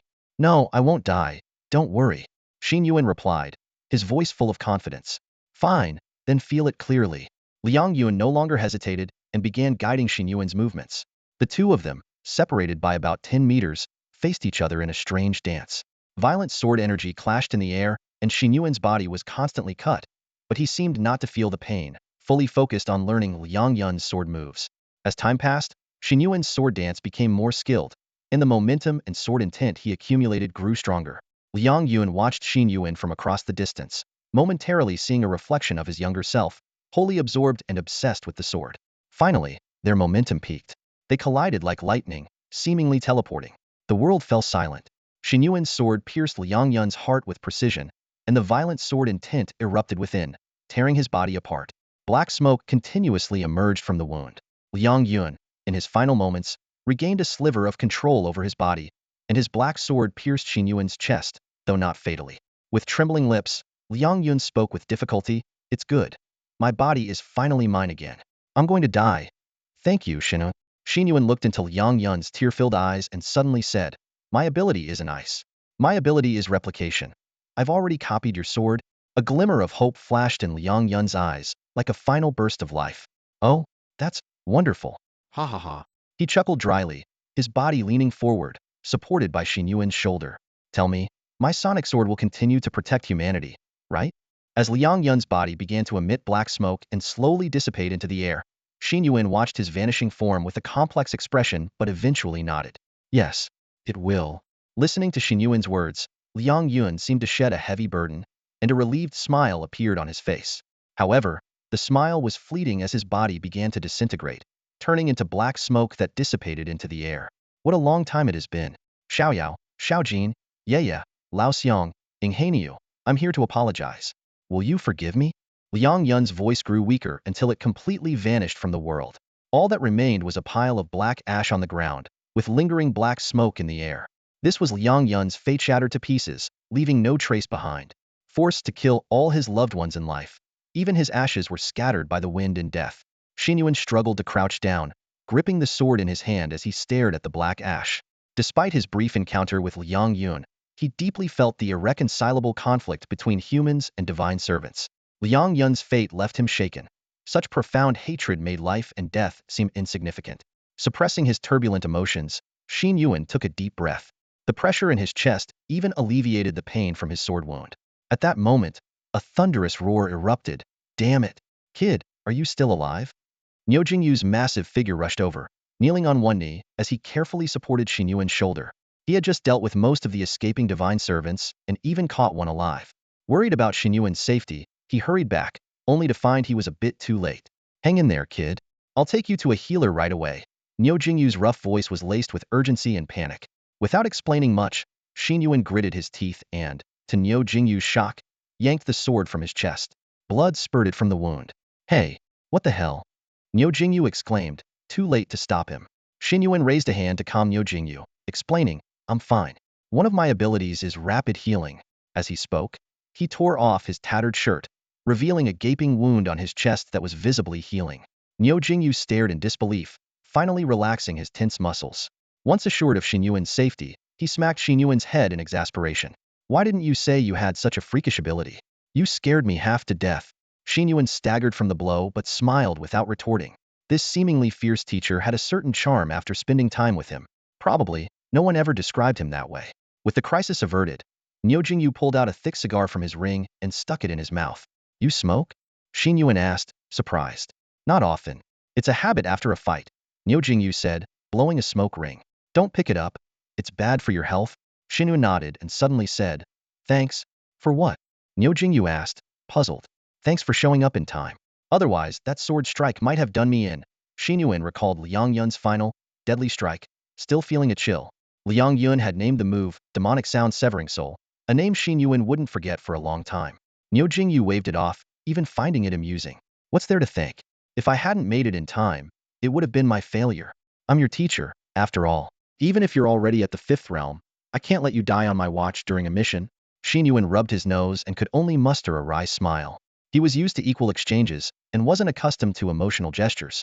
But he knew if he suggested a token of gratitude, Niu Jingyu might immediately start a fight with him. So, he could only say thank you. In the end, Niu Jingyu dragged the captured divine servant like a dead dog and, after wrapping some bandages around his abdomen, returned to the bus. All the students were called back, with half patrolling the city and the other half staying by the bus in shifts. Niu Jingyu refused to stay in a hotel, only feeling secure with everyone near the bus. For the next 3 or 4 days, Niu Jingyu was constantly on the phone, often heard cursing. He seemed to be arguing with someone on the other end. What the hell? What? The people you're sending aren't even 5th realm? That's useless. My student is already 5th realm. Don't you get it? I said the situation here is different. What did you say? Are you sure? Niu Jingyu repeatedly pounded the steering wheel. His anger cleared to Xin Yuan and Zhang Xiaojian, who were nearby. Zhang Xiaojian lounged with his legs on a chair, scrolling through his phone, and sneered. Ha! It's those useless bureaucrats again, sitting in their offices doing nothing. Why get angry? Just take care of yourself. Those parasites wouldn't dare show off in front of Niu Jingyu. Xin Yuan listened to him but didn't comment this time, remaining noncommittal. He could feel the strong sense of responsibility and mission in Niu Jingyu's generation of superhumans.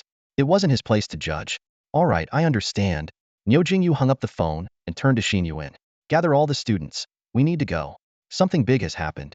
Divine servants are causing chaos in 8 cities simultaneously, centered around Dongfang Academy. This scale hasn't been seen in over a decade. As he spoke, Niu Jingyu's eyes turned fierce, and he slammed the steering wheel again. They're back. Those times are coming back. Xin Yuan raised an eyebrow, unusually silent. He didn't say much, just quickly took out his walkie-talkie and decisively issued an order. Then, he sat at the back of the car, his expression serious. During the past few days, Xin Yuan had been focusing on honing his swordsmanship whenever he had free time, barely touching any games. However, one thing puzzled him. Since their last agreed meetup, Suanebang had not contacted him, as if suddenly becoming very busy. Hey buddy, how about a game? Zhang Xiaojian casually sat next to Xin Yuan, waggling his phone with a cheeky grin. In the tense atmosphere, Zhang Xiaojian seemed to be the only one acting normally. His relaxed demeanor was strikingly out of place, yet it also exuded a rare sense of calm. 8 cities are in chaos, Zhang Xiaojian continued, but hey, if there's a mission, we'll take it. If not, life goes on. These things happen from time to time. You need to keep a level head. Going back like this isn't so bad. At least he'll get my credits easily this time. With that, he put on his headphones and focused on his game. Once all the students boarded the bus, a team of specially assigned supernaturals arrived on the scene. Niu Jingyu briefed them on the situation and then drove the bus, leading all the students back to the academy. This small test had to be cut short, as the chaos in the 8 cities signaled the advent of a significant historical moment. Niu Jingyu repeatedly counted the students to ensure no one was missing before driving onto the highway. The bus sped along, but the interior was eerily quiet. No one spoke. This experience was unprecedented for all the students, giving them a genuine understanding of the complexities of the supernatural world. Xin Yuan sat in the back, trying to relax his body. He glanced at his phone. It was already March 21st. Since yesterday, he had been maintaining a state of heightened awareness, yet he couldn't sense anything unusual, only a vague sense of tension. However, just as the bus had traveled several miles, a gray shadow suddenly appeared in the sky above the city they had just left. At first, the shadow was indistinct, like a dark cloud, but in the blink of an eye, it became solid. Divine light enveloped the entire city, and the shadow slowly lowered its head, as if gazing down at its people. The bus came to a sudden halt, and Niu Jingyu jumped out, filled with unease and confusion. As a seasoned veteran, he knew the implications of a divine descent in a bustling city. But this situation shouldn't have happened. A divine descent required a ritual, and the more powerful the deity, the larger the ritual. He hadn't detected any unusual activity in recent days. Xin Yuan also fell into deep thought, and suddenly, a thought struck him like lightning. He stood up abruptly, finally understanding the source of his persistent unease. This divine descent ritual had not been absent. It had been conducted in a special way, covering the entire city and lasting for a month. The anomalies over the past month hauntings in the city, missing children were all parts of the divine descent ritual. But because each incident was small in scale, they hadn't drawn official attention, and the supernaturals on duty hadn't considered this possibility. Thus, the divine descent ritual had been completed unnoticed. Niu Jingyu rushed back onto the bus and fell silent after hearing Xin Yuan's analysis. He stared at the ancient and sacred silhouette on the distant horizon, then suddenly turned, gripping Xin Yuan's shoulders tightly. Niu Jingyu fixed his gaze on Xin Yuan, his voice low and resolute. Xin Yuan, you've reached the 5th realm. Danger lies ahead, but no matter what, you must protect your classmates. Go. He took a deep breath and continued, I am a teacher, but more importantly, I am a registered main combat superhuman for the United Human Federation. I have to go back. With that, Niu Jingyu abruptly turned and walked towards the door with determined steps. However, just as he took his first step, a firm and powerful hand grasped his arm tightly. Startled, Niu Jingyu turned to face Xin Yuan, whose eyes were now cold and unyielding. Xin Yuan spoke in a deep voice, I understand how you feel, but rationally, you shouldn't go. During the special admission assessment, I encountered that aura. It belongs to a berserk deity. Even with many strong fighters present, it took Dynamo to barely resolve the situation. Dynamo is the strongest below the marquee level. Do you think you can handle it? Niu Jingyu's face flushed with anger as he shouted, What nonsense are you talking about? If one day the mountains crumble and the seas overturn, I will be humanity's fortress. If I don't confront the deities, should we let unarmed civilians face them? Xin Yuan remained silent for a moment before calmly responding, But if you go, it will be a suicide mission. We should seek support from strong individuals like Dynamo. To be honest, many civilians are willing to be swayed by the deities for power. Going there is not worth it. Hearing this, Niu Jingyu's eyes widened in disbelief. He suddenly raised his right hand and struck Xin Yuan's chest, pushing him back into the chair. You may not understand, but you can't say such things. Niu Jingyu roared. Seated in the chair, Xin Yuan looked up, his eyes unwavering. At any time, throwing your life away is not a good choice. So what if it's a suicide mission? Niu Jingyu's jaw tightened, his facial muscles tense as he glared down at Xin Yuan. His voice grew louder, filled with passion and determination. If I run today because I can't win, then tomorrow, other superhumans might run too. The day after, the high-ranking officials of the United Human Federation might also flee. Eventually, everyone will run. If no one is willing to die, 50 years ago, this world would have perished. Niu Jingyu continued, his voice resonating with a powerful conviction. If all the superhumans run, the people will lose all trust. Superhumans defy the natural order. Deities are not something humanity can easily defeat. It's because some are willing to die that future generations have stories to tell. If doomsday comes, people will say, the superhumans of the past fought to the death and never retreated. We must uphold human dignity. Not, the superhumans of the past ran away when they couldn't win. So we should run too, or surrender. Xin Yuan listened to Niu Jingyu's words, but didn't respond for a long time. He gazed at Niu Jingyu's resolute face, feeling a complex mix of emotions. Niu Jingyu's determination was so strong. It seemed he was already prepared to face death. That calm smile and the pat on the shoulder felt like a silent farewell. I'm not just throwing my life away. At least I can hold off that deity and reduce casualties. Who knows, I might even survive. Don't underestimate me. Niu Jingyu said lightly, then took out a letter from his storage ring and handed it to Xin Yuan. Please deliver this to my wife. Xin Yuan took the letter in silence, his heart heavy. Niu Jingyu continued, You're still young, with a bright future ahead. I'm 47 this year, and probably won't ever reach the 6th realm. You all will surpass me. Humanity's future depends on you. These words were filled with expectation, yet they sounded like a final statement. Xin Yuan sat down, clutching the envelope, and said in a low voice, I'm afraid I'll disappoint you. I'm a selfish person, and this isn't my home. To his surprise, Niu Jingyu didn't get angry. He simply smiled and said, No, I believe in you. You have a sense of justice. Sometimes, it's not you who chooses justice, but justice that chooses you. With that, he took out a 3-meter-long black staff, the skull at its tip emitting a chilling aura. This braid sequence weapon suppressed its user, and only a tough guy like Niu Jingyu could handle it. Without hesitation, he jumped off the bus and charged towards the deity in the gray mist, as if it were the most ordinary thing in the world. Xin Yuan stood up and strode to the driver's seat, all the students' eyes following him. He sat down sideways and said in a deep voice, Everyone, hold on tight. The bus then sped down the highway at full throttle. The bus was silent. Even Zhang Xiaojian stood quietly aside. These young students had not yet fully grasped the threat of death, but Niu Jingyu's words had sown seeds of unease in their hearts. Soon, They reached the outskirts of the next city. On either side of the road, pitch-black portals occasionally appeared, and various monsters burst out, roaring at the sky. The students on the bus grew tense, with some even releasing their abilities. Stay seated, don't make the bus unstable, Xin Yuan's calm voice came, inexplicably reassuring everyone. The bus didn't slow down, plowing straight into the horde of monsters. A sharp sword aura enveloped the bus, shredding any monster that lunged at it into pieces. Some students saw grotesque faces pressed against the windows, only to turn into black smoke the next second. This eerie sight made everyone look at the figure in the driver's seat with a mix of shock and awe. Unknowingly, they had grown accustomed to Xin Yuan's strength, even equating him to someone like Niu Jingyu. Yet in reality, he was just a 19-year-old young man. Wow, bro, when did you master that sword technique?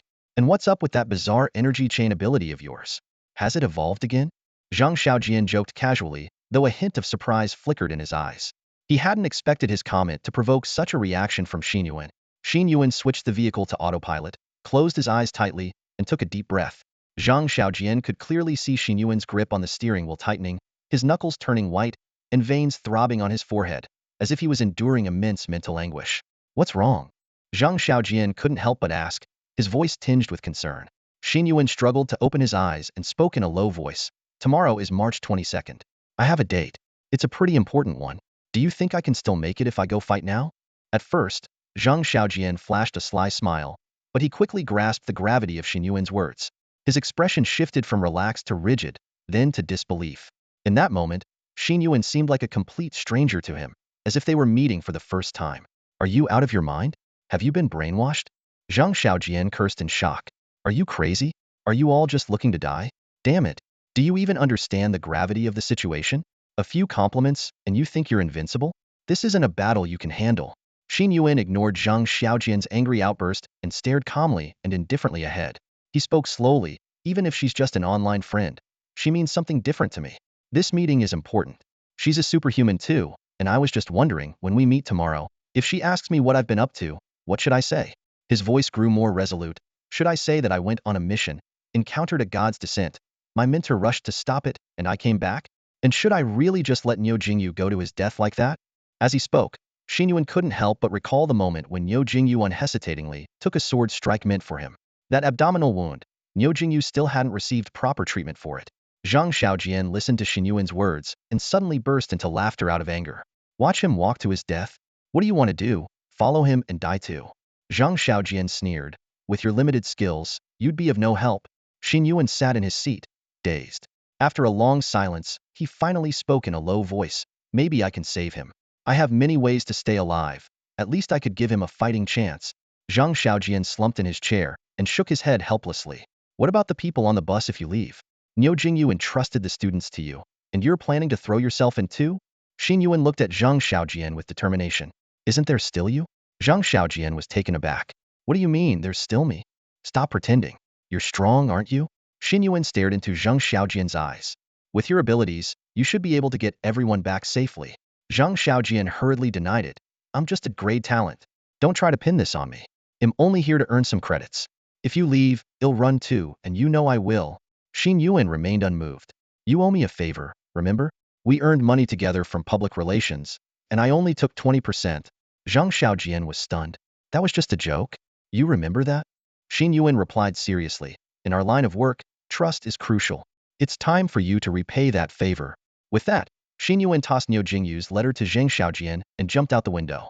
Spreading his arms, a fierce chill erupted from him, freezing all the monsters within 100 meters. Ice storm technique. All the ice sculptures shattered into powder instantly. Xin Yuan gave Zhang Xiaojian one last look, thumbs up, and flew towards the next district. Zhang Xiaojian wanted to shout something, but Xin Yuan's figure had already disappeared. He stared blankly at the letter in his hand, muttering to himself, what does he mean by our line of work? What did I even do? The gray mist shrouding the city began to condense, slowly forming a 5-meter humanoid monster. Its body was composed of countless twisted, tormented human faces, emanating an aura that drove people to the brink of madness. Nearby residents began vomiting, and those closer even started to mutate. Don't look. Run. Niu Jingyu roared, grabbing a truck to shield the people from the monster. He dashed through the crowd like a black lightning bolt, moving people to a safer distance. Though they were still retching, at least they were alive. Niu Jingyu let out a furious roar and turned to face the god of 1,000 faces. He stomped the ground hard, blood energy coursing through his body. Great ability Vajra demon, subduing body. He stared at the deity, only to be swatted into the ground with a casual flick of its finger.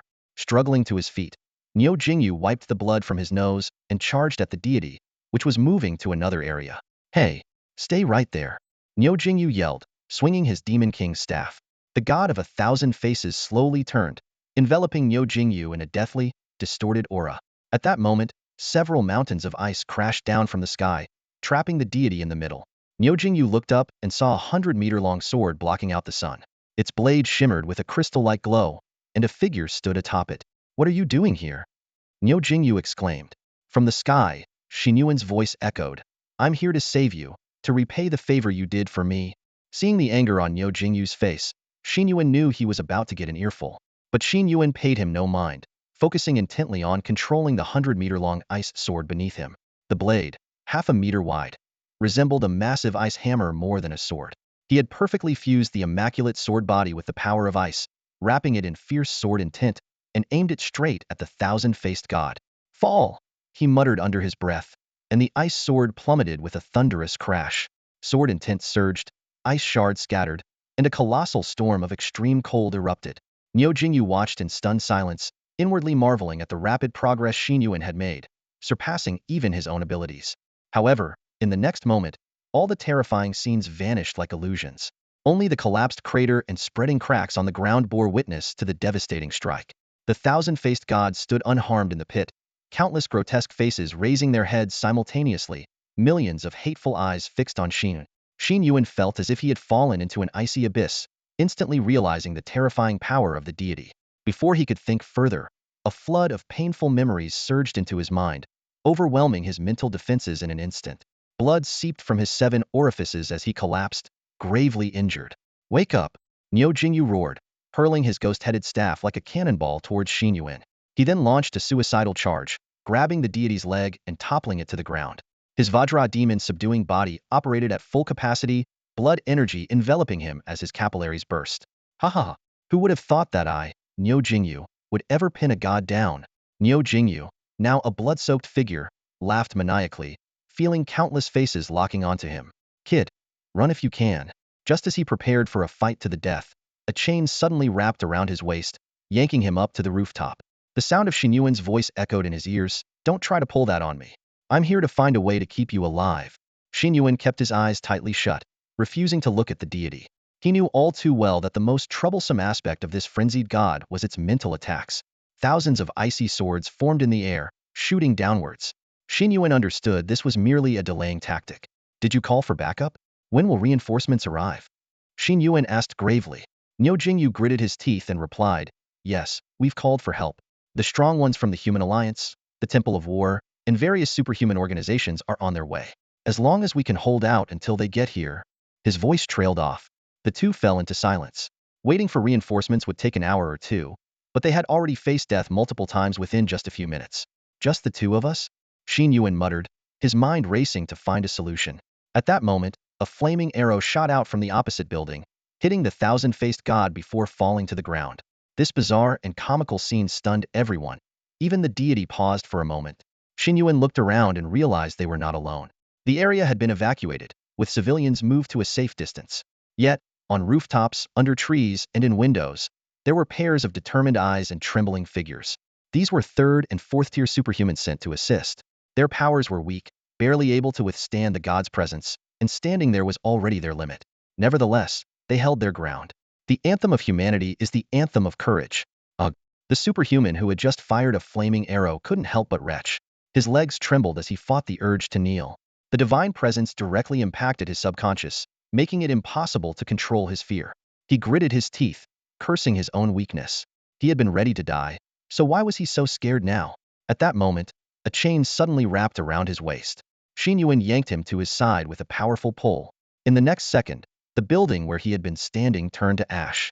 8 chains darted through the air, pulling everyone behind Niu Jingyu. The two of them stood at the front, shielding the others from the divine aura. Niu Jingyu looked back at the superhumans who were barely managing to stand, his eyes filled with a complex emotion. He asked about the evacuation. learning that the civilians had been moved out, but that there were still effects in the distance. Niu Jingyu nodded. This was the best they could do. Brothers, do you understand the consequences of today? Niu Jingyu said with a bitter smile. A superhuman must have an invincible heart. Once it's broken, it's hard to recover. His eyes reddened as he looked at them. It's okay to be scared. You're all doing great. Just then, Xin Yuan's chains whipped through the air, pulling everyone to another rooftop. The original spot vanished again.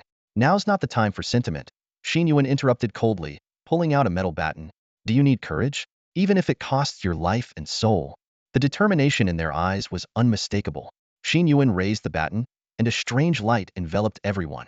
The superhuman's eyes filled with rage. They no longer trembled, staring down the deity, roaring madly. I've given you courage. The rest is up to you, Xin Yuan said, and the group dispersed, launching a frenzied attack on the god. Niu Jingyu looked at Xin Yuan in shock. What did you do? It's a mental stimulant. It frees them from the divine aura, allowing them to perform at 120 of their strength. But it also accelerates their death, Xin Yuan explained. This is my last resort. Watching the superhumans charge forward, Xin Yuan shouted, I'm sorry, I don't know your names. But your deeds will be remembered forever. All right, let's hold off this crazed deity then. Niu Jingyu laughed. No. Xin Yuan replied firmly. Leave crowd control and the front line to me. You focus on attacking. I can take more hits. On the highway, after Xin Yuan had left, Zhang Xiaojian sat in his seat with his head bowed. He clutched Niu Jingyu's letter tightly, his body trembling slightly. The bus was in an unmanned state, slowly moving forward. Zhang Xiaojian sat in the passenger seat, his gaze vacant, as if lost in some memory. More and more portals appeared around them, and black creatures surrounded the bus, attacking furiously. The students had never seen such beings, neither deities nor divine servants, and were in a state of panic. As the first window shattered, chaos erupted inside the bus. The students began using their abilities to fight back against the external attacks. The bus shook violently, and the windows continued to break one after another. In this critical moment, the people on the bus split into two groups. One group wanted to stay and fight, while the other insisted on returning to the academy. Yiza Wan spoke calmly. Face reality. We are too weak. Going back will only be a burden. Her words left everyone stunned and silent. Qi Hong transformed, his height increasing dramatically, and decided to take over driving. He ignored Zhang Xiaojian, thinking this seemingly unserious person was of no help. Just as Qi Hong was about to rush forward, Zhang Xiaojian placed a hand on his shoulder. Let me handle this. You go sit in the back. Qi Hong was shocked to find himself unable to move. Zhang Xiaojian's hand glowed with a golden light, resembling the hand of Buddha. Zhang Xiaojian said calmly, leave this troublesome matter to me. You are all still too young. Involuntarily, Qi Hong returned to the passenger area. Everyone was enveloped in a golden light, both protected and controlled. Zhang Xiaojian raised one finger to the group. Just this once. Don't mention it when we get back. In the next moment, the bus shot forward like a rocket. The terrifying acceleration pressed everyone against their seats, their facial muscles twitching. The wheels, wrapped in golden light, crushed countless black creatures, turning them into black smoke. Others might not know, but the leaders of Dongfang Academy, people like Tang Jini, were well aware. Among the 6 core student departments at Dongfang Academy, the strongest student is the Public Relations Department head, Zhang Xiaojian, who behaves like a jerk all day long. Zhang Xiaojian's true capabilities have always been a mystery. No one has ever seen him train, yet he consistently completes dangerous missions perfectly, returning impeccably dressed, with a beaming smile, and pockets full of rewards. It's as if he is heaven's favorite, his power inexplicably growing stronger. At this moment, this usually indulgent rascal was sitting on a bus, his eyes vacant. His thoughts drifted back to that dark afternoon many years ago. As a child, he had asked his crying mother, when is Dad coming back? His mother, choking on her tears, replied, your father has some business to take care of. He won't be back anytime soon. Zhang Xiaojian immediately sensed something bad had happened. In the following days, various people came and went from his home, bringing funeral couplets and condolences. Portly middle-aged men with cameras spoke in words he couldn't understand. His father, like Niu Jingyu, had chosen to become a hero. Zhang Xiaojian did not cry. He simply watched everything coldly, feeling sorry for his mother. From then on, life became difficult for the mother and son. Promised compensation was long overdue, while those who survived moved into bigger houses and wore better clothes. Whenever his father's comrades visited, they would say, this kid is just like his dad. He'll surely become a hero like his father and contribute to the world one day. Zhang Xiaojian remained silent, but 2 seeds were planted in his heart. He resented his father, and he wanted to be a jerk, contributing nothing to anyone, spending money recklessly, and doing whatever he pleased. A jolt brought Zhang Xiaojian back from his memories. He opened his eyes and looked at the vast lake before him. They had been driving straight without watching the road, reaching a point where they could go no further unless they detoured or grew wings to fly over. Turning back, Zhang Xiaojian flashed his signature mischievous grin at the students of Class 1 and said, "Transcending the fifth realm of supernatural beings allows one to fly, just like Xin Yuan. Want to experience it in advance?" As he finished speaking, a golden glow enveloped the bus. It lifted off the ground and took to the skies. This bus has been specially modified by the Academy, equipped with a unique navigation system, an autonomous driving system, and protective armor. The golden bus lifted off into the sunset, resembling a massive golden bird. The students pressed against the windows in amazement, watching the shimmering lake below. Suddenly, several figures emerged from the lake, armed and attacking the bus. Zhang Xiaojian sneered, and with a flash of golden light, those divine servants were instantly cut in half. The bus slowly descended, and the students' eyes still reflected the incredible scene they had just witnessed. They realized their insignificance, feeling both yearning and complex emotions. Zhang Xiaojian peered into the distance and softly said, "Xin Yuan, I've taken care of your matter. As for saving you, you know I'm not one to risk my life." With that, the bus sped away. The scene shifts to the world's largest ice rink. Amidst the scattered bodies, Jun Ani stood alone. She looked at the news from K-City on her phone, hesitating for a long time before deciding not to send her inquiry. Gazing at the cracked giant dome in the sky, she silently resolved, "I'll clean this place up and wait for you to keep our appointment." K-City was engulfed in war, and Xin Yuan was at his last stand. Niu Jingyu looked at the blood-soaked Xin Yuan and felt a sudden change within himself. Clenching his teeth, his veins bulging, he forced a breakthrough, exclaiming, "I can't let my student die before me. What are you doing?" Xin Yuan lashed out with an energy chain, aiming to pull Niu Jingyu away by his waist. However, the chain snapped instantly upon contact, failing to move him at all. This indicated that the energy within Niu Jingyu had become extremely violent. The countless eyes of the thousand-faced deity all turned simultaneously, focusing on Niu Jingyu, who was now emitting a red glow. He was covered in blood. His skin color had changed, and he looked as if he could collapse at any moment. Xin Yuan couldn't understand what was happening, but could clearly feel Niu Jingyu's energy growing stronger. Seeing the pressure from the thousand-faced deity intensifying, he had no choice but to continuously increase the output of his faith staff. This immense energy seemed to have an aggro effect, causing the deity to pause and stare. Blood blurred Niu Jingyu's vision, making everything appear red. Yet sometimes, being blinded allows one to see more clearly. As he teetered on the brink of death, countless scenes flashed through his mind. 8 years ago, he faced a crushing defeat that shattered his invincible spirit and made it nearly impossible to advance his level. He still remembered how he had shouted in desperation, "Doctor, what kind of test is this? Who says my spirit is broken? I'm not afraid of anyone." But all he got in response was silence.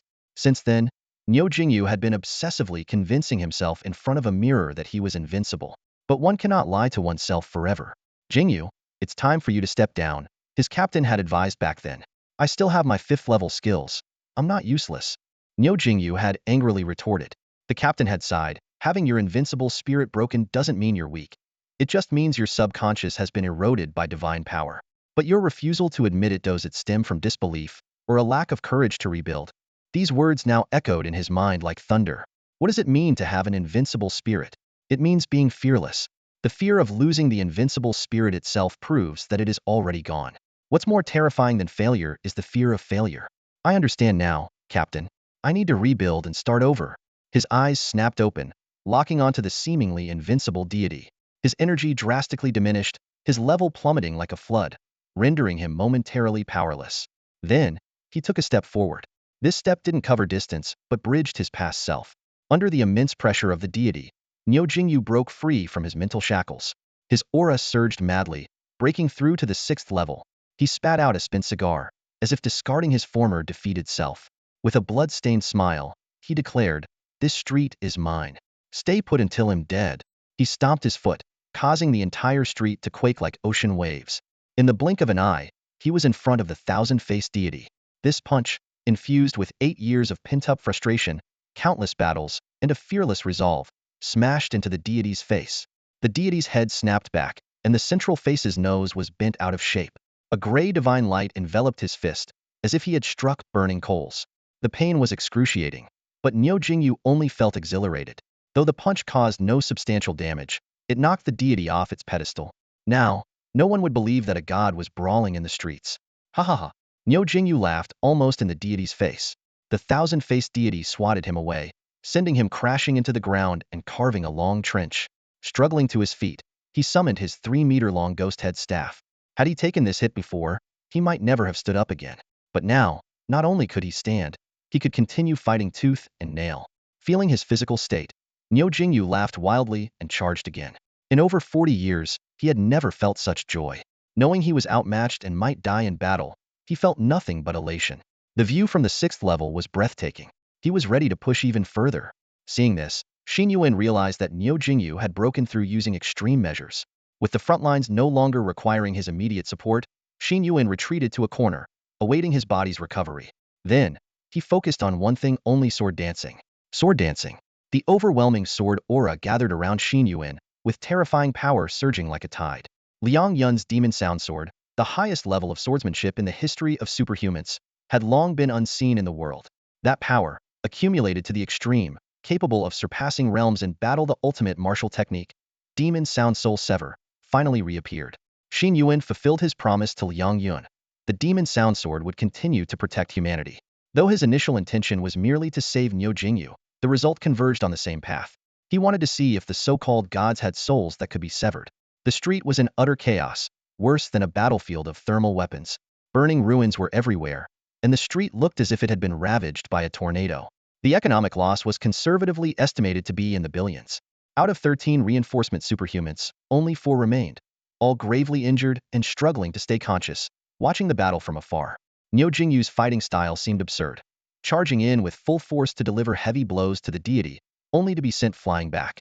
Despite his bones cracking all over, his fighting spirit grew even stronger.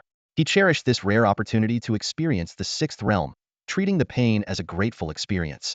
In the Shattered District, a bizarre and brutal battle continued. For superhumans lay gasping beside their fallen comrades, while in the center, a 2.2-meter figure clashed with a 5-meter deity. In the shadows in the distance, a blood-soaked youth danced with his sword, seemingly detached from it all. Far away, a team of top-tier superhumans was rushing to the scene. The faces of figures like War God Qingtian and Storm God were grim. They initially thought the target city had been destroyed but found the situation was not as dire. Detecting berserk-level deity energy, not the true body but stronger than a projection, reported one superhuman. The target seems to be held back. Niu Jingyu? Dong Wushuang was shocked. Does he have that capability? It's the aura of the 6th realm. The superhuman frowned. And there's an unregistered individual with a strange presence. 2 6th realms? Dong Wushuang was puzzled. People from Chuanqiu? That organization? The other one is unstable but rising. The superhuman's face showed surprise. Feels somewhat familiar. No way. How is this person here again? Less talking. Speed up. Dong Wushuang barked. You've already succeeded. Hold on and don't die. At this moment, Niu Jingyu, unaware of the impending reinforcements, continued to fight desperately. Xin Yuan's sword aura had reached its peak, its sharpness even catching the deity's attention. The god of 1,000 faces let out a strange cry, reaching out to attack the sword-dancing Xin. Huh, are you scared? Niu Jingyu leaped forward, delivering a heavy blow to the deity's arm, followed by a vicious slap. Crack, his arm fractured. This strike hurt him more than the enemy, but it allowed him to vent his anger. Xin Yuan was about to speak when he saw Niu Jingyu being slapped to the ground again by the god of 1,000 faces. They exchanged a glance, understanding each other without words. The battle erupted instantly. Niu Jingyu, with a broken arm, charged like a madman. Xin Yuan transformed into a sharp sword, thrusting forward. Niu Jingyu held the god of 1,000 faces tightly, exposing its back to Xin Yuan. The demon sound severing soul sword technique was unleashed, piercing the god's body. This was Xin Yuan's strongest attack, and for the first time, the invincible god showed signs of vulnerability. The deity roared skyward, and though the language was incomprehensible, the pain was evident. Hit harder, kid. Niu Jingyu shouted with a crazed laugh. The divine light corroded his broken arm, but he didn't loosen his grip. Instead, he wrapped his legs tightly around the opponent. Xin Yuan gritted his teeth and shouted, "Explode!" The energy of the Ice Blast spell, combined with the sword's intent, ravaged the god's body, causing 1,000 faces to scream in unison. A terrifying shockwave erupted, sending both men flying. Niu Jingyu's legs were reduced to a bloody mess, and he passed out. Xin Yuan, bloodied and battered, crashed heavily to the ground. Just as the god of 1,000 faces was about to go berserk, several violent energy waves crashed down, halting its movements. Dong Wushuang teleported to Xin Yuan's side, his pupils contracting. He couldn't believe that this fifth realm youth could unleash an attack of the sixth realm or higher, injuring a berserk deity. It was an astonishing feat. Dong Wushuang's voice trembled with a mix of fear and awe as he asked, "Are you still alive?" Xin Yuan coughed up blood and barely opened his eyes. His voice was eerily calm, as if numb to the pain. "Ah, you're here. Luckily, you made it. Otherwise, I might have been late for my date." In his heart, he stood above the gods. Dong Wushuang stared in shock at Xin Yuan's battered face, then glanced at his injured body. The extent of his injuries was staggering, yet Xin Yuan remained conscious, a testament to his physical resilience. But what truly amazed Dong Wushuang was Xin Yuan's incredible mental fortitude. How do you mentally prepare yourself for this? Dong Wushuang couldn't help but ask, his voice filled with curiosity. Lying on the ground, Xin Yuan's lips curled into a faint smile. "Prepare? Do you really need preparation for this?" he replied, his voice weak but laced with a hint of sarcasm. "By the way, shouldn't you be helping your teammates instead of just chatting here?" Dong Wushuang snapped back to reality, remembering that he had stayed behind to check on Xin Yuan and Niu Jingyu. He quickly examined Xin Yuan's horrifying injuries, his face twitching involuntarily. "Don't move, and whatever you do, don't fall asleep," Dong Wushuang urgently advised. "As long as you're alive, these injuries can be treated without leaving any lasting damage." Xin Yuan slightly lifted his head, giving Dong Wushuang a look as if he were an idiot. "I know I'm fine. If it doesn't kill me, it's not really an injury. Recovery is just a matter of time. My ability includes self-healing, remember? We talked about this back at Black Horse Stadium." "Oh, right, I forgot," Dong Wushuang said, slapping his forehead in frustration. He recalled how Xin Yuan had endured a hellish 3 hours before without a single scar to show for it. "Seriously, get a grip," Xin Yuan said, exasperated. "Check on Niu Jingyu already. Is he dead or not?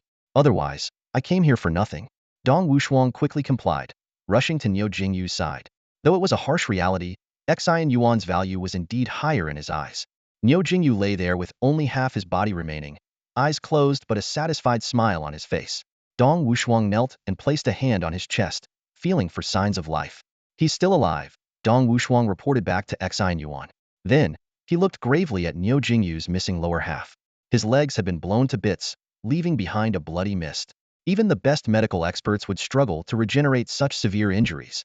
"I wonder if he'll ever walk again," Dong Wushuang muttered to himself, his eyes drifting to Niu Jingyu's severed left arm. "This is brutal." A gentle light emanated from Dong Wushuang's hands, enveloping Niu Jingyu's entire body. Moments later, Niu Jingyu coughed up a mouthful of blood, clearing his airway, but he remained unconscious. Dong Wushuang silently reflected on everything that had happened. A fifth realm warrior breaking through in the face of a frenzied deity, holding off the enemy long enough to save the entire city. Recounting these incredible feats left him deep in thought. Looking at the fierce man on the ground, Dong Wushuang's lips tightened, and he felt a profound sense of respect. "Brother, you did an amazing job. You'll definitely be in the history books someday," Dong Wushuang murmured, giving Niu Jingyu's chest a gentle pat. "How is he?" a voice suddenly asked from behind, startling Dong Wushuang. He turned to see Xin Yuan unsteadily standing there. "You're already up?" Dong Wushuang stammered in disbelief. "It's only been a few minutes. Are you superhuman? Did the deity's attacks mean nothing?" "I'm fine. If I'm not dead, I'm okay," Xin Yuan replied calmly. He then glanced at Niu Jingyu's grievous condition and sighed. "I did my best, but I'm just not strong enough." An enraged deity, and that was only a projection? It's terrifying. As he spoke, energy chains sprang from Xin Yuan's back, pulling 4 equally battle-worn superhumans toward him. "Help them too, if you can." The group looked at Dong Wushuang and nodded slightly. Dong Wushuang bowed deeply to them. "Thank you all. You are the heroes of this city." Turning back, he saw Xin Yuan looking down at his phone. Raising his head, he said to Dong Wushuang, "I'll leave these people to you. Make sure the medical team saves their lives as soon as they arrive. I have to go." As Xin Yuan turned to leave, Dong Wushuang was stunned and quickly called out, "Where are you going? Stay and get checked out. Don't leave any hidden injuries." Xin Yuan waved his hand dismissively, speaking in a relaxed tone, "No need. I know my condition. Plus, I have a date to catch." With that, he leaped into the air and flew off into the distance. Dong Wushuang watched Xin Yuan's figure disappear, shaking her head. Even after being beaten nearly to death, this guy acted like he was just rushing to another event, not taking the gods seriously at all. She couldn't help but marvel at how he developed such psychological resilience. While flying, Xin Yuan occasionally glanced at his communicator, his expression dazed. There had been no new messages for a long time, and the chaos in the 8 cities made his mind race. He gritted his teeth and unconsciously sped up. Finally, he arrived at his destination, the address for the world's largest ice rink sent by Swanai Bang. However, the scene before him was vastly different from the description. A wasteland of shattered ice blocks and cracked earth, like an Arctic glacier after an earthquake. Here and there, corpses were visible in the fissures. Xin Yuan hovered in midair, his legs feeling like lead, unable to move. He looked around in confusion, considering all the possibilities. Suddenly, a familiar white figure dragging a long sword came into view. It was the only superhuman assigned to this area, the frost warrior Jun Ani. Seeing Xin Yuan from afar, Jun Ani asked, "What are you doing here?" "I came to meet someone," Xin Yuan instinctively replied. Looking around again, did she break her promise? I hope she just broke her promise. Are you responsible for this area? Have the civilians been evacuated? Jun Ani didn't answer. Blood still stained her lips, and she bit them lightly. She stared at Xin Yuan's clothes, soaked with blood and dirt, her eyes gradually reddening. "Funny, I'm here waiting for someone too. My luck's a bit better." He didn't break his promise. "Hello there, traveler." Xin Yuan stood there, puzzled, unable to grasp the meaning of Jun Ani's words. He turned around, his expression somewhat dazed, and looked at Jun Ani. Jun Ani's words hit Xin Yuan like a sledgehammer, shattering his taut nerves. His mind was instantly flooded with questions. Why hadn't there been any news? Had something gone wrong? Could her body be under the ice? If he had come earlier or hadn't gone back to find Niu Jingyu, would things be different? These chaotic thoughts clashed violently in his head, leaving him momentarily bewildered. Jun Ani covered her mouth with one hand, struggling to hold back the tears that threatened to spill. As a veteran among the superpowered, she knew all too well the overwhelming power of a god-level entity against a 5th-level superpowered individual. Throughout the journey, her heart was filled with anxiety, fearing Xin Yuan might never return. What pained her even more was the possibility of losing the chance to reveal her true identity to him. Seeing Xin Yuan's blank expression, Jun Ani took a deep breath and pulled out her phone, opening the chat interface. She showed him the long empty conversation and softly said, "You never really thought about it, did you?" "Actually, I don't really like yogurt. My favorite snack is yogurt bars." Xin Yuan snapped out of his trance, staring at Jun Ani in disbelief. Memories of his interactions with yogurt bar flashed through his mind, contrasting sharply with Jun Ani's usual demeanor. The bizarre disconnect made him chuckle. "Wow, your disguise skills are top-notch." As he spoke, Xin Yuan finally relaxed, a bitter smile forming on his lips. He realized that many things now made sense. Why Jun Ani had always paid special attention to him, why she gave him a chance despite knowing about the energy chains, why she was willing to lend him money to prove he wasn't an A-level loser, and why Yogurt Bar could always sense danger during battles. It was never a coincidence, nor was it a sudden twist of fate. They had known each other all along. He was just too slow to realize it. Xin Yuan sighed, reflecting on the unpredictability of life. Hearing Xin Yuan sigh, Jun Ani panicked and quickly explained, "I asked you online before, and you said you didn't mind." "I'm sorry, I didn't mean to hide it for so long. I just hadn't figured out how to tell you." Her rare display of vulnerability made her look unexpectedly cute. Xin Yuan quickly waved his hand. "No, you don't need to apologize. It's not your fault. I was just too dense. Looking back, there were so many obvious clues, but I didn't catch any of them. Thank you for all your help." Jun Ani.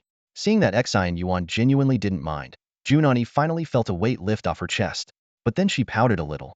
"Look at you. I was injured too. But you didn't even notice. We've known each other for so long. Yet the moment you arrived, you were only looking for yogurt bar and ignored me." Sigh. "I guess a white moonlight will always be a white moonlight." Xin Yuan was baffled. "Wait, what? This sounds like I'm having a split personality. It's all the same person anyway, and I didn't know it was you. So I didn't know about your abilities. If I had known earlier, I wouldn't have been so worried on my way here," he explained with a smile. Hearing those words, Jun Ani immediately felt much better, even a bit happy. A slight smile tugged at the corners of her mouth, and a flicker of joy appeared in her eyes. "He's worried about me. Seems like he still has a conscience," she thought to herself. However, when her gaze fell on Xin Yuan's blood-stained clothes, her smile froze. "What happened on your end?" Jun Ani asked with a frown, her voice tinged with concern. Xin Yuan answered calmly, "Dong Wushuang and the others went there. Niu Jingyu is seriously injured but still alive. The other superhumans suffered heavy casualties." He spoke lightly, but the weight in his words was unmistakable. The two fell into silence, Jun Ani's eyes lingering on Xin Yuan's bloodied clothes, her gaze distant. "You were attacked here too, weren't you?" Xin Yuan broke the silence. "The gods descended? How are your injuries?" Jun Ani straightened up, a hint of pride in her voice. "I'm fine. Took care of it all." Of course, they couldn't beat me. She turned to look at the once bustling ice rink, her tone dropping. But this place, it's destroyed. Unconsciously, they walked side by side, slowly moving through the ruins. Jun Ani pointed around, speaking enthusiastically. There used to be a 3-story snowman here, but it's gone now. Over there was a spot for wedding photos. The scenery was beautiful. Oh, and that ice sculpture, they asked me to make it. I wanted to show it to you, but it's a pity. Xin Yuan listened quietly, noticing how Jun Ani wrinkled her nose with a childlike sadness when she mentioned the destroyed ice sculpture. He gazed at her beautiful profile, his eyes gradually becoming unfocused. In his mind, Jun Ani and her alter ego, Swan Bang, finally merged into one real person standing beside him. Looking at her beautiful profile, Xin Yuan's mind wandered. To him, Jun Ani and Swan Bang had finally become one, a real person standing right next to him. Xin Yuan was slowly getting used to the changes, staring in a daze. Jun Ani had been speaking for a while without getting a response. She turned and saw Xin Yuan staring blankly at her. Her cheeks flushed, and she boldly asked, "What? Do you think I'm pretty?" She then turned away to avoid his gaze. Xin Yuan smiled and complimented her, then asked why she had chosen today. Jun Ani's expression turned somber as she revealed that today was her birthday. Xin Yuan was surprised and asked how she usually celebrated. Jun Ani, with a hint of confusion, said she rarely celebrated since leaving home, except that Director Mo would give her gifts before she turned 18. They looked at each other, taking in their disheveled appearances. Jun Ani's carefully chosen outfit was ruined, her high heels broken, her dress stained with blood, and her face pale. Xin Yuan was even more disheveled, barely covered. This unexpected incident had nearly separated them forever, far from the date Jun Ani had anticipated. Thinking of all the preparations that were ruined, Jun Ani felt a wave of grievance. She bit her lip, clenched her fists, and an icy aura emanated from her. Xin Yuan felt a strong sense of pressure and quickly called her back to reason. Jun Ani snapped back to reality and, seeing Xin Yuan's miserable state, her emotions erupted. She choked on her words, her voice trembling with tears. "I booked the place weeks in advance, did all the research, prepared ice skates and clothes, even brought a camera to capture your expressions. But everything is destroyed. This place was supposed to be the most beautiful, and now it's a ruin." With red eyes, she asked Xin Yuan, "Do superhumans always have to endure such misfortune?" Seeing her normally strong demeanor so fragile, Xin Yuan felt a pang of heartache. He realized that as a warrior goddess, Jun Ani hadn't been treated like a young girl in a long time. With this thought, Xin Yuan glanced around at the ruins and then looked into the distance. Amidst the sounds of the world, the faint cries of battle can still be heard. The war that has engulfed 8 cities rages on. In the bustling city, the embers of conflict continue to smolder. Xin Yuan gazed at the girl before him, his heart a mix of emotions. Even on her birthday, fate showed no mercy. He slowly knelt down and gently grasped Jun Ani's slender ankle.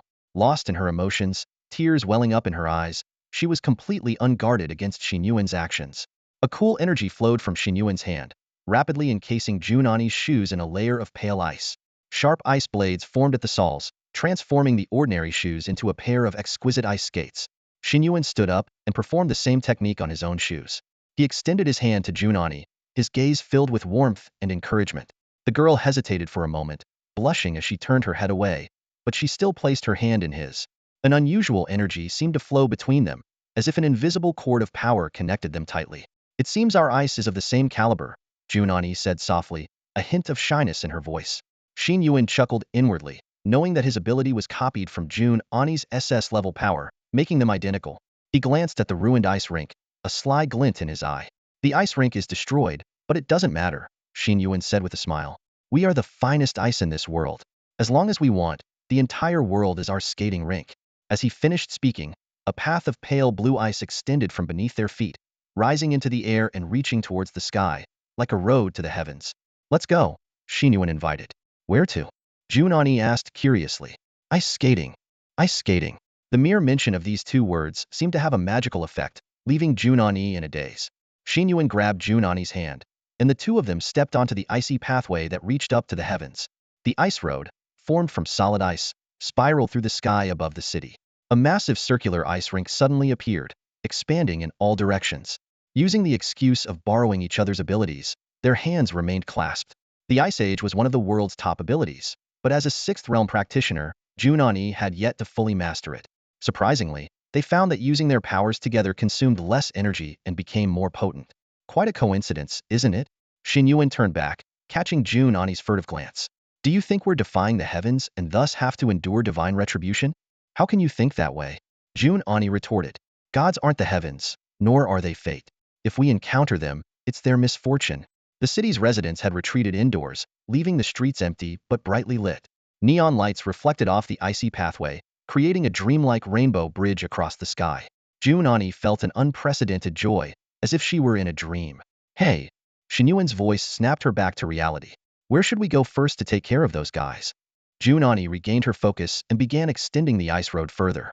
She knew Xin Yuan was trying to make her birthday special in this way. This counts as volunteer work for you, right? She teased. How much are you planning to charge me? That depends on your generosity, Xin Yuan shrugged with a smile.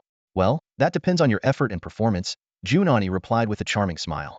Hand in hand, they skated toward the neighboring city, their faces lit up with relaxed smiles. This miraculous spectacle drew countless gazes. People marveled and made wishes, while superhumans were stunned by the immense energy waves. Tang Jini, the deputy headmaster of the Eastern Academy, took a moment during the battle to observe them. Seeing the two holding hands, he couldn't help but sigh. The younger generation is truly formidable. In the neighboring city, superhumans and divine servants were locked in fierce combat. Suddenly, they noticed a bright light above. Looking up, they saw a gleaming ice road extending from the horizon. Behold, like the yellow river descending from the heavens, a man and a woman stood hand in hand on this celestial pathway. Everyone was stunned. Whether they were divine servants or superhumans working there, they all looked up in a daze for a second or two, halting their actions. The sudden appearance of two figures in the sky threw both sides into brief astonishment. The divine servants and superhumans looked up, their eyes filled with vigilance and confusion. This unexpected twist added an eerie touch to the already tense battlefield. Xin Yuan and Jun Ani hovered in midair, with a shimmering, transparent ice continent beneath them. Such a display was beyond the capabilities of anyone present. Neither the divine servants nor the superhumans dared to make a move. Low murmurs arose from both camps. The divine servants speculated whether other deities had come to their aid, while the superhumans wondered if high-level allies had arrived. Regardless, the appearance of these two mysterious figures made the situation even more unpredictable. Seeing no response, Xin Yuan immediately swung an energy chain, sweeping the superhumans off the battlefield. This move instantly thrilled the divine servants, who assumed help had arrived. A fourth-tier divine servant excitedly inquired about Xin Yuan's identity, even inviting him to oversee the nearing divine descent ritual. Xin Yuan keenly caught the words divine descent and, without revealing his identity, asked about the location of the divine embryo. The unsuspecting divine servant activated a mechanism with his blood, revealing the pulsating heart at the city's center. Just as the divine servants thought victory was within reach, Xin Yuan and Jun Ani raised their hands, conjuring a massive sword of ice. Only then did the divine servants realize they had been deceived, but it was too late. The ice sword came crashing down, shattering the divine embryo completely. As the sword's energy erupted, countless ice shards turned the charging divine servants into pincushions. Jun Ani was amazed by Xin Yuan's mastery of the sword, and the two exchanged a glance and smiled, saying in unison, "Your abilities have evolved again. Mutated again, huh?" Jun Ani chuckled wryly and shook her head slightly. She was already tired of Xin Yuan's excuses and didn't intend to press further. After all, the headmaster of the Eastern Academy was known for his diverse talents. Xin Yuan pondered for a moment and decided to be honest. Actually, I was taught by a senior who once had a chance to become the world's greatest swordsman. Have you heard of Liang Yun? Xin Yuan asked, turning to her. Jun Ani frowned slightly, the ordinary name rolling through her mind without leaving any impression. I don't think so. Xin Yuan nodded thoughtfully. Liang Yun's existence predated Jun Ani's years, perhaps going back to the era of Imochingu. Looking at Jun Ani beside him, he couldn't help but feel a surge of emotions. What's wrong? Jun Ani noticed his unusual demeanor. Xin Yuan sighed lightly. I just feel that superpowers make this world even more unpredictable. New talents emerge in every generation, and nothing is eternal. Jun Ani understood and softly said, we can't fight time, but we can focus on the present. Xin Yuan smiled. Are you trying to say, seize the day? For 10,000 years is too long? Yes, seize the day. Jun Ani echoed gently, their hands tightening around each other's unconsciously. Then let's move quickly to avoid complications, Xin Yuan said, controlling the ice path to descend slowly to the side of the superhuman who had been thrown there. The superhuman was staring blankly at the large crater on the ground, unable to believe that the divine embryo had been destroyed just like that. Xin Yuan approached and asked, can you stand? The superhuman captain struggled to his feet and saluted. Thank you both for the timely rescue. It's a good thing you arrived. Xin Yuan nodded. Which city is in more urgent need of help? Yuan is more shorthanded. The captain pointed in a direction, taking out his phone to show Xin Yuan a map. Where are you from? Headquarters support, or the superhuman organization? Us? Xin Yuan smiled faintly. We're just students from the Eastern Academy. Before the words had fully left his mouth, the ice path beneath them extended into the distance. The captain stared in shock at the floating ice path spanning 3 cities, taking a moment to process. Students? That level of combat power was from students? No way. Holy crap. These youngsters. Just as he was feeling like his life had been wasted, his phone rang violently with the sound of an emergency signal. He suddenly remembered that he had initially mistaken Xin Yuan and Jun Ani for enemies and had sent out a distress signal. How are things on your end? Can you hold on a bit longer? We've already sent reinforcements. An urgent voice came through the phone. The captain took a deep breath and calmly replied, It's all taken care of. All the divine servants have been eliminated, and an egg capable of hatching a berserk-level deity has been destroyed. As soon as he finished speaking, both ends of the line fell into silence. The captain had no choice but to recount the events involving Xin Yuan and Jun Ani in detail once more. After listening, the person on the other end asked incredulously, You're saying they're just students? That's what they told me. The captain replied helplessly. Damn! A curse exploded from the other end of the line. Throughout the night, similar stories unfolded across 8 cities. The ice bridges created by Xin Yuan and Jun Ani allowed them to swiftly travel between cities as if they were skating. The two became the ultimate rescue team, solving problems and turning the tide of battle wherever they went. Meanwhile, the Titan warlord Dong Wuxiang and 6 other 6th-tier superhumans joined forces to finally defeat the projection of the berserk-level deity. With Xin Yuan destroying the egg that could summon the deity, the balance of power began to shift. The chaos in the 8 cities was finally quelled, but there was no celebration. The modern metropolises had been ravaged by the flames of war, with countless lives lost. Dong Wuxiang and the others stood silently at the main gate of Eastern Academy, having agreed to meet there just before dawn. In the distance, the first light of dawn pierced the darkness. A superhuman suddenly spoke. It's dawn. But in reality, it's more like nightfall. He continued in a low voice. The scars that haven't ached for years are now being reopened. Those who have been dormant for so long are likely planning something big again. Today is just the beginning. Everyone remained silent, fully aware of what the world used to be like. At that moment, 2 figures appeared on the horizon, walking towards Eastern Academy, bathed in the morning light. Dong Wuxiang and the others turned to see Xin Yuan and Jun Ani, still holding hands. Xin Yuan and Jun Ani walked up to the crowd and finally came to a slow stop. The two of them arrived hand in hand, exuding an impressive aura. The crowd looked on with a mix of solemnity and relief.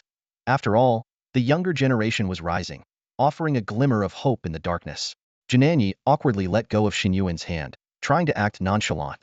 The seasoned veterans present took notice of the gesture. Zhongli Wu, holding a golden book, was furiously jotting down notes about the significant event. He glanced up at the pair, scribbled a few more lines, and seemed lost in thought. Dong Wuxiang broke the silence with a teasing remark. What's the deal between you two? Can your abilities amplify each other? Xin Yuan replied vaguely. We just got to know each other better. Dong Wuxiang laughed heartily. Well, you'd better get to know each other really well. He looked up at the enormous ice rink in the sky and added, But isn't this a bit over the top? Xin Yuan explained. Today is Jun Ani's birthday. Consider it a belated celebration. The crowd was momentarily stunned before they started congratulating Jun Ani. She awkwardly waved them off, catching a glimpse of Xin Yuan winking at her. Clearly, he had planned this all along. Dong Wuxiang suggested they all have a meal together to celebrate. Surrounded by the sudden warmth, Jun Ani felt a bit overwhelmed. It was the first time she experienced such familial care. Suddenly, the screech of brakes shattered the cozy atmosphere. Zhang Xiaojian stumbled off a battered bus, dramatically complaining, Oh my god, that trip was brutal. Tang Jini glanced helplessly at the odd character in front of him, then suddenly turned serious and said, Are you the students from Class 1? What's the situation? Any casualties? Zhang Xiaojian straightened his back and replied earnestly, Except for Xin Yuan, everyone is safe. Rest assured when I, Zhang Xiaojian, say something, I mean it. As soon as he finished speaking, the bus door slowly opened, and the students started filing out. Hearing Zhang Xiaojian's words, they couldn't help but exchange puzzled looks. Reflecting on the perilous journey, the students were still shaken. Those terrifying monsters and eerie servants were like paper in front of Zhang Xiaojian, easily defeated by him. Rather than a narrow escape, it felt more like an unstoppable force. Yet, seeing such a formidable person behave so bizarrely was truly baffling. Tang Jini's sharp eyes scanned the crowd, quickly counting heads. Once he confirmed there were no casualties, his tense nerves finally relaxed. He understood well that during the chaos in the 8 cities, Class 1, being the most gifted, was coincidentally on site and became an early warning signal. Without them, the situation might have been much harder to control. Seeing the students safe and sound, Tang Jini's opinion of Zhang Xiaojian subtly shifted. Although this kid seemed unreliable, he proved dependable in critical moments. Observing Zhang Xiaojian still chattering away, Tang Jini decisively said, "All right, you've made a significant contribution by protecting the students. You'll get the rewards and credits you deserve."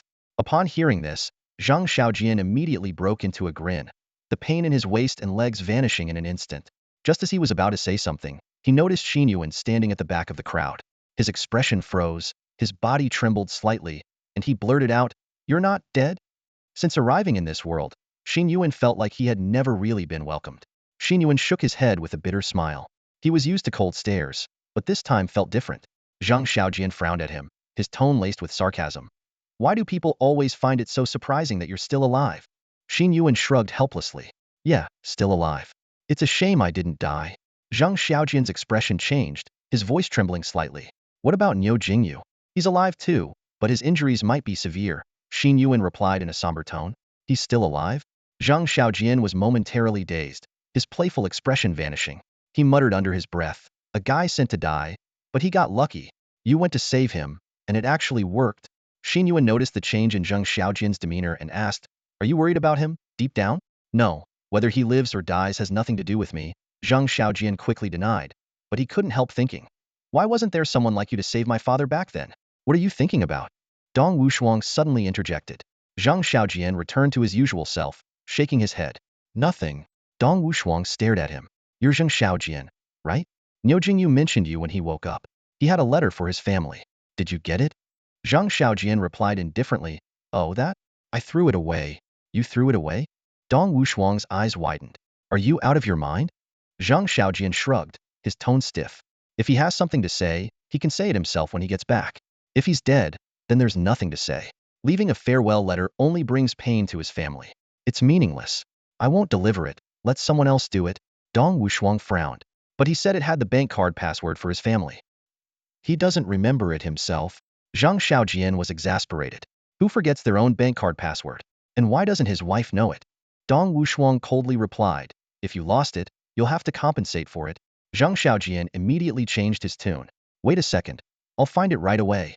He then scrambled back to the bus to search. Watching the scene, Xin Yuan couldn't help but shake his head. Zhang Xiaojian was like a mood lightener. His antics eased the oppressive atmosphere and lessened the post-battle sorrow.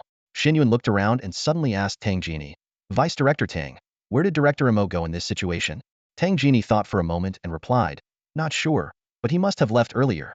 No one knows what he's dealing with." Meanwhile, Imo Chingu was indeed still outside. He stood before a rusted, iron door, surrounded by poisonous insects and rats, deep in an underground, sewer-like place. The two exchanged a glance, but neither spoke. Imo Chingu extended his hand, and 7 orbs of light appeared out of thin air, radiating the unique glow of high-level divine servant soul fragments. His gaze was heavy, and his voice was low. "Is this all? Are there more?" Li Shi struggled to prop herself up, a cold smile curling at the corners of her mouth. "Oh, is there any need to ask me? With your omnipotence, you could just continue searching my soul and know everything, right? Who in this world can stop you?" It turned out that the person who had previously traded information with the divine servants for power was none other than Li Shi. She was the traitor and mole mentioned in the red envelope from Xin Yuan. Imo Chingu had long known the truth, but chose to conceal it due to emotional entanglements, hoping to salvage the situation and prevent Li Shi from falling into the abyss. Li Shi's current state of exhaustion was the result of Imo Chingu's soul search. He had forcibly uncovered the divine servants and children of gods she had dealings with. In a fit of rage, the foremost warrior under the marquee launched a 2-day global manhunt. As expected, none survived. Seeing Li Shi's still indifferent expression, Imo Chingu was overwhelmed with grief and anger. His eyes widened, and he slapped Li Shi hard across the face, sending her flying. "What were you thinking?" Imo Chingu roared. "Do you have any idea how much damage you've caused? The world could revert to chaos, 8 cities in jeopardy, countless lives lost. Why did you betray? Do you understand what you've done?" Imo Chingu's eyes were bloodshot, and he looked as weary as a frenzied beast. "Why go to such lengths? I told you, if you were willing to turn back, I would bear your mistakes. Why do you persist in your folly?" Li Shi clutched her face, blood seeping from the corner of her mouth, and gave a bitter smile. "What if I told you it wasn't me this time? When they approached me, I said nothing. Would you believe me?" Gazing into Li Shi's eyes, Imo Chingu remained silent. He wanted to believe her words, even feeling a sense of relief. But then, like a deflated balloon, he collapsed into his chair. This meant Li Shi had admitted to her previous betrayal. When Li Shi closed her eyes and opened them again, there was no remorse in them. She spoke coldly. Betrayal? I was just an abandoned orphan, always despised. Loyalty? To whom? But I never betrayed Dongfang Academy, nor did I betray you. Imo Chingu suddenly felt truly old. This sense of defeat had nothing to do with his strength. It was the realization that he had never really understood this girl he had treated like his own. He had always thought Li Shi's rebelliousness was due to childhood trauma, but the reality was far more complex. In a weary tone, Imo Chingu asked, "Why did you do it? What urgent need for power did you have?" Li Shi sneered, "Without power in this world, you get nothing, right? What do you want?" Imo Chingu was even more puzzled. Li Shi shook her head, her tone indifferent. "Everything is so realistic. Since Jun Ani entered the academy, all the glory that belonged to me shifted to her, including UUVE been focused on her ever since. Because she's a Ancient century genius, better than me, with a brighter future and more value." Imo Chingu hurried to explain, "I'm the headmaster. Nurturing talent is my duty." "Is that so? What if I had more talent than her? Would your approach be different?" Li Shi immediately countered, "Why should I always be beneath her just because I wasn't born with her gifts? If I accepted fate, I'd have died in the gutter long ago. I refuse to accept it. What's mine, I'll take. What's not mine, I'll still take. I'll snatch it by any means necessary." As she grew more agitated, Li Shi's eyes turned bloodshot, descending into a frenzied state, clearly overwhelmed by her obsession and desire. Imo Chingu sat opposite her, like a father and daughter who had finally reached a breaking point. He clutched his head in agony, knowing that nothing could be salvaged. He regretted giving this child light, but failing to guide her down the right path. With a resolute look in his eyes, Imo Chingu flashed to Li Shi's side, gripping her head firmly with his right hand. "Child, bear with it. This is my last effort." As he finished speaking, a dark light emanated from his hand, enveloping Li Shi's head. Li Shi let out an inhuman, agonizing scream, like a wraith from hell. Imo Chingu forced himself to close his eyes, continuing the soul-searching ritual. He needed to find all the divine servants and gods who had ever contacted Li Shi and eliminate them. This was the last chance to prevent Li Shi from becoming a criminal, judged by the world. His right hand slowly released, and Imo Chingu gently placed the unconscious Li Shi on the bed. Feeling her faint heartbeat, he whispered, "Turn back. Let me kill those gods for you. But if you still won't turn back, what am I supposed to do? You don't need to be a genius. You don't need to snatch what isn't yours.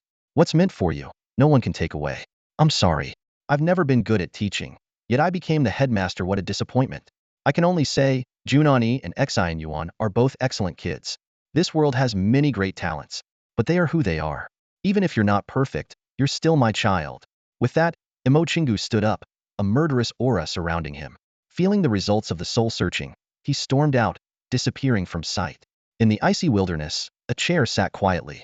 A young girl, holding a yogurt stick, ate it while watching the boy opposite her with a faint smile. "Goodbye. I'm leaving," Xin Yuan said directly, turning to walk away. Jun Ani's sudden change of plans annoyed Xin Yuan. He had thought there was something important to discuss, but it turned out Jun Ani just wanted to exploit his training time. The once generous Jun Ani who lent money seemed to have vanished. But as Xin Yuan turned, he was still greeted by a landscape of ice and snow. "How do I get out of here?" Xin Yuan asked, looking around in confusion. Jun Ani stood up, walked over to Xin Yuan, and explained, "Why leave? The environment here is much better than an ordinary simulation training room. It's more challenging and perfect for someone with your high-level talent. This place was specially designed for me, and it cost a lot of resources." Xin Yuan was skeptical. "Is your training room really better?" "Of course," Jun Ani said, lifting his chin slightly with a hint of pride in his voice. "So, do you also need to spend training time to come in here? Triple the time?" Xin Yuan questioned further. "No, I pay the normal rate, just like any other standard training room," Jun Ani replied casually. Hearing this, Xin Yuan became even more irritated and was about to leave again. Jun Ani grabbed his collar and said seriously, "All right, let's stop messing around. You really need to quickly improve your ability application. Otherwise, it's a waste. Don't you think your combat tactics are too limited?" Xin Yuan pondered for a moment, recalling past battles, and hesitantly replied, "Limited?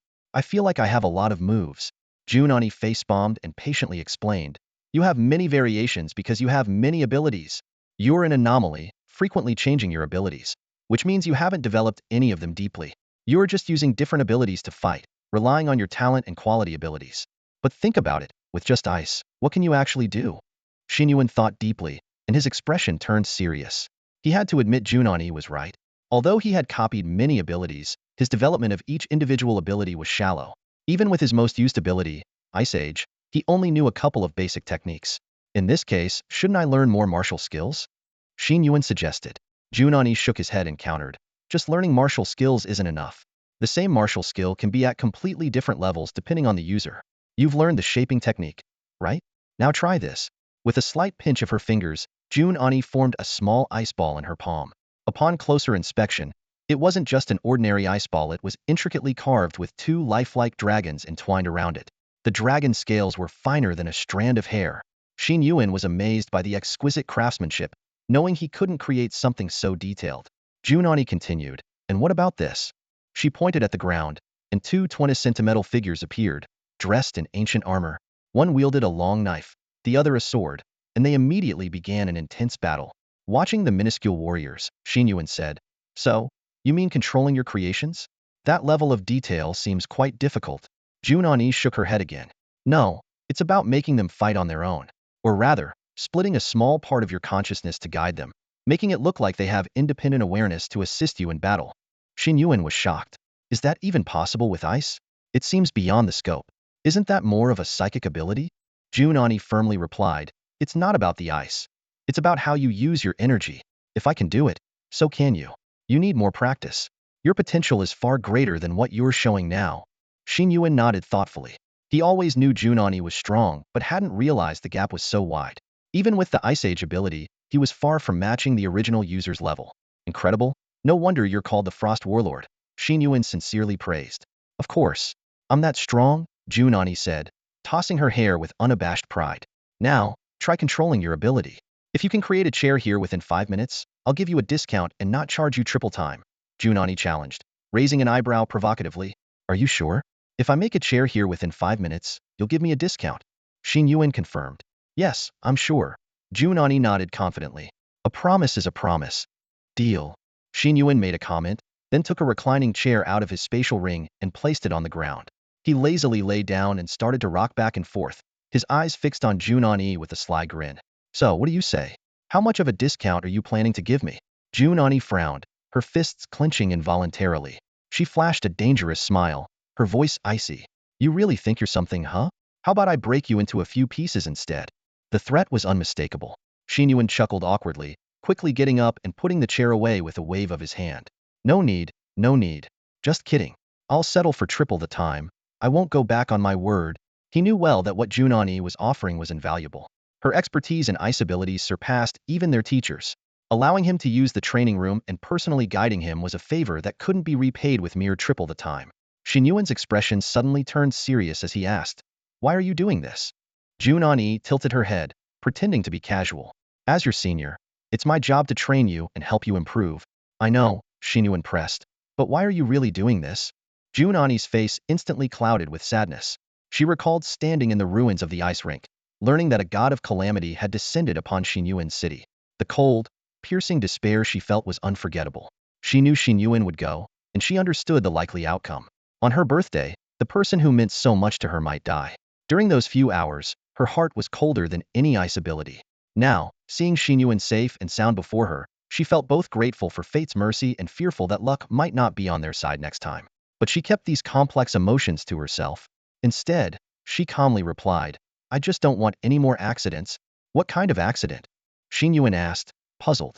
Nothing special, Jun Ani replied calmly. It's just that the world is about to become more chaotic.